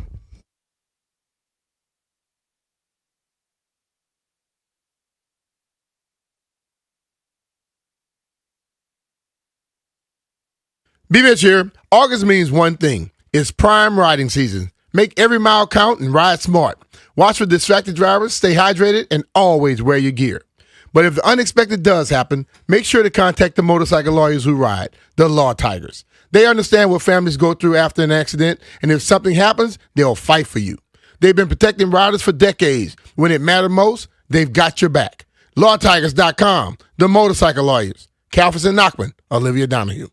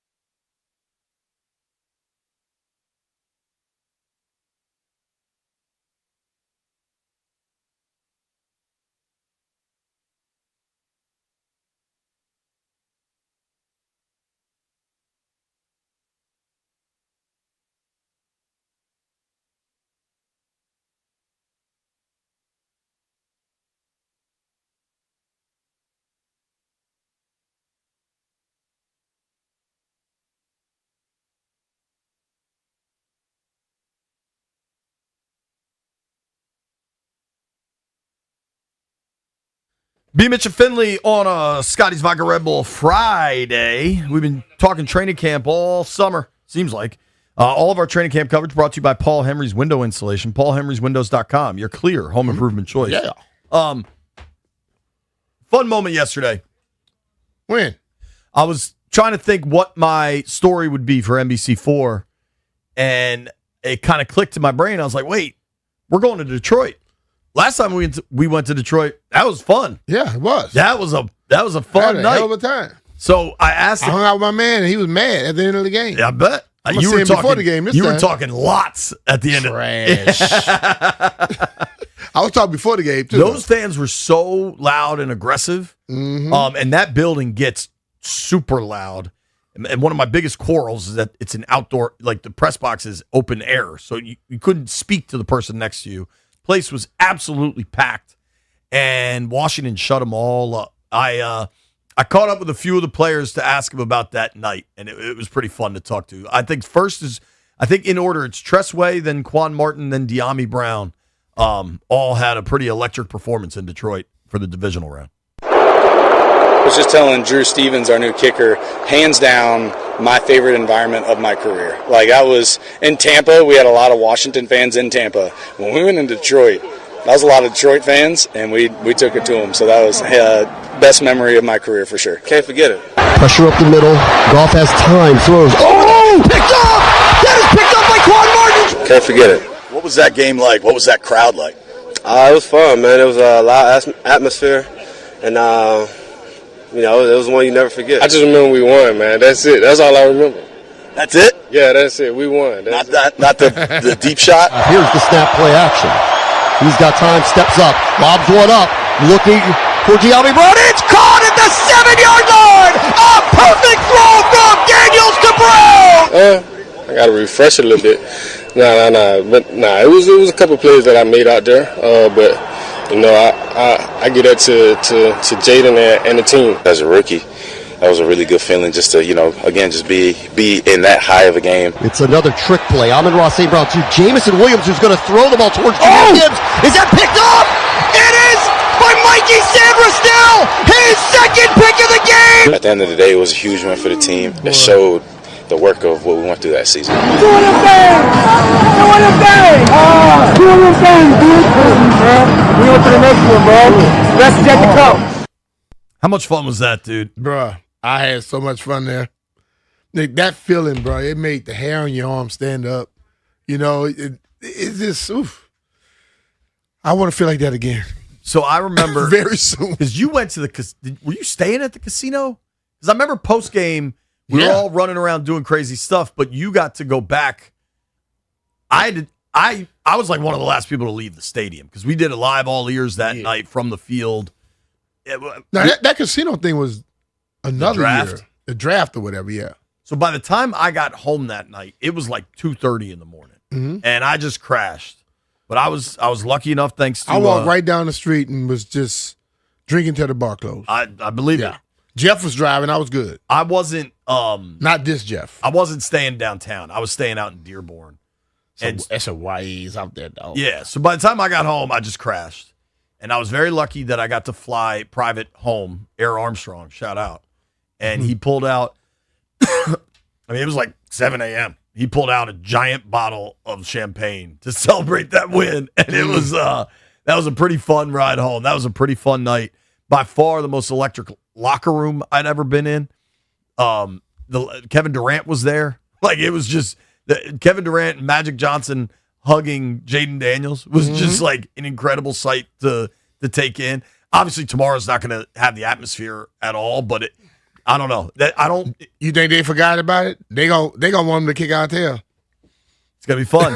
We're gonna preview tomorrow's preseason game. Dan Miller, voice of the Lions, joins us next.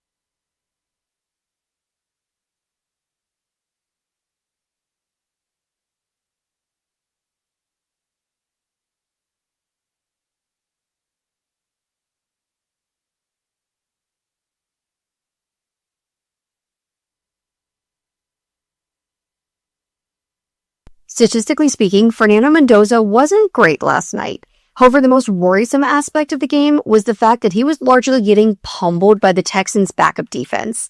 It's arguable that Houston's defensive reserves could be as good as some teams' starters, but it's still pretty worrisome that the 2026 NFL Draft's #1 overall pick was hit 5 times, pressured on 37.5% of his dropbacks, and sacked once.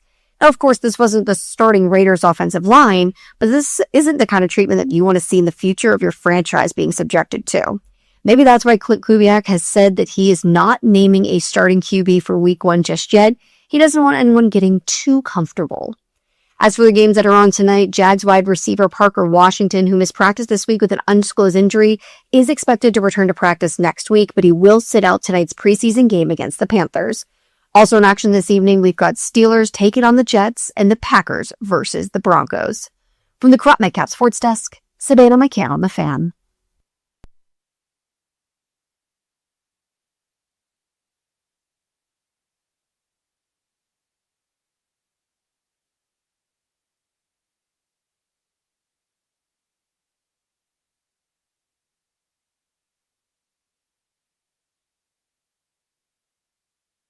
Noon in the District of Columbia. In about a half hour, we're going to give away some Dave Matthews tickets, a little trivia contest. You got to answer some questions. Right now, though, we are fired up to get on the Rude Guest Hotline. Welcome in voice of the Lions, Mr. Dan Miller. Dan, what's up, dude? How are you? Hey, guys, what's happening? We're good, man. What's going on with you, bro? Hey, just like you guys, getting through this camp, getting ready for the regular season, and kind of reach that point where you can see the end of it there and then start getting excited about games that count and seeing these teams get to work. How are things going now with Montgomery out of there and Gibbs, the main dude? Yeah, that's going to be interesting, Brian. It's Isaiah Pacheco was brought in from Kansas City to be the number 2 back. He has been out for a while. We don't know how long this is going to linger. So, right now behind Gibbs, you don't have a lot. Jacob Saylor's had a really nice opening game against Cincinnati, did some good things for him last year on special teams. They like his toughness. Sione Vaki, wouldn't be surprised if he gets a heavy dose at running back this week against Washington, but you don't have a ton of experience now behind Gibbs as long as Pacheco is not in there. So, look, I didn't love David Montgomery being dealt this offseason. Loved having that tandem back there, but I also understand that, Montgomery wanted to go someplace where he was going to be a little bit more featured, and this was clearly moving in the direction of Gibbs. Although I think in this league today, you still need to have 2 of those guys back there. Yeah. It's let's start here, Dan. I'm curious what Campbell is going to do playing guys tomorrow. Are you expecting to see the starters? Jared Goff, how will he determine that rotation? Yeah, he made it clear that you will not see Goff, but I think that you're definitely going to see a number of starters in this game. We didn't see many against Cincinnati. This is kind of, I just got done with him recording something for the pregame, and this is kind of the old game 3 of a 4-game preseason that they're looking at here, game 2. I don't think you're going to see some of the main guys. You won't see Gibbs. You won't see Saint. Be shocked if you saw somebody like a Jack Campbell. But in particular, they need that offensive line to play. Don't know that you'll see Sewell. I would doubt that, but they've moved some things around, and then they lost their center, Cade Mays, to an injury that after signing him as a free agent. So they need Juice Scruggs to be in there and play at center. They need Christian Mahogany to take that spot at left guard where he has been kind of slow to grab that position and put a stranglehold on it. They need snaps for Tate Ratledge, and Blake Miller's a rookie. He needs snaps as well. So I'd say 4/5 of the offensive line is going to play. And then these are important snaps for these guys because, like I said, this is going to be a significant change from last year when the offensive line was a problem, and they're trying to make that unit better. So I think defensively you'll see some of the starters, but again, frontline guys, will you see Aleem McNeil? Highly doubt it. But secondary, they're still sorting through some things. So some guys that will be starting opening day will certainly be on the field for this one. And then, this is as close as you're going to get to seeing anything resembling in the regular season for the Lions in the preseason. We last time we were up there was the playoff game, and any fans still upset and want them to try to play everybody against us? You know what? I mean, look, that was a convincing game. I mean, that game was kind of a microcosm of what happened to them in that season. And you know, everybody looks at the 15-2, but if you look at what happened to that team defensively from really the Buffalo game on, they were running on fumes. They just didn't have guys. And you look at that game, they couldn't get any stops, and they couldn't get Daniels and that offense off the field. And, you know, they scored 31 points and still got run out like a track meet. So it was that was disappointing. You know, you put up 15-2, you get the number 1 seed, you're at home. But again, I think if you take a step back and look at that, you had one team that was ascending and playing well, and you had one team in Detroit that had kind of been hanging on for a while, and their offense had been doing some good things, and their defense had what looked like a good game against Minnesota, which was in some cases true, but also Sam Darnold having a really bad game in Week 18. Mm-hmm. They just lost too many guys on that defense, and Washington took full advantage. It is crazy, man. That we were just kind of reliving that night a moment ago, and I asked some of the players about it yesterday for a TV package for tonight. It was just, it's crazy how that year both of those offenses were just so explosive. Cooking. Obviously, Washington went in the tank last year. Injury is a big part of that. Detroit was still, you guys were still pretty good. What'd you finish, 9-8 and outside of the playoffs? Like, what do you think shifted last year? And is losing Ben Johnson that big of a part of it? Well, I mean, they still were 4th in the league in scoring last year. Right. So it wasn't like they stopped scoring. But the difference was, if you go back to 23 and 24, and in particular in the run game, when they had to have it, they got it. Mm-hmm. Last year, in critical situations, when they had to have some things, they didn't have it. And the offensive line was not the same unit that it had been in 23 and 24. Frank Ragnow retiring was a huge part of that. I mean, you're talking about one of the best centers in the league, and he wasn't there anymore. And, you know, you go back to the 2 losses they had to Minnesota. They had no ability to handle that Viking front and what they were trying to do to them. And the loss to Pittsburgh was just kind of ugly. Offense really wasn't there that day. And those are the 3 games that ended up costing them. And, 9-8, last place in the division, didn't make the playoffs.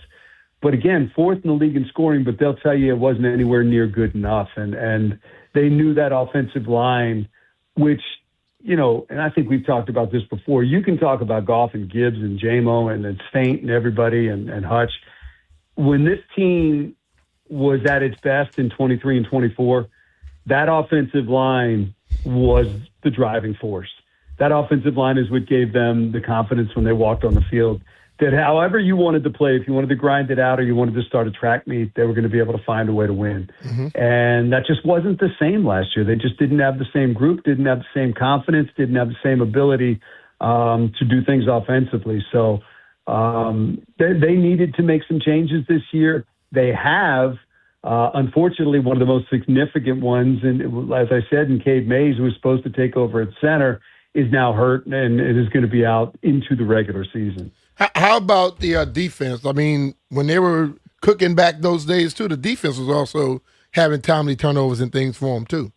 Yeah, and the unfortunate thing there, Brian, is you're going to be missing 2 of the best playmakers in the league. We just don't know how long, because Brian Branch and Kirby Joseph are both out, are both going to be out for the start of the regular season. Branch is coming back off an Achilles, and Kirby just has a knee that is honestly something of a mystery. They've talked about it and talked about the fact that they're doing everything they can to rehab it. It is not a surgery thing. It is just that knee has not fared well over his football career, and he's got some significant damage in there.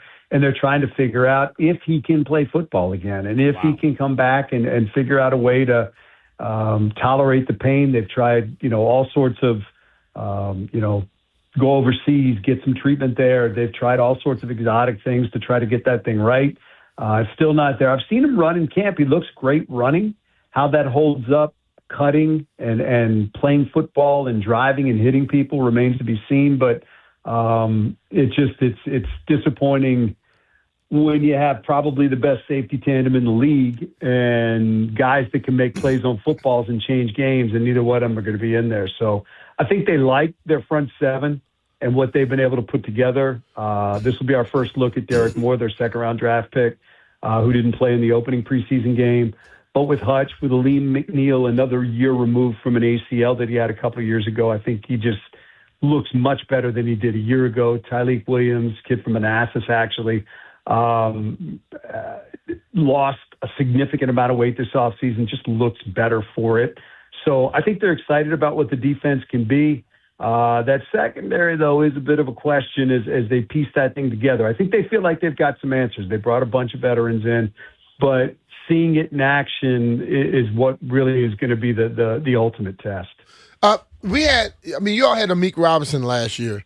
Yeah. And what could you tell us about him? I mean, the one game I happened to sit and watch the whole game, he basically handled Jefferson.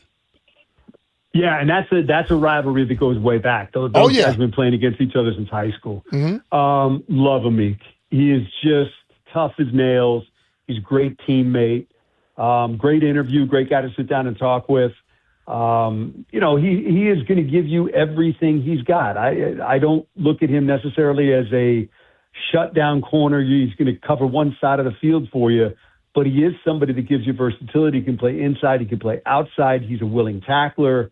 He's just a good player to have on your team, and he gives you, as I said, some ability to move around if guys go down, and you can pretty much play him anywhere you want to, and he's going to give you everything he's got. But he was just one of those guys here that things happen, you move in a different direction and bring other guys in, and he obviously found a better deal there.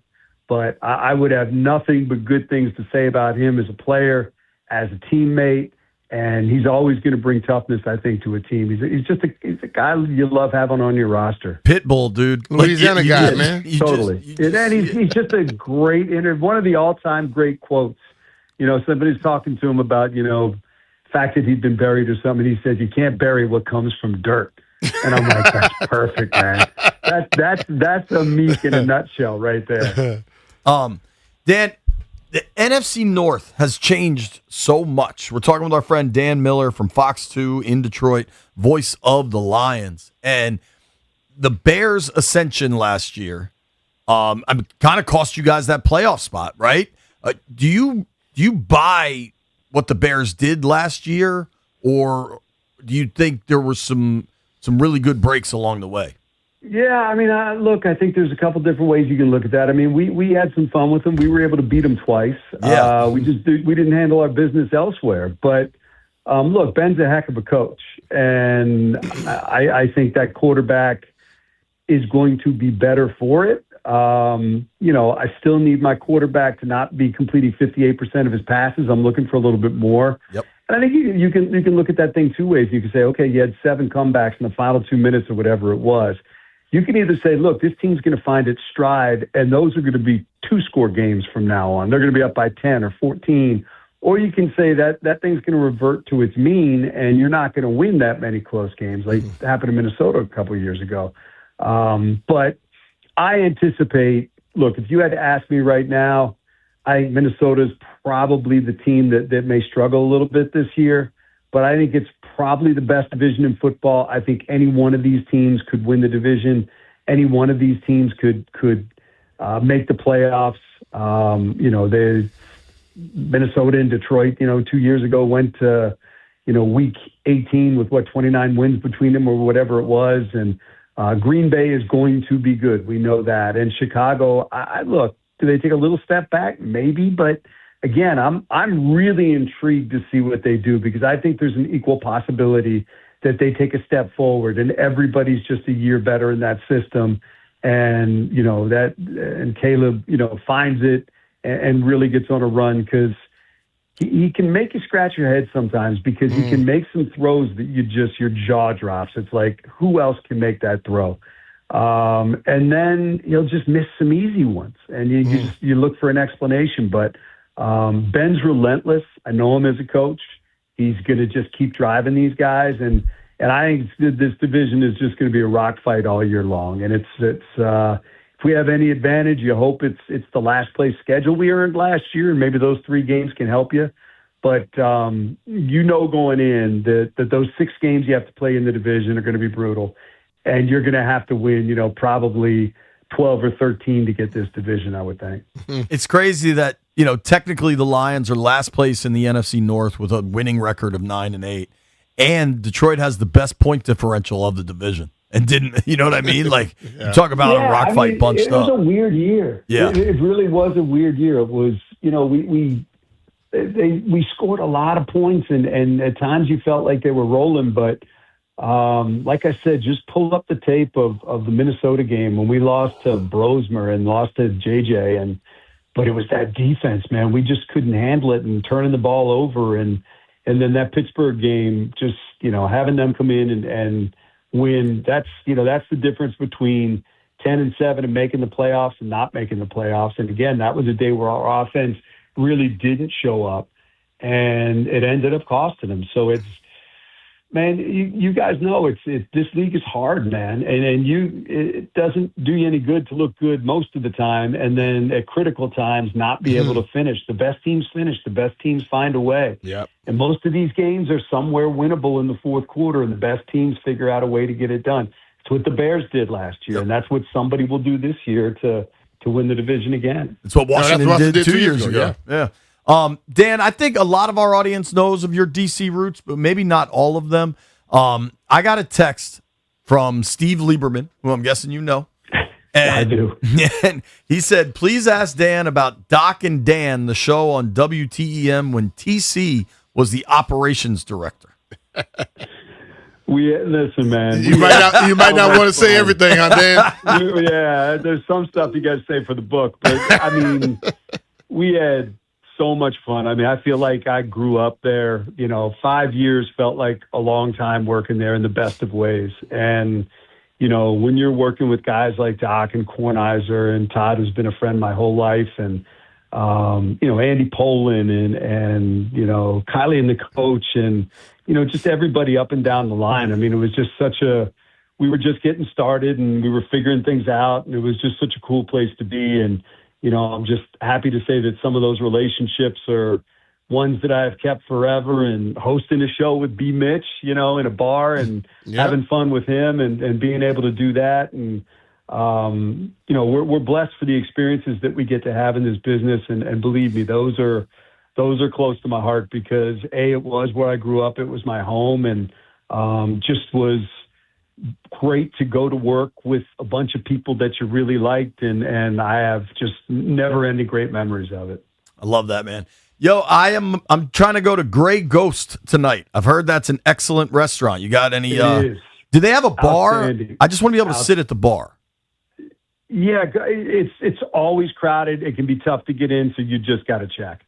But the food is outstanding, and there's a lot of good restaurants in downtown Detroit. People don't realize like how many good places have gone up, and that's one of the best. You will enjoy it. Just see if you can slide in, and they'll give you a seat. But you will check in with me tomorrow and let me know how you did. My guess is you'll enjoy the heck out of it. You got to back up in case it's packed?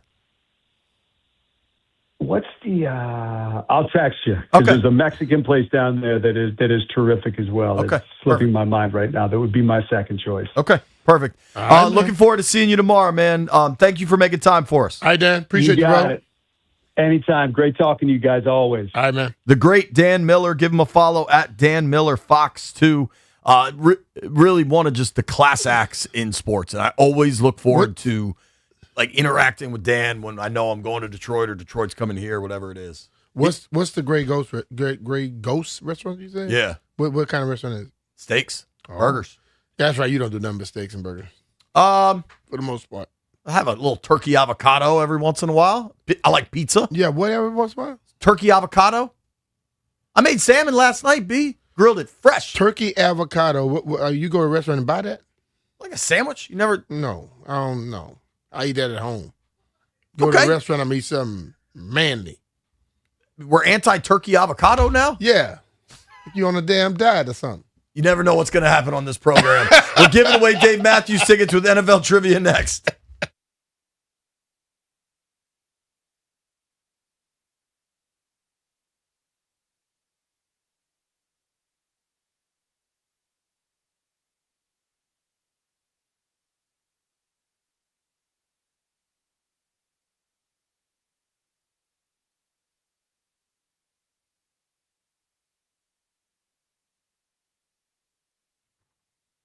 What are you doing at home to just relax? Imagine starting the day with a swim in your own swim spa, or getting a really good sweat in a sauna, or just having friends over to watch the game in a backyard made for entertaining.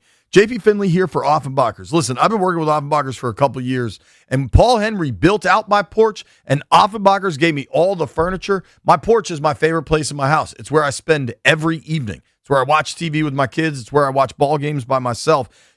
Working with Offenbachers gives you a different level of comfort and relaxation in your home. And right now, Offenbachers Home Escapes is offering special savings on select floor model saunas and swim spas. Claire, your boy might be getting a sauna. Look out. These showroom models are available at special prices while supplies last, making now the perfect time to turn your backyard into a place to relax, entertain, and enjoy more of the moments that matter. Visit one of Offenbacher's 4 showrooms in Herndon, Rockville, Gainesville, or Annapolis, or visit Offenbachers.com. Special savings on select saunas and swim spas while supplies last. Shop the Offenbachers floor model sale today.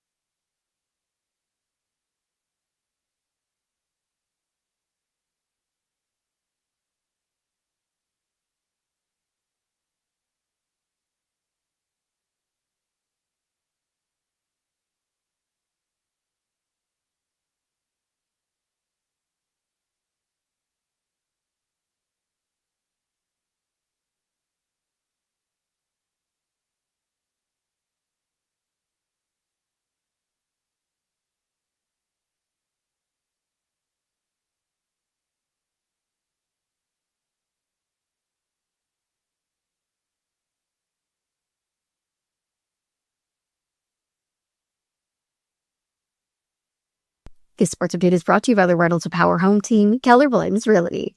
Jacob deGrom reached 2,000 career strikeouts in the second fewest games and innings in Major League history. Unfortunately, he did it against the Nats last night in a 2-0 shutout loss for Washington. After what should have been a day game, the Nats ended up traveling to Miami, where they didn't get to their hotels until 4 o'clock this morning. Brad Lord traveled ahead, so he's ready to start this series on the bump for Washington. C.J. Abrams is currently day-to-day with a sprained ankle that he suffered Wednesday night in Texas, so you can listen to that game live right here. 106.7 The Fan, 7:10 p.m. is first pitch between the Nats and the Marlins. Also on tonight, we've got 3 preseason games. Jets taking on the Steelers, Panthers taking on the Jags, and Packers taking on the Broncos. Want to hear the fastest way to know what your home is sell for? Reach out to me and Power Home Team. Simply text your address to 800-763-3000. No phone call, just text your address to 800-763-3000.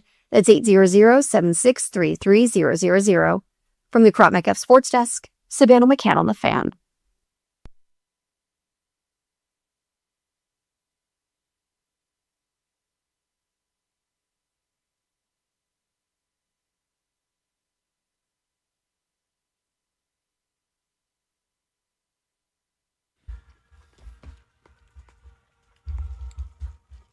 All right, folks, we're going to give away Dave Matthews Band tickets. We got some trivia questions for you.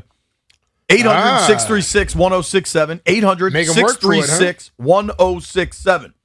Yeah, man, NFL trivia is fun to do for these Dave Matthews tickets. 800-636-1067. You know the rules. You got to get 2 right to win the tickets. If you get the first one wrong, you're out. You get the second one wrong, you're out. I've got a good one here, just to kind of get people warmed up. I'll ask you, B. All right. Who is second all-time in NFL all-purpose yards?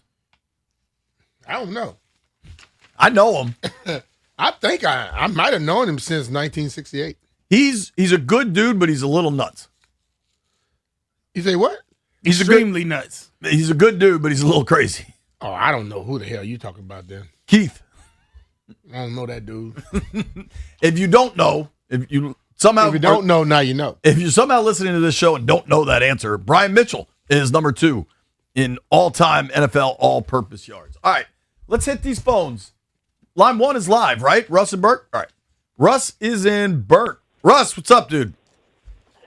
How much are you guys doing? Are you a Dave Matthews fan, Russ? I am. I've seen them only once, though, so it'd be great to see them a second time. Okay. All right, Russ, let's start here. 2 teams have won the Super Bowl in their own stadium. Name them. The Buccaneers and the Rams. Nice. Good Yeah, job. good How many, job right there. How many tickets do we have to give away? Because I feel like Russ is about to nail this. Only one set? All right, Russ. Where you going with this one, Jay? I don't know. I got one, I think. Go. What round was Dak Prescott drafted? Oh, oh boy, I don't all care. right, a 1 in 7 shot here, so gonna say 4th round. Whoa! He killed it. You got it, dude. Congratulations. You went right in the middle, didn't you? I don't know what the hell we're going to do for the other 9 minutes of this segment, but congratulations. Russ, you still there, dude? Yeah, I'm here. Yeah. All right, I'm going to put you on hold. I'm going to let Clary. You should ask him some more questions. Actually, don't take him yet. I'm going to see how deep he can go. Yeah. Listen, Okay. Russ, you already won the tickets, but I got a lot more trivia questions. You want to see what else you can get? Okay, sure. Where was Bill Belichick's first head coaching job? Cleveland. 3 for 3. Russ is hot. Who had the infamous run called the Beastquake? Oh, crap. What's his name? I'm blanking on his name. Well, what team did he play for? Marshawn Lynch. Damn, you got it. He 4 got for it. 4. Now, for the record, I think I could get all these too, but I'm not mad at you. How many Super Bowls, Russ, have the Raiders won? They have 4. We found Russ's they weakness. got 5. I forgot the the 2000s one. They lost that Super Bowl. They've won 3. Oh, 3. I thought they had 4. I thought they were tied with the Steelers for a while there. No, because I think Madden won 1, and then who was the other coach? I'm blanking on his name. Flores got 1. Flores, yeah. Because they beat the Redskins. All right, now I'm going to put you on hold, Russ. Congratulations. Enjoy the concert. Now you mad? I'm not mad. We have a bunch of people that are on hold to play. Let's see if they just want to play. Jason is in Arlington. Jason, you want to do some trivia, dude? There is no more prize. Russ won it. The first caller won it. I got it. Let's do it. Which NFL player has the most Super Bowl rings? Tom Brady. Tom Brady is correct. Yep. Way to go. Where? Who's second? You know? Charles Haley, probably. Yeah, 6. 5 or 6. Yeah, Charles Haley, JMU graduate. Brady has 7. I think Charles has either 5 or 6. Charles has 5. Because he won 3 with Dallas and both with the Niners? Yeah. Yeah. Like that. Yep. Pretty damn good. He was a bad man. Yeah, Yes, he dude. was. Oh, so he won his first 2 with the Niners when they beat the Bengals and then beat the Broncos. Then he won 3 with Dallas. I thought he was on that Niners team that was sandwiched between the 2 Cowboys Super Bowl wins, but he wasn't. Interesting. All right, Jason, appreciate you. You want another one? You got it right. Yeah, sure. If you got one more, I'll do it. Where did Mikey Samerstill go to college? Mississippi State. What was it? He's at Mississippi State. It starts with an M, but it's not Mississippi State. Sorry, Jason. Take care, dude. Michigan. Don't give it away. We're going to run out of trivia questions. Let's go to Jeremy. Derek from the chat or Deb from the chat? I don't know.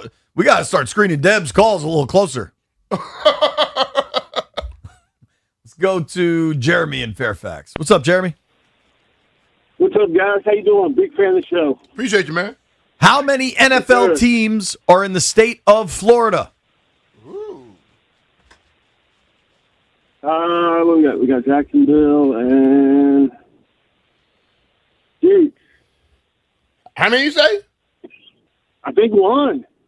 You're an idiot, dog. 1. You got Tampa, Miami, Jacksonville. Oh my God! I blanked. My bad, fellas. Appreciate the opportunity. All right, man. Better luck next time. He not only did he say 1, but he said the most obscure of all 3. Damn. Let's go to Brian in Germantown. Brian, what's up, man? Hey, what's going on, JP? Mitch, how you guys doing? We're good, man. How you doing? How many NFL teams in the state of California, Brian? 3. Brian, you got to close your windows or something, man. I'm going to put you on hold, dog. I can't hear you. He said 3. Oh, did he? Yeah. Okay. Congrats. You got it right, man. Don't 2 of them play in the same stadium? Yeah. Used to be 4, though. I thought that could sneak people. Derek from the chat, what's up? You would have got me with the California one. I was thinking 4, JP. I was thinking 4 too. Would have got me. You got me the other day with the countdown. How many teams play in New York, Derek? We got 0. Nope. 1. Buffalo, New York. Oh, you JP. God dang it. Got you, Derek. Got your ass. Shane is in Fairfax. Shane, what up? What's up, boys? How y'all doing today? We We're good, man. How are you? Happy Friday. You too, pal. Where did Frankie Louvu go to college? Arizona. Nope. Hawaii. Got to be Hawaii then. Nope. I'm just going to let you keep guessing because you clearly don't know. I clearly don't know, Frankie. No, I don't. And I'm pretty good with college football, but no, I don't. Oh, you know what? I bet something about Tennessee you will know. Hey, you know what? That is true. If it ain't in SEC, I ain't messing with it. Just go what it is. I don't know that there is a college further away from the SEC than where Frankie Louvu went to college. All right. I'm going to ask you one. Where did Doug Williams go to college? Grambling. You got that quick. Shane, this is the first call you've ever made to us where you do not know the answers to everything. Say what? Now you broke up. This is the first time you've called probably the entire station where you don't have the answer to everything. You know what? Hey, look, I'm human, right? I mean, there's only one perfect person in this world, and he's up in heaven right now. We're just messing with you. Unfortunately, no, I ain't him. All good. Luvu went to Washington State. Thanks for the call, bud. That was my next guest. Jerry Cano out there. Y'all can have him. Sure Jerry Cano, the quarterback from Knoxville, Tennessee. See you, Oh, dude. Lord. He going to tie everything back to Tennessee, boy, I tell you. All roads lead back to Knoxville. A guy we talked about at length this morning. This one might be kind of hard. Chris and Culpepper, you there? Yeah, I'm here, brother. How are you? I'm good, buddy. Where did Traylon Burks go to college? North Dakota State. Not even close, Not dog. close. It's in the SEC. It's down south. Oh, Traylon Burks. I'm so sorry. Mississippi. Nope. Were you Oh, my thinking God. I said Trey Lance? Oh, yes. I was thinking of Trey Lance. As soon as you said, I'm sorry. Don't be sorry, man. I know. I didn't want those damn tickets anyway. Why would you say, I'm sorry, I'll try again next week. Thank you. All right, dude. Take care. All right, we'll do one more. This is Daria. Wasn't it Arkansas, though? Yeah, it was Arkansas. Daria in Rockville. Hello, how are you? What's up, guys? What's going on? I want to be clear. We do not have tickets to give away. We've already given them away. Okay, no worries. I'll just answer a question. All right. Where did Van Jefferson go to college? It was in Minnesota. Where? Minnesota. Nope. What conference is it in? SEC. SEC. Was that Tennessee? Nope. But they're rivals. Was it? Shit. Shoot. Gators. Yes. Florida? You got it. There you go. Awesome. It's great to be a Florida Gator. Thank you for the call, Daria. Take care, dude. That was fun. It was. I think we should just do a trivia segment every day. And we don't have to give anything away. People like just doing it anyway. Why did you ask me mine and not ask somebody else? I just thought it was funny that he put that on the list. But it's for other people. I think anybody that listens to this program knows that. They might miss it. You know, Dude, I don't know, man. I don't know. I got a question. So, Ryan. Uh-oh. How many touchdowns does B-Mitch have returning? He has no... I also don't know that. But he doesn't. I'm going to 22. Returning. 16. Nah. How many? 13. All right. That's pretty good. It's not bad. It's not right. At 1 o'clock, we'll be Ask B-Mitch Anything. Nobody go anywhere.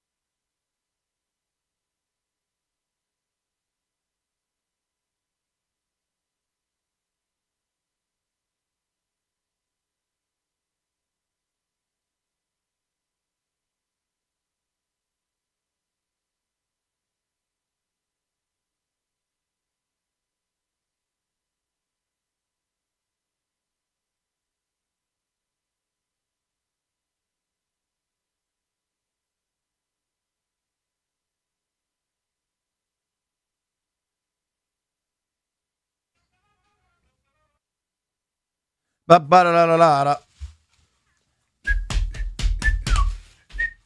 It is Scotty's Vodka Red Bull Friday. Enjoy it responsibly. And Rude is the official show sponsor of B. Mitch and Fenley. Don't melt this summer. Upgrade to high-efficiency HVAC and enjoy budget-friendly financing options with low monthly payments. Keep your cool. Keep your cash. Find a Rude Pro partner at rude.com. And if it ain't Rude, it ain't right. We got to ask B. Mitch anything in about 10 minutes, okay? So we'll open the phone lines up. I did want to take a brief moment, Brian. Okay. You and I both love golf. Yes, we do. And we watch professional golf. Like, I'm going to watch what I think it's a BMW this weekend from St. Louis. I'm going to watch that on Sunday for sure. Hell yeah. We had it on earlier. If it's not raining, I'm going to be playing before it. Good for you. Live Golf emerged to take out the PGA Tour. It's undoubted that was their mission. Greg Norman said they took themselves out. They spent, literally $5 or $6 billion of the Saudi Arabian money. And now the Saudis have said, we're done. Check, please. We're out. And Liv keeps saying it's going to continue and they're going to figure it out. The end of year Liv tournament was supposed to be in Michigan in a couple weeks. They have canceled that. So they're now having their end of year tournament in Indianapolis. Okay. It's happening probably right now as we speak. The Fried Egg Golf and the Shotgun Start podcast, my buddy Brendan Porath that comes on with us. Yep.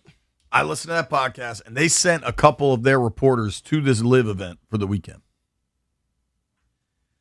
I just want to read you a few things that lead me to believe this thing is falling apart. So the whole thing at Live is they play music. It's supposed to be a different, fun atmosphere, right? Yeah. Live is trying to be the Waste Management every tournament. That's what it's trying to be. Correct. And what makes the Waste Management so awesome is that it's one tournament. It's one tournament. And the thing about the Waste Management, still when you're there, though, you know it's a golf tournament. Right. When you're at Live, sometimes you forget. So they knocked the purse way down. It's supposed to be like 40 mil. I think it's now like 10 mil, which is still a lot of money. Yeah. But one of the holes, players can choose their walk-up song. It's called the Party Hole. The 12th hole at this course, Chatham Hills. It's a par 3. Dustin Johnson chose a Morgan Wallen song. Matthew Wolf chose a Leonard Skinner song. The thing that stood out to me, and Jeff, you might have this in the system because I think Grant and Danny play this song.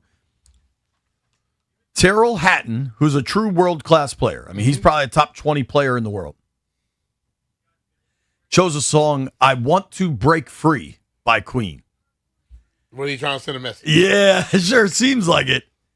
A source told the boys that the selection was no accident and was being openly discussed in the locker room ahead of what could be Hatton's final Live start. Yeah, this song.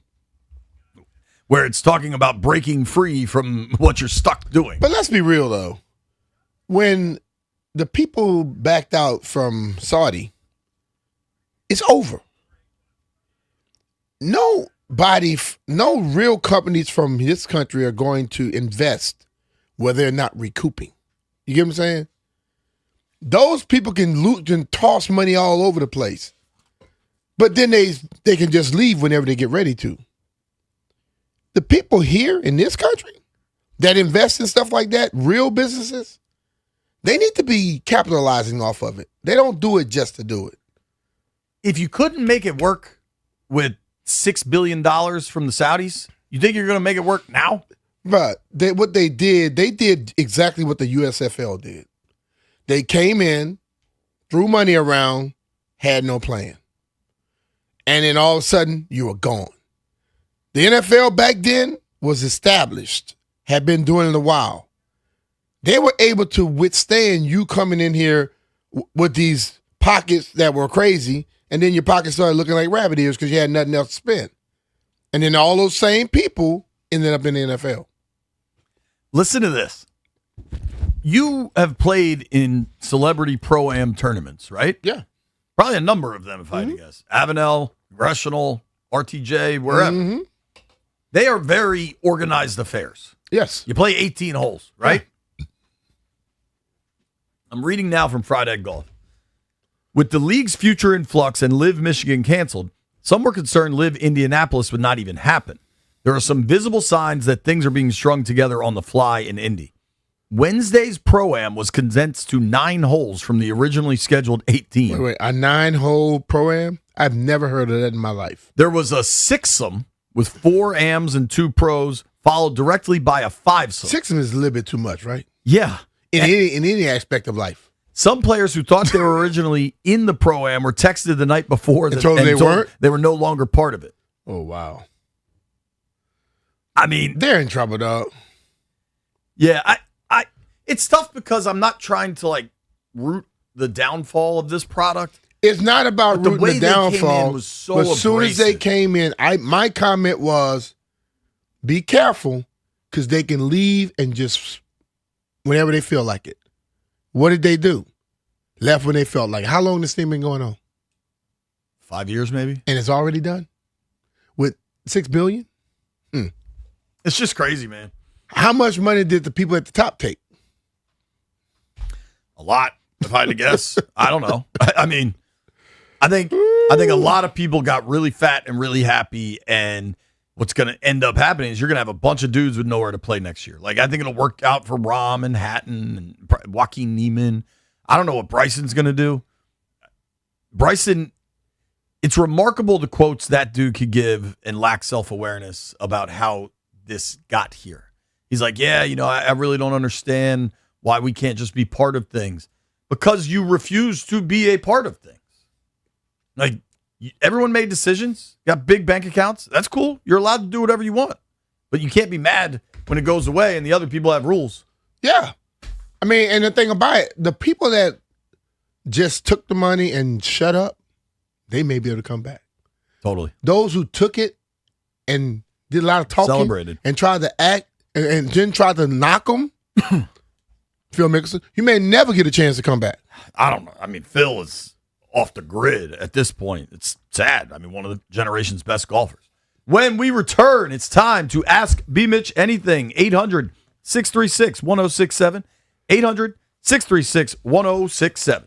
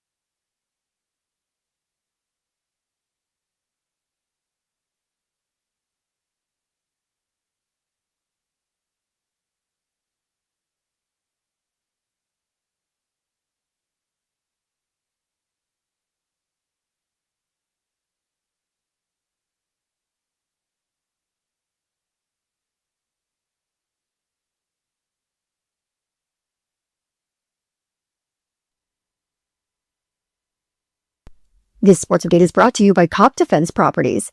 The Commanders training camp has been riddled with injuries, and many of them to key players. Nick Allegretti experienced tightness in his calf during practice, so the team plans to hold him out of the preseason game in Detroit tomorrow and will reevaluate him on Sunday. 3 of Washington's 6 running backs, Rachaad White, Jeremy McNichols, and Jerome Ford, are all currently out, along with 3 of its top pass rushers. As of this morning, at least 15 Commanders are confirmed to be recovering from or still working their way back from injuries, per Nikki Jamvala at The Athletic. Teams are not required to report injuries until week 1 of the regular season. But there is a little bit of a silver lining here. The majority of Washington's injuries aren't believed to be long-term issues. Are you a road technician that's tired of the outdoor service grind? COP Defense Properties is now hiring building technicians that provide day-to-day property maintenance services. Competitive pay, minimum 30-hour weeks, free training and development, and great benefits. Apply today at COPT.com. From the Crop Metcalf Sports Desk, Savannah McCann on The Fan.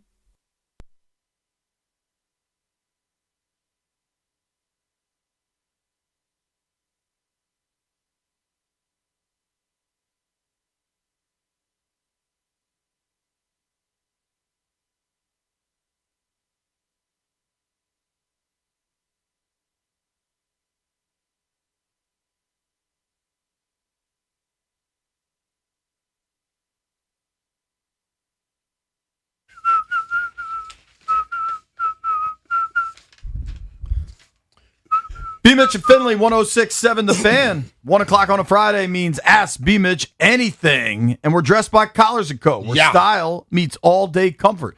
Did you see all the Collars & Co. commercials during the football game last night? Yeah. I have a question for you. Maybe we'll do that a little later, but it's blowing up, baby. I have a Collars & Co. shirt to wear tomorrow, but I'm going to ask you in advance so I don't get yelled at about what color you think it is. Why? It's a light blue. It's definitely not Honolulu blue, but it is a light blue. You got any gray on? I got either these khakis or black slacks. Okay, that'll work. Just don't put the gray on like you normally do with Cowboys colors. Jeez. Real quick, you and I are both fans of the Clyde's Restaurant Group, Old Ebbitt, all of them. They're all excellent. Shout out to my man David Moran. It's great people like David Moran that make things happen. That's why that company is so great at what they do. All right. Toothpick is on the line. We will start with the pick. What's up, man? Toothpick, what's up, bro? What's good, B. Mitch, JP? I'm sorry to hear that you're not going to get no reps this week, but it's okay. My question for B. Mitch is, in your entire football career, right? I know preparation leads to great games, but did you ever get sick before a game? And then for JP, can we get some updated standings for the fantasy baseball league that you guys participated in? Oh, we're leading. That's my question. We're leading, and no, everybody else is losing because they never paid me the money. So let me go back to, have I ever got sick before a game? Not necessarily. I've been sick in games.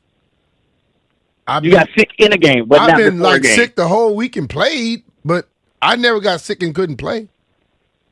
No, like the nervous sick, like, like John Riggins. No, and throw up or something like that? Nah. Yeah. But, like, I was nervous. Right. I was nervous before every game. I had butterflies like hell before every game. Every game. And then when I got to the league, it's like I returned the opening kickoff for a touchdown. I'm still nervous because I had to catch that first punt. Because punts are different. Yeah. Kickoff's easy.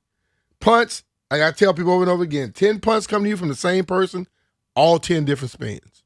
Yeah. So I was always nervous till I caught the first punt. Would you like a quick fantasy baseball update? Yeah. I pulled it up. You have clinched the playoffs.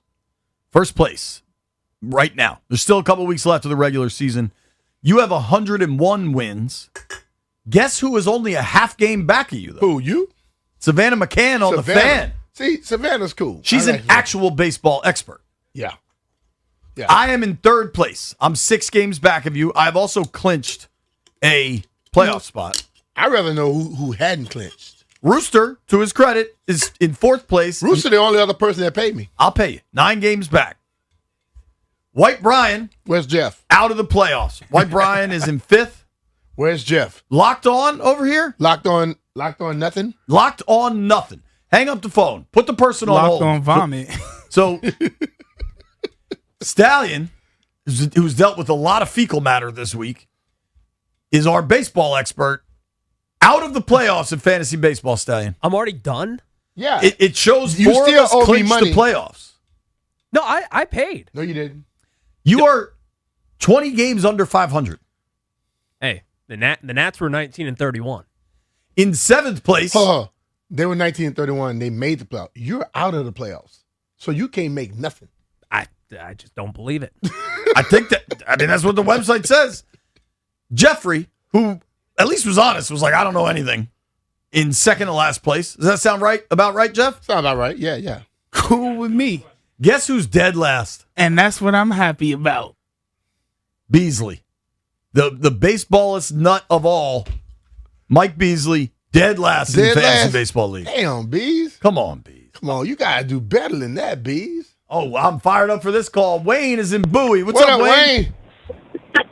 Hey, B-Mitch, take it to the house, boy. All right. Hey, look, I got two questions. Two questions for you. One, when Jumpy Gathers kicked your butt, what were you arguing about? You got that wrong. I won that fight. I knew that was coming. He had stitches. I had nothing. Well, he called me Lil Jumbo, man, and I committed. I went out and told him that what the hell is Lil Jumbo? And he said that stuff y'all eat in Louisiana says gumbo, idiot. And everybody started laughing and he got mad. Yeah, I love that. And the second question, I hate these guys that vote for the Hall of Fame. They never even played catch in the backyard with their grandma. And yet they going to vote and decide who goes to the Hall of Fame. You, Joe Jacoby, man, y'all guys should have been in there.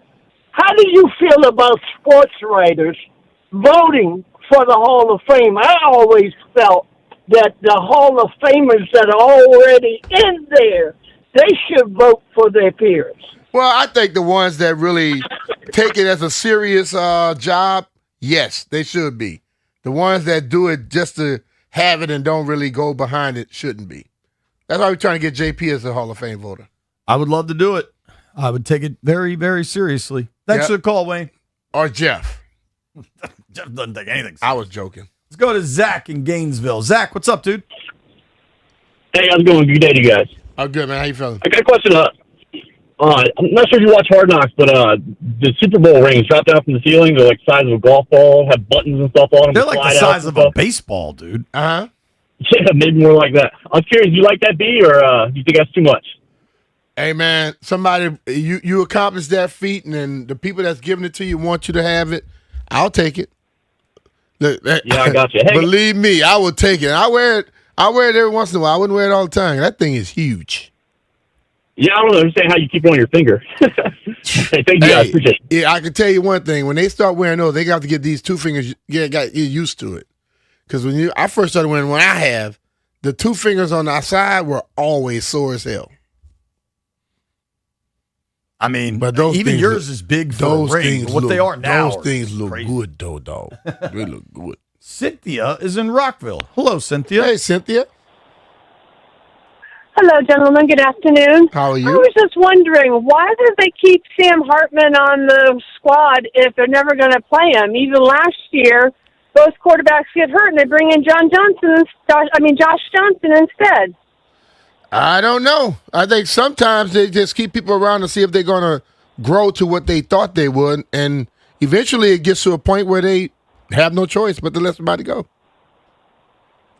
Well, how do they know that he's going to grow if they never play him? Well, you practice. Last year he had some injuries, too, that people didn't really know about. He had a shoulder injury, and he's coming off of that, so. Gotcha. Yeah. Okay. All Well, right. thank you. Thanks, Thank you. Cynthia. Let's Hey, go I to want the pretty guy to play, man. J-Mo in Manassas. What's up, J-Mo? What's going on, fellas? How y'all doing today? What's up, bro? How you doing, man? Good, man. Good. All right, B. Start one, bench one, cut one. Gumbo, jambalaya, or etouffee? Jambalaya or etouffee. I'm going to, you say start, do what else? Start, bench, and cut. I'm starting the gumbo. I'm going to bench the etouffee, and then I will cut the jambalaya. Oh, man. All right, sounds good, y'all. I appreciate it. All right, man. See you, buddy. I like gumbo. Yeah. I like etouffee. The jambalaya can get, depending on who's cooking, it can be a little bit too much rice for me. What's fun? Tell me the difference between jambalaya and etouffee. Jambalaya, the rice is cooked with everything, so you basically have it mixed up already. Etouffee, you cook the onions, the bell peppers, the shrimp or crawfish sauce, like the little stew over here, and you serve it over rice. Okay. Yeah. All right. Let's go to my guy Manny. Basically, it's all the same stuff anyway. Though. It all seems fairly similar. Manny's in Southeast. What's up, Manny? What's up, Manny? How you doing, bro? I'm good. I'm actually uptown right now. No one more Massachusetts Avenue, man, sliding through, man. I was thinking, Brian, I say, listen, think about the rule changes since you played, right? Yep. Give me 3 rule changes from when you played that you will want to reinstitute that they took out. Because I had an argument about how much softer this new era, I mean, just all for sports, period. But this new era in football is compared, and I only want to do the 90s. I don't even want to go back to no mask, none of that. We ain't even going. I want to start with you. When you play football and you play offense, you know what I mean? Against the defenses you played against and them behemoths that was there, 3 rule changes that occurred that you wish was put back into play. I think the crackback block should still be instituted, because if you're on a football field and you're running behind somebody and you don't have your head on the swivel, you're supposed to get hit. I would love to see them take the kickoff and kickoff return back to how it was, because that is one of those that it's just the kickers today have, like Stevens, he could kick the ball high as hell and drop it right where you want it to drop. He doesn't get that advantage over guys that can't do that. If you have the ability, you need to be able to do it.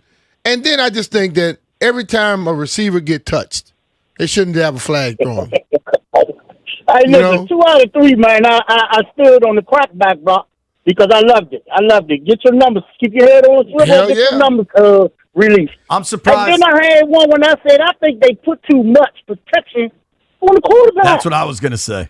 Yeah, but I understand why, because that's what they promote the league by. The starting quarterback.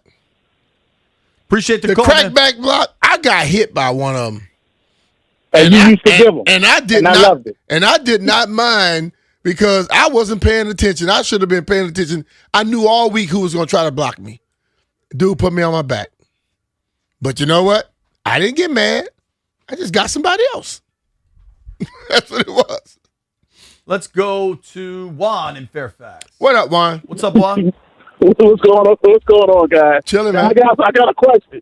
I got a question. Now, you say this is Ask B Mitch anything. So, B Mitch, who do you like working with? Who do you like working with more when JP Finley is not in there? If he's not in there, who do you like working with more? Toby. So what about JP and Toby? Who do you like working with more than JP and Toby? JB, I know him longer. We have a very good rapport. We all love Toby. And I know exactly how JP gonna do most things. The craziest route possible. Appreciate you, Juan. Okay. Yeah, JP, you cool people, bro. Y'all have a good one, man. Love y'all. Why be trying to start no damn trouble with me and my buddy, man? Enjoy your weekend, man. Oh boy, who? NFL owner on the line. Oh Lord, Jera. Hello, Jera. How you doing, Brian? I'm and good, how man. you doing there? Wannabe Hall of Fame voter. Hey, listen, if there's anybody that belongs in the Hall of Fame, it would be Brian Mitchell's mother. Because, by God, I've said it over and over again, they named the damn holiday, national holiday, Labor Day, for the poor thing that woman went through delivering this. Good God Almighty, 3-day delivery, whatever the hell it was. Hey, man, you got to stop, listen, man. I'm just calling to wish you a happy birthday, Brian. Appreciate you, brother. if there's anybody that belongs in the Hall of Fame, it's your mother. And by God, if we can get you in there on her coattails, I'm all for it. Y'all have a great day. Oh, man. See you, buddy. Thank you, Jared. Damn, Jared. He's something. LeVar is in Fort Washington. What's up, LeVar? Hey, how you doing? What's up? First, I want to say happy birthday. Didn't know it was your birthday to the last caller, so happy birthday. That was on the 18th, man. 3 days ago. Okay, I got you. So I had a question about Chris Henry Jr. What do you think his ceiling is with the team? I see he had a nice little burst, and he's wearing your number as well. So what do you think about his prospects? Robert Henry, excuse me. Listen, I'm all man, over the place. I think the kid can do it all. I mean, you would think he's a little smaller till you get close to him. He's not very small. And I just think, big on TV. Yeah, as long as he keeps improving his pass blocking, because I think he did a great job in the game the other day. He doesn't mind throwing his nose in there, but running the football, he sets up a block as good as anybody I've ever seen. So I think he has a high ceiling. You know, the thing about it is you can get on some teams where they're going to give you a fair chance, and some teams may not. I think the kid has a chance to be around. It's going to be interesting to watch. Yep. Round all these calls out. Barad is in Manassas. What's up, Barad? Talking about Brad? You up, man? Yeah, dude. Brad? Oh, yes, Brad Nass. Hold on. Your name is Brad? Yes. What you spell, Stallion? Stallion wrote B-O-B-R-A-D. Bob Brad. This time. Sorry, Brad. Fire away, bud. Brad, sorry. We work with some I heard like different a week people. ago or so, somebody I think asked B. Mitch how he would feel about being president, and he said he wasn't interested. My question is, would he ever be interested in being the president of the NFLPA? Yeah, I'll take that in a heartbeat. Because I think the thing about it, I wouldn't have no problem fighting with the league. Man, I'm going to go all the way to the end to protect the dudes. And I will let them, and I will educate them and make sure they understand what's important and what's not. Stop allowing the league to throw some BS in front of you and you accept it, and then you're complaining about it the next 8 years. Fight for what you deserve and what you should get up front and make sure that things go. Don't be just accepting BS from them.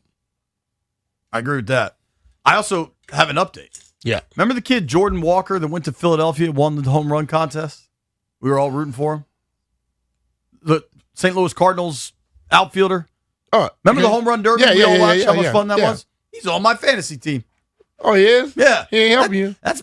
He is. My team is good. Dude, in the last 5 minutes while we've been doing Ask B Mitch Anything, I just added Sonny. Oh, so now you're starting to pay attention. The playoffs are coming, man. I'm locked in. I'm locked on Nats. I'm going to start using my voodoo. Dog, I just added Cade Cavalli, Sonny Gray, and Garrett Cole. My pitching staff was and I bummed. just sent some voodoo on all three of them. Fred is in Laurel. What's up, Fred? What's up, Fred? Hey, B-Mitch family. How y'all doing, man? We good, brother. Hey, happy belated B-Mitch, man. I got a question, man. I work with somebody that know you, man. They told me a story. I want to know if you remember it. But long story short, I think you and him was out in Vegas, something having fun. Basically, this dude that I worked with was 280 pounds at the time, and he jumps on you for some reason, and then he says that you tell him, "You got me." Oh, you talking about Jerome? Like, yeah, I got you. Yeah, yeah. And then he said, "You bitch." How you get that strength from, man? That's hey, what I bro, want to know. I've been lifting weights since I was 12 years old. He didn't want to believe what his friends were telling him about me, so he tried me. And I just lifted his big. He was big. He was bigger than Jeff was. Jeff was big, and I just had to yoke him up and let him understand what this power was. Him? Huh? He had me, and I lifted him up and tossed him. It is funny how many people will randomly tell me, "Oh, I love the videos of B. Mitch beating up that dude you work with," and I tell them, "Hey, Jeff's the one that starts it every time. It's always Jeff's fault." Yep, and then I finish it. Anthony is in D.C. What's up, Ant? Hey, what's up, guys? Long time listener, long time caller. Thanks for taking my call today. Appreciate you, brother. All right. So, B. Mitch, I got a question about the running rule. So, I know 3 and 4 years ago, it was a big thing. Everybody talk about it. The past couple of years, I haven't heard anything. Personally, I think that is racist in itself to give somebody an interview based on the color of their skin, especially if you're not planning on hiring them anyway. And I just wanted to know what you felt about the Rooney Rule and how come people not talking about it like they was 3 and 4 years ago. Well, I think they're not talking about it because they kind of began to do so much BS about it, and a lot of people stopped caring. I feel like you said, if you're not going to hire a person, don't interview them. I think when the Steelers hired Mike Tomlin, that's the one time it truly worked, where they went in to interview a guy and they hired him because he was the best coach. And I think, they started to interview people that were on the squad already coaching that they wasn't going to hire and all that. I thought that they played with it, basically. Exactly. I felt like that ever since it was implemented. Appreciate the call, man. Me too, B-Mitch. Thank you, Anthony. Appreciate it. All right. When we come back, official Commanders, Lions predictions and preview ahead of tomorrow's preseason game 2.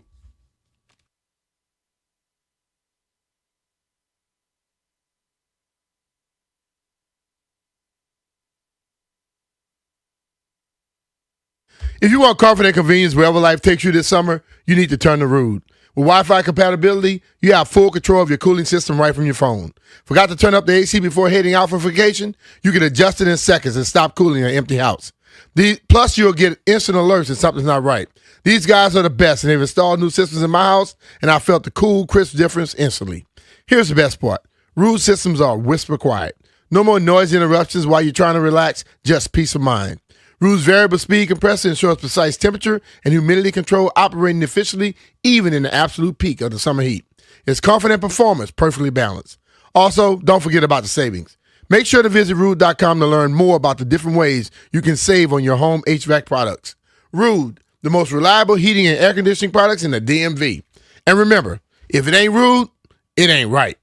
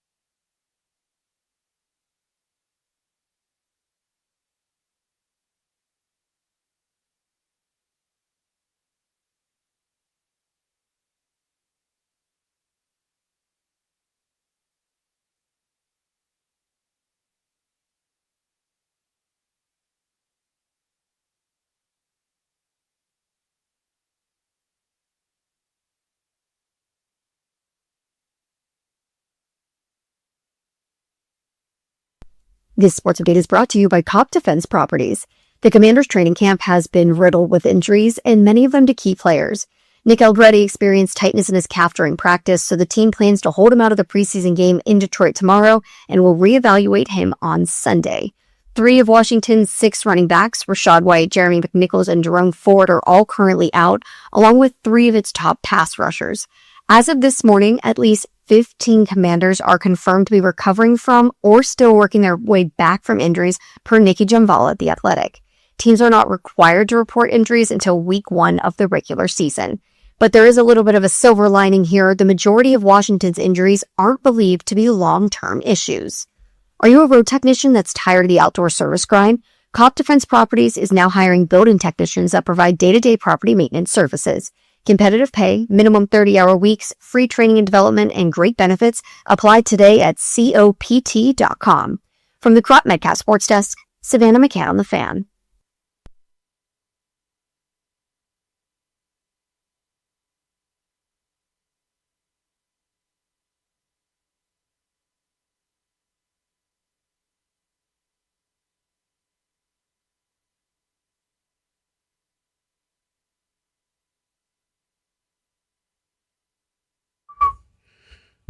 B. Mitch and Finley, 106.7 The Fan. Grant and Danny coming your way next in about a half hour. I wanted to make sure we talk about the actual game tomorrow, though. Been a fun day on the program. Very spirited. Ask B. Mitch anything. But B, we talked about this at length. I think most... Strober just put Jeff on the spot, though. What happened? He asked Jeff, would he do the Oklahoma drill with me? As me running the ball, he said no. Then he said, well, let Jeff run the ball. He said, no. Because that means I got to get hit. He said, I'm trying to run away from him. But Jeff, I'm going to catch him. I don't say this all that often. I think you made the right decision. Right. Like, that's like me getting in the ring with Floyd Mayweather. No. I also don't want to do an Oklahoma drill with B. Mitch. Stallion? How about you two do it then? I'm all good. I don't want to do any Oklahoma drills.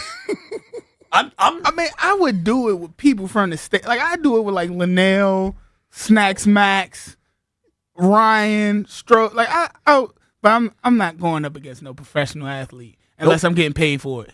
Remember Pete Haley did it in my backyard? I give you $100. He was bleeding from his teeth. Make it 150. We got one. And we got to go straight ahead. And, yeah, I'll do that. We're going to make the sideline only the lane is 2 yards, 3 yards. Don't do that. You got to pay him $150 to beat his ass. Just wait till next week when he sneaks you again, and I'll get it on video. All right. Like, you get ample opportunity to kick Jeff's ass. I don't think you need to pay him to do it. Now, Stallion, I think you might enjoy that. Yeah, I want him to try it one day. Stallion, how much for you to do an Oklahoma drill against B? $7.50. $7.50. You got it. No. You got it. $7.50. $750. Man, please. That's too much. You're gonna probably need that amount to get yourself fixed. Exactly. I know my spot. Strober, for the record, for me to do an Oklahoma drill against you, I would need like $10,000. Nah, you just put on shoulder pads like I do. Cover the medical bill. I'm aware of what's required. You wear equipment and I wear nothing? No, I'm telling you what would get me to do that is $10,000. Well, I'll tell you how we do it. Find a sponsor. Sure. Yeah. So I need $10,000. And you know what? I'll take $9,999 so we don't hit that 10K limit that you got to start telling people about. And for $9,999, I'll do an Oklahoma drill with B. You do that. We have some listeners. Get a sponsor. That is pocket change. Let's get a sponsor that might like to see me get smoked just for their pocket change. So let's get a sponsor. Strober, how much for you to do an Oklahoma drill with B? I'll also do $750, but $1,000. $750,000. Yes. You're a young man. Man, you tripping. You go to the gym all the time. You should be up for this. You fit. You told me you were fit. All right. I'll go 500 then, just to one up Clary. Goes from $750,000 to $500. What a terrible negotiator. All right. While I have the aquarium actually paying attention and microphones on, let's hear it. Commanders Lions predictions, boys. Strober, you can start.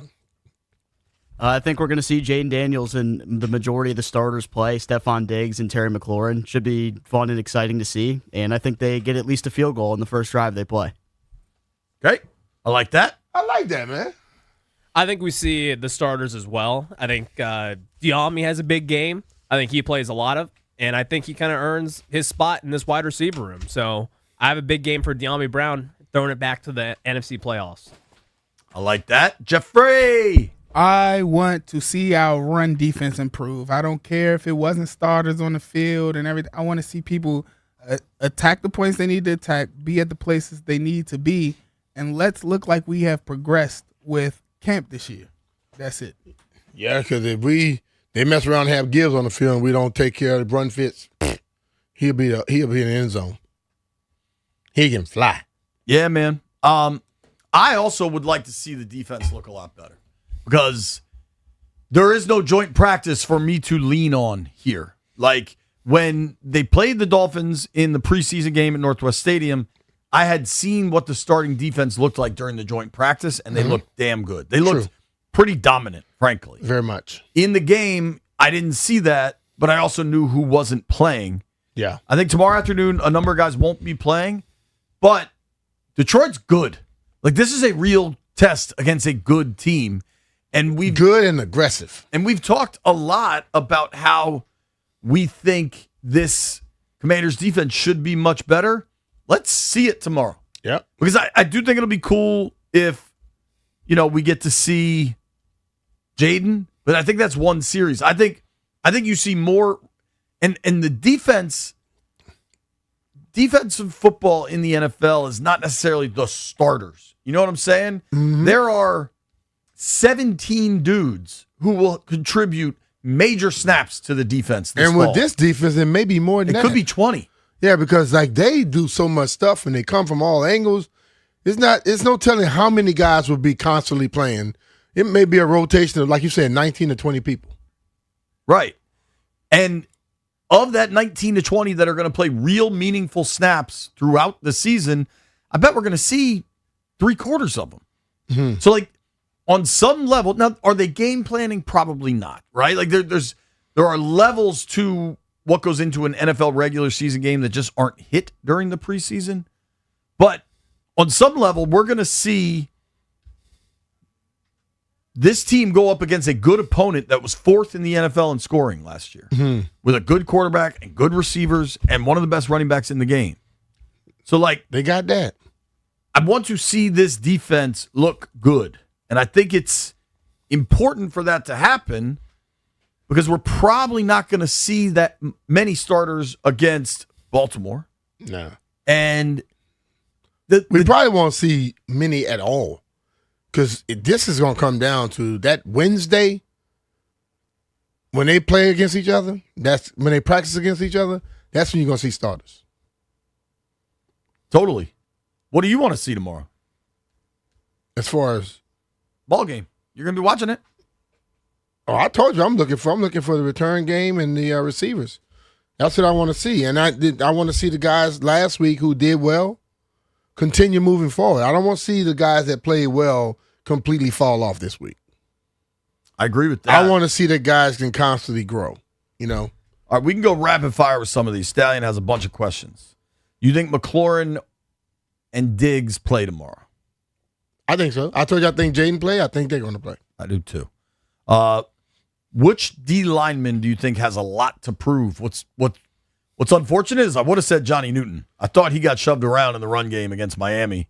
Well, I'll say Shai Tuttle because of Johnny Newton, but with him possibly doing with the surgery and all that stuff, Shai Tuttle could be a guy who fights himself back onto this roster. I think Cowart, man, played so well in that first one. If you got to grow that moving, he's one of those guys too that played well last week. That you got to see that growth. I'll hit the aquarium on this one.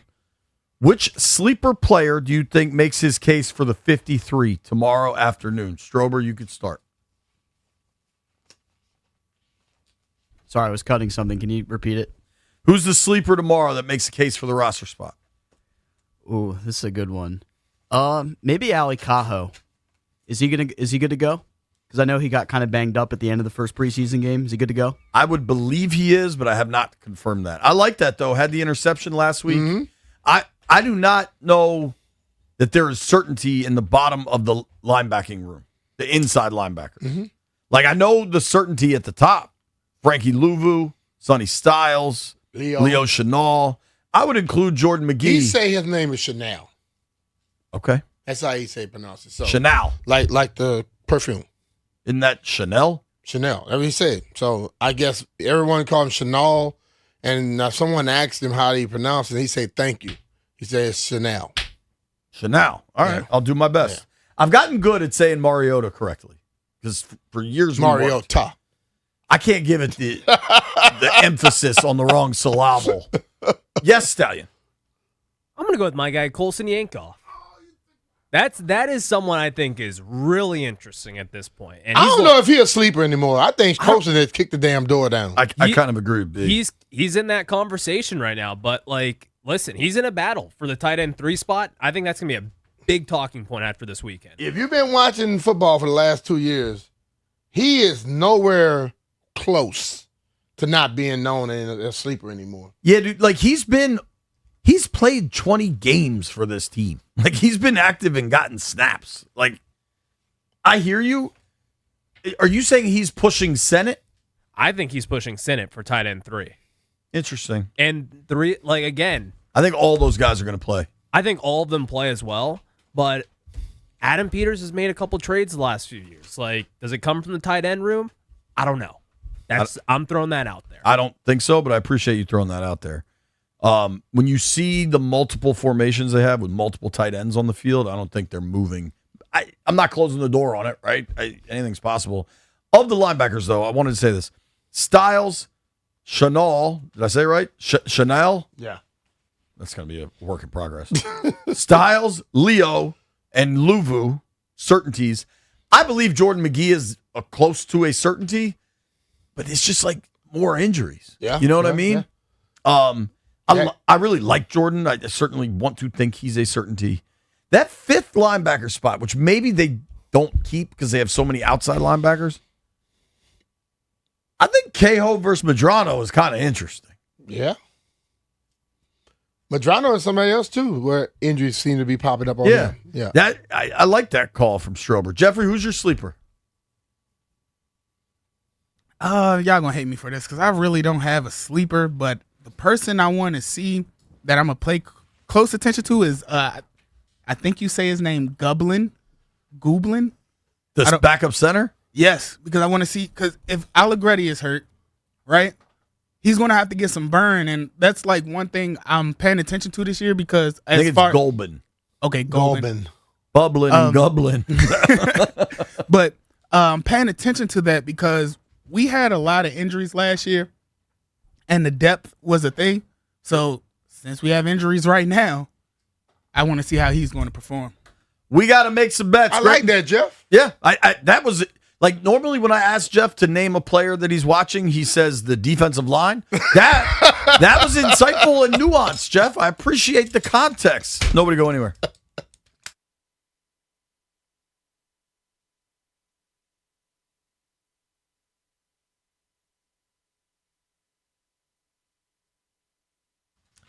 B. Mitch and Finley here for our friends at Oarsman Automotive of Virginia. B, you'll laugh at this. I just texted Bob Biaggi because I got a little time to kill, and Oarsman Chevy Buick GMC of Alexandria is right by the airport. I said, are you in town? Any chance you want to meet up? He sent me back a picture from what I believe is France or Italy or something. So, no, he's not in town. He is not in town. But, I mean, that's the level of friendship Brian and I have with the Oarsman Automotive of Virginia guys. They've taken tremendous care of me and my family and B and his family. They've got it all the best-selling brands you're looking for. They've got the unmatched selection, all the makes and models you need. They also have great deals and great financing. All right, and they also have the Oarsman Lifetime Edge with up to $1,500 in extras, including a complimentary car wash with every scheduled maintenance, loaner cars with every major maintenance, and they have a lifetime engine guarantee. And there's more good news coming from Oarsman. If you have a car to sell, take it to Oarsman. They will pay you up to 125% of the Kelley Blue Book value. Unlike all the other people who try to beat you up and get you the lowest price possible, Oarsman goes up to 125%, regardless of its make, model, or year. It's simple at Oarsman. They like to keep their customers happy, just like JP and I. Two beyond satisfied Oarsman customers. Let's ride together.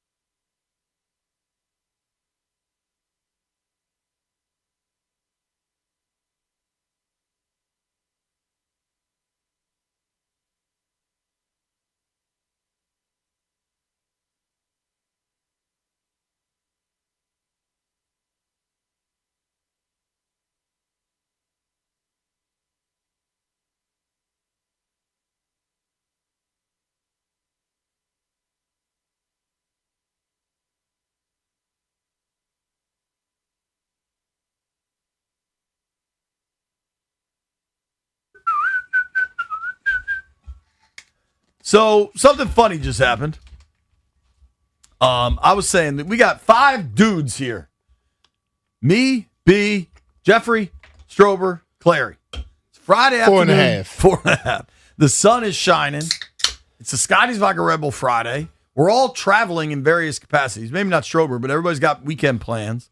I got an hour to kill before I need to go. What do you think Strober don't have weekend plans? Strober, do you have weekend plans? I don't know. He's cutting video. Yeah, I'm having a housewarming party. Thanks for the invite. He moved. He's now living with he and his girl got their own place. I know. Are you invited? Huh? Did you get invited? Nah, he said I'm too tall. Would you even come?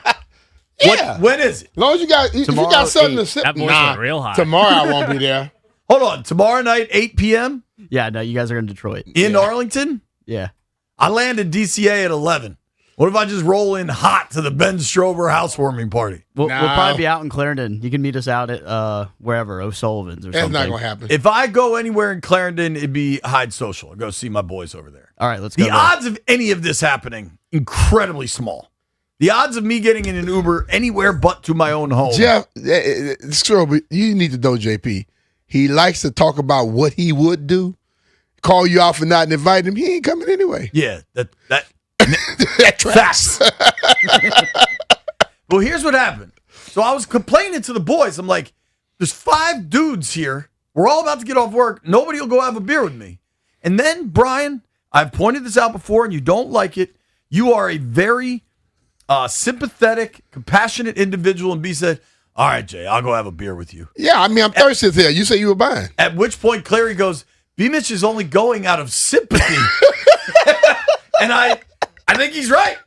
So sympathy beers on me. I mean, it was like the saddest. Like you clearly want to have a beer with the boys. I get it. It's a Friday. Yeah, I get it. Yeah, but normally when we invite him, he's like, yeah. Normally I'm gone. He just leave. He don't. Every time we ask him about something, he don't want to hang out with us though. He doesn't.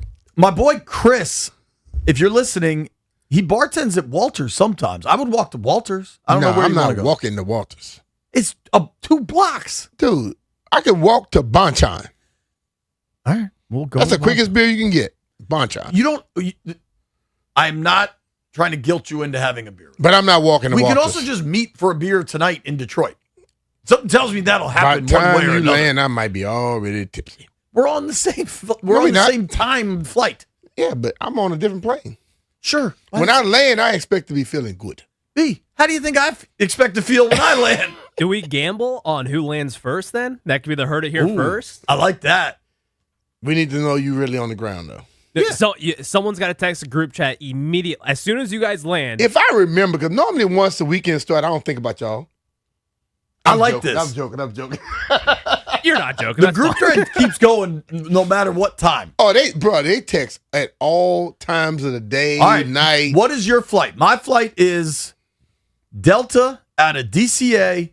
I leave at 5:29, supposed to land at 7:10 p.m. Okay, I leave at 5:25, supposed to land at 6:58. I'm United. So you got the jump on me then. But normally I will. But what's expected in domestic air travel is rarely You what's ain't delivered. lying, bro. So, and you don't know. We got all this race stuff, every time somebody move at the White House now, they want to stop the flights over here. Y'all might be delayed. They would stop DCA and not Dulles? Yeah. Oh, yeah. DCA is more flying around this. All right. I will I take that bet. I'll take So what do we a selfie on the jetway leaving the plane? Are we betting something? You guys pick who you think's going to land. So, okay, wait. What's your ETA? What's your ETA, B Mitch? 6:58. 6:58. What's your ETA? 7:10. B Mitch. So yeah, B Mitch is like a minus 210 favorite. JP is like plus 150. Hey, stay in your lane. I think he kind of nailed that. Like you're slated to land. I'm 12 minutes probably earlier. minus 310. Okay.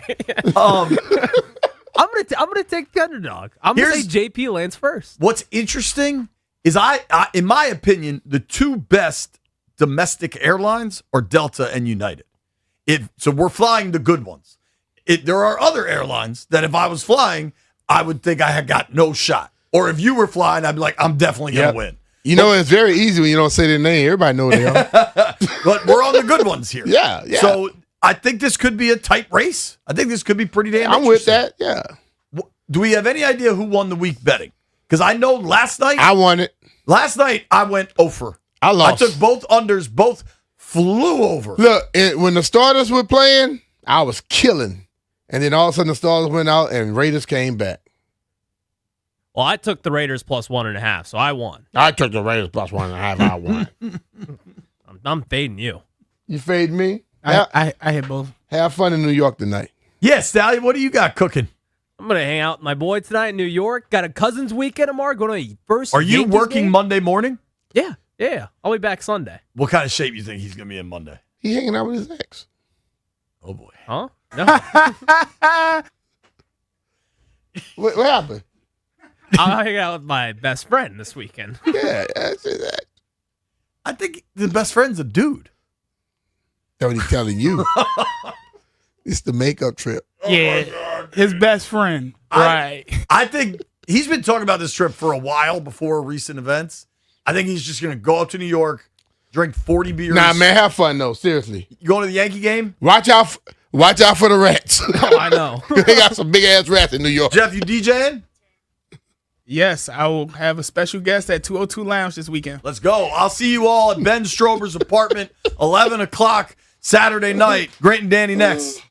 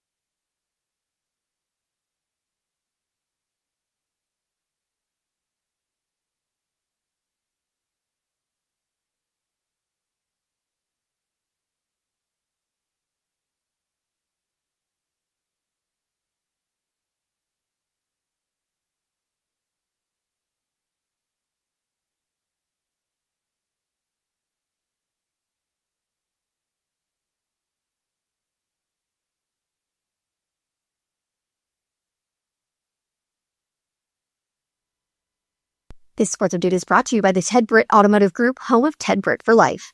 The Nats traveled to Miami last night after their loss in Texas, but they didn't get to their hotels until around 4 o'clock this morning.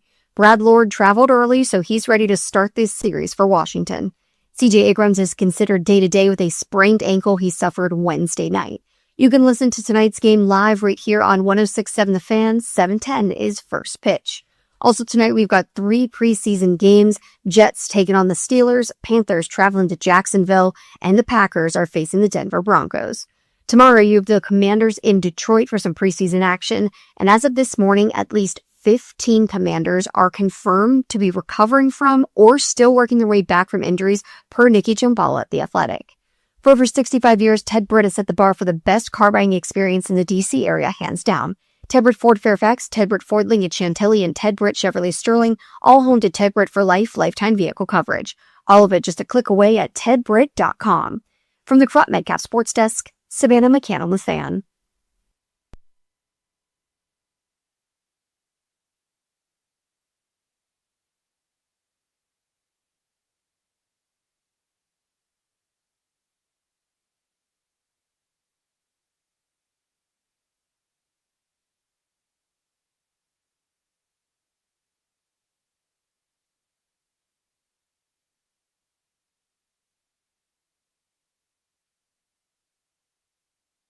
What's up, D.C., Maryland, Virginia, points beyond, all around the world? Grant and Danny, 106.7 The Fan, GP out, Toby in. It's a seamless. All we did is change seats like we're on a massive losing streak for the local 53. Joe Witt just moved from the booth right into that seat right there. We have a good radio program for you guys. We got a big preseason game tomorrow. We're talking about that. We are going to drag you all kicking and screaming into this football season. It's happening. It matters. We will break it all down 6 ways from Sunday. We'll talk to a couple local reporters about it. 3 o'clock hour, Beltway Blitz, your chance to win $100 in Fanatics fan cash coming up. We'll get you all covered, all caught up, everything you need to know about really the only dress rehearsal that's going to take place here this preseason, where it's tracking towards as many guys playing as possible for the local 53. Before we get to that, Topes, what say you? It's good to be over here on this side of the glass. I guess if I'm going to be Joe Witt, then I'm going to do a poor job today. Am I going to get fired after this? Like, what's the plan after this? Yeah, I didn't really think through my analogy. I felt bad. I'm DQ. I'm very comfortable, apparently. I'm glad to be over here, though, and excited to hang out today. It's going to be just fun and dandy. So let's get to it. Lions, just as a quick prognosis for them this year, you know they finished in last place in that division? That's crazy. They are set up to me to have one of those years. And what I mean is, when people say, it's a last place team, you get a last place schedule, a lot of times it varies year to year because there's so much fluctuation in the NFL. Teams that were good one year are bad the next, and vice versa. A team can be terrible, then go 12-5 and go to the NFC title game. Where have we seen that before? But this is how that happens a lot of times. Somebody that's pretty good all of a sudden has a schedule break right for them. So here's their schedule, just real quick. They have the Saints out of the gate. I actually like the Saints this year. I think the Saints are my sneaky favorite to win the NFC South, but that's a digression. They are not world beaters. You got to go to Buffalo. That's a challenge. But then listen to this. Panthers, Cardinals, some division games, Packers, Vikings, Dolphins, Patriots, Bucks, who are in all sorts of disarray, Bears, Falcons, Titans. These are a bunch of top 5 pick and type teams, right? They're out of division schedule. It's the Giants. It's a lot of Dolphins. This is a group that is very well set up after rebuilding a little bit. Not rebuilding is the wrong word. Kind of retooling to be nasty again.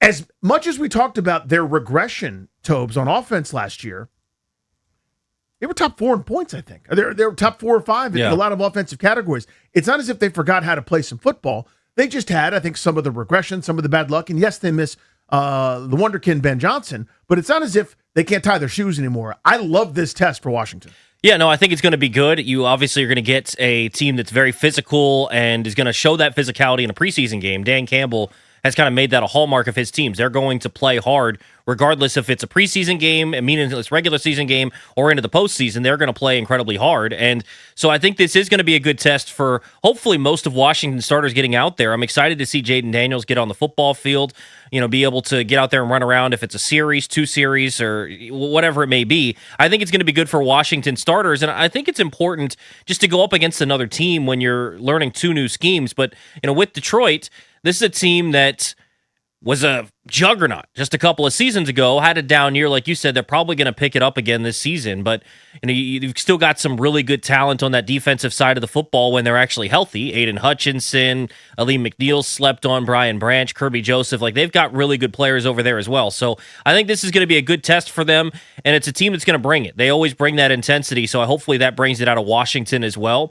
And going to be a good test for this team coming up tomorrow afternoon. Yeah, don't sleep on that fact. It's an afternoon game. So I'm on Ross St. Reception, the PPR god. Yeah. He's been on every fantasy team I've had for a long time. He's wonderful.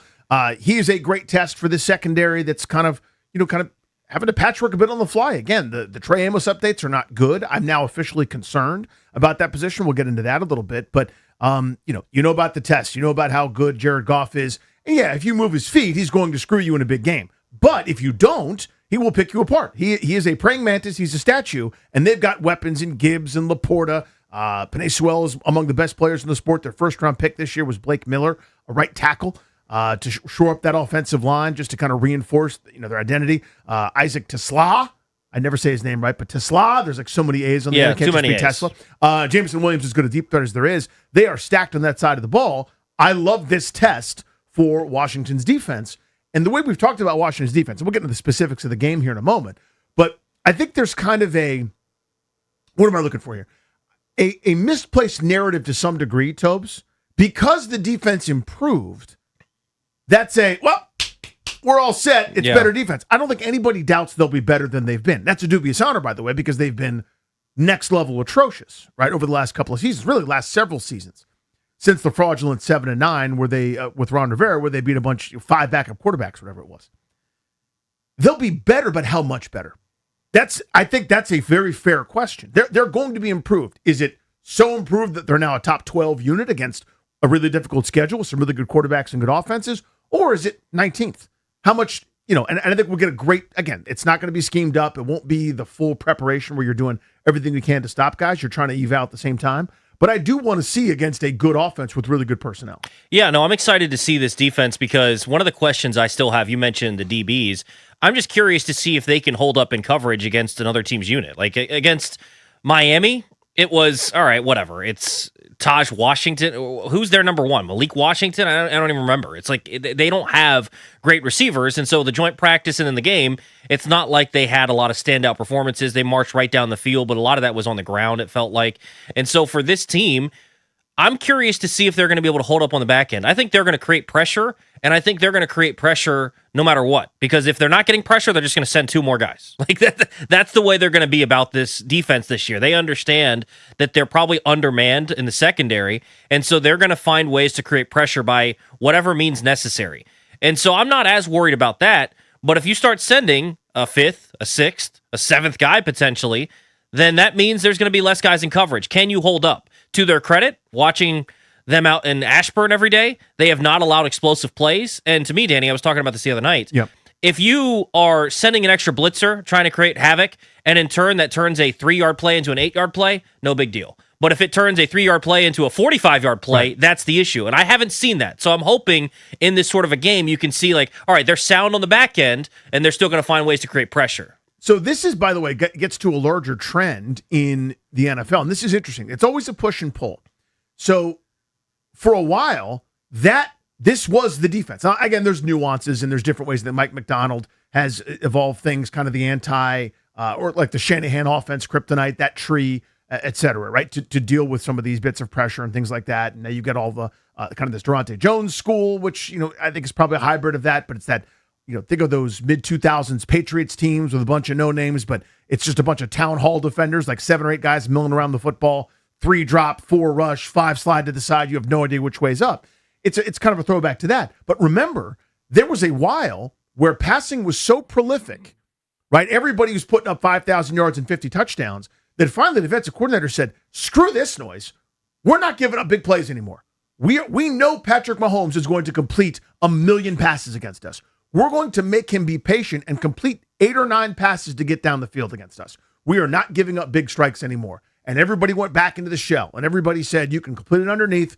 We'll wait for a screw up, a penalty, a false start, a procedure thing, a botch snap, a sack, something to try to, see if we can guess right. We are not going to break anymore. We will not be on the Sports Center highlight. We're not going to be on the NFL Network's recap show. We're not going to have Chris Berman go, whoop, when there's a long pass and it's 7 yards and a touchdown, and my guys are pointing at each other like Josh Norman. I'm not doing that anymore. This is not that. This is not go back in a shell and give up some yards and being willing to do that. This is we're going to try to dictate to you, which is risk reward, right? And I'm okay with it because to me, I'm of the mind that whoever you are, offensively, defensively, whatever, you have to have an identity. And I know that's an old school football thing. It's football cowboy thing. And I'm supposed to smell like Skull Mint and yell at, 9-year-olds to get their base down and fire off. Yeah. But to me, the identity, what it means is I'm willing. Here, I'm Danny Ruya. I'm a defense. I'm willing to give up some yards. I'm willing to give up the occasional big play, but I'm going to turn your ass over. If I get 3 big plays a game, whatever they happen to be, a third down stop, a sack fumble, an interception where my guys jump in the route, I'll live with that. I'd rather have the ball back to my offense anyway. So if the drive's over quickly, so be it. I'm going to take that risk reward. Toby's defense might be, you know what? I'm not willing to give up any big plays ever. You're going to hate watching me, but that 7-yarder's complete. We'll have the Josh Norman Memorial cushion. 3rd and 6, I'll back off 7, turn around, get your first down. If that's what you want to do, you'll be able to do it all up and down the field. But we are not getting beat deep. Different philosophies, different tenets. That's what I mean by identity, especially on defense. This identity is pressure. There's a risk to that if it gets blocked up. Yeah, no, it definitely is. I mean, it's something that if it gets blocked up, and this is something I was talking about with one of the guys on the sideline at practice the other day. This is something where I'm curious to see. I think a majority of the time you're going to have the quarterback somewhat confused, just naturally, because I don't think sometimes I don't even know if they know what's going on. It feels like it's just literally chaos. Remember when VCU used to, with Shaka Smart, create the havoc defense? Oh, yeah, I do. That's kind of what they're trying to do on the football field, where it's like this guy's dropping, this guy's coming. They had a couple of blitzes the other day where here comes Frankie Louvu blowing up a running back. Here comes Nick Cross. He would have got a sack on the quarterback. And not blocked because you had no idea where they're coming from. So that's going to happen. But what happens on the 1, 2, 3, 4 plays a game where you say you're playing a veteran quarterback like Jared Goff, and he goes, I've played Minnesota a bunch. This guy's coming. This guy's not. He's dropping. If I get this blocked up, I'm going to be able to hit this deep post to Jameson Williams. Well, he's going to be able to get the time there and all of a sudden lets it go.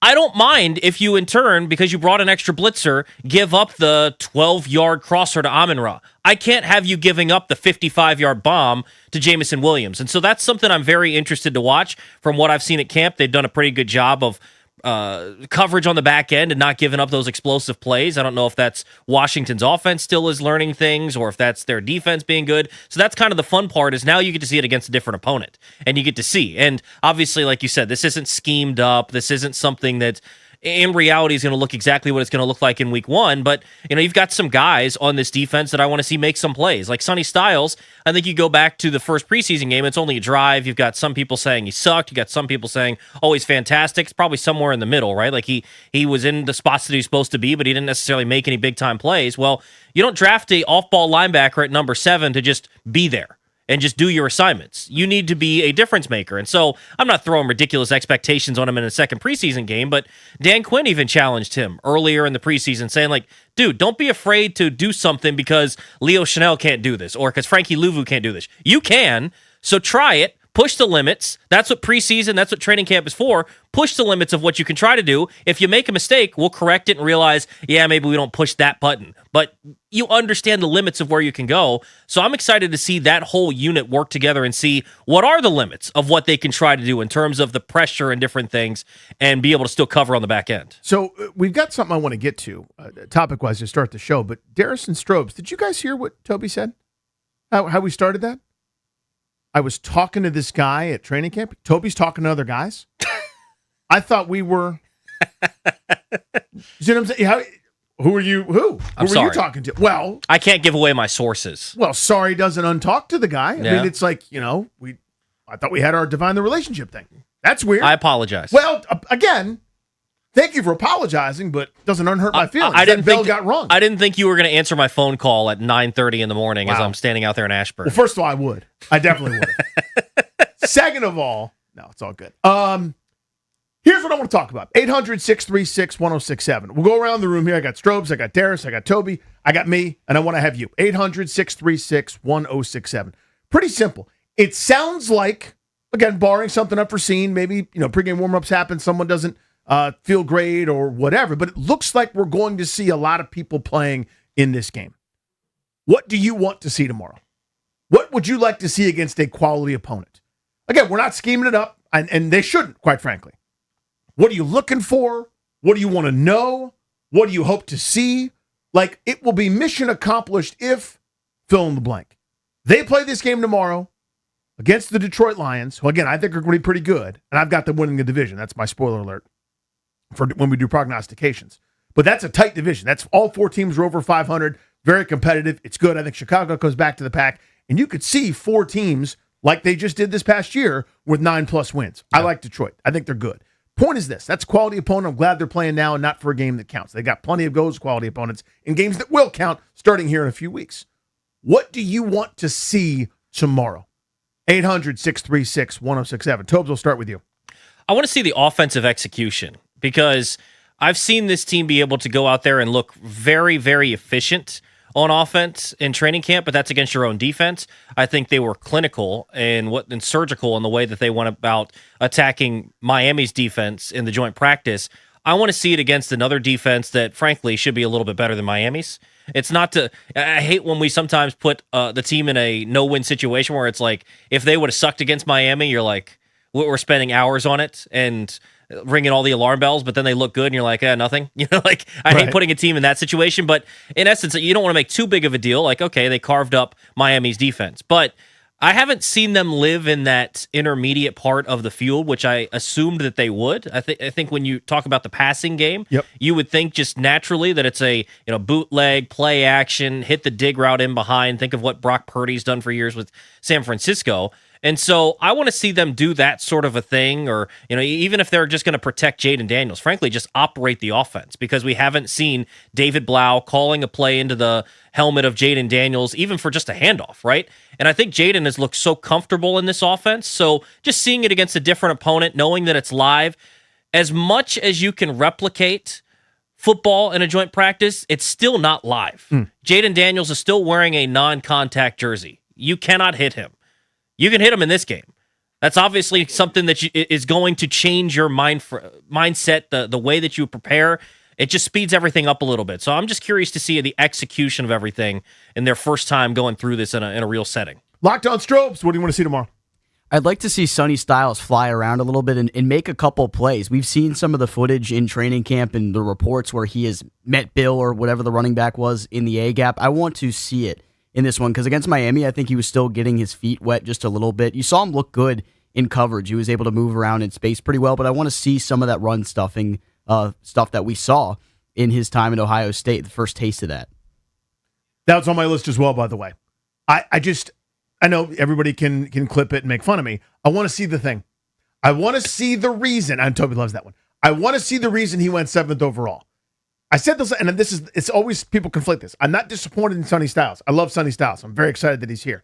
But if that's all we ever get is a kind of read and react a few yards down the field, a guy that makes some tackles, they make $1 million of that guy. That's not special. That's not number 7 overall worthy. Number 7 overall worthy is you can't take your eyes off him. Oh my God, look at this guy flying around the field, making a difference. You can't even get a playoff because this guy has already figured out what's happening. Darius, what do you want to see tomorrow? I can't imagine we'll see the number 1 offense on the field for more than 2 drives. Mm-hmm. But in those 2 drives, I need it to be more than what we got last year. Last year, they had the preseason game at home against the Bengals where they basically had 1 drive. They went down the field and they scored, but it was all rushing. I think there was a pass attempt, but Jaden didn't end up throwing it. He ended up running. I need to see the ball through the air a couple of times. I need to see just a couple of pass plays executed. So that way we know that our quarterback has the feel for it again in live action against other opponents, not just in scrimmages and training camps and joint practices. We need to see it on the field in a stadium in front of the thousands of people that'll be there in Detroit this weekend. 12 p.m.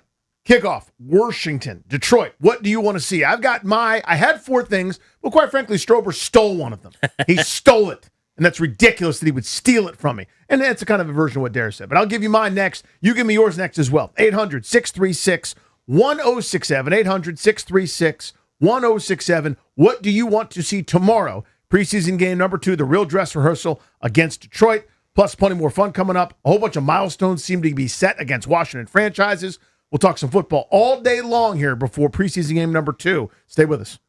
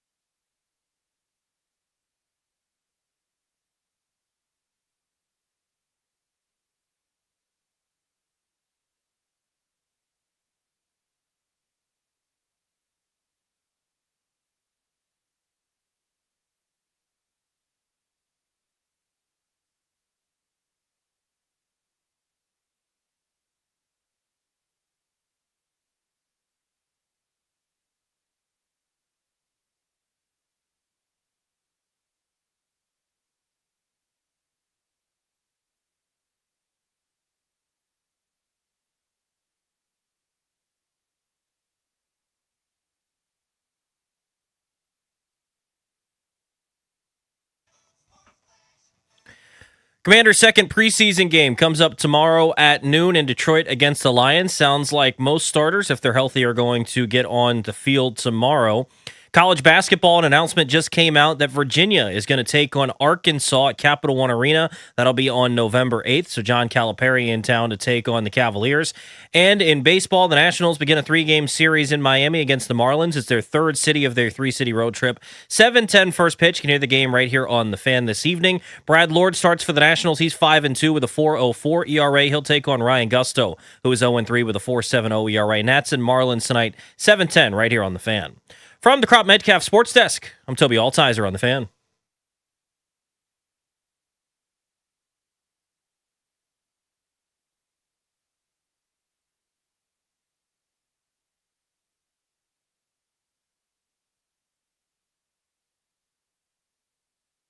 Yet another milestone was set against a Washington, D.C. team. We'll tell you about it at 2:45.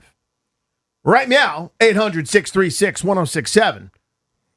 The Foosball Gentlemen play a preseason game, a Larry Michaels Super Bowl against the Detroit Lions tomorrow. Thanks for laughing at that, Tomes.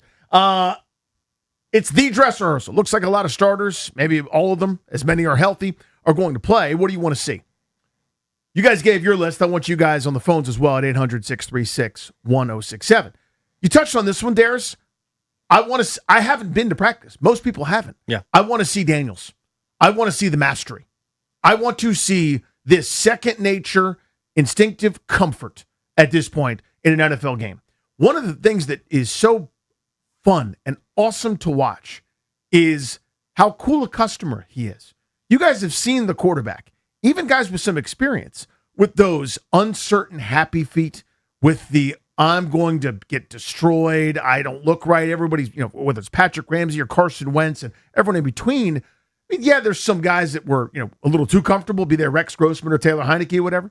But there's just a grace and an ease that Daniels knows what he's doing. He knows what you're doing. He's going to laugh about it after the play, and he's going to be a killer during the play, and he's got it. You have an answer, he's got an even better answer. I want to see that, even if we're not running all the advanced stuff, even if we're not, countering the counter to the counter to the counter. Even if it's just firing off some basic things, he's under center. Most of us haven't gotten a look at it, right? The select few of folks that have been able to go to practice, folks in the media that have been out there have seen it. The regular rank and file, the peons like myself, I've not seen him under center, other than a handful of plays here and there for throughout the last couple of years. I'm interested in that. I'd like to see what it looks like. I want to see him just doing Daniels things, just so I can bathe in the waters of Lake Minnetonka, just sort of feel comfortable about that. That's number one. Number two, this is probably my biggest one. The reports about this offensive line, the narrative about the offensive line, everybody that's got a ranking has a big number next to that name. Not a high ranking, but a big number, a 29, a 30, a 32, a 31, a 27. It ain't good right now. The vibe isn't good. Week 1 against the lowly Miami Dolphins, you didn't see a lot that inspired confidence. Mariota gets injured. You don't really have a great push up front. I want to see the first group, whoever's there, against Detroit's ones, ever trying to put food on the table. I want to see a push. I want to see a push in the run game most specifically. That's what I'm looking for, because the interior running, even in that joint practice against Miami, it was, they couldn't do that, but everything else was fun. You're going to have to do that at some point. To set up some of the things they want to set up, I want to see an interior run push. I want to know, is Chris Paul winning? Is Julian Goodgrief winning? Is Sam Cosmi winning? I like Sam Cosmi. I think he will. But you know what I mean? How's Connerly doing? I want to see the push up front. Those are the first two things. Thing number 3 is, again, this isn't going to be the full Durante Jones. He's not going full Durante. Okay? And he shouldn't. I don't want anybody to know. I want week to week people to be like, what the hell are they going to do? That's what I want.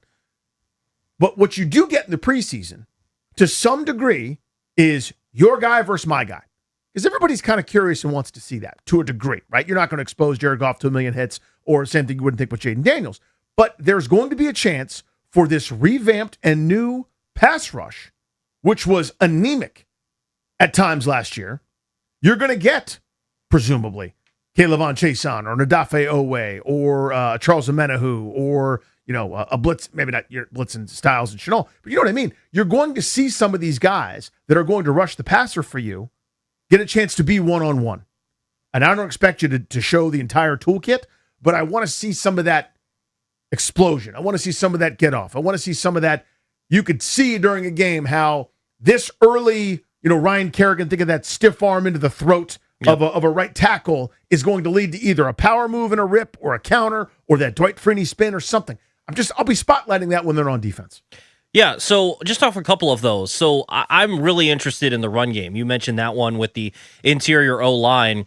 I'm actually pretty confident in Brandon Coleman. He's not Laramie Tunsil, but that's a good player. Going from a top 5 player to a league average player, it's a massive dip. But I think you can make the argument going across their offensive line that you could get below league average play at potentially 3 of the positions. And so if that's the case, and I'm getting league average at left tackle, I'm not as worried about there. It does change things, but we can get into that another time. For left guard, obviously Chris Paul stepping in there. It sounded like Brandon Coleman might have won that job, which I still don't fully understand their approach last season, where they just moved off of Brandon Coleman so quick. I understand the injuries. I understand there was some growing pains and all that stuff, but I think Brandon Coleman can play. I think you'll see that again at left tackle, but that leaves Chris Paul at left guard again. You've got center problems. Even if Nick Allegretti is the starter there, I still don't feel great about that position. I think you can just read all of the rankings across national publications. Even if they assume Nick Allegretti, they're not even talking about Julian Good-Jones. They don't care that Nick Allegretti is the starting center. They still don't like it. Cosme, I think, is going to be good, but then Connerly's a question. But they have not been that impressive running the football, and I think that is a major part of their offense. So if you're going to struggle running the football, we're right back to where we were last year, where it's like, oh, Jaden has to play Superman again. Now it's going to be a different look of Superman, but if they can't run the football, that changes the play action game. That changes everything they're trying to accomplish by being under center. So that is going to be a major part of the offense. And if they can't get push in a preseason game where you're not playing 70 plays, you're playing 12, maybe less, then that's concerning. And so I'd like to see some holes opened up, regardless of who's running behind them, if it's Bill, if it's somebody else, if he's a little dinged up from practice yesterday, whatever. I don't really care who the running back is. Just when I watch it, although there's a hole there, at least whoever's going to run the football, I can trust is going to be able to have some space to run. So, no, that's a really good point and something to watch against the Lions tomorrow. 800-636-1067. Let's start. Carlos, Severna Park. What do you want to see tomorrow in the game? I just want to see a team that has a sense of urgency compared to what we saw last season. If you remember last season, they were resting starters. They were having a good training camp, but it didn't show on the field. I want to see that they've been raving it. They've been raving about it at this training camp. The players have been on fire. The players have been showing the sense of urgency. Because guess what? They're going up against 2 divisional opponents, week 1 and week 2. I dare them to start 0-2 these first 2 weeks because last season was not good enough for training camp. Go ahead, play these preseason games. Give it all you got. That's what I want to see. Thanks for taking my call, guys. Appreciate you, buddy. That's my word. The U word, urgency. Yeah. I just want it. I haven't felt it. Now, again, you could speak better to it, you and Grant and a million of the other guys that have been out there every day, and I'm kind of going off of secondhand type things. Some people have graded it, it's light and day from last year. Others have said, it's more, but it's still not a lot, if that makes any sense. That urgency, I need to feel it. I want to. It's hard to explain, but you know it when you see it. Well, and I think that's why this is a perfect opponent. You never have to question urgency under Dan Campbell. They want to hit you coming off the bus. Like they're ready to roll. So if you don't bring that same sort of urgency, then that's going to be a problem, and you might have more dudes on the injured list, right? You have to play football at full speed, and the Detroit Lions are always going to do that, so that forces you to play at full speed too. Indeed, I do. I'm with you. I think it's why this is such a good dress rehearsal opponent. But it's not just, it's like last year, I don't know how to explain it, but you guys all remember this, right? There was this, now we felt this way as fans. I mean, I was kind of raising my hand going, I'm a little bit nervous about this. I didn't see 4-12 in meaningful games, winning a 5th with Josh Johnson when the Eagles rested everybody. I didn't think it was going to be that bad, but I didn't see a same repeat just because, right? But I think a lot of people did. And there wasn't much urgency. There was we'll be all right. Daniels is so good, we don't have to throw a pass in August. He's so good, nothing else matters. And again, I know he was hurt. I know a bunch of people were hurt, but a bunch of guys weren't.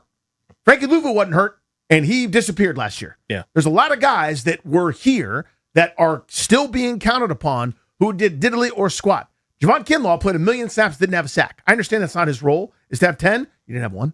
Yet he had as many tackles for loss as like a backup linebacker, right? Where was Daron Payne last year? There's 1 million guys that were here that are being counted upon then or being counted upon now that had nothing to do with injury. It's just, where was my performance?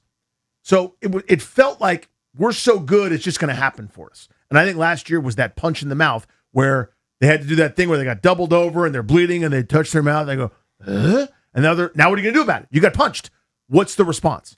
And again, it doesn't mean you go full Spurrier Osaka Japan on the Detroit Lions tomorrow, but I just want to feel like they get how unacceptable last year was instead of just going, just a fluke thing, man. Couple injuries and Jaden was hurt. Otherwise, we'll be fine. I want to feel that. I haven't yet. I'd love to see that tomorrow. I love that one. Dez in Waldorf, what do you want to see tomorrow? What's up, man? What I want to see is I want to see Brandon Coleman shut everybody up because everybody acting like we didn't go to the NFC Championship game with him playing as left tackle. We got Laramie Tunsil because he was available, not because Brandon Coleman was a problem. But my biggest thing is with y'all and all the Redskins media that's been going on. Because basically, why has everybody been complaining about cornerback, but they, at the same breath, remind themselves that the D-line was terrible last year. Our best player was Von Miller, and our best safety was Jeremy Reeves. If that's the situation, it don't matter if we got Devin Witherspoon. Your corner's going to be bad. They can't do it everything. Like, if you got the worst D-line and the worst safety group, what we going to do? You know what I'm saying? Yeah, be bad everywhere, Des, I think is the answer. But I don't know how that's my fault, but I appreciate the phone call. Thanks for listening. The thing is, they're going to play different coverages, different styles of defense this year, but I still am interested. Can Mikey Sanders still play inside? Can he play outside? I like Amik Robertson, but he's undersized, right? He's been someone that has had good moments throughout his career, but if you look at the numbers for last year, it was not great. Rasul Douglas has stood out, but he was a free agent, someone that you just picked up off the street not that long ago. So I like a lot of what they're working with back there. Doesn't really matter for me if I like them. I need them to be able to cover. So there are questions. I don't know how you can look at that secondary and say there aren't. I like the Nick Cross addition. I think he's going to have a massive impact, but it looks like Jeremy Reeves could be your starting second safety. Do you feel great about that? Like, I like Revo. I love what he can do in special teams. I like him filling in stints. There's also a reason he hasn't been a starter throughout his career on the defensive side of the football. Even though at short moments he might look fine, does it look fine for all 65, 70 plays on defense? So there are questions all throughout the secondary.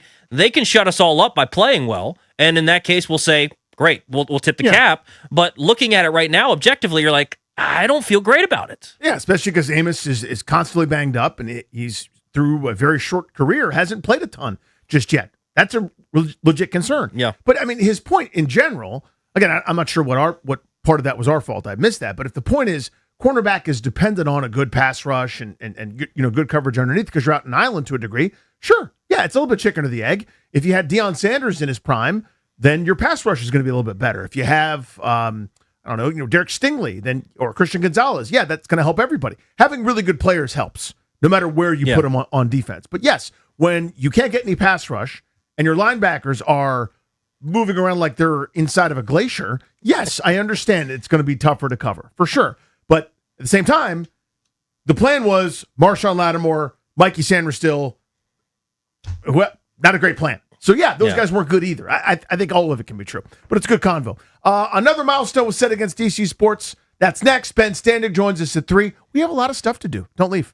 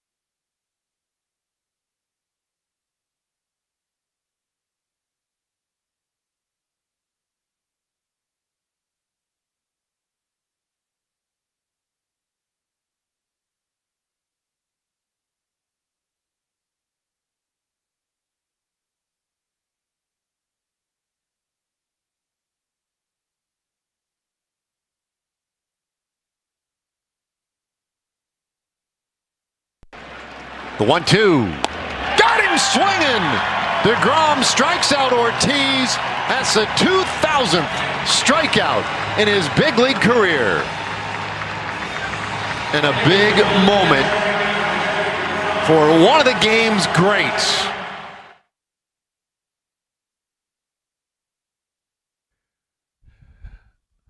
From the only I'm going to care about this department, and Ben Stanek joins us at 3. Welcome back. G&D here on the Fan. Tobes in for GP. Dave Johnson, it's there. Our guy calls Wizards games, does some stuff with DC United as well. Sent like a good luck tweet for a player who I don't know very well. I don't know much DC United, apologies. Named Jacob Morrell is going to go play in Falkirk. And as soon as I saw that, I went, oh my God, that was the first stop on the Scotland and Northern England soccer tour my son and I got to go on. I guess it was last year that we did that. Yeah, all year. the days kind of run together. But Falkirk was the first place we went, and it was awesome. Like this mid-sized club, middle of the Scottish League. They're just fighting for their lives, just trying to, not get relegated or whatever. And number one thing to note, the home stand for the high-level supporters is called the Kevin McAllister stand. That's a Home Alone reference. Everyone should go, okay, that's the team I'm rooting for now.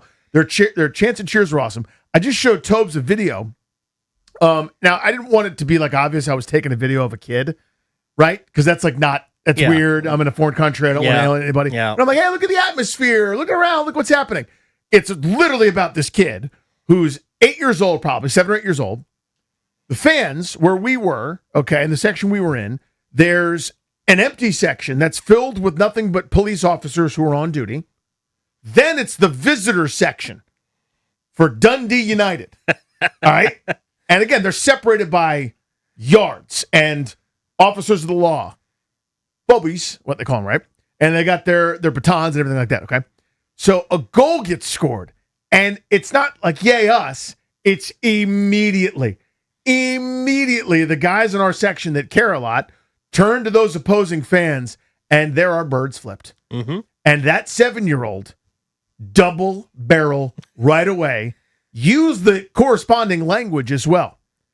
Not to say like, hey, are you aware that I have these 2 fingers and I'm showing them to you? Yep. But it was all the things that you would say, Scottish insults to go with it, and it was great. So Jacob Morrell is going to go play there. And I was like, oh my God, that's so cool. I was there and I saw it. I didn't get to sit in the Kevin McAllister stand, but I got to see that place. Well, enjoy. That'll be that was really cool that you got to experience that. I can't wait. I'm hoping. Amazing. I'm still trying to figure out if there's any soccer games. I don't think there are. I think it's an international break when the Commanders play in London. But I'd love to go watch a soccer game. Just strike out from there. I'm telling you, and we'll get to the point of our topic here in a second.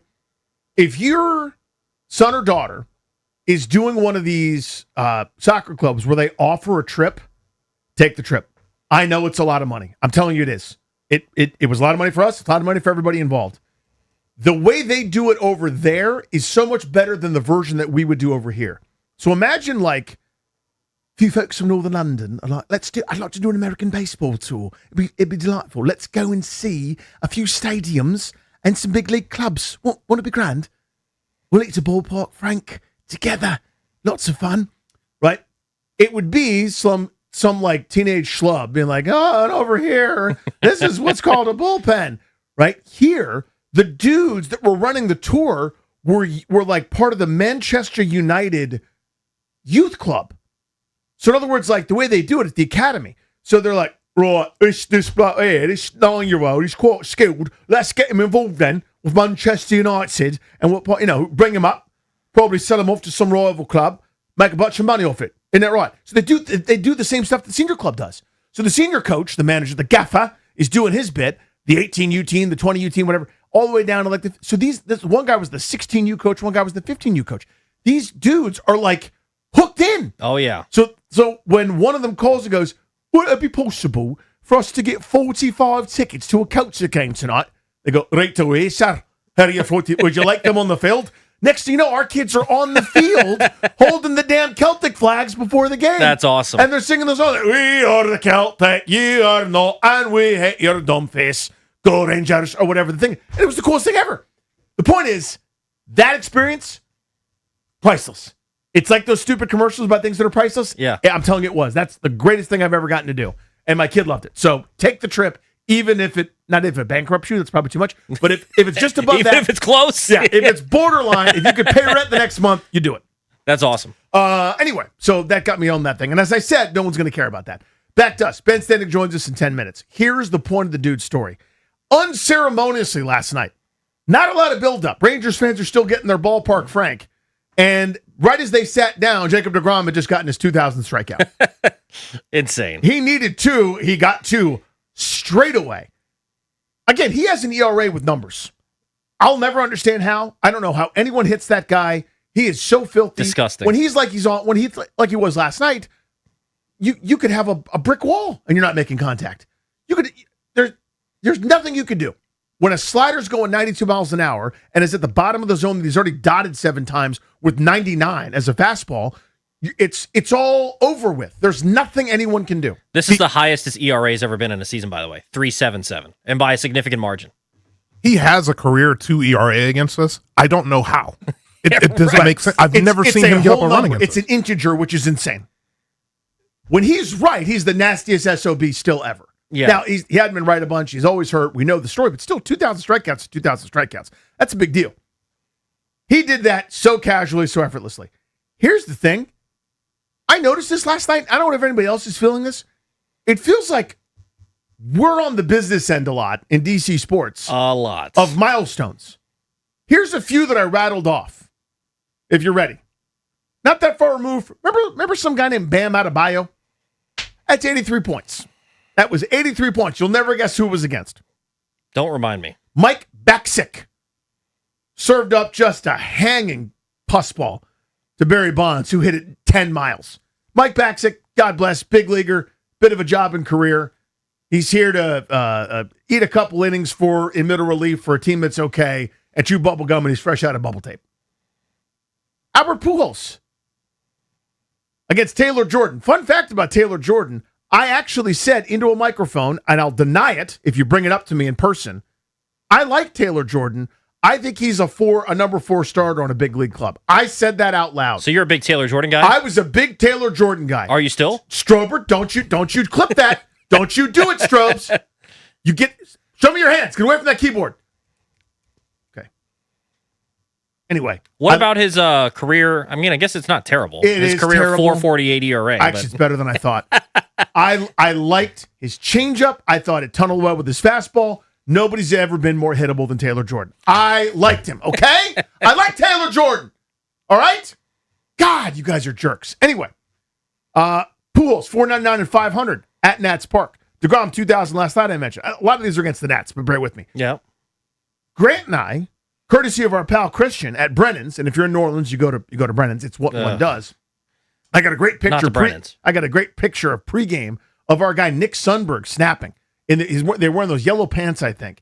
And I was like, look at that handsome gent with those haunches, right? It was right in front of us. Just kept bending over and firing those snaps. Tressler Way was kicking bombs, I think. Any of the Hoodles, Drew Brees set a passing record in about 8 seconds. And he went for 403 touchdowns and a $40 million to 2 win.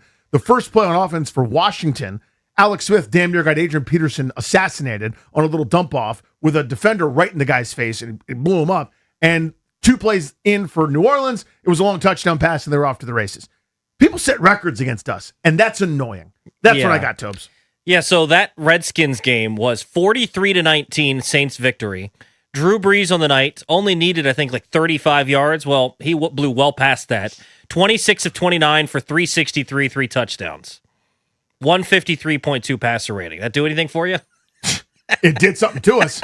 The food was great, is what I'll tell you. I remember watching that game, and I was so sick of it because I understand that it's a record-breaking performance. I believe that was Monday Night Football. I understand why it's on the broadcast. I get all those things. But even when Washington had the football, they're still somehow shoehorning in Drew Brees. I'm like, can we just talk about the Burgundy and Gold for a second tonight and pretend like there's 2 teams playing, not just number 9 for the Saints? But no, they just talked about Drew Brees all night. You remember the story that I ate 4 bread puddings that night? That 4? That are meant for a whole table full of people. Each bread pudding is supposed to serve 4. And I ate 4 bread puddings. 16 servings? I did. And the chef, the sous chef, the sommelier, and the dessert chef all came out to see the Porky Oddity. They came out to see the disgusting wild beast that had eaten 4 bread puddings. That was me, by the way. Here's another random fact from this game. Drew Brees had a reception for a yard. I don't know how this happened. Was it a batted pass? I have no idea. But apparently Drew Brees caught a pass that night. Yeah, he Bugs Bunnied it just for fun. They were doing whatever they felt like. Ben Standing joins us next.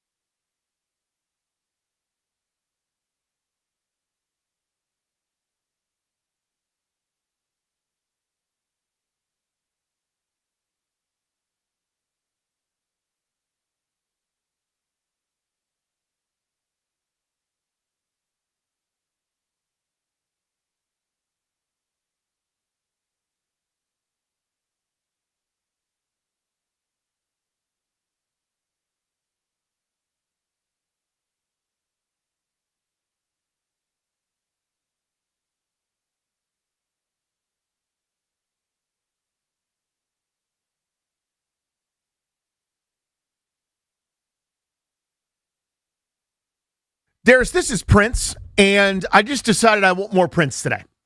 So that's a Prince cut. Can we do at least one Prince cut per hour? Can we do that the rest of the show? That's something you can do for me? Thank you very much. That's Darius Stammer, and I'm Danny Rouillet. That's Toby Altizer.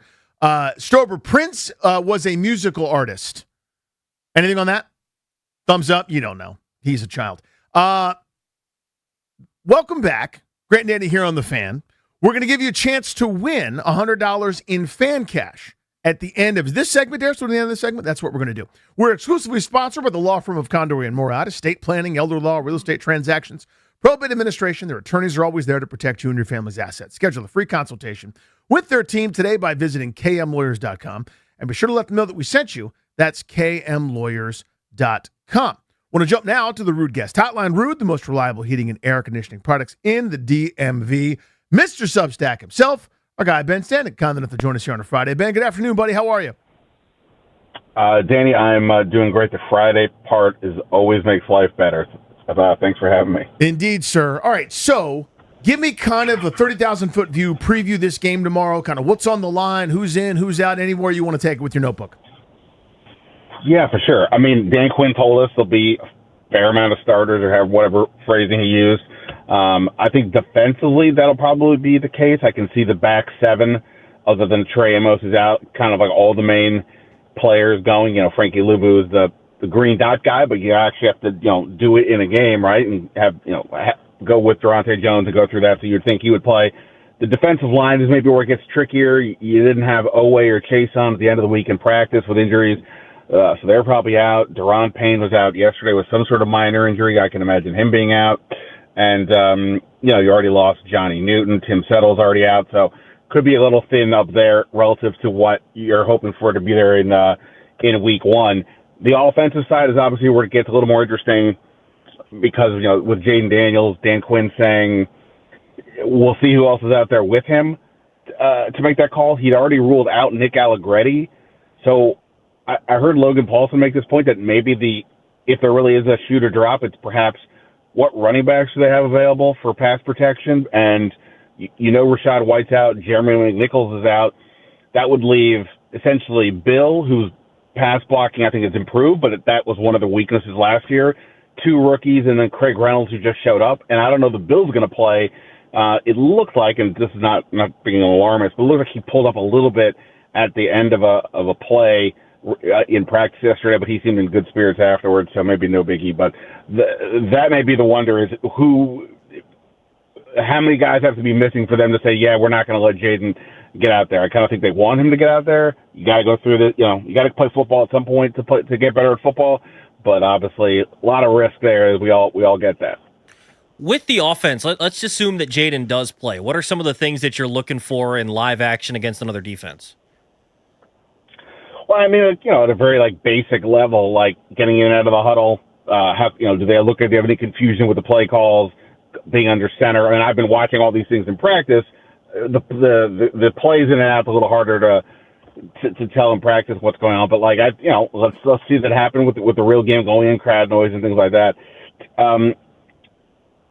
Beyond that, with Jaden specifically, does it look like he is got a good feeling for where the ball needs to go? I think the answer to that will be yes, based on everything we've seen in practice and just knowing the skill set. But again, it is new. Is everybody on the same page going up against another team, et cetera? And I think with the receivers, forget the fact that there's all these battles down the line. If in fact everybody plays, to see Jaden with McLaurin and Diggs for the first time in this way, I think could be a lot of fun. Diggs has been something of a revelation, I would say, in camp. Just watching him, he's so smooth and quick. It's like, oh, whoa, that's like a professional wide receiver right there. They haven't had one of those opposite 17 ever.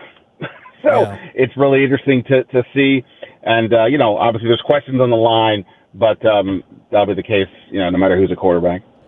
So in terms of the offensive line and kind of the work in progress, everybody's rankings outside, those don't matter, of course, but it's just kind of a talking point and a way of kind of getting into it.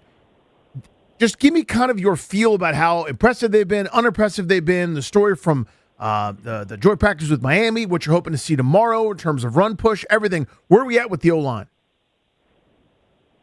I mean, obviously we start with, no Laramie Tunsil, independent of everything else, massive loss.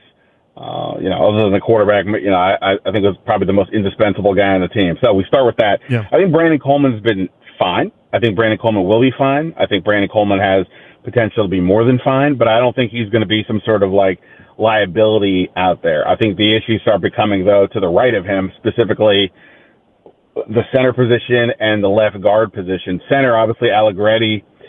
He's not going to play this week. If we assume that the starters don't play next week, that means he and Jaden Daniels will, again, not counting a practice, and I'm not even really going to count a joint practice if they do against the Ravens. They won't have had a live snap together going into the season, right? So that's not ideal, to say the least. And then also not ideal is what are the options without him or without Allegretti if that happens. I mean, whether he plays week 1 or not, he could get hurt in week 3 or week 8 or whatever.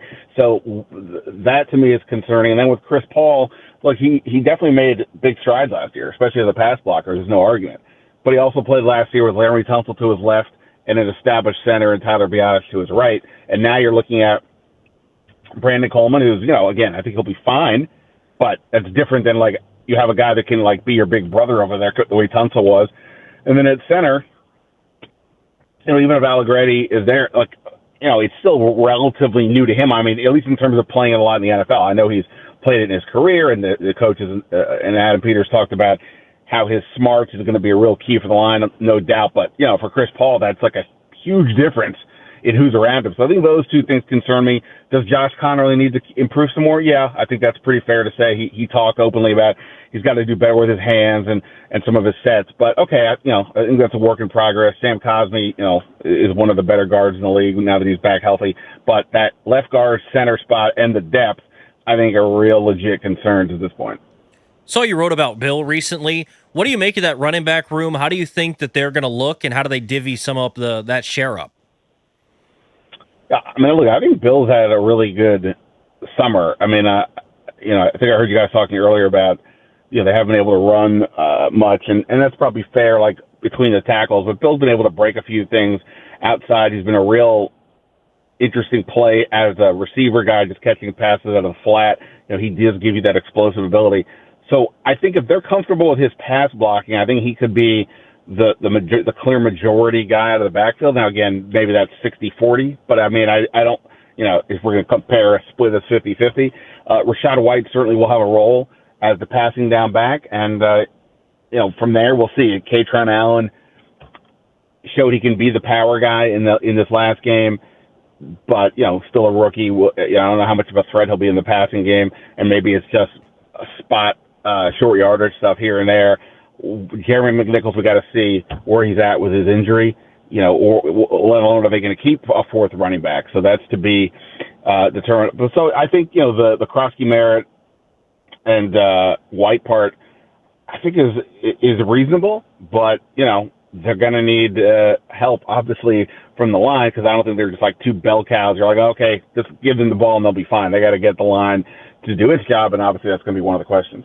Last man standing on the old Substack. Our buddy Ben Standig joins us, covers the local 53 here on Grant and Danny. Tobes in for GP. Bit of a hacky question, so forgive me in advance, but who's got the most on the line tomorrow? Whether it's a starting role, making the club, etc. Who's got something big, kind of a prove it day in this best dress rehearsal? Yeah, I mean, I know that Detroit, Jared Goff's not playing, but they're going to have starters, so I guess, depending on who the starters are, right, that for Detroit, that could be a factor.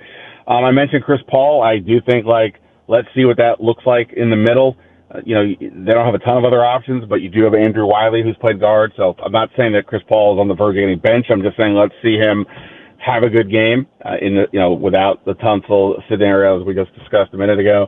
I think the receiver room is still fascinating, because once you get past the top two guys and McLaurin and Diggs, and let's just put Antonio Williams as sort of a separate category as a rookie. Everybody else, I think, is still kind of up in the air for roles and spots. Are they going to keep 7? Even if they do, who's out? Van Jefferson, Luke McCaffrey, Treylon Burks. I think that's going to be huge. The problem, of course, is whether Jaden Daniels plays 1 or 2 series, he's not going to play the next umpteen, and those will be played by 2 dudes that have never thrown a pass in the NFL and may never.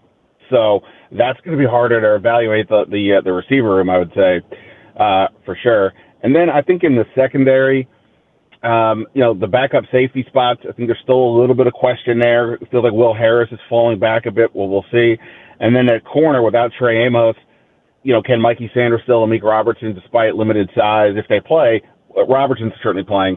Will they show enough to be viable threats on the perimeter, or are they just going to be viewed as slot guys? And if that's the case, which I don't think it will be, but in terms of like playing it a fair amount, you got to get Trey Amos back soon. Rasul Douglas is interesting, and we'll see if they keep a fifth guy. So I think those are some of the names to keep an eye on.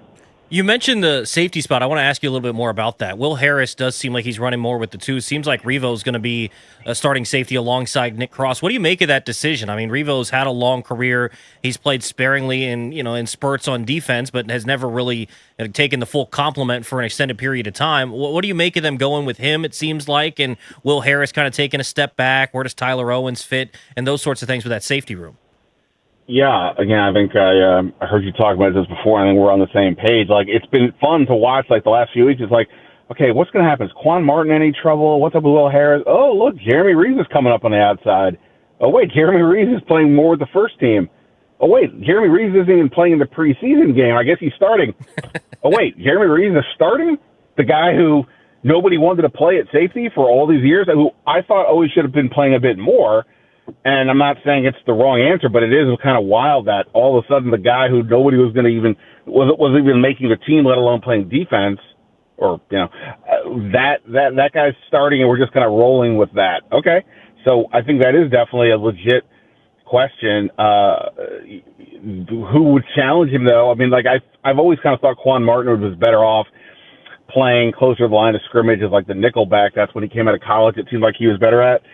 But they've been using him a lot at free safety, and so I guess he's the challenge still for Jeremy Reeves, or if Jeremy Reeves, has any hiccups starting the year. But I don't know that that's ideal either. I think Tyler Owens to me is the most interesting for sure. I mean, he's the freakish athlete. He's huge, incredibly fast for his size, and this is year 3. It feels like they're starting to hope that he can be some sort of a defensive weapon as a matchup player or what have you. And if that happens, I think then the secondary could get really interesting. But until then, it's Jeremy Reeves and the slowest ascension from guy always getting cut to starter in NFL history, I think. Really is remarkable. Ben, Sonny Styles, week 1 of the preseason, did read and react linebacker things. I understand it's not a regular season game and you're not really going to be able to take the car to the garage and put it on the racetrack, but if that's all that ever is, it'll be disappointing to me. Are we going to see more Styles, more unleashed Styles? Just kind of walk me through what you've seen from him so far and what you expect tomorrow. Yeah, again, with last week he played without any of the main pieces on the defensive line. Johnny Newton was out there, but that was about it. And obviously, you want those guys up front to take on the blockers, giving the linebackers lanes. It felt like Styles was maybe overrunning some plays, and then the offensive linemen were getting in, or some blockers getting in and just kind of taking them out. Dan Quinn said this week he wants to see Styles used more as a blitzer. So I think to your point, if that holds, we should see a more aggressive version of him. I think that the other part is this, because they're not showing everything. Is there? I'm sure there's more that we'll see with his game than what we have seen so far. I think he'll be fine. I'm not too worried about anything. The question is that going to be? Is he going to hit the potential this year? I guess that's going to be the question. I can't sit here and say definitively yes. They may have even said Frankie Luvu was the green dot guy no matter what. So maybe that's the case. But we kind of never had a situation where Styles was truly vying for it in camp. And I'm not saying that's a knock on where he is at, but it's a choice that they made that I don't think most of us were assuming was going to be made when they drafted him. So if that's a sign that he still has to progress a little bit in that sort of communication part, so be it. But things to do. But I've been generally pleased with what I've seen, and hopefully, he'll take a step forward once the games turn real. Is there anyone you're watching that could take Johnny Newton's spot, seeming he's going to miss most of the season with that pec injury? Is there anybody at defensive tackle that you're watching that, Cowart looked good in the first game. Is there anybody else you're watching tomorrow to see if they're going to maybe make their way onto the 53? Two of the guys I've picked up off the street in the last few days, and Ricky Barber, who played 2 games last year, one of those guys. I think Ricky Barber is the one interesting to me. It does seem like, they kept him around last year. He had a sack in the 2 games he played. And, it seemed like, and from what I saw, and then just talking to some people, that Barber was the one that maybe sort of stood out a little bit in that game, even more than Newton before the injury. So I guess there's hope there. Now, is he big enough to play nose tackle? Not saying Newton was either, but just, is he big enough to do that? I don't know. He's about 290. I think they did try him in there a little bit. So if he could do that, that would be huge, because beyond Tim Settle, McShy Tuttle's been a guy for that, but, they could use a little bit more there.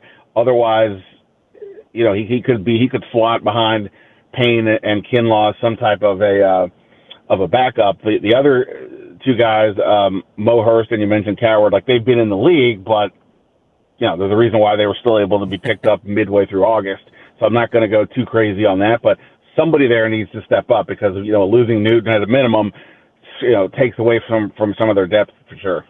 Ben Standig with us here on G&D. Is there anybody who we're not considering who might be in a bit of roster trouble? Well, obviously, like, one of the receivers, as we discussed, is going to be some trouble. Now, I've largely been saying I think the 3 draft picks, meaning Williams, Lane, and McCaffrey, should be fine, and I think that's probably still the case. But the more we've gone through camp, if we just look at him as a receiver, I think Luke McCaffrey, we've seen some of the same slide back we saw in the past. Like, creating separation is not always his strength. Now, he does a lot for them. Opposite kick returner was very good last year. Just a general special teams player in general, he helps there. I don't know that he would be in trouble, but if we're saying, like, they ultimately want to keep the better receiver, I could see them going Van Jefferson over Luke. So maybe there. Beyond that, and we talked about Will Harris. I don't know if there's anybody else that's, like, super obvious. I guess we'll have to see what happens with Jeremy McNichols in terms of if he is hurt and he's not able to go week 1. Do they put him on IR? Do they release him, knowing they'll bring him back? What do they do with that? That could be one to watch as well. Nicky put out an extensive list of all the injuries this team is dealing with currently in training camp. It seems like most of these, aside from the guys we already know that are going on IR, like Johnny Newton, Laramie Tunsil, it seems like most of these guys are expected to be back for the season. But is there anybody that you're looking at and saying maybe not so fast, like that there might be a little more concern with what they're dealing with? Well, I guess just Trey Amos. I mean, on the surface, like, he sprained his ankle in practice covering Terry McLaurin coming down on the play, except that it's the same leg in which he suffered a broken leg last year, and then he was on the PUP list to start camp because he was dealing with, like, soft tissue soreness.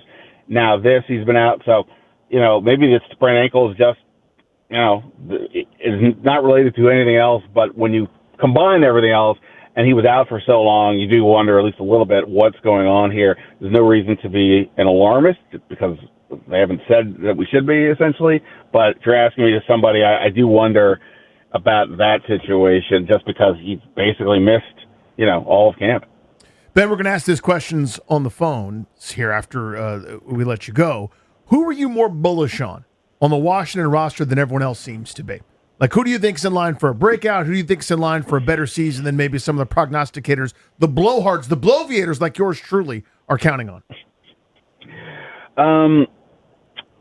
Yeah, I mean, in terms of, like, making the roster, I've been bullish on Van Jefferson all this time. Look, it's possible he doesn't. I mean, he's 30, and, I feel like Stephon Diggs kind of repeats a lot of the things that he does, but he has just been an incredibly smooth operator. Dan Quinn has gushed about him repeatedly. I just don't know where there's room, but I would say I'm more bullish on him than some others. But I just mean for the season, not just for making the team. Like, who's going to have a better season than people like me think?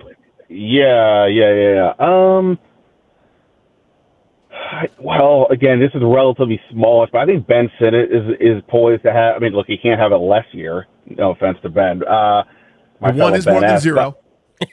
Yeah, but I just think, to me, he was the poster child of whatever disconnect existed between Adam Peters and Cliff Kingsbury. Like, Cliff Kingsbury's offense does not have a H-back type guy, and Adam Peters, when they drafted him, was like, hey, this guy reminds me of a George Kittle, Kyle Juszczyk combination.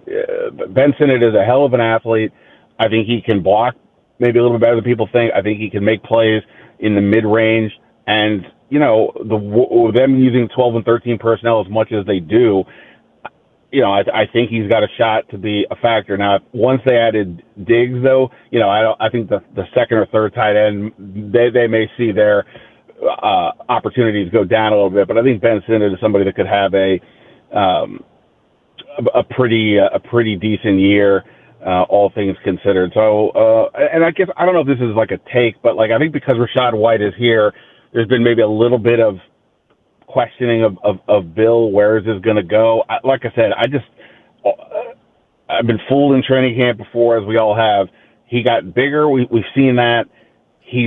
I always thought he was a good pass catcher last year, but he looks to be improved on that regard. Same with the pass blocking, and I think that to an extent his potential to be more than just a 50-50 split can raise the ceiling of the offense in ways that I don't know that others can, because they just haven't had the huge big plays out of the backfield or guys that can do that while being available for any down. And if that's reasonable, if he can avoid the fumbles and all that, I think Bill could be positioned for a big year. And then, again, big is all relative. I'm not saying go draft him in the first round of fantasy, but I mean, a pretty good year. And again, I think that could raise the ceiling of what this offense can do.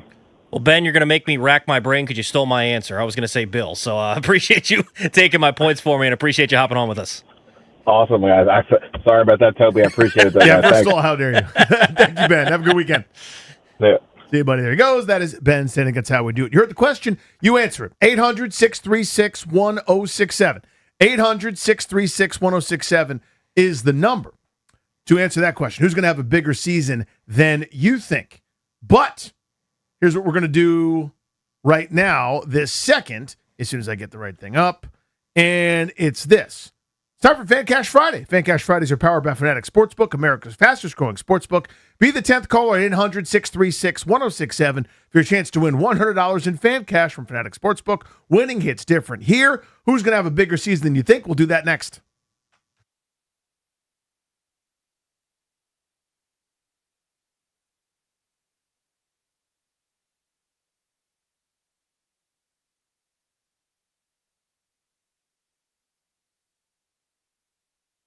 What's up, guys? Danny Rouillet here. You ever wonder why Fanatics Sportsbook is America's fastest growing sportsbook? Other sportsbooks, well, their rewards are the same old, but Fan Cash is the ultimate sports currency, and betting with Fanatics lets you stack Fan Cash. With Fanatics Sportsbook, you get up to 10% Fan Cash back on your wagers. That's win or lose. Use your Fan Cash to unlock the world of Fanatics with unlimited profit boost, exclusive merch, collectibles, games, tickets, and so much more. If you want value for your bets, Fanatics will always have your back. Did I also mention they're giving away millions in Fan Cash this year with games like Fan Cash Drop. Tap in every Friday and see what all the fuss is all about. So switch to a sports book that will always give you more to play with. Go check it out yourself and download that Fanatics Sportsbook app today. I love it, and you will too. I'm telling you, I'll tell you again, winning hits different here. Must be 21 plus. Gambling problem? Call 1-800-GAMBLER or 1-800-MY-RESET. MD visit mdgamblinghelp.org. Offer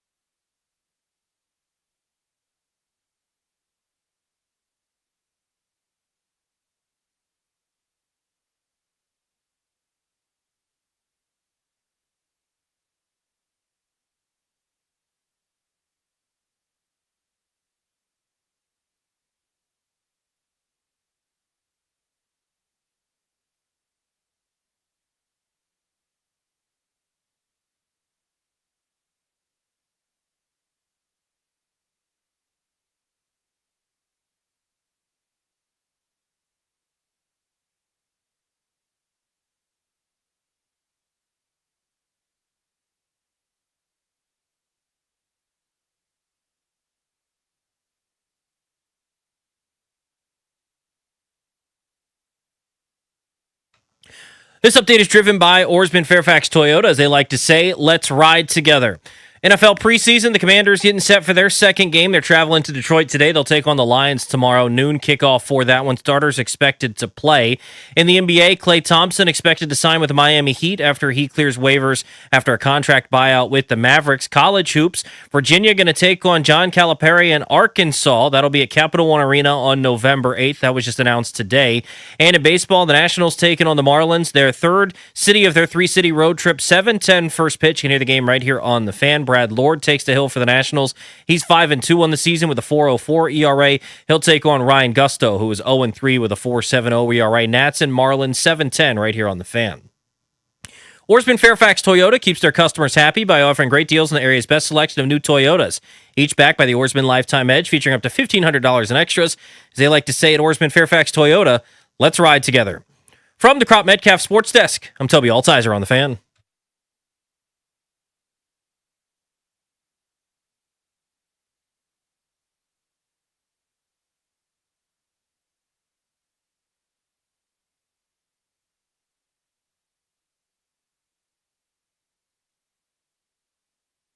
G&D here on the Fan. Toby in for GP. Strobes, Darris on the production of this Bad Jackson. Right now, our Fanatics Fan Cash winner this week is William in Germantown.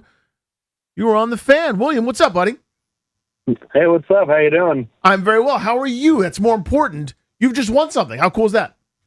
Oh, yeah, it's very cool. Very excited. Thank you very much. I appreciate it, man. Thanks for checking out the show. Thanks for listening, and thank you for tuning in. Good luck. Don't spend it all in one place. Actually, do. I mean, it's Fanatics, the world of Fanatics. That's where you're going. That's kind of how that works.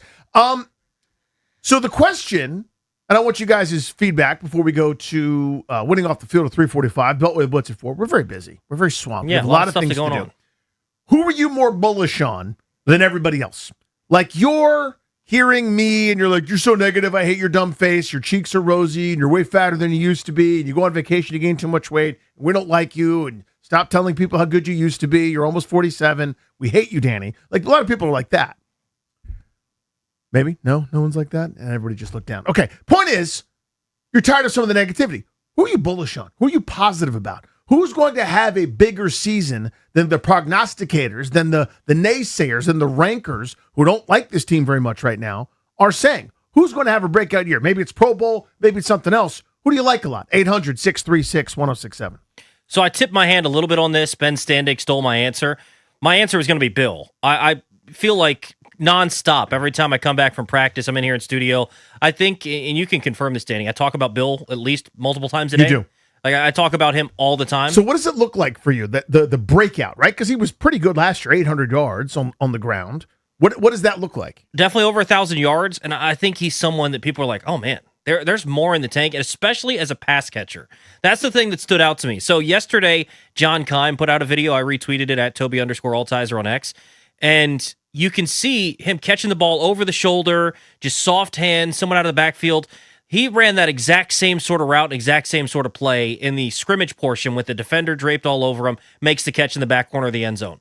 I think he's going to be a great pass catcher. I think this type of run scheme fits him, assuming they're able to block it up. And that's the big question. We talked about that a little bit earlier, Danny. But this outside zone where your vision and that burst is something that can work in your favor, I think people are going to fall in love watching this guy play football. Just, it's not that people didn't already like him last season and what he was able to do, but I think if he gets the appropriate amount of carries, I think you're talking about a guy that's well over 1,000 yards on the ground and someone that can chip in through the air as well. And someone that's like, JP talked about this the other day, JP Finley. Mm-hmm. Like, not that it matters that much, but people are talking like fantasy and like he's way down. I think he's like a RB2 type fantasy running back for those that really care about that sort of thing. And I don't think he's being talked about in that sort of vein, where he's someone who's going to have the appropriate touches, the type of impact, and you're going to look back and go, man, they really found a diamond in the rough with this guy. So there's reasons why not in terms of fantasy impact. Rachaad White's presence, yep. I wonder what that looks like. I'm going to ask you that in a second. But the other part is they just didn't seem to trust him both to catch the ball and on passing downs.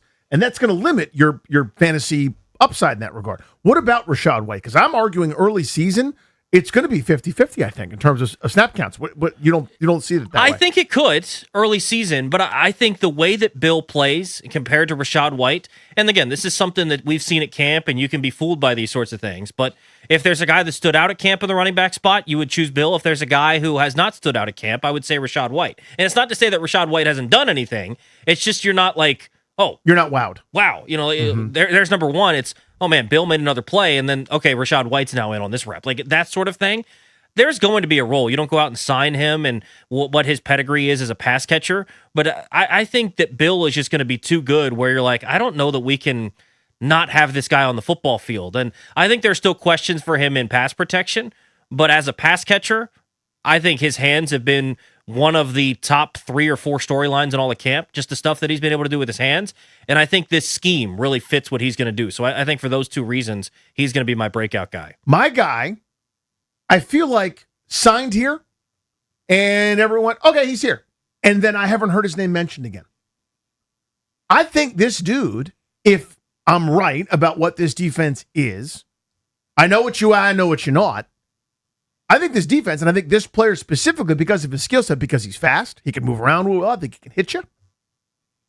I think Nick Cross might have an awesome season. So the way defensive back works, it's really hard to get, sort of Pro Bowl nods at safety. Like if you don't end up with like 3 interceptions returned for a touchdown or like a Sean Taylor pick up the fumble in the scrum and go and dive across the end zone, it's hard to kind of crack through, right? But this is somebody that had over 260 tackles combined over the last 2 seasons. Multiple sacks as a blitzer, has picked up fumbles, has forced them, has intercepted 4 passes over the last 2 seasons. To me, this is we're going to set up times where our chess piece, our blitz, our overcommit, our TE game, our stunt, our rub, where the tackle is going to do this, we're going to loop around, we're going to force a quick action from the offense.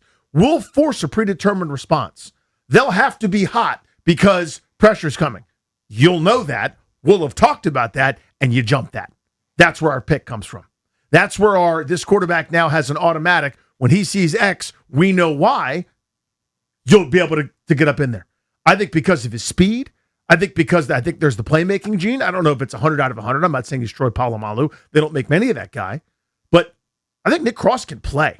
And I think he's an afterthought because they drafted Styles, because they paid because they played OA $1 trillion or whatever. Everyone's focused on that, and they should be.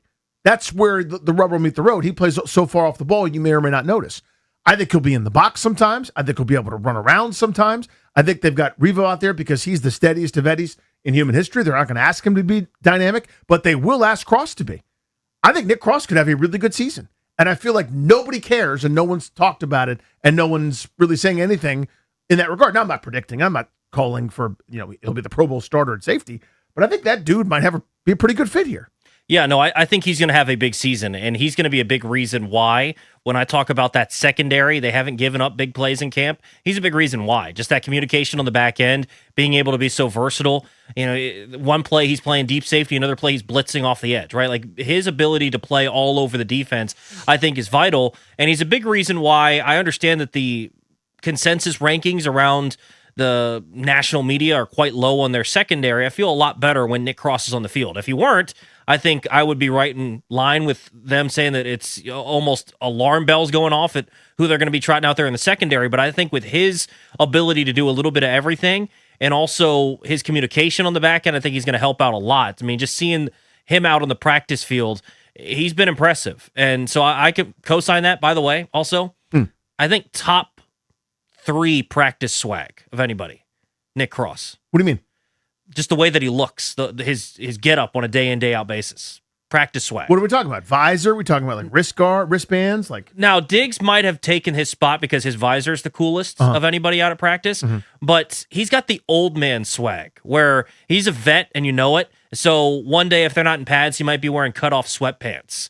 He might be rocking the hoodie under the jersey, even though somehow in Ashburn, guys are wearing this 85 and it's humid and they're wearing a hoodie. But he just looks cool the way that he comes out to practice. A little understated, not like flashy, not like yellow sleeves everywhere, but like an understated, hey, I'm here to play football and that's all that matters. Almost similar to how Bobby Wagner had a little unk look at practice. Yes. not full unk, but like I'm a vet, I'm established, I know what I'm doing, I don't need to stand out, but I'll stand out with my play type of practice You swag. don't want to be full unk. I am full unk, Yes. according to my children. Yeah. Right. It's like whatever's past unk. I'm like unk plus. like plus. turbo unk or something like that. We have to pay extra for unk plus. You never know. It's a steep discount. We're in the bargain bin. This is via the YouTube chat. You can check us out, 1067 The Fans YouTube page. We are live on camera in HD. I think it's an important public service message. I shared this with our guy Tay in the chat. I'm going to share this with you all as well.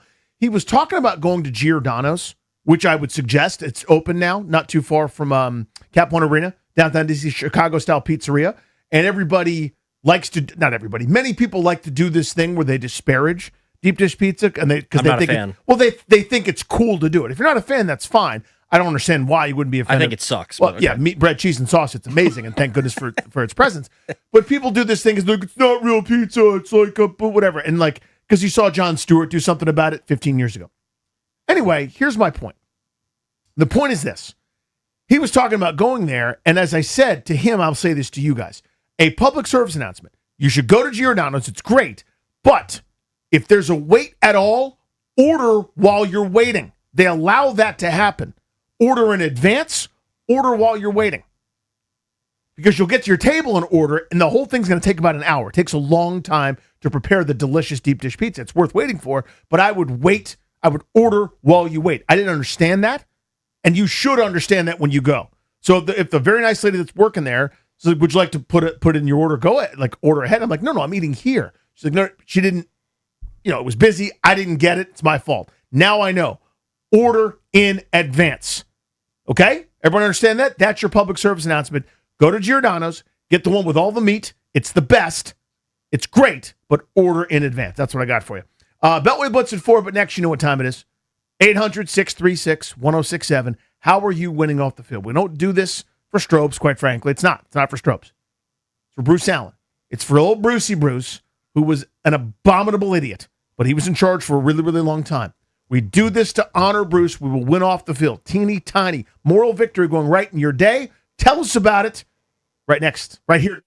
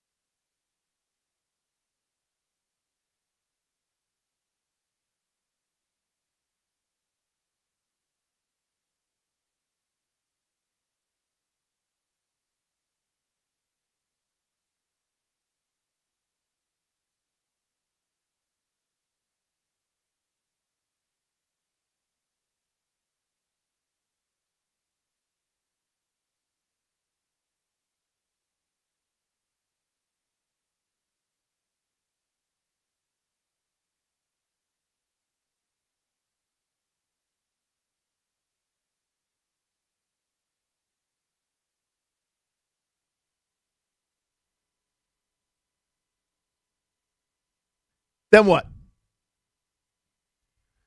It's Grant and Danny on the Fan. We will blitz. We're going to blitz. Don't worry. We're still doing it. That's next. Okay. But right meow at 800-636-1067.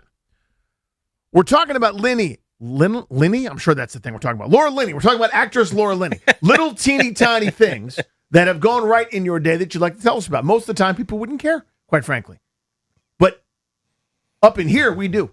This is that time where we care about that little stupid thing that went well for you. I'll give you an example before I turn it over to you guys, right?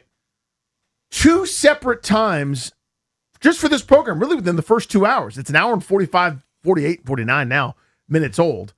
I have either been doing a Jordan Reed or just talking, and Darius has gone to commercial break before I was finished.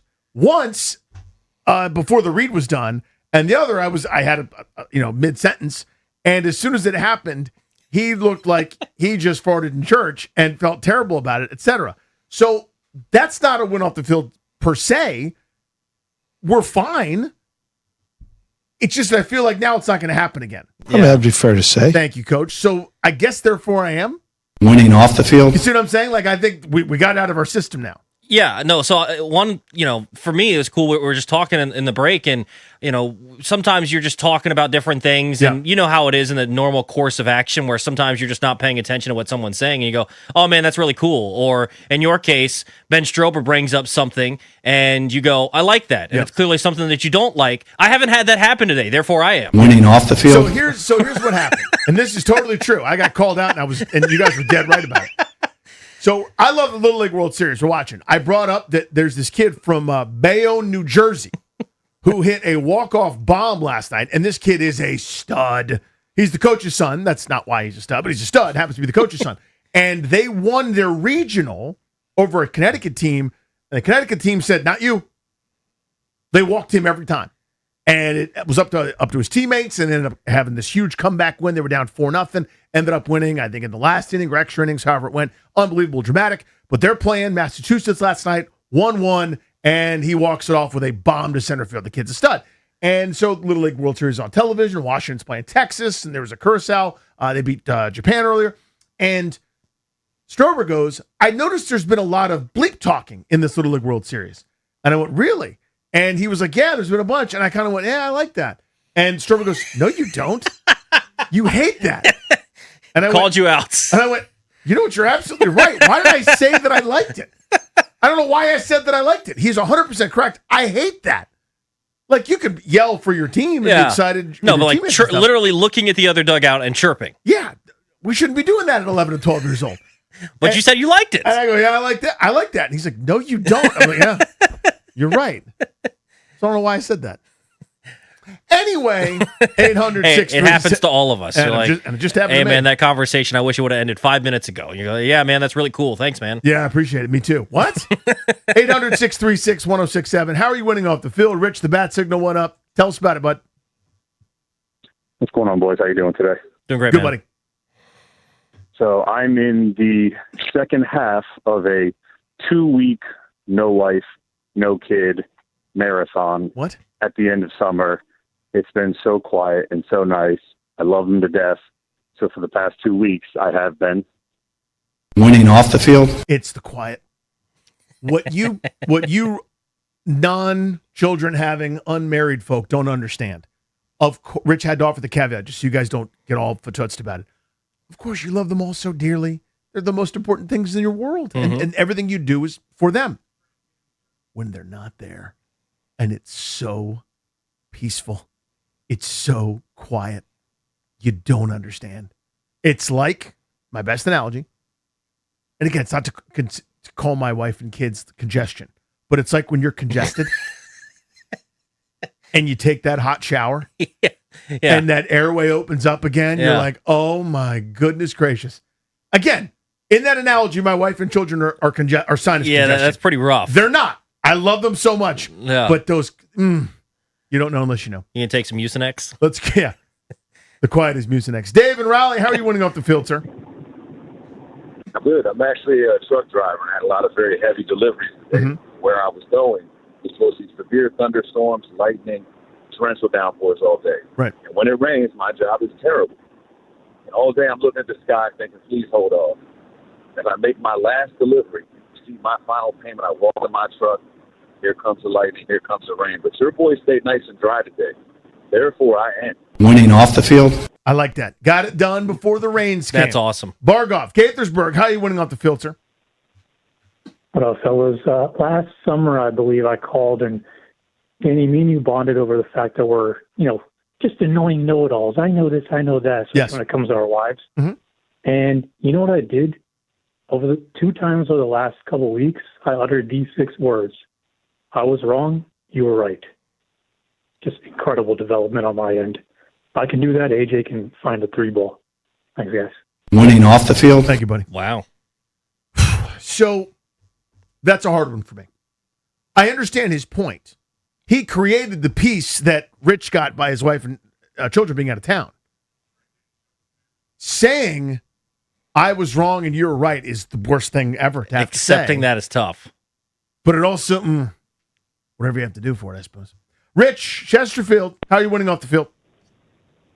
What's going on, fellas? Hey, Bonnie.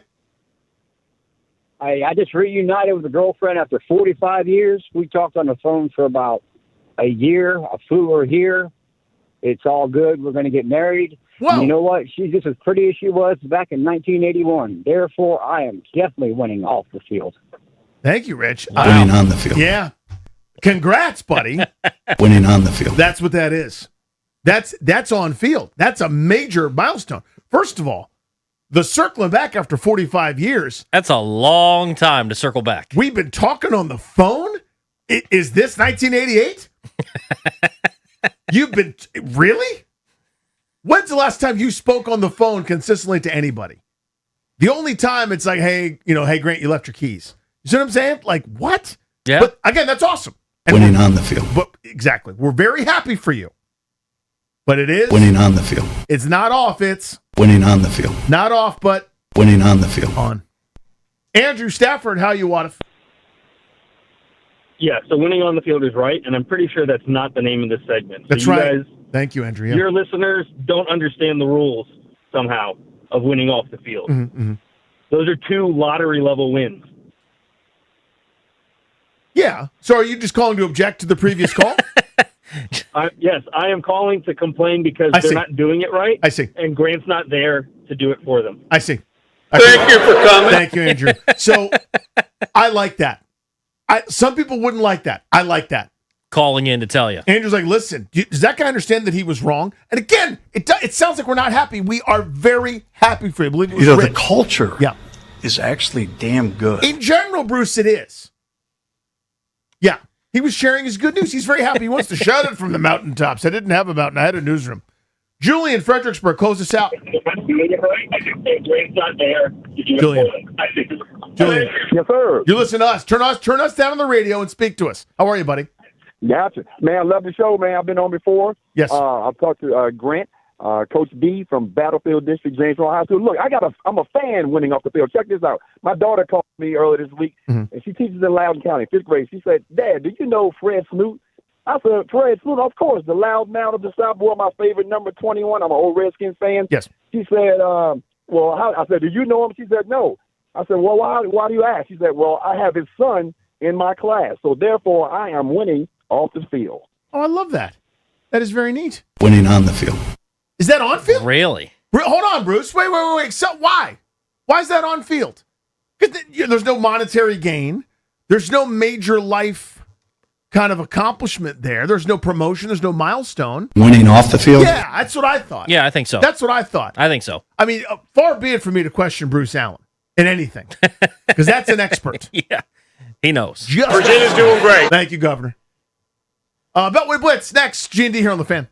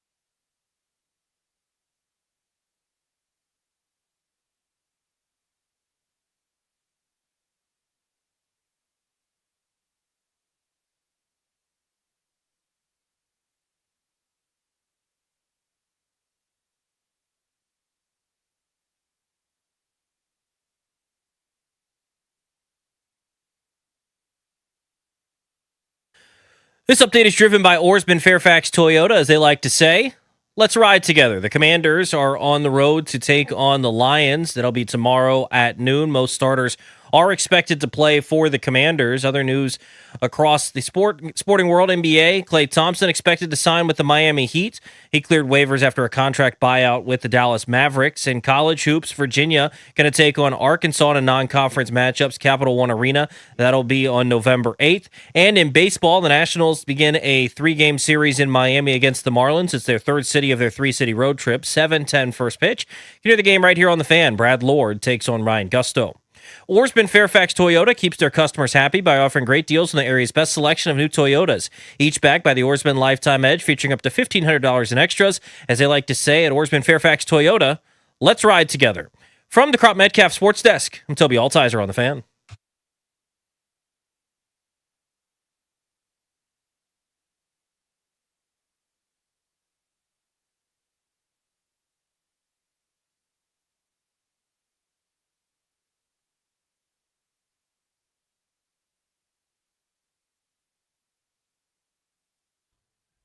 Caller number 10 at 800-636-1067. You'll have won a pair of tickets to the Freedom 250 Grand Prix.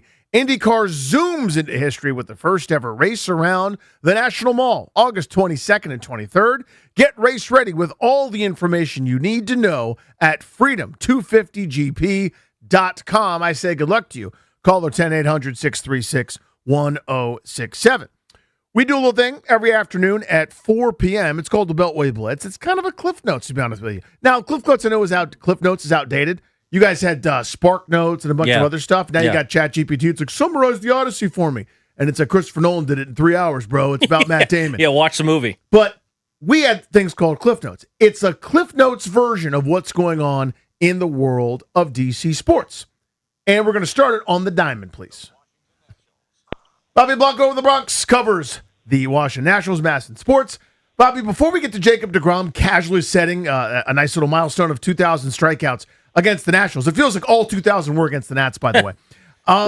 Andrew Alvarez threw well again. And at a certain point, like the more you do something, the more it is what you do. He's going to be a 2-WAR pitcher for this team. That's the pace he's on to finish off kind of strong. I know it shouldn't be all that special and all that good, but he is kind of making a case to be part of something here going forward. Give me your Andrew Alvarez view. Yeah, I think, for people who haven't been following, this farm system for the past couple of years, I know maybe you're more interested right now because the new front office has taken this and revamped it and made everyone a little bit better, elevated everyone's floor. But Andrew Alvarez is one of the, long-time top prospects in the system. At once, I believe he was the top pitching prospect for the Nats. And we're kind of seeing his floor be elevated right to like his whole potential. And I give the Nats front office and coaching staff credit for giving him an opportunity earlier this year to pitch extensively in the major leagues. I believe he was the first call when Jake Irvin went down on the IL. And then when Jake came back off the IL, they stuck with him. And they did the hard thing that I don't know if the previous regime would have done, which is cut ties with Miles Michaelis and Zach Fidel. And, like the veteran guys that they brought in on 1-year deals and spare their young guys. This whole rotation is now full of young guys. And Andrew Alvarez obviously being one of them, like you mentioned. And I think he's getting his fair shot. And, crafty lefty, he's not going to blow you away with any incredible stuff, but he's always had this, like, kind of very nice honed-in craft that, I think that was very internalizing for the Nationals. So he's getting his full shot finally, getting a lot of major league innings under his belt. It can prove that he's getting outs consistently. I think, you're going to look at him, if he finishes the season strong, you're going to look at him coming into next year as a guy that's competing for a rotation spot in spring training. From one crafty lefty to a power throwing righty, how about Cade Cavalli? I mean, we've been waiting for him to be this. I think the Nationals expected him to be this for years, but he's dealt with the injuries and various reasons not being able to get back. Now that he's back and established himself, he's started as many games as anybody in Major League Baseball this year, and over the last month and a half, been absolutely incredible. What have you seen from him? I think you hit the nail on the head right there, Toby. It's we've been waiting for this, right? Like the poor guy going through all the injuries that he did, former first-round pick, top prospect himself, was the number one prospect in the system for a long time. And then, that spring training where it looked like he was going to make the team and then have to have that Tommy John injury that set him back basically 2 seasons was brutal. But yeah, we're finally seeing it. And I think that Cade Cavalli is finally comfortable, confident in the major leagues. He doesn't have to worry about, I'm ramping back up, I'm building up, or I need to protect my arm. He is just out there and he's just pitching. And he's pitching with the stuff that we knew that he had since he was coming out of Oklahoma, being one of the top pitching prospects out of that draft class. And then, of course, in all of the minor leagues. People forget that he went from basically high A to triple A in 1 season in the minor league. So he's got the stuff. And, the handful of starts last year, at the end of last year, everyone was saying, like, wow, Mackenzie Gore, it was the crowned ace of the staff. Cade Cavalli's stuff was better. And I think we're seeing it right now that he is just going to become a ace-like type pitcher. Maybe not number 1, but definitely a number 2, no lower than that. And someone who can, go out and take control of this rotation. And every time he takes the mound is must-see TV for Nats fans because he's pitching like a true ace right now, a guy that any given night can give you something that you saw for Max Scherzer or Steven Strasburg for all those years. That's the kind of pitcher he is right now. It's been a lot of fun to watch. I'm really happy for him, too. Bobby, let's say 106.7 The Fan made an announcement that I was going to change time slots. And then I didn't change time slots for like a day, 2 days, 3 days, a week, a weekend. Then I got laryngitis or something like that. When is C.J. Abrams playing second? What's going on there? Well, I hope that never happens. I love listening to you guys from 2 to you're 6:30. a sweetheart, Robert. But yeah, I think, it has been kind of a crazy, weird week, right? I mean, it was a week ago today that Blake Butera announced that they were going to move CJ to second base. And keep in mind, it was an announcement. It wasn't like a Nats reporter was going in there asking, hey, have you guys thought about this? Great point, Bobby. Or someone, picked it up from the agent or something. Hey, they're thinking with the Nats announced this themselves when they didn't really have to. And I think it's unusual that they did that and then wait a week to fully do it. I mean, why announce that if he wasn't ready to take second base that night, So maybe keep working at it. And then once he's ready, hey, we're thinking about doing this. We're going to give CJ a shot at second right now, yada, yada, yada. But now CJ's dealing with an injury. And luckily it doesn't seem like a very serious ankle injury. All images reportedly came back fine. He's not going to play tonight. Doesn't sound like. Hopefully he can play tomorrow in Miami because he couldn't do baseball activity yesterday. So I don't know how serious this ankle injury is. Reports that the imaging came back fine, but it all kind of just adds to this weird, I feel like, unnecessarily forced drama from the Nats. One, announcing that he's going to make this move, and then now you didn't play him for a week, and then now he's injured, so it's going to be pushed back even further. I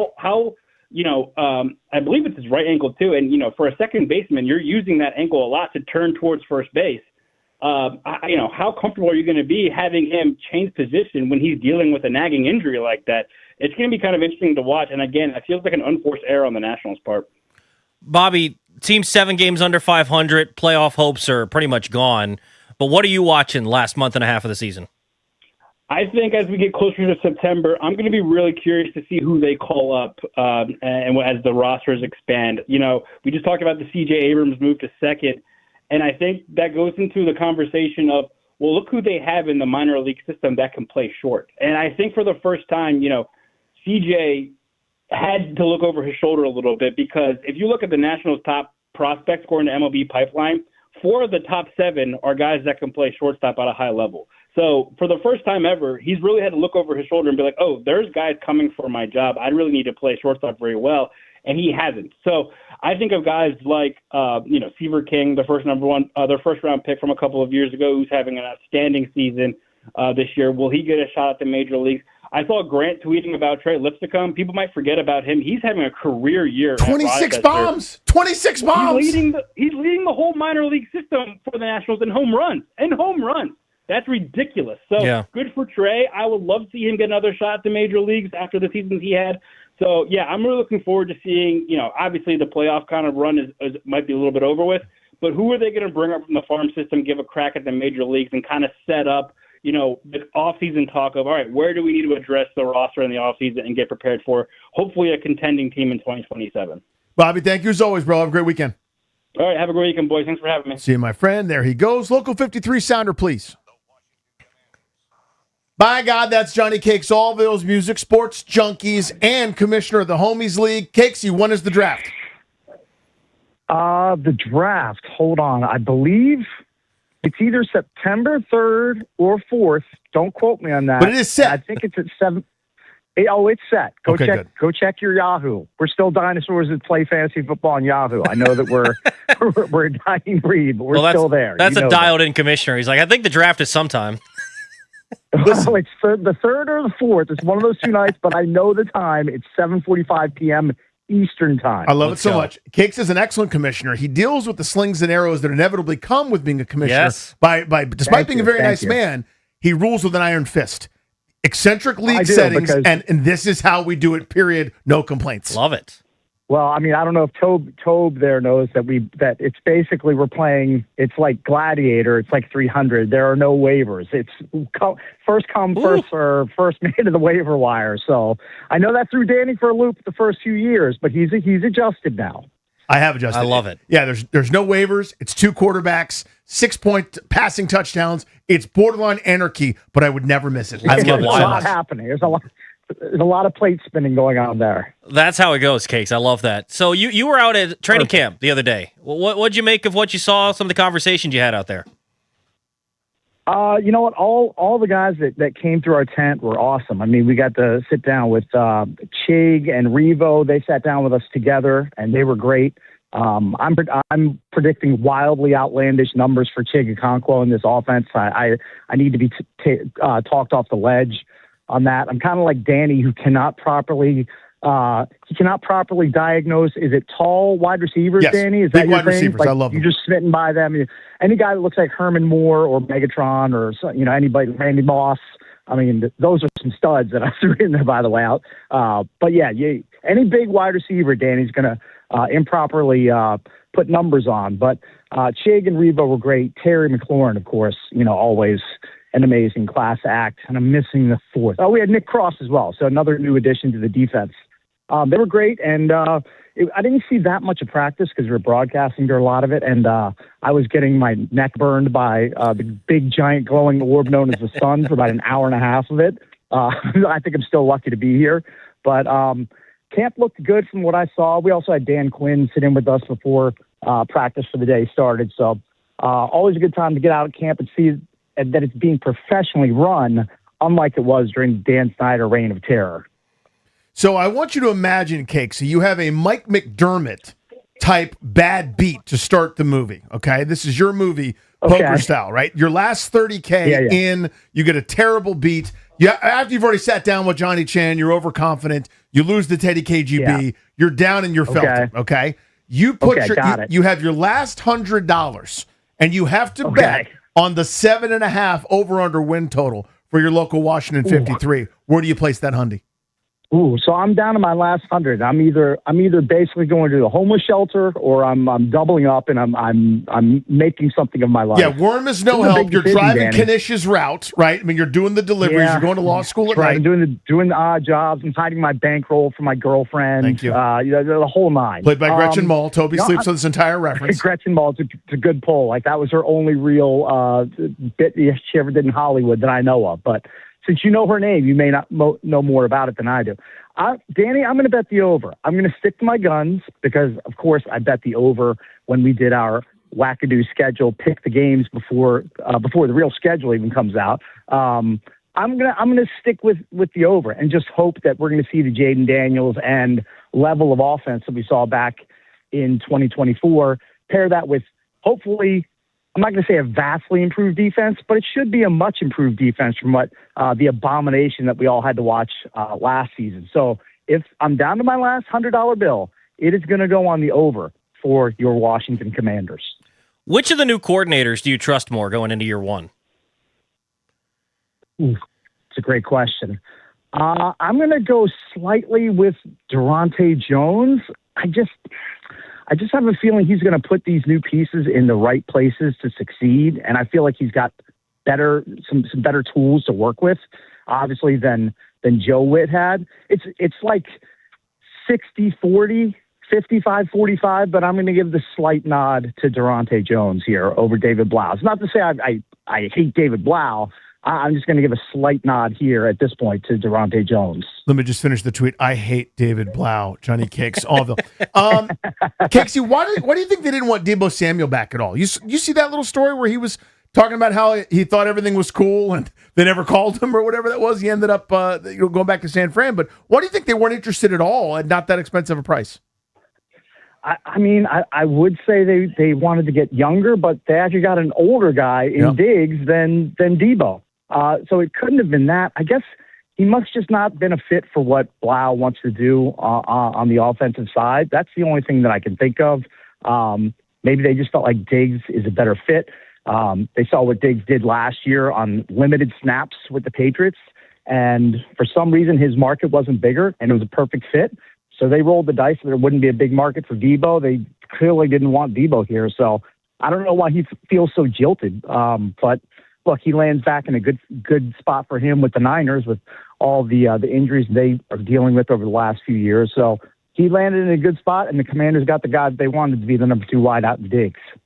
You just talked about how high you are on Chig. We talked about this about an hour ago about some guys that were maybe a little higher on than the general consensus. Is there anybody else on the team that you're feeling a little bit better about that maybe they're being talked about right now?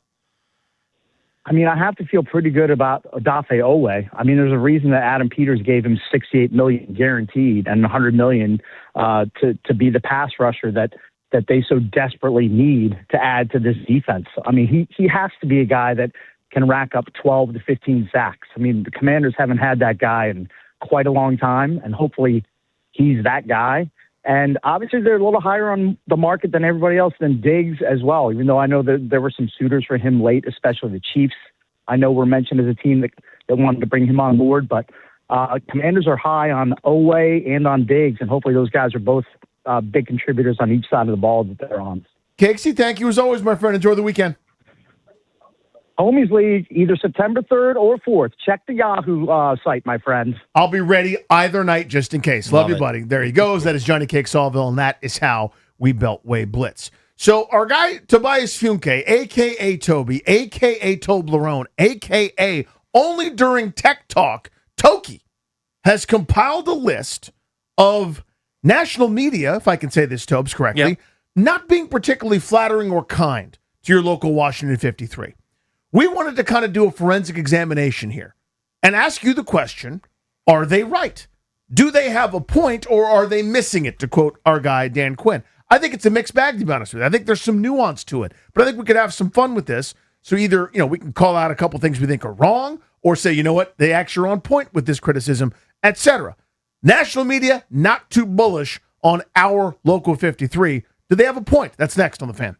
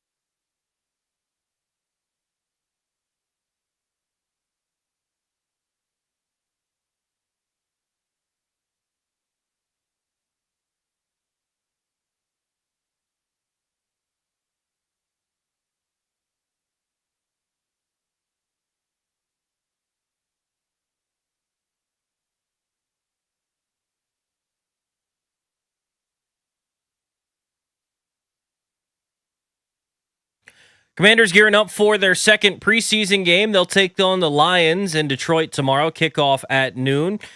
Plenty of the Commanders starters expected to play in the game.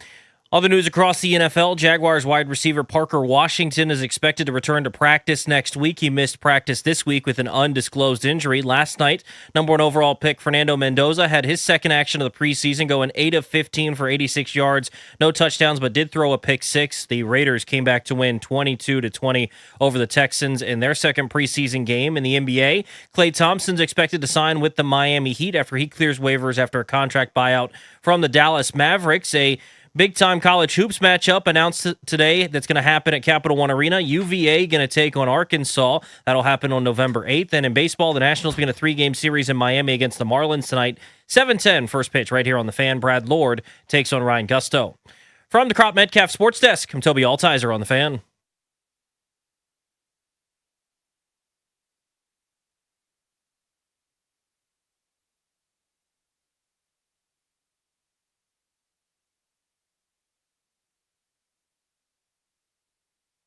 Little known fact about old Fannie Mouye, a.k.a. Ranny Douye. This is 100% true. Do you guys remember Z104? I don't know what it is now. I don't know what they're doing over there. But decades ago, it was like the pop music station. Oh, don't you fade that Prince down just yet. I'm not ready for that. Keep that Prince up. I won a dance contest. Yeah. A dance contest? At, what was the name of that place? Polyesters on Z104 was there doing some kind of promotion or whatever, right? So I'm at Polyesters. I think that's the name of the club or whatever it was. I don't want to say the girl's name because I don't know that she'd want that on the record or whatever. But the point was it was a partner dance contest thing. And we won it. I won $104. Let's go. In a dance contest to this song. Hand of God. That's incredible. Ask me anything. What do you want to know? I didn't know you could dance. Anything else? I don't know that I can now to the same degree, but there's a little lock and a little popping. There were some maneuvers there. I use my giant ass, if I can say that, to my advantage. Right? So there's a little bit of humor there where it's like, oh my God, there's just a lot hanging, coming at you. Yeah. So to speak. But yes. So the young lady, I was like, listen, we're being judged. Just, smile a lot and act like it's fun. And we'll have a chance. And we won. I can assure you that if there was any sort of contest for anything, something that I would never win, it'd be a dance contest. I stand no chance. But that happened. And one of my favorite memories of all time, and I mentioned this on the show a million times before, but rest in peace, Prince. We went to a joint bachelor party for my buddies Michael and Ramsey down in Miami, Florida. And Michael's had a much older brother, still does, but has a much older brother who lived not too far from Miami, where we went for kind of centered around for the bachelor party. And, we'd already done the thing where we want to make it super easy. We kind of had money that we were going to spend on stuff sort of in advance. Everyone got their own hotel rooms and stuff, but like, hey, dinner, so we're not doing a thing where we're like waiting around for the check. Can you give me 50? Can you give me 75? It's before Venmo, but we still kind of organized it and we're all kind of set with finances to make it easy and seamless to go from place to place. Range transportation was like 15 of us, right? Long and short, he asked for $128 and we're like, for what? For each of us. And he's like, it's tickets to a club. And we're like, tickets to a club? Like, what are you talking about? Cover is usually $20, maybe $10. You're a big group. It's like, for a certain kind of bottle service, maybe it's more. What are you talking about? He goes, just trust me. It's a great place to go and it'll be really fun. And so we're like, all right, man, I guess we'll do that. That's fine. So we gave this money. This is when our 20s, where that's like a fortune. That's like $41,000 in today's money, right? But anyway, so we give it to him and we go to this club called Mansion, right in the middle of Miami. I don't know where it is exactly. I don't really know Miami, but we're there. And he hands us our tickets as we get out of the cabs that we took from our hotel. And on the ticket, it says Sheila E. on the ticket. And I'm like, Sheila E. Where do I know that from? What do I know? Why is it? I thought we were going to Mansion. What is that? We're not processing. We're all drinking and having fun and hanging out. Sheila E. is Prince's backup singer.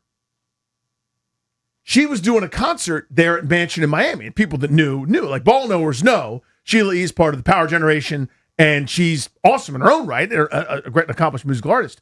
And Sheila E. is having a concert that night. And I'm going, still $128. It still seems like a lot. Why? We get in, we get to our section. It's a section we're kind of a little bit roped off because there's a whole bunch of us. And we're slamming drinks and stuff. And here comes Sheila E. and the band. And I go, you guys, look at the stage. There comes Prince. Just playing backup guitar for Sheila E.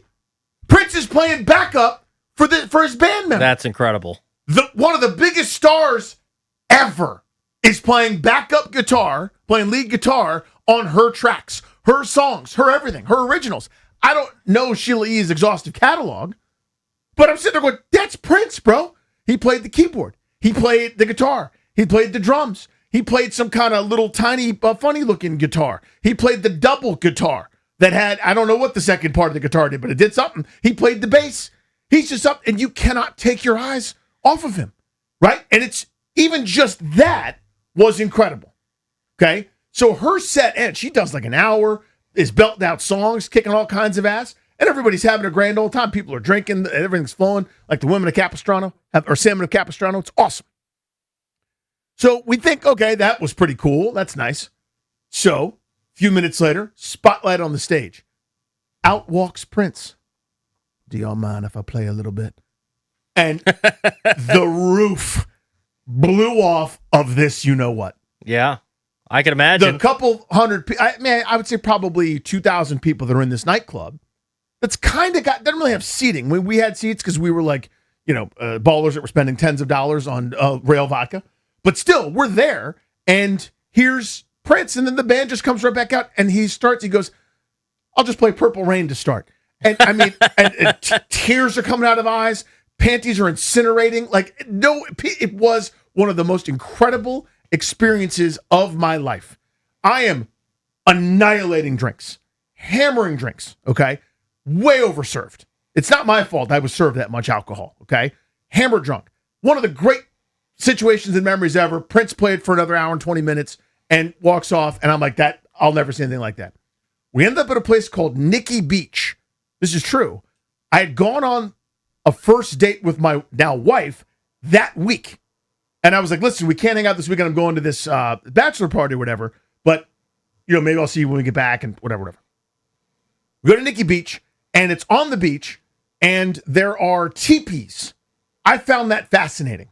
So I'm hammer drunk, and I wander out to a teepee, and the next thing I know, my face is in the sand because I have passed out in the teepee. And I'm aware and conscious, but the world is spinning so fast, and I can't get up. And so we're going to the next venue, and everyone's looking for me. The entire search, all the boys, 15 of these guys are like, where is Danny? And I can't, I get my phone out, and the world is spinning so bad. So I call my buddy's fiance, one of the guys whose bachelor party it is. Again, the thought process doesn't. I could have called one of my friends that's there, but I go, it's going to be too loud. They won't hear it, or they won't know. So I called the fiance of the guy whose bachelor party we're there for. You with me so far? And yes. I go with my face like this, and I go, can you tell them I'm in the teepee? Can you tell them I'm in the teepee? And she's like, I got it. Hangs up the phone, gets in touch with not her fiance, who's not answering the phone because he's just shouting into the ether if I'm around, our responsible friend who probably drank more than all of us that night. And she goes, Danny says he's in a teepee. Does that make any sense? And he goes, yes. Hangs up the phone. They come get me, right? So they're like, okay, the night's over for Danny. Lights out on this guy. This is the end, right? It's sand everywhere. It's like Anakin Skywalker talking to Padme. He hates the sand. It's everywhere. It's in my boxers. It's in my shirt. It's in my beard. I'm pummeled. And so for whatever reason, the world's spinning it's okay, big cat. You tried hard. You did everything you could. You're like a big starburst tonight, buddy. You did a lot tonight. You really hustled. You got after it. So somehow, some way, something pulled me back. Something pulled me back in, not sobriety, but I got like a jolt of energy in life. And it's like I got a mushroom in Mario, okay? And I'm like, I'm good. I dust myself off, and they're like, this is the most miraculous turnaround of all time. I'm like borderline about to puke on myself and end everybody's night. And I go, let's go to the bar. And I ordered mint juleps for anyone that wanted one. Again, these are bizarre behaviors for a dude working in a nonprofit making $13,000. But I did. I have a $280 bar tab from Nikki Beach as testimony for me. And so I get myself and everyone who wants one a mint julep, and we continued on with the evening. But Prince passing out in a teepee on Nikki Beach, I just thought of that. Even though I asked for Prince, I was like, that'll be fun. And for whatever reason, that's what that reminds me of. Back to you, Toast. That's such a good story. I have nothing that could top that. I have no story in the same stratosphere as that one. That's incredible. It's a pretty great story. So it starts with Prince playing like a free concert to a couple thousand drunk buffoons in Miami, and me passing out in a teepee on Nikki Beach. Yes, I feel like it was a spinoff of The Hangover. I was thinking that the entire time he was talking about it. In an alternate universe, there's Danny no was in Mr. Chow. Danny's in a real life version of The Hangover. Okay, so I totally sabotaged that segment. I hope people were mildly entertained by that story, but it's true. Every word of that, by the way. The part that there's so many, because again, I'm recounting the story like these are legitimate decisions. Yeah, from the guy that passed out in the teepee. Yeah, none of my decisions were good. It wasn't like I go, here's a good thought process, but that's what happened. I'm just sharing with you guys what happened. And I don't have a good analogy, but it was like I felt, I don't know how to describe it better than this. I was pulled back by some force from the brink of, I had the spins, my night was over. Every time I've gone there, it's been, you pass out, you puke, or something worse, and it just, you feel just terrible. And somehow something like ripped me back from the precipice. You just got that miraculous second wind. And that has never happened before and never happened since in terms of drinking the alcohols. That's what I have for you. That's hilarious. Now, I ruined the segment by telling the story. We still want to do this. Darius will play mediator here. We've got a bunch of national reporters who have made the case against Washington's football 53, saying they're not very good. We'll call some balls and strikes. We think they're wrong about some stuff. Maybe they have a point about some other stuff. I swear to you, we will do this next, unless Darius plays a song that reminds me of something else, and maybe I'll tell that story. But G&D here on The Fan.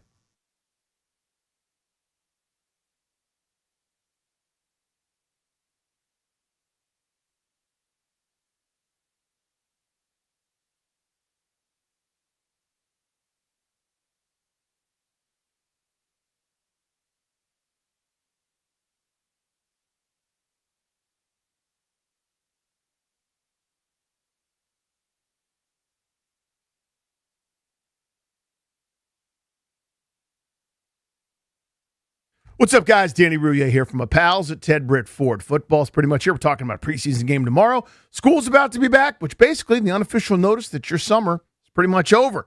But the summer sales event, it's down to its final days, and Ted Britt Ford want to make that end of summer even better. So my guys over at Ted Britt are going to soften the blow with 0% APR for 36 months on a slew of new Fords, $1,000 towards your down payment, and an extra $500 in final days bonus cash. Put all that together, that's $1,500 before we even get to the actual deal. You got to love it.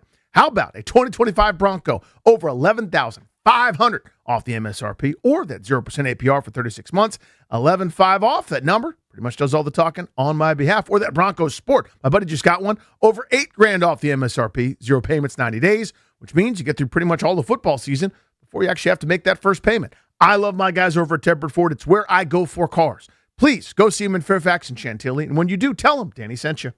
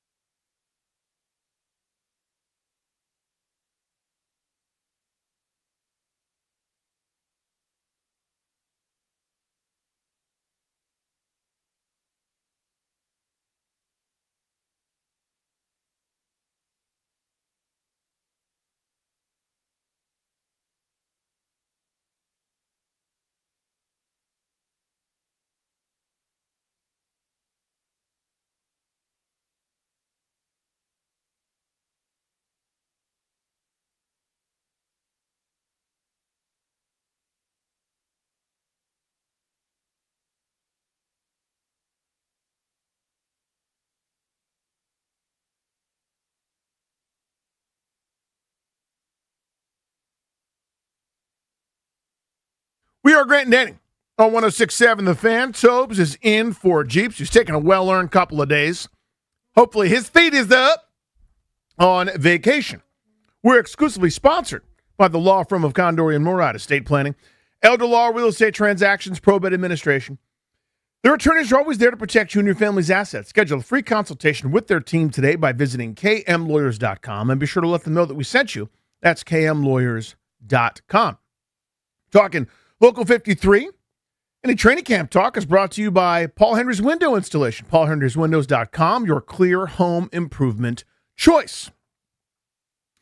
So the national media, I would say, this is pretty fair to say, right, Tobes and Darius, and you pointed this out, Tobes, not thinking too highly of Washington. I think some of that's inevitable, right? Whenever somebody finishes at the bottom, even though you go worst to first all the time, just ask, half of the divisions in the sport, but still there's a stink on you, right? When you pick in the top 10, when you have a blowout season, especially one that is so much worse than expectations. Like if Cleveland goes 5-12 this year, no one's going to be disappointed. A couple Cleveland fans will, but it's like, that's how we have you. Yep. That's how we feel about you. When everyone thinks you've turned a corner and you're one of the cool kids, how dare you disappoint us? That kind of happens. So some of that stink, I think, is inevitable. Whether it's fair or not, I think that's kind of the conversation. But the national media, not too kind to Washington. So Tobes is on the lookout for this.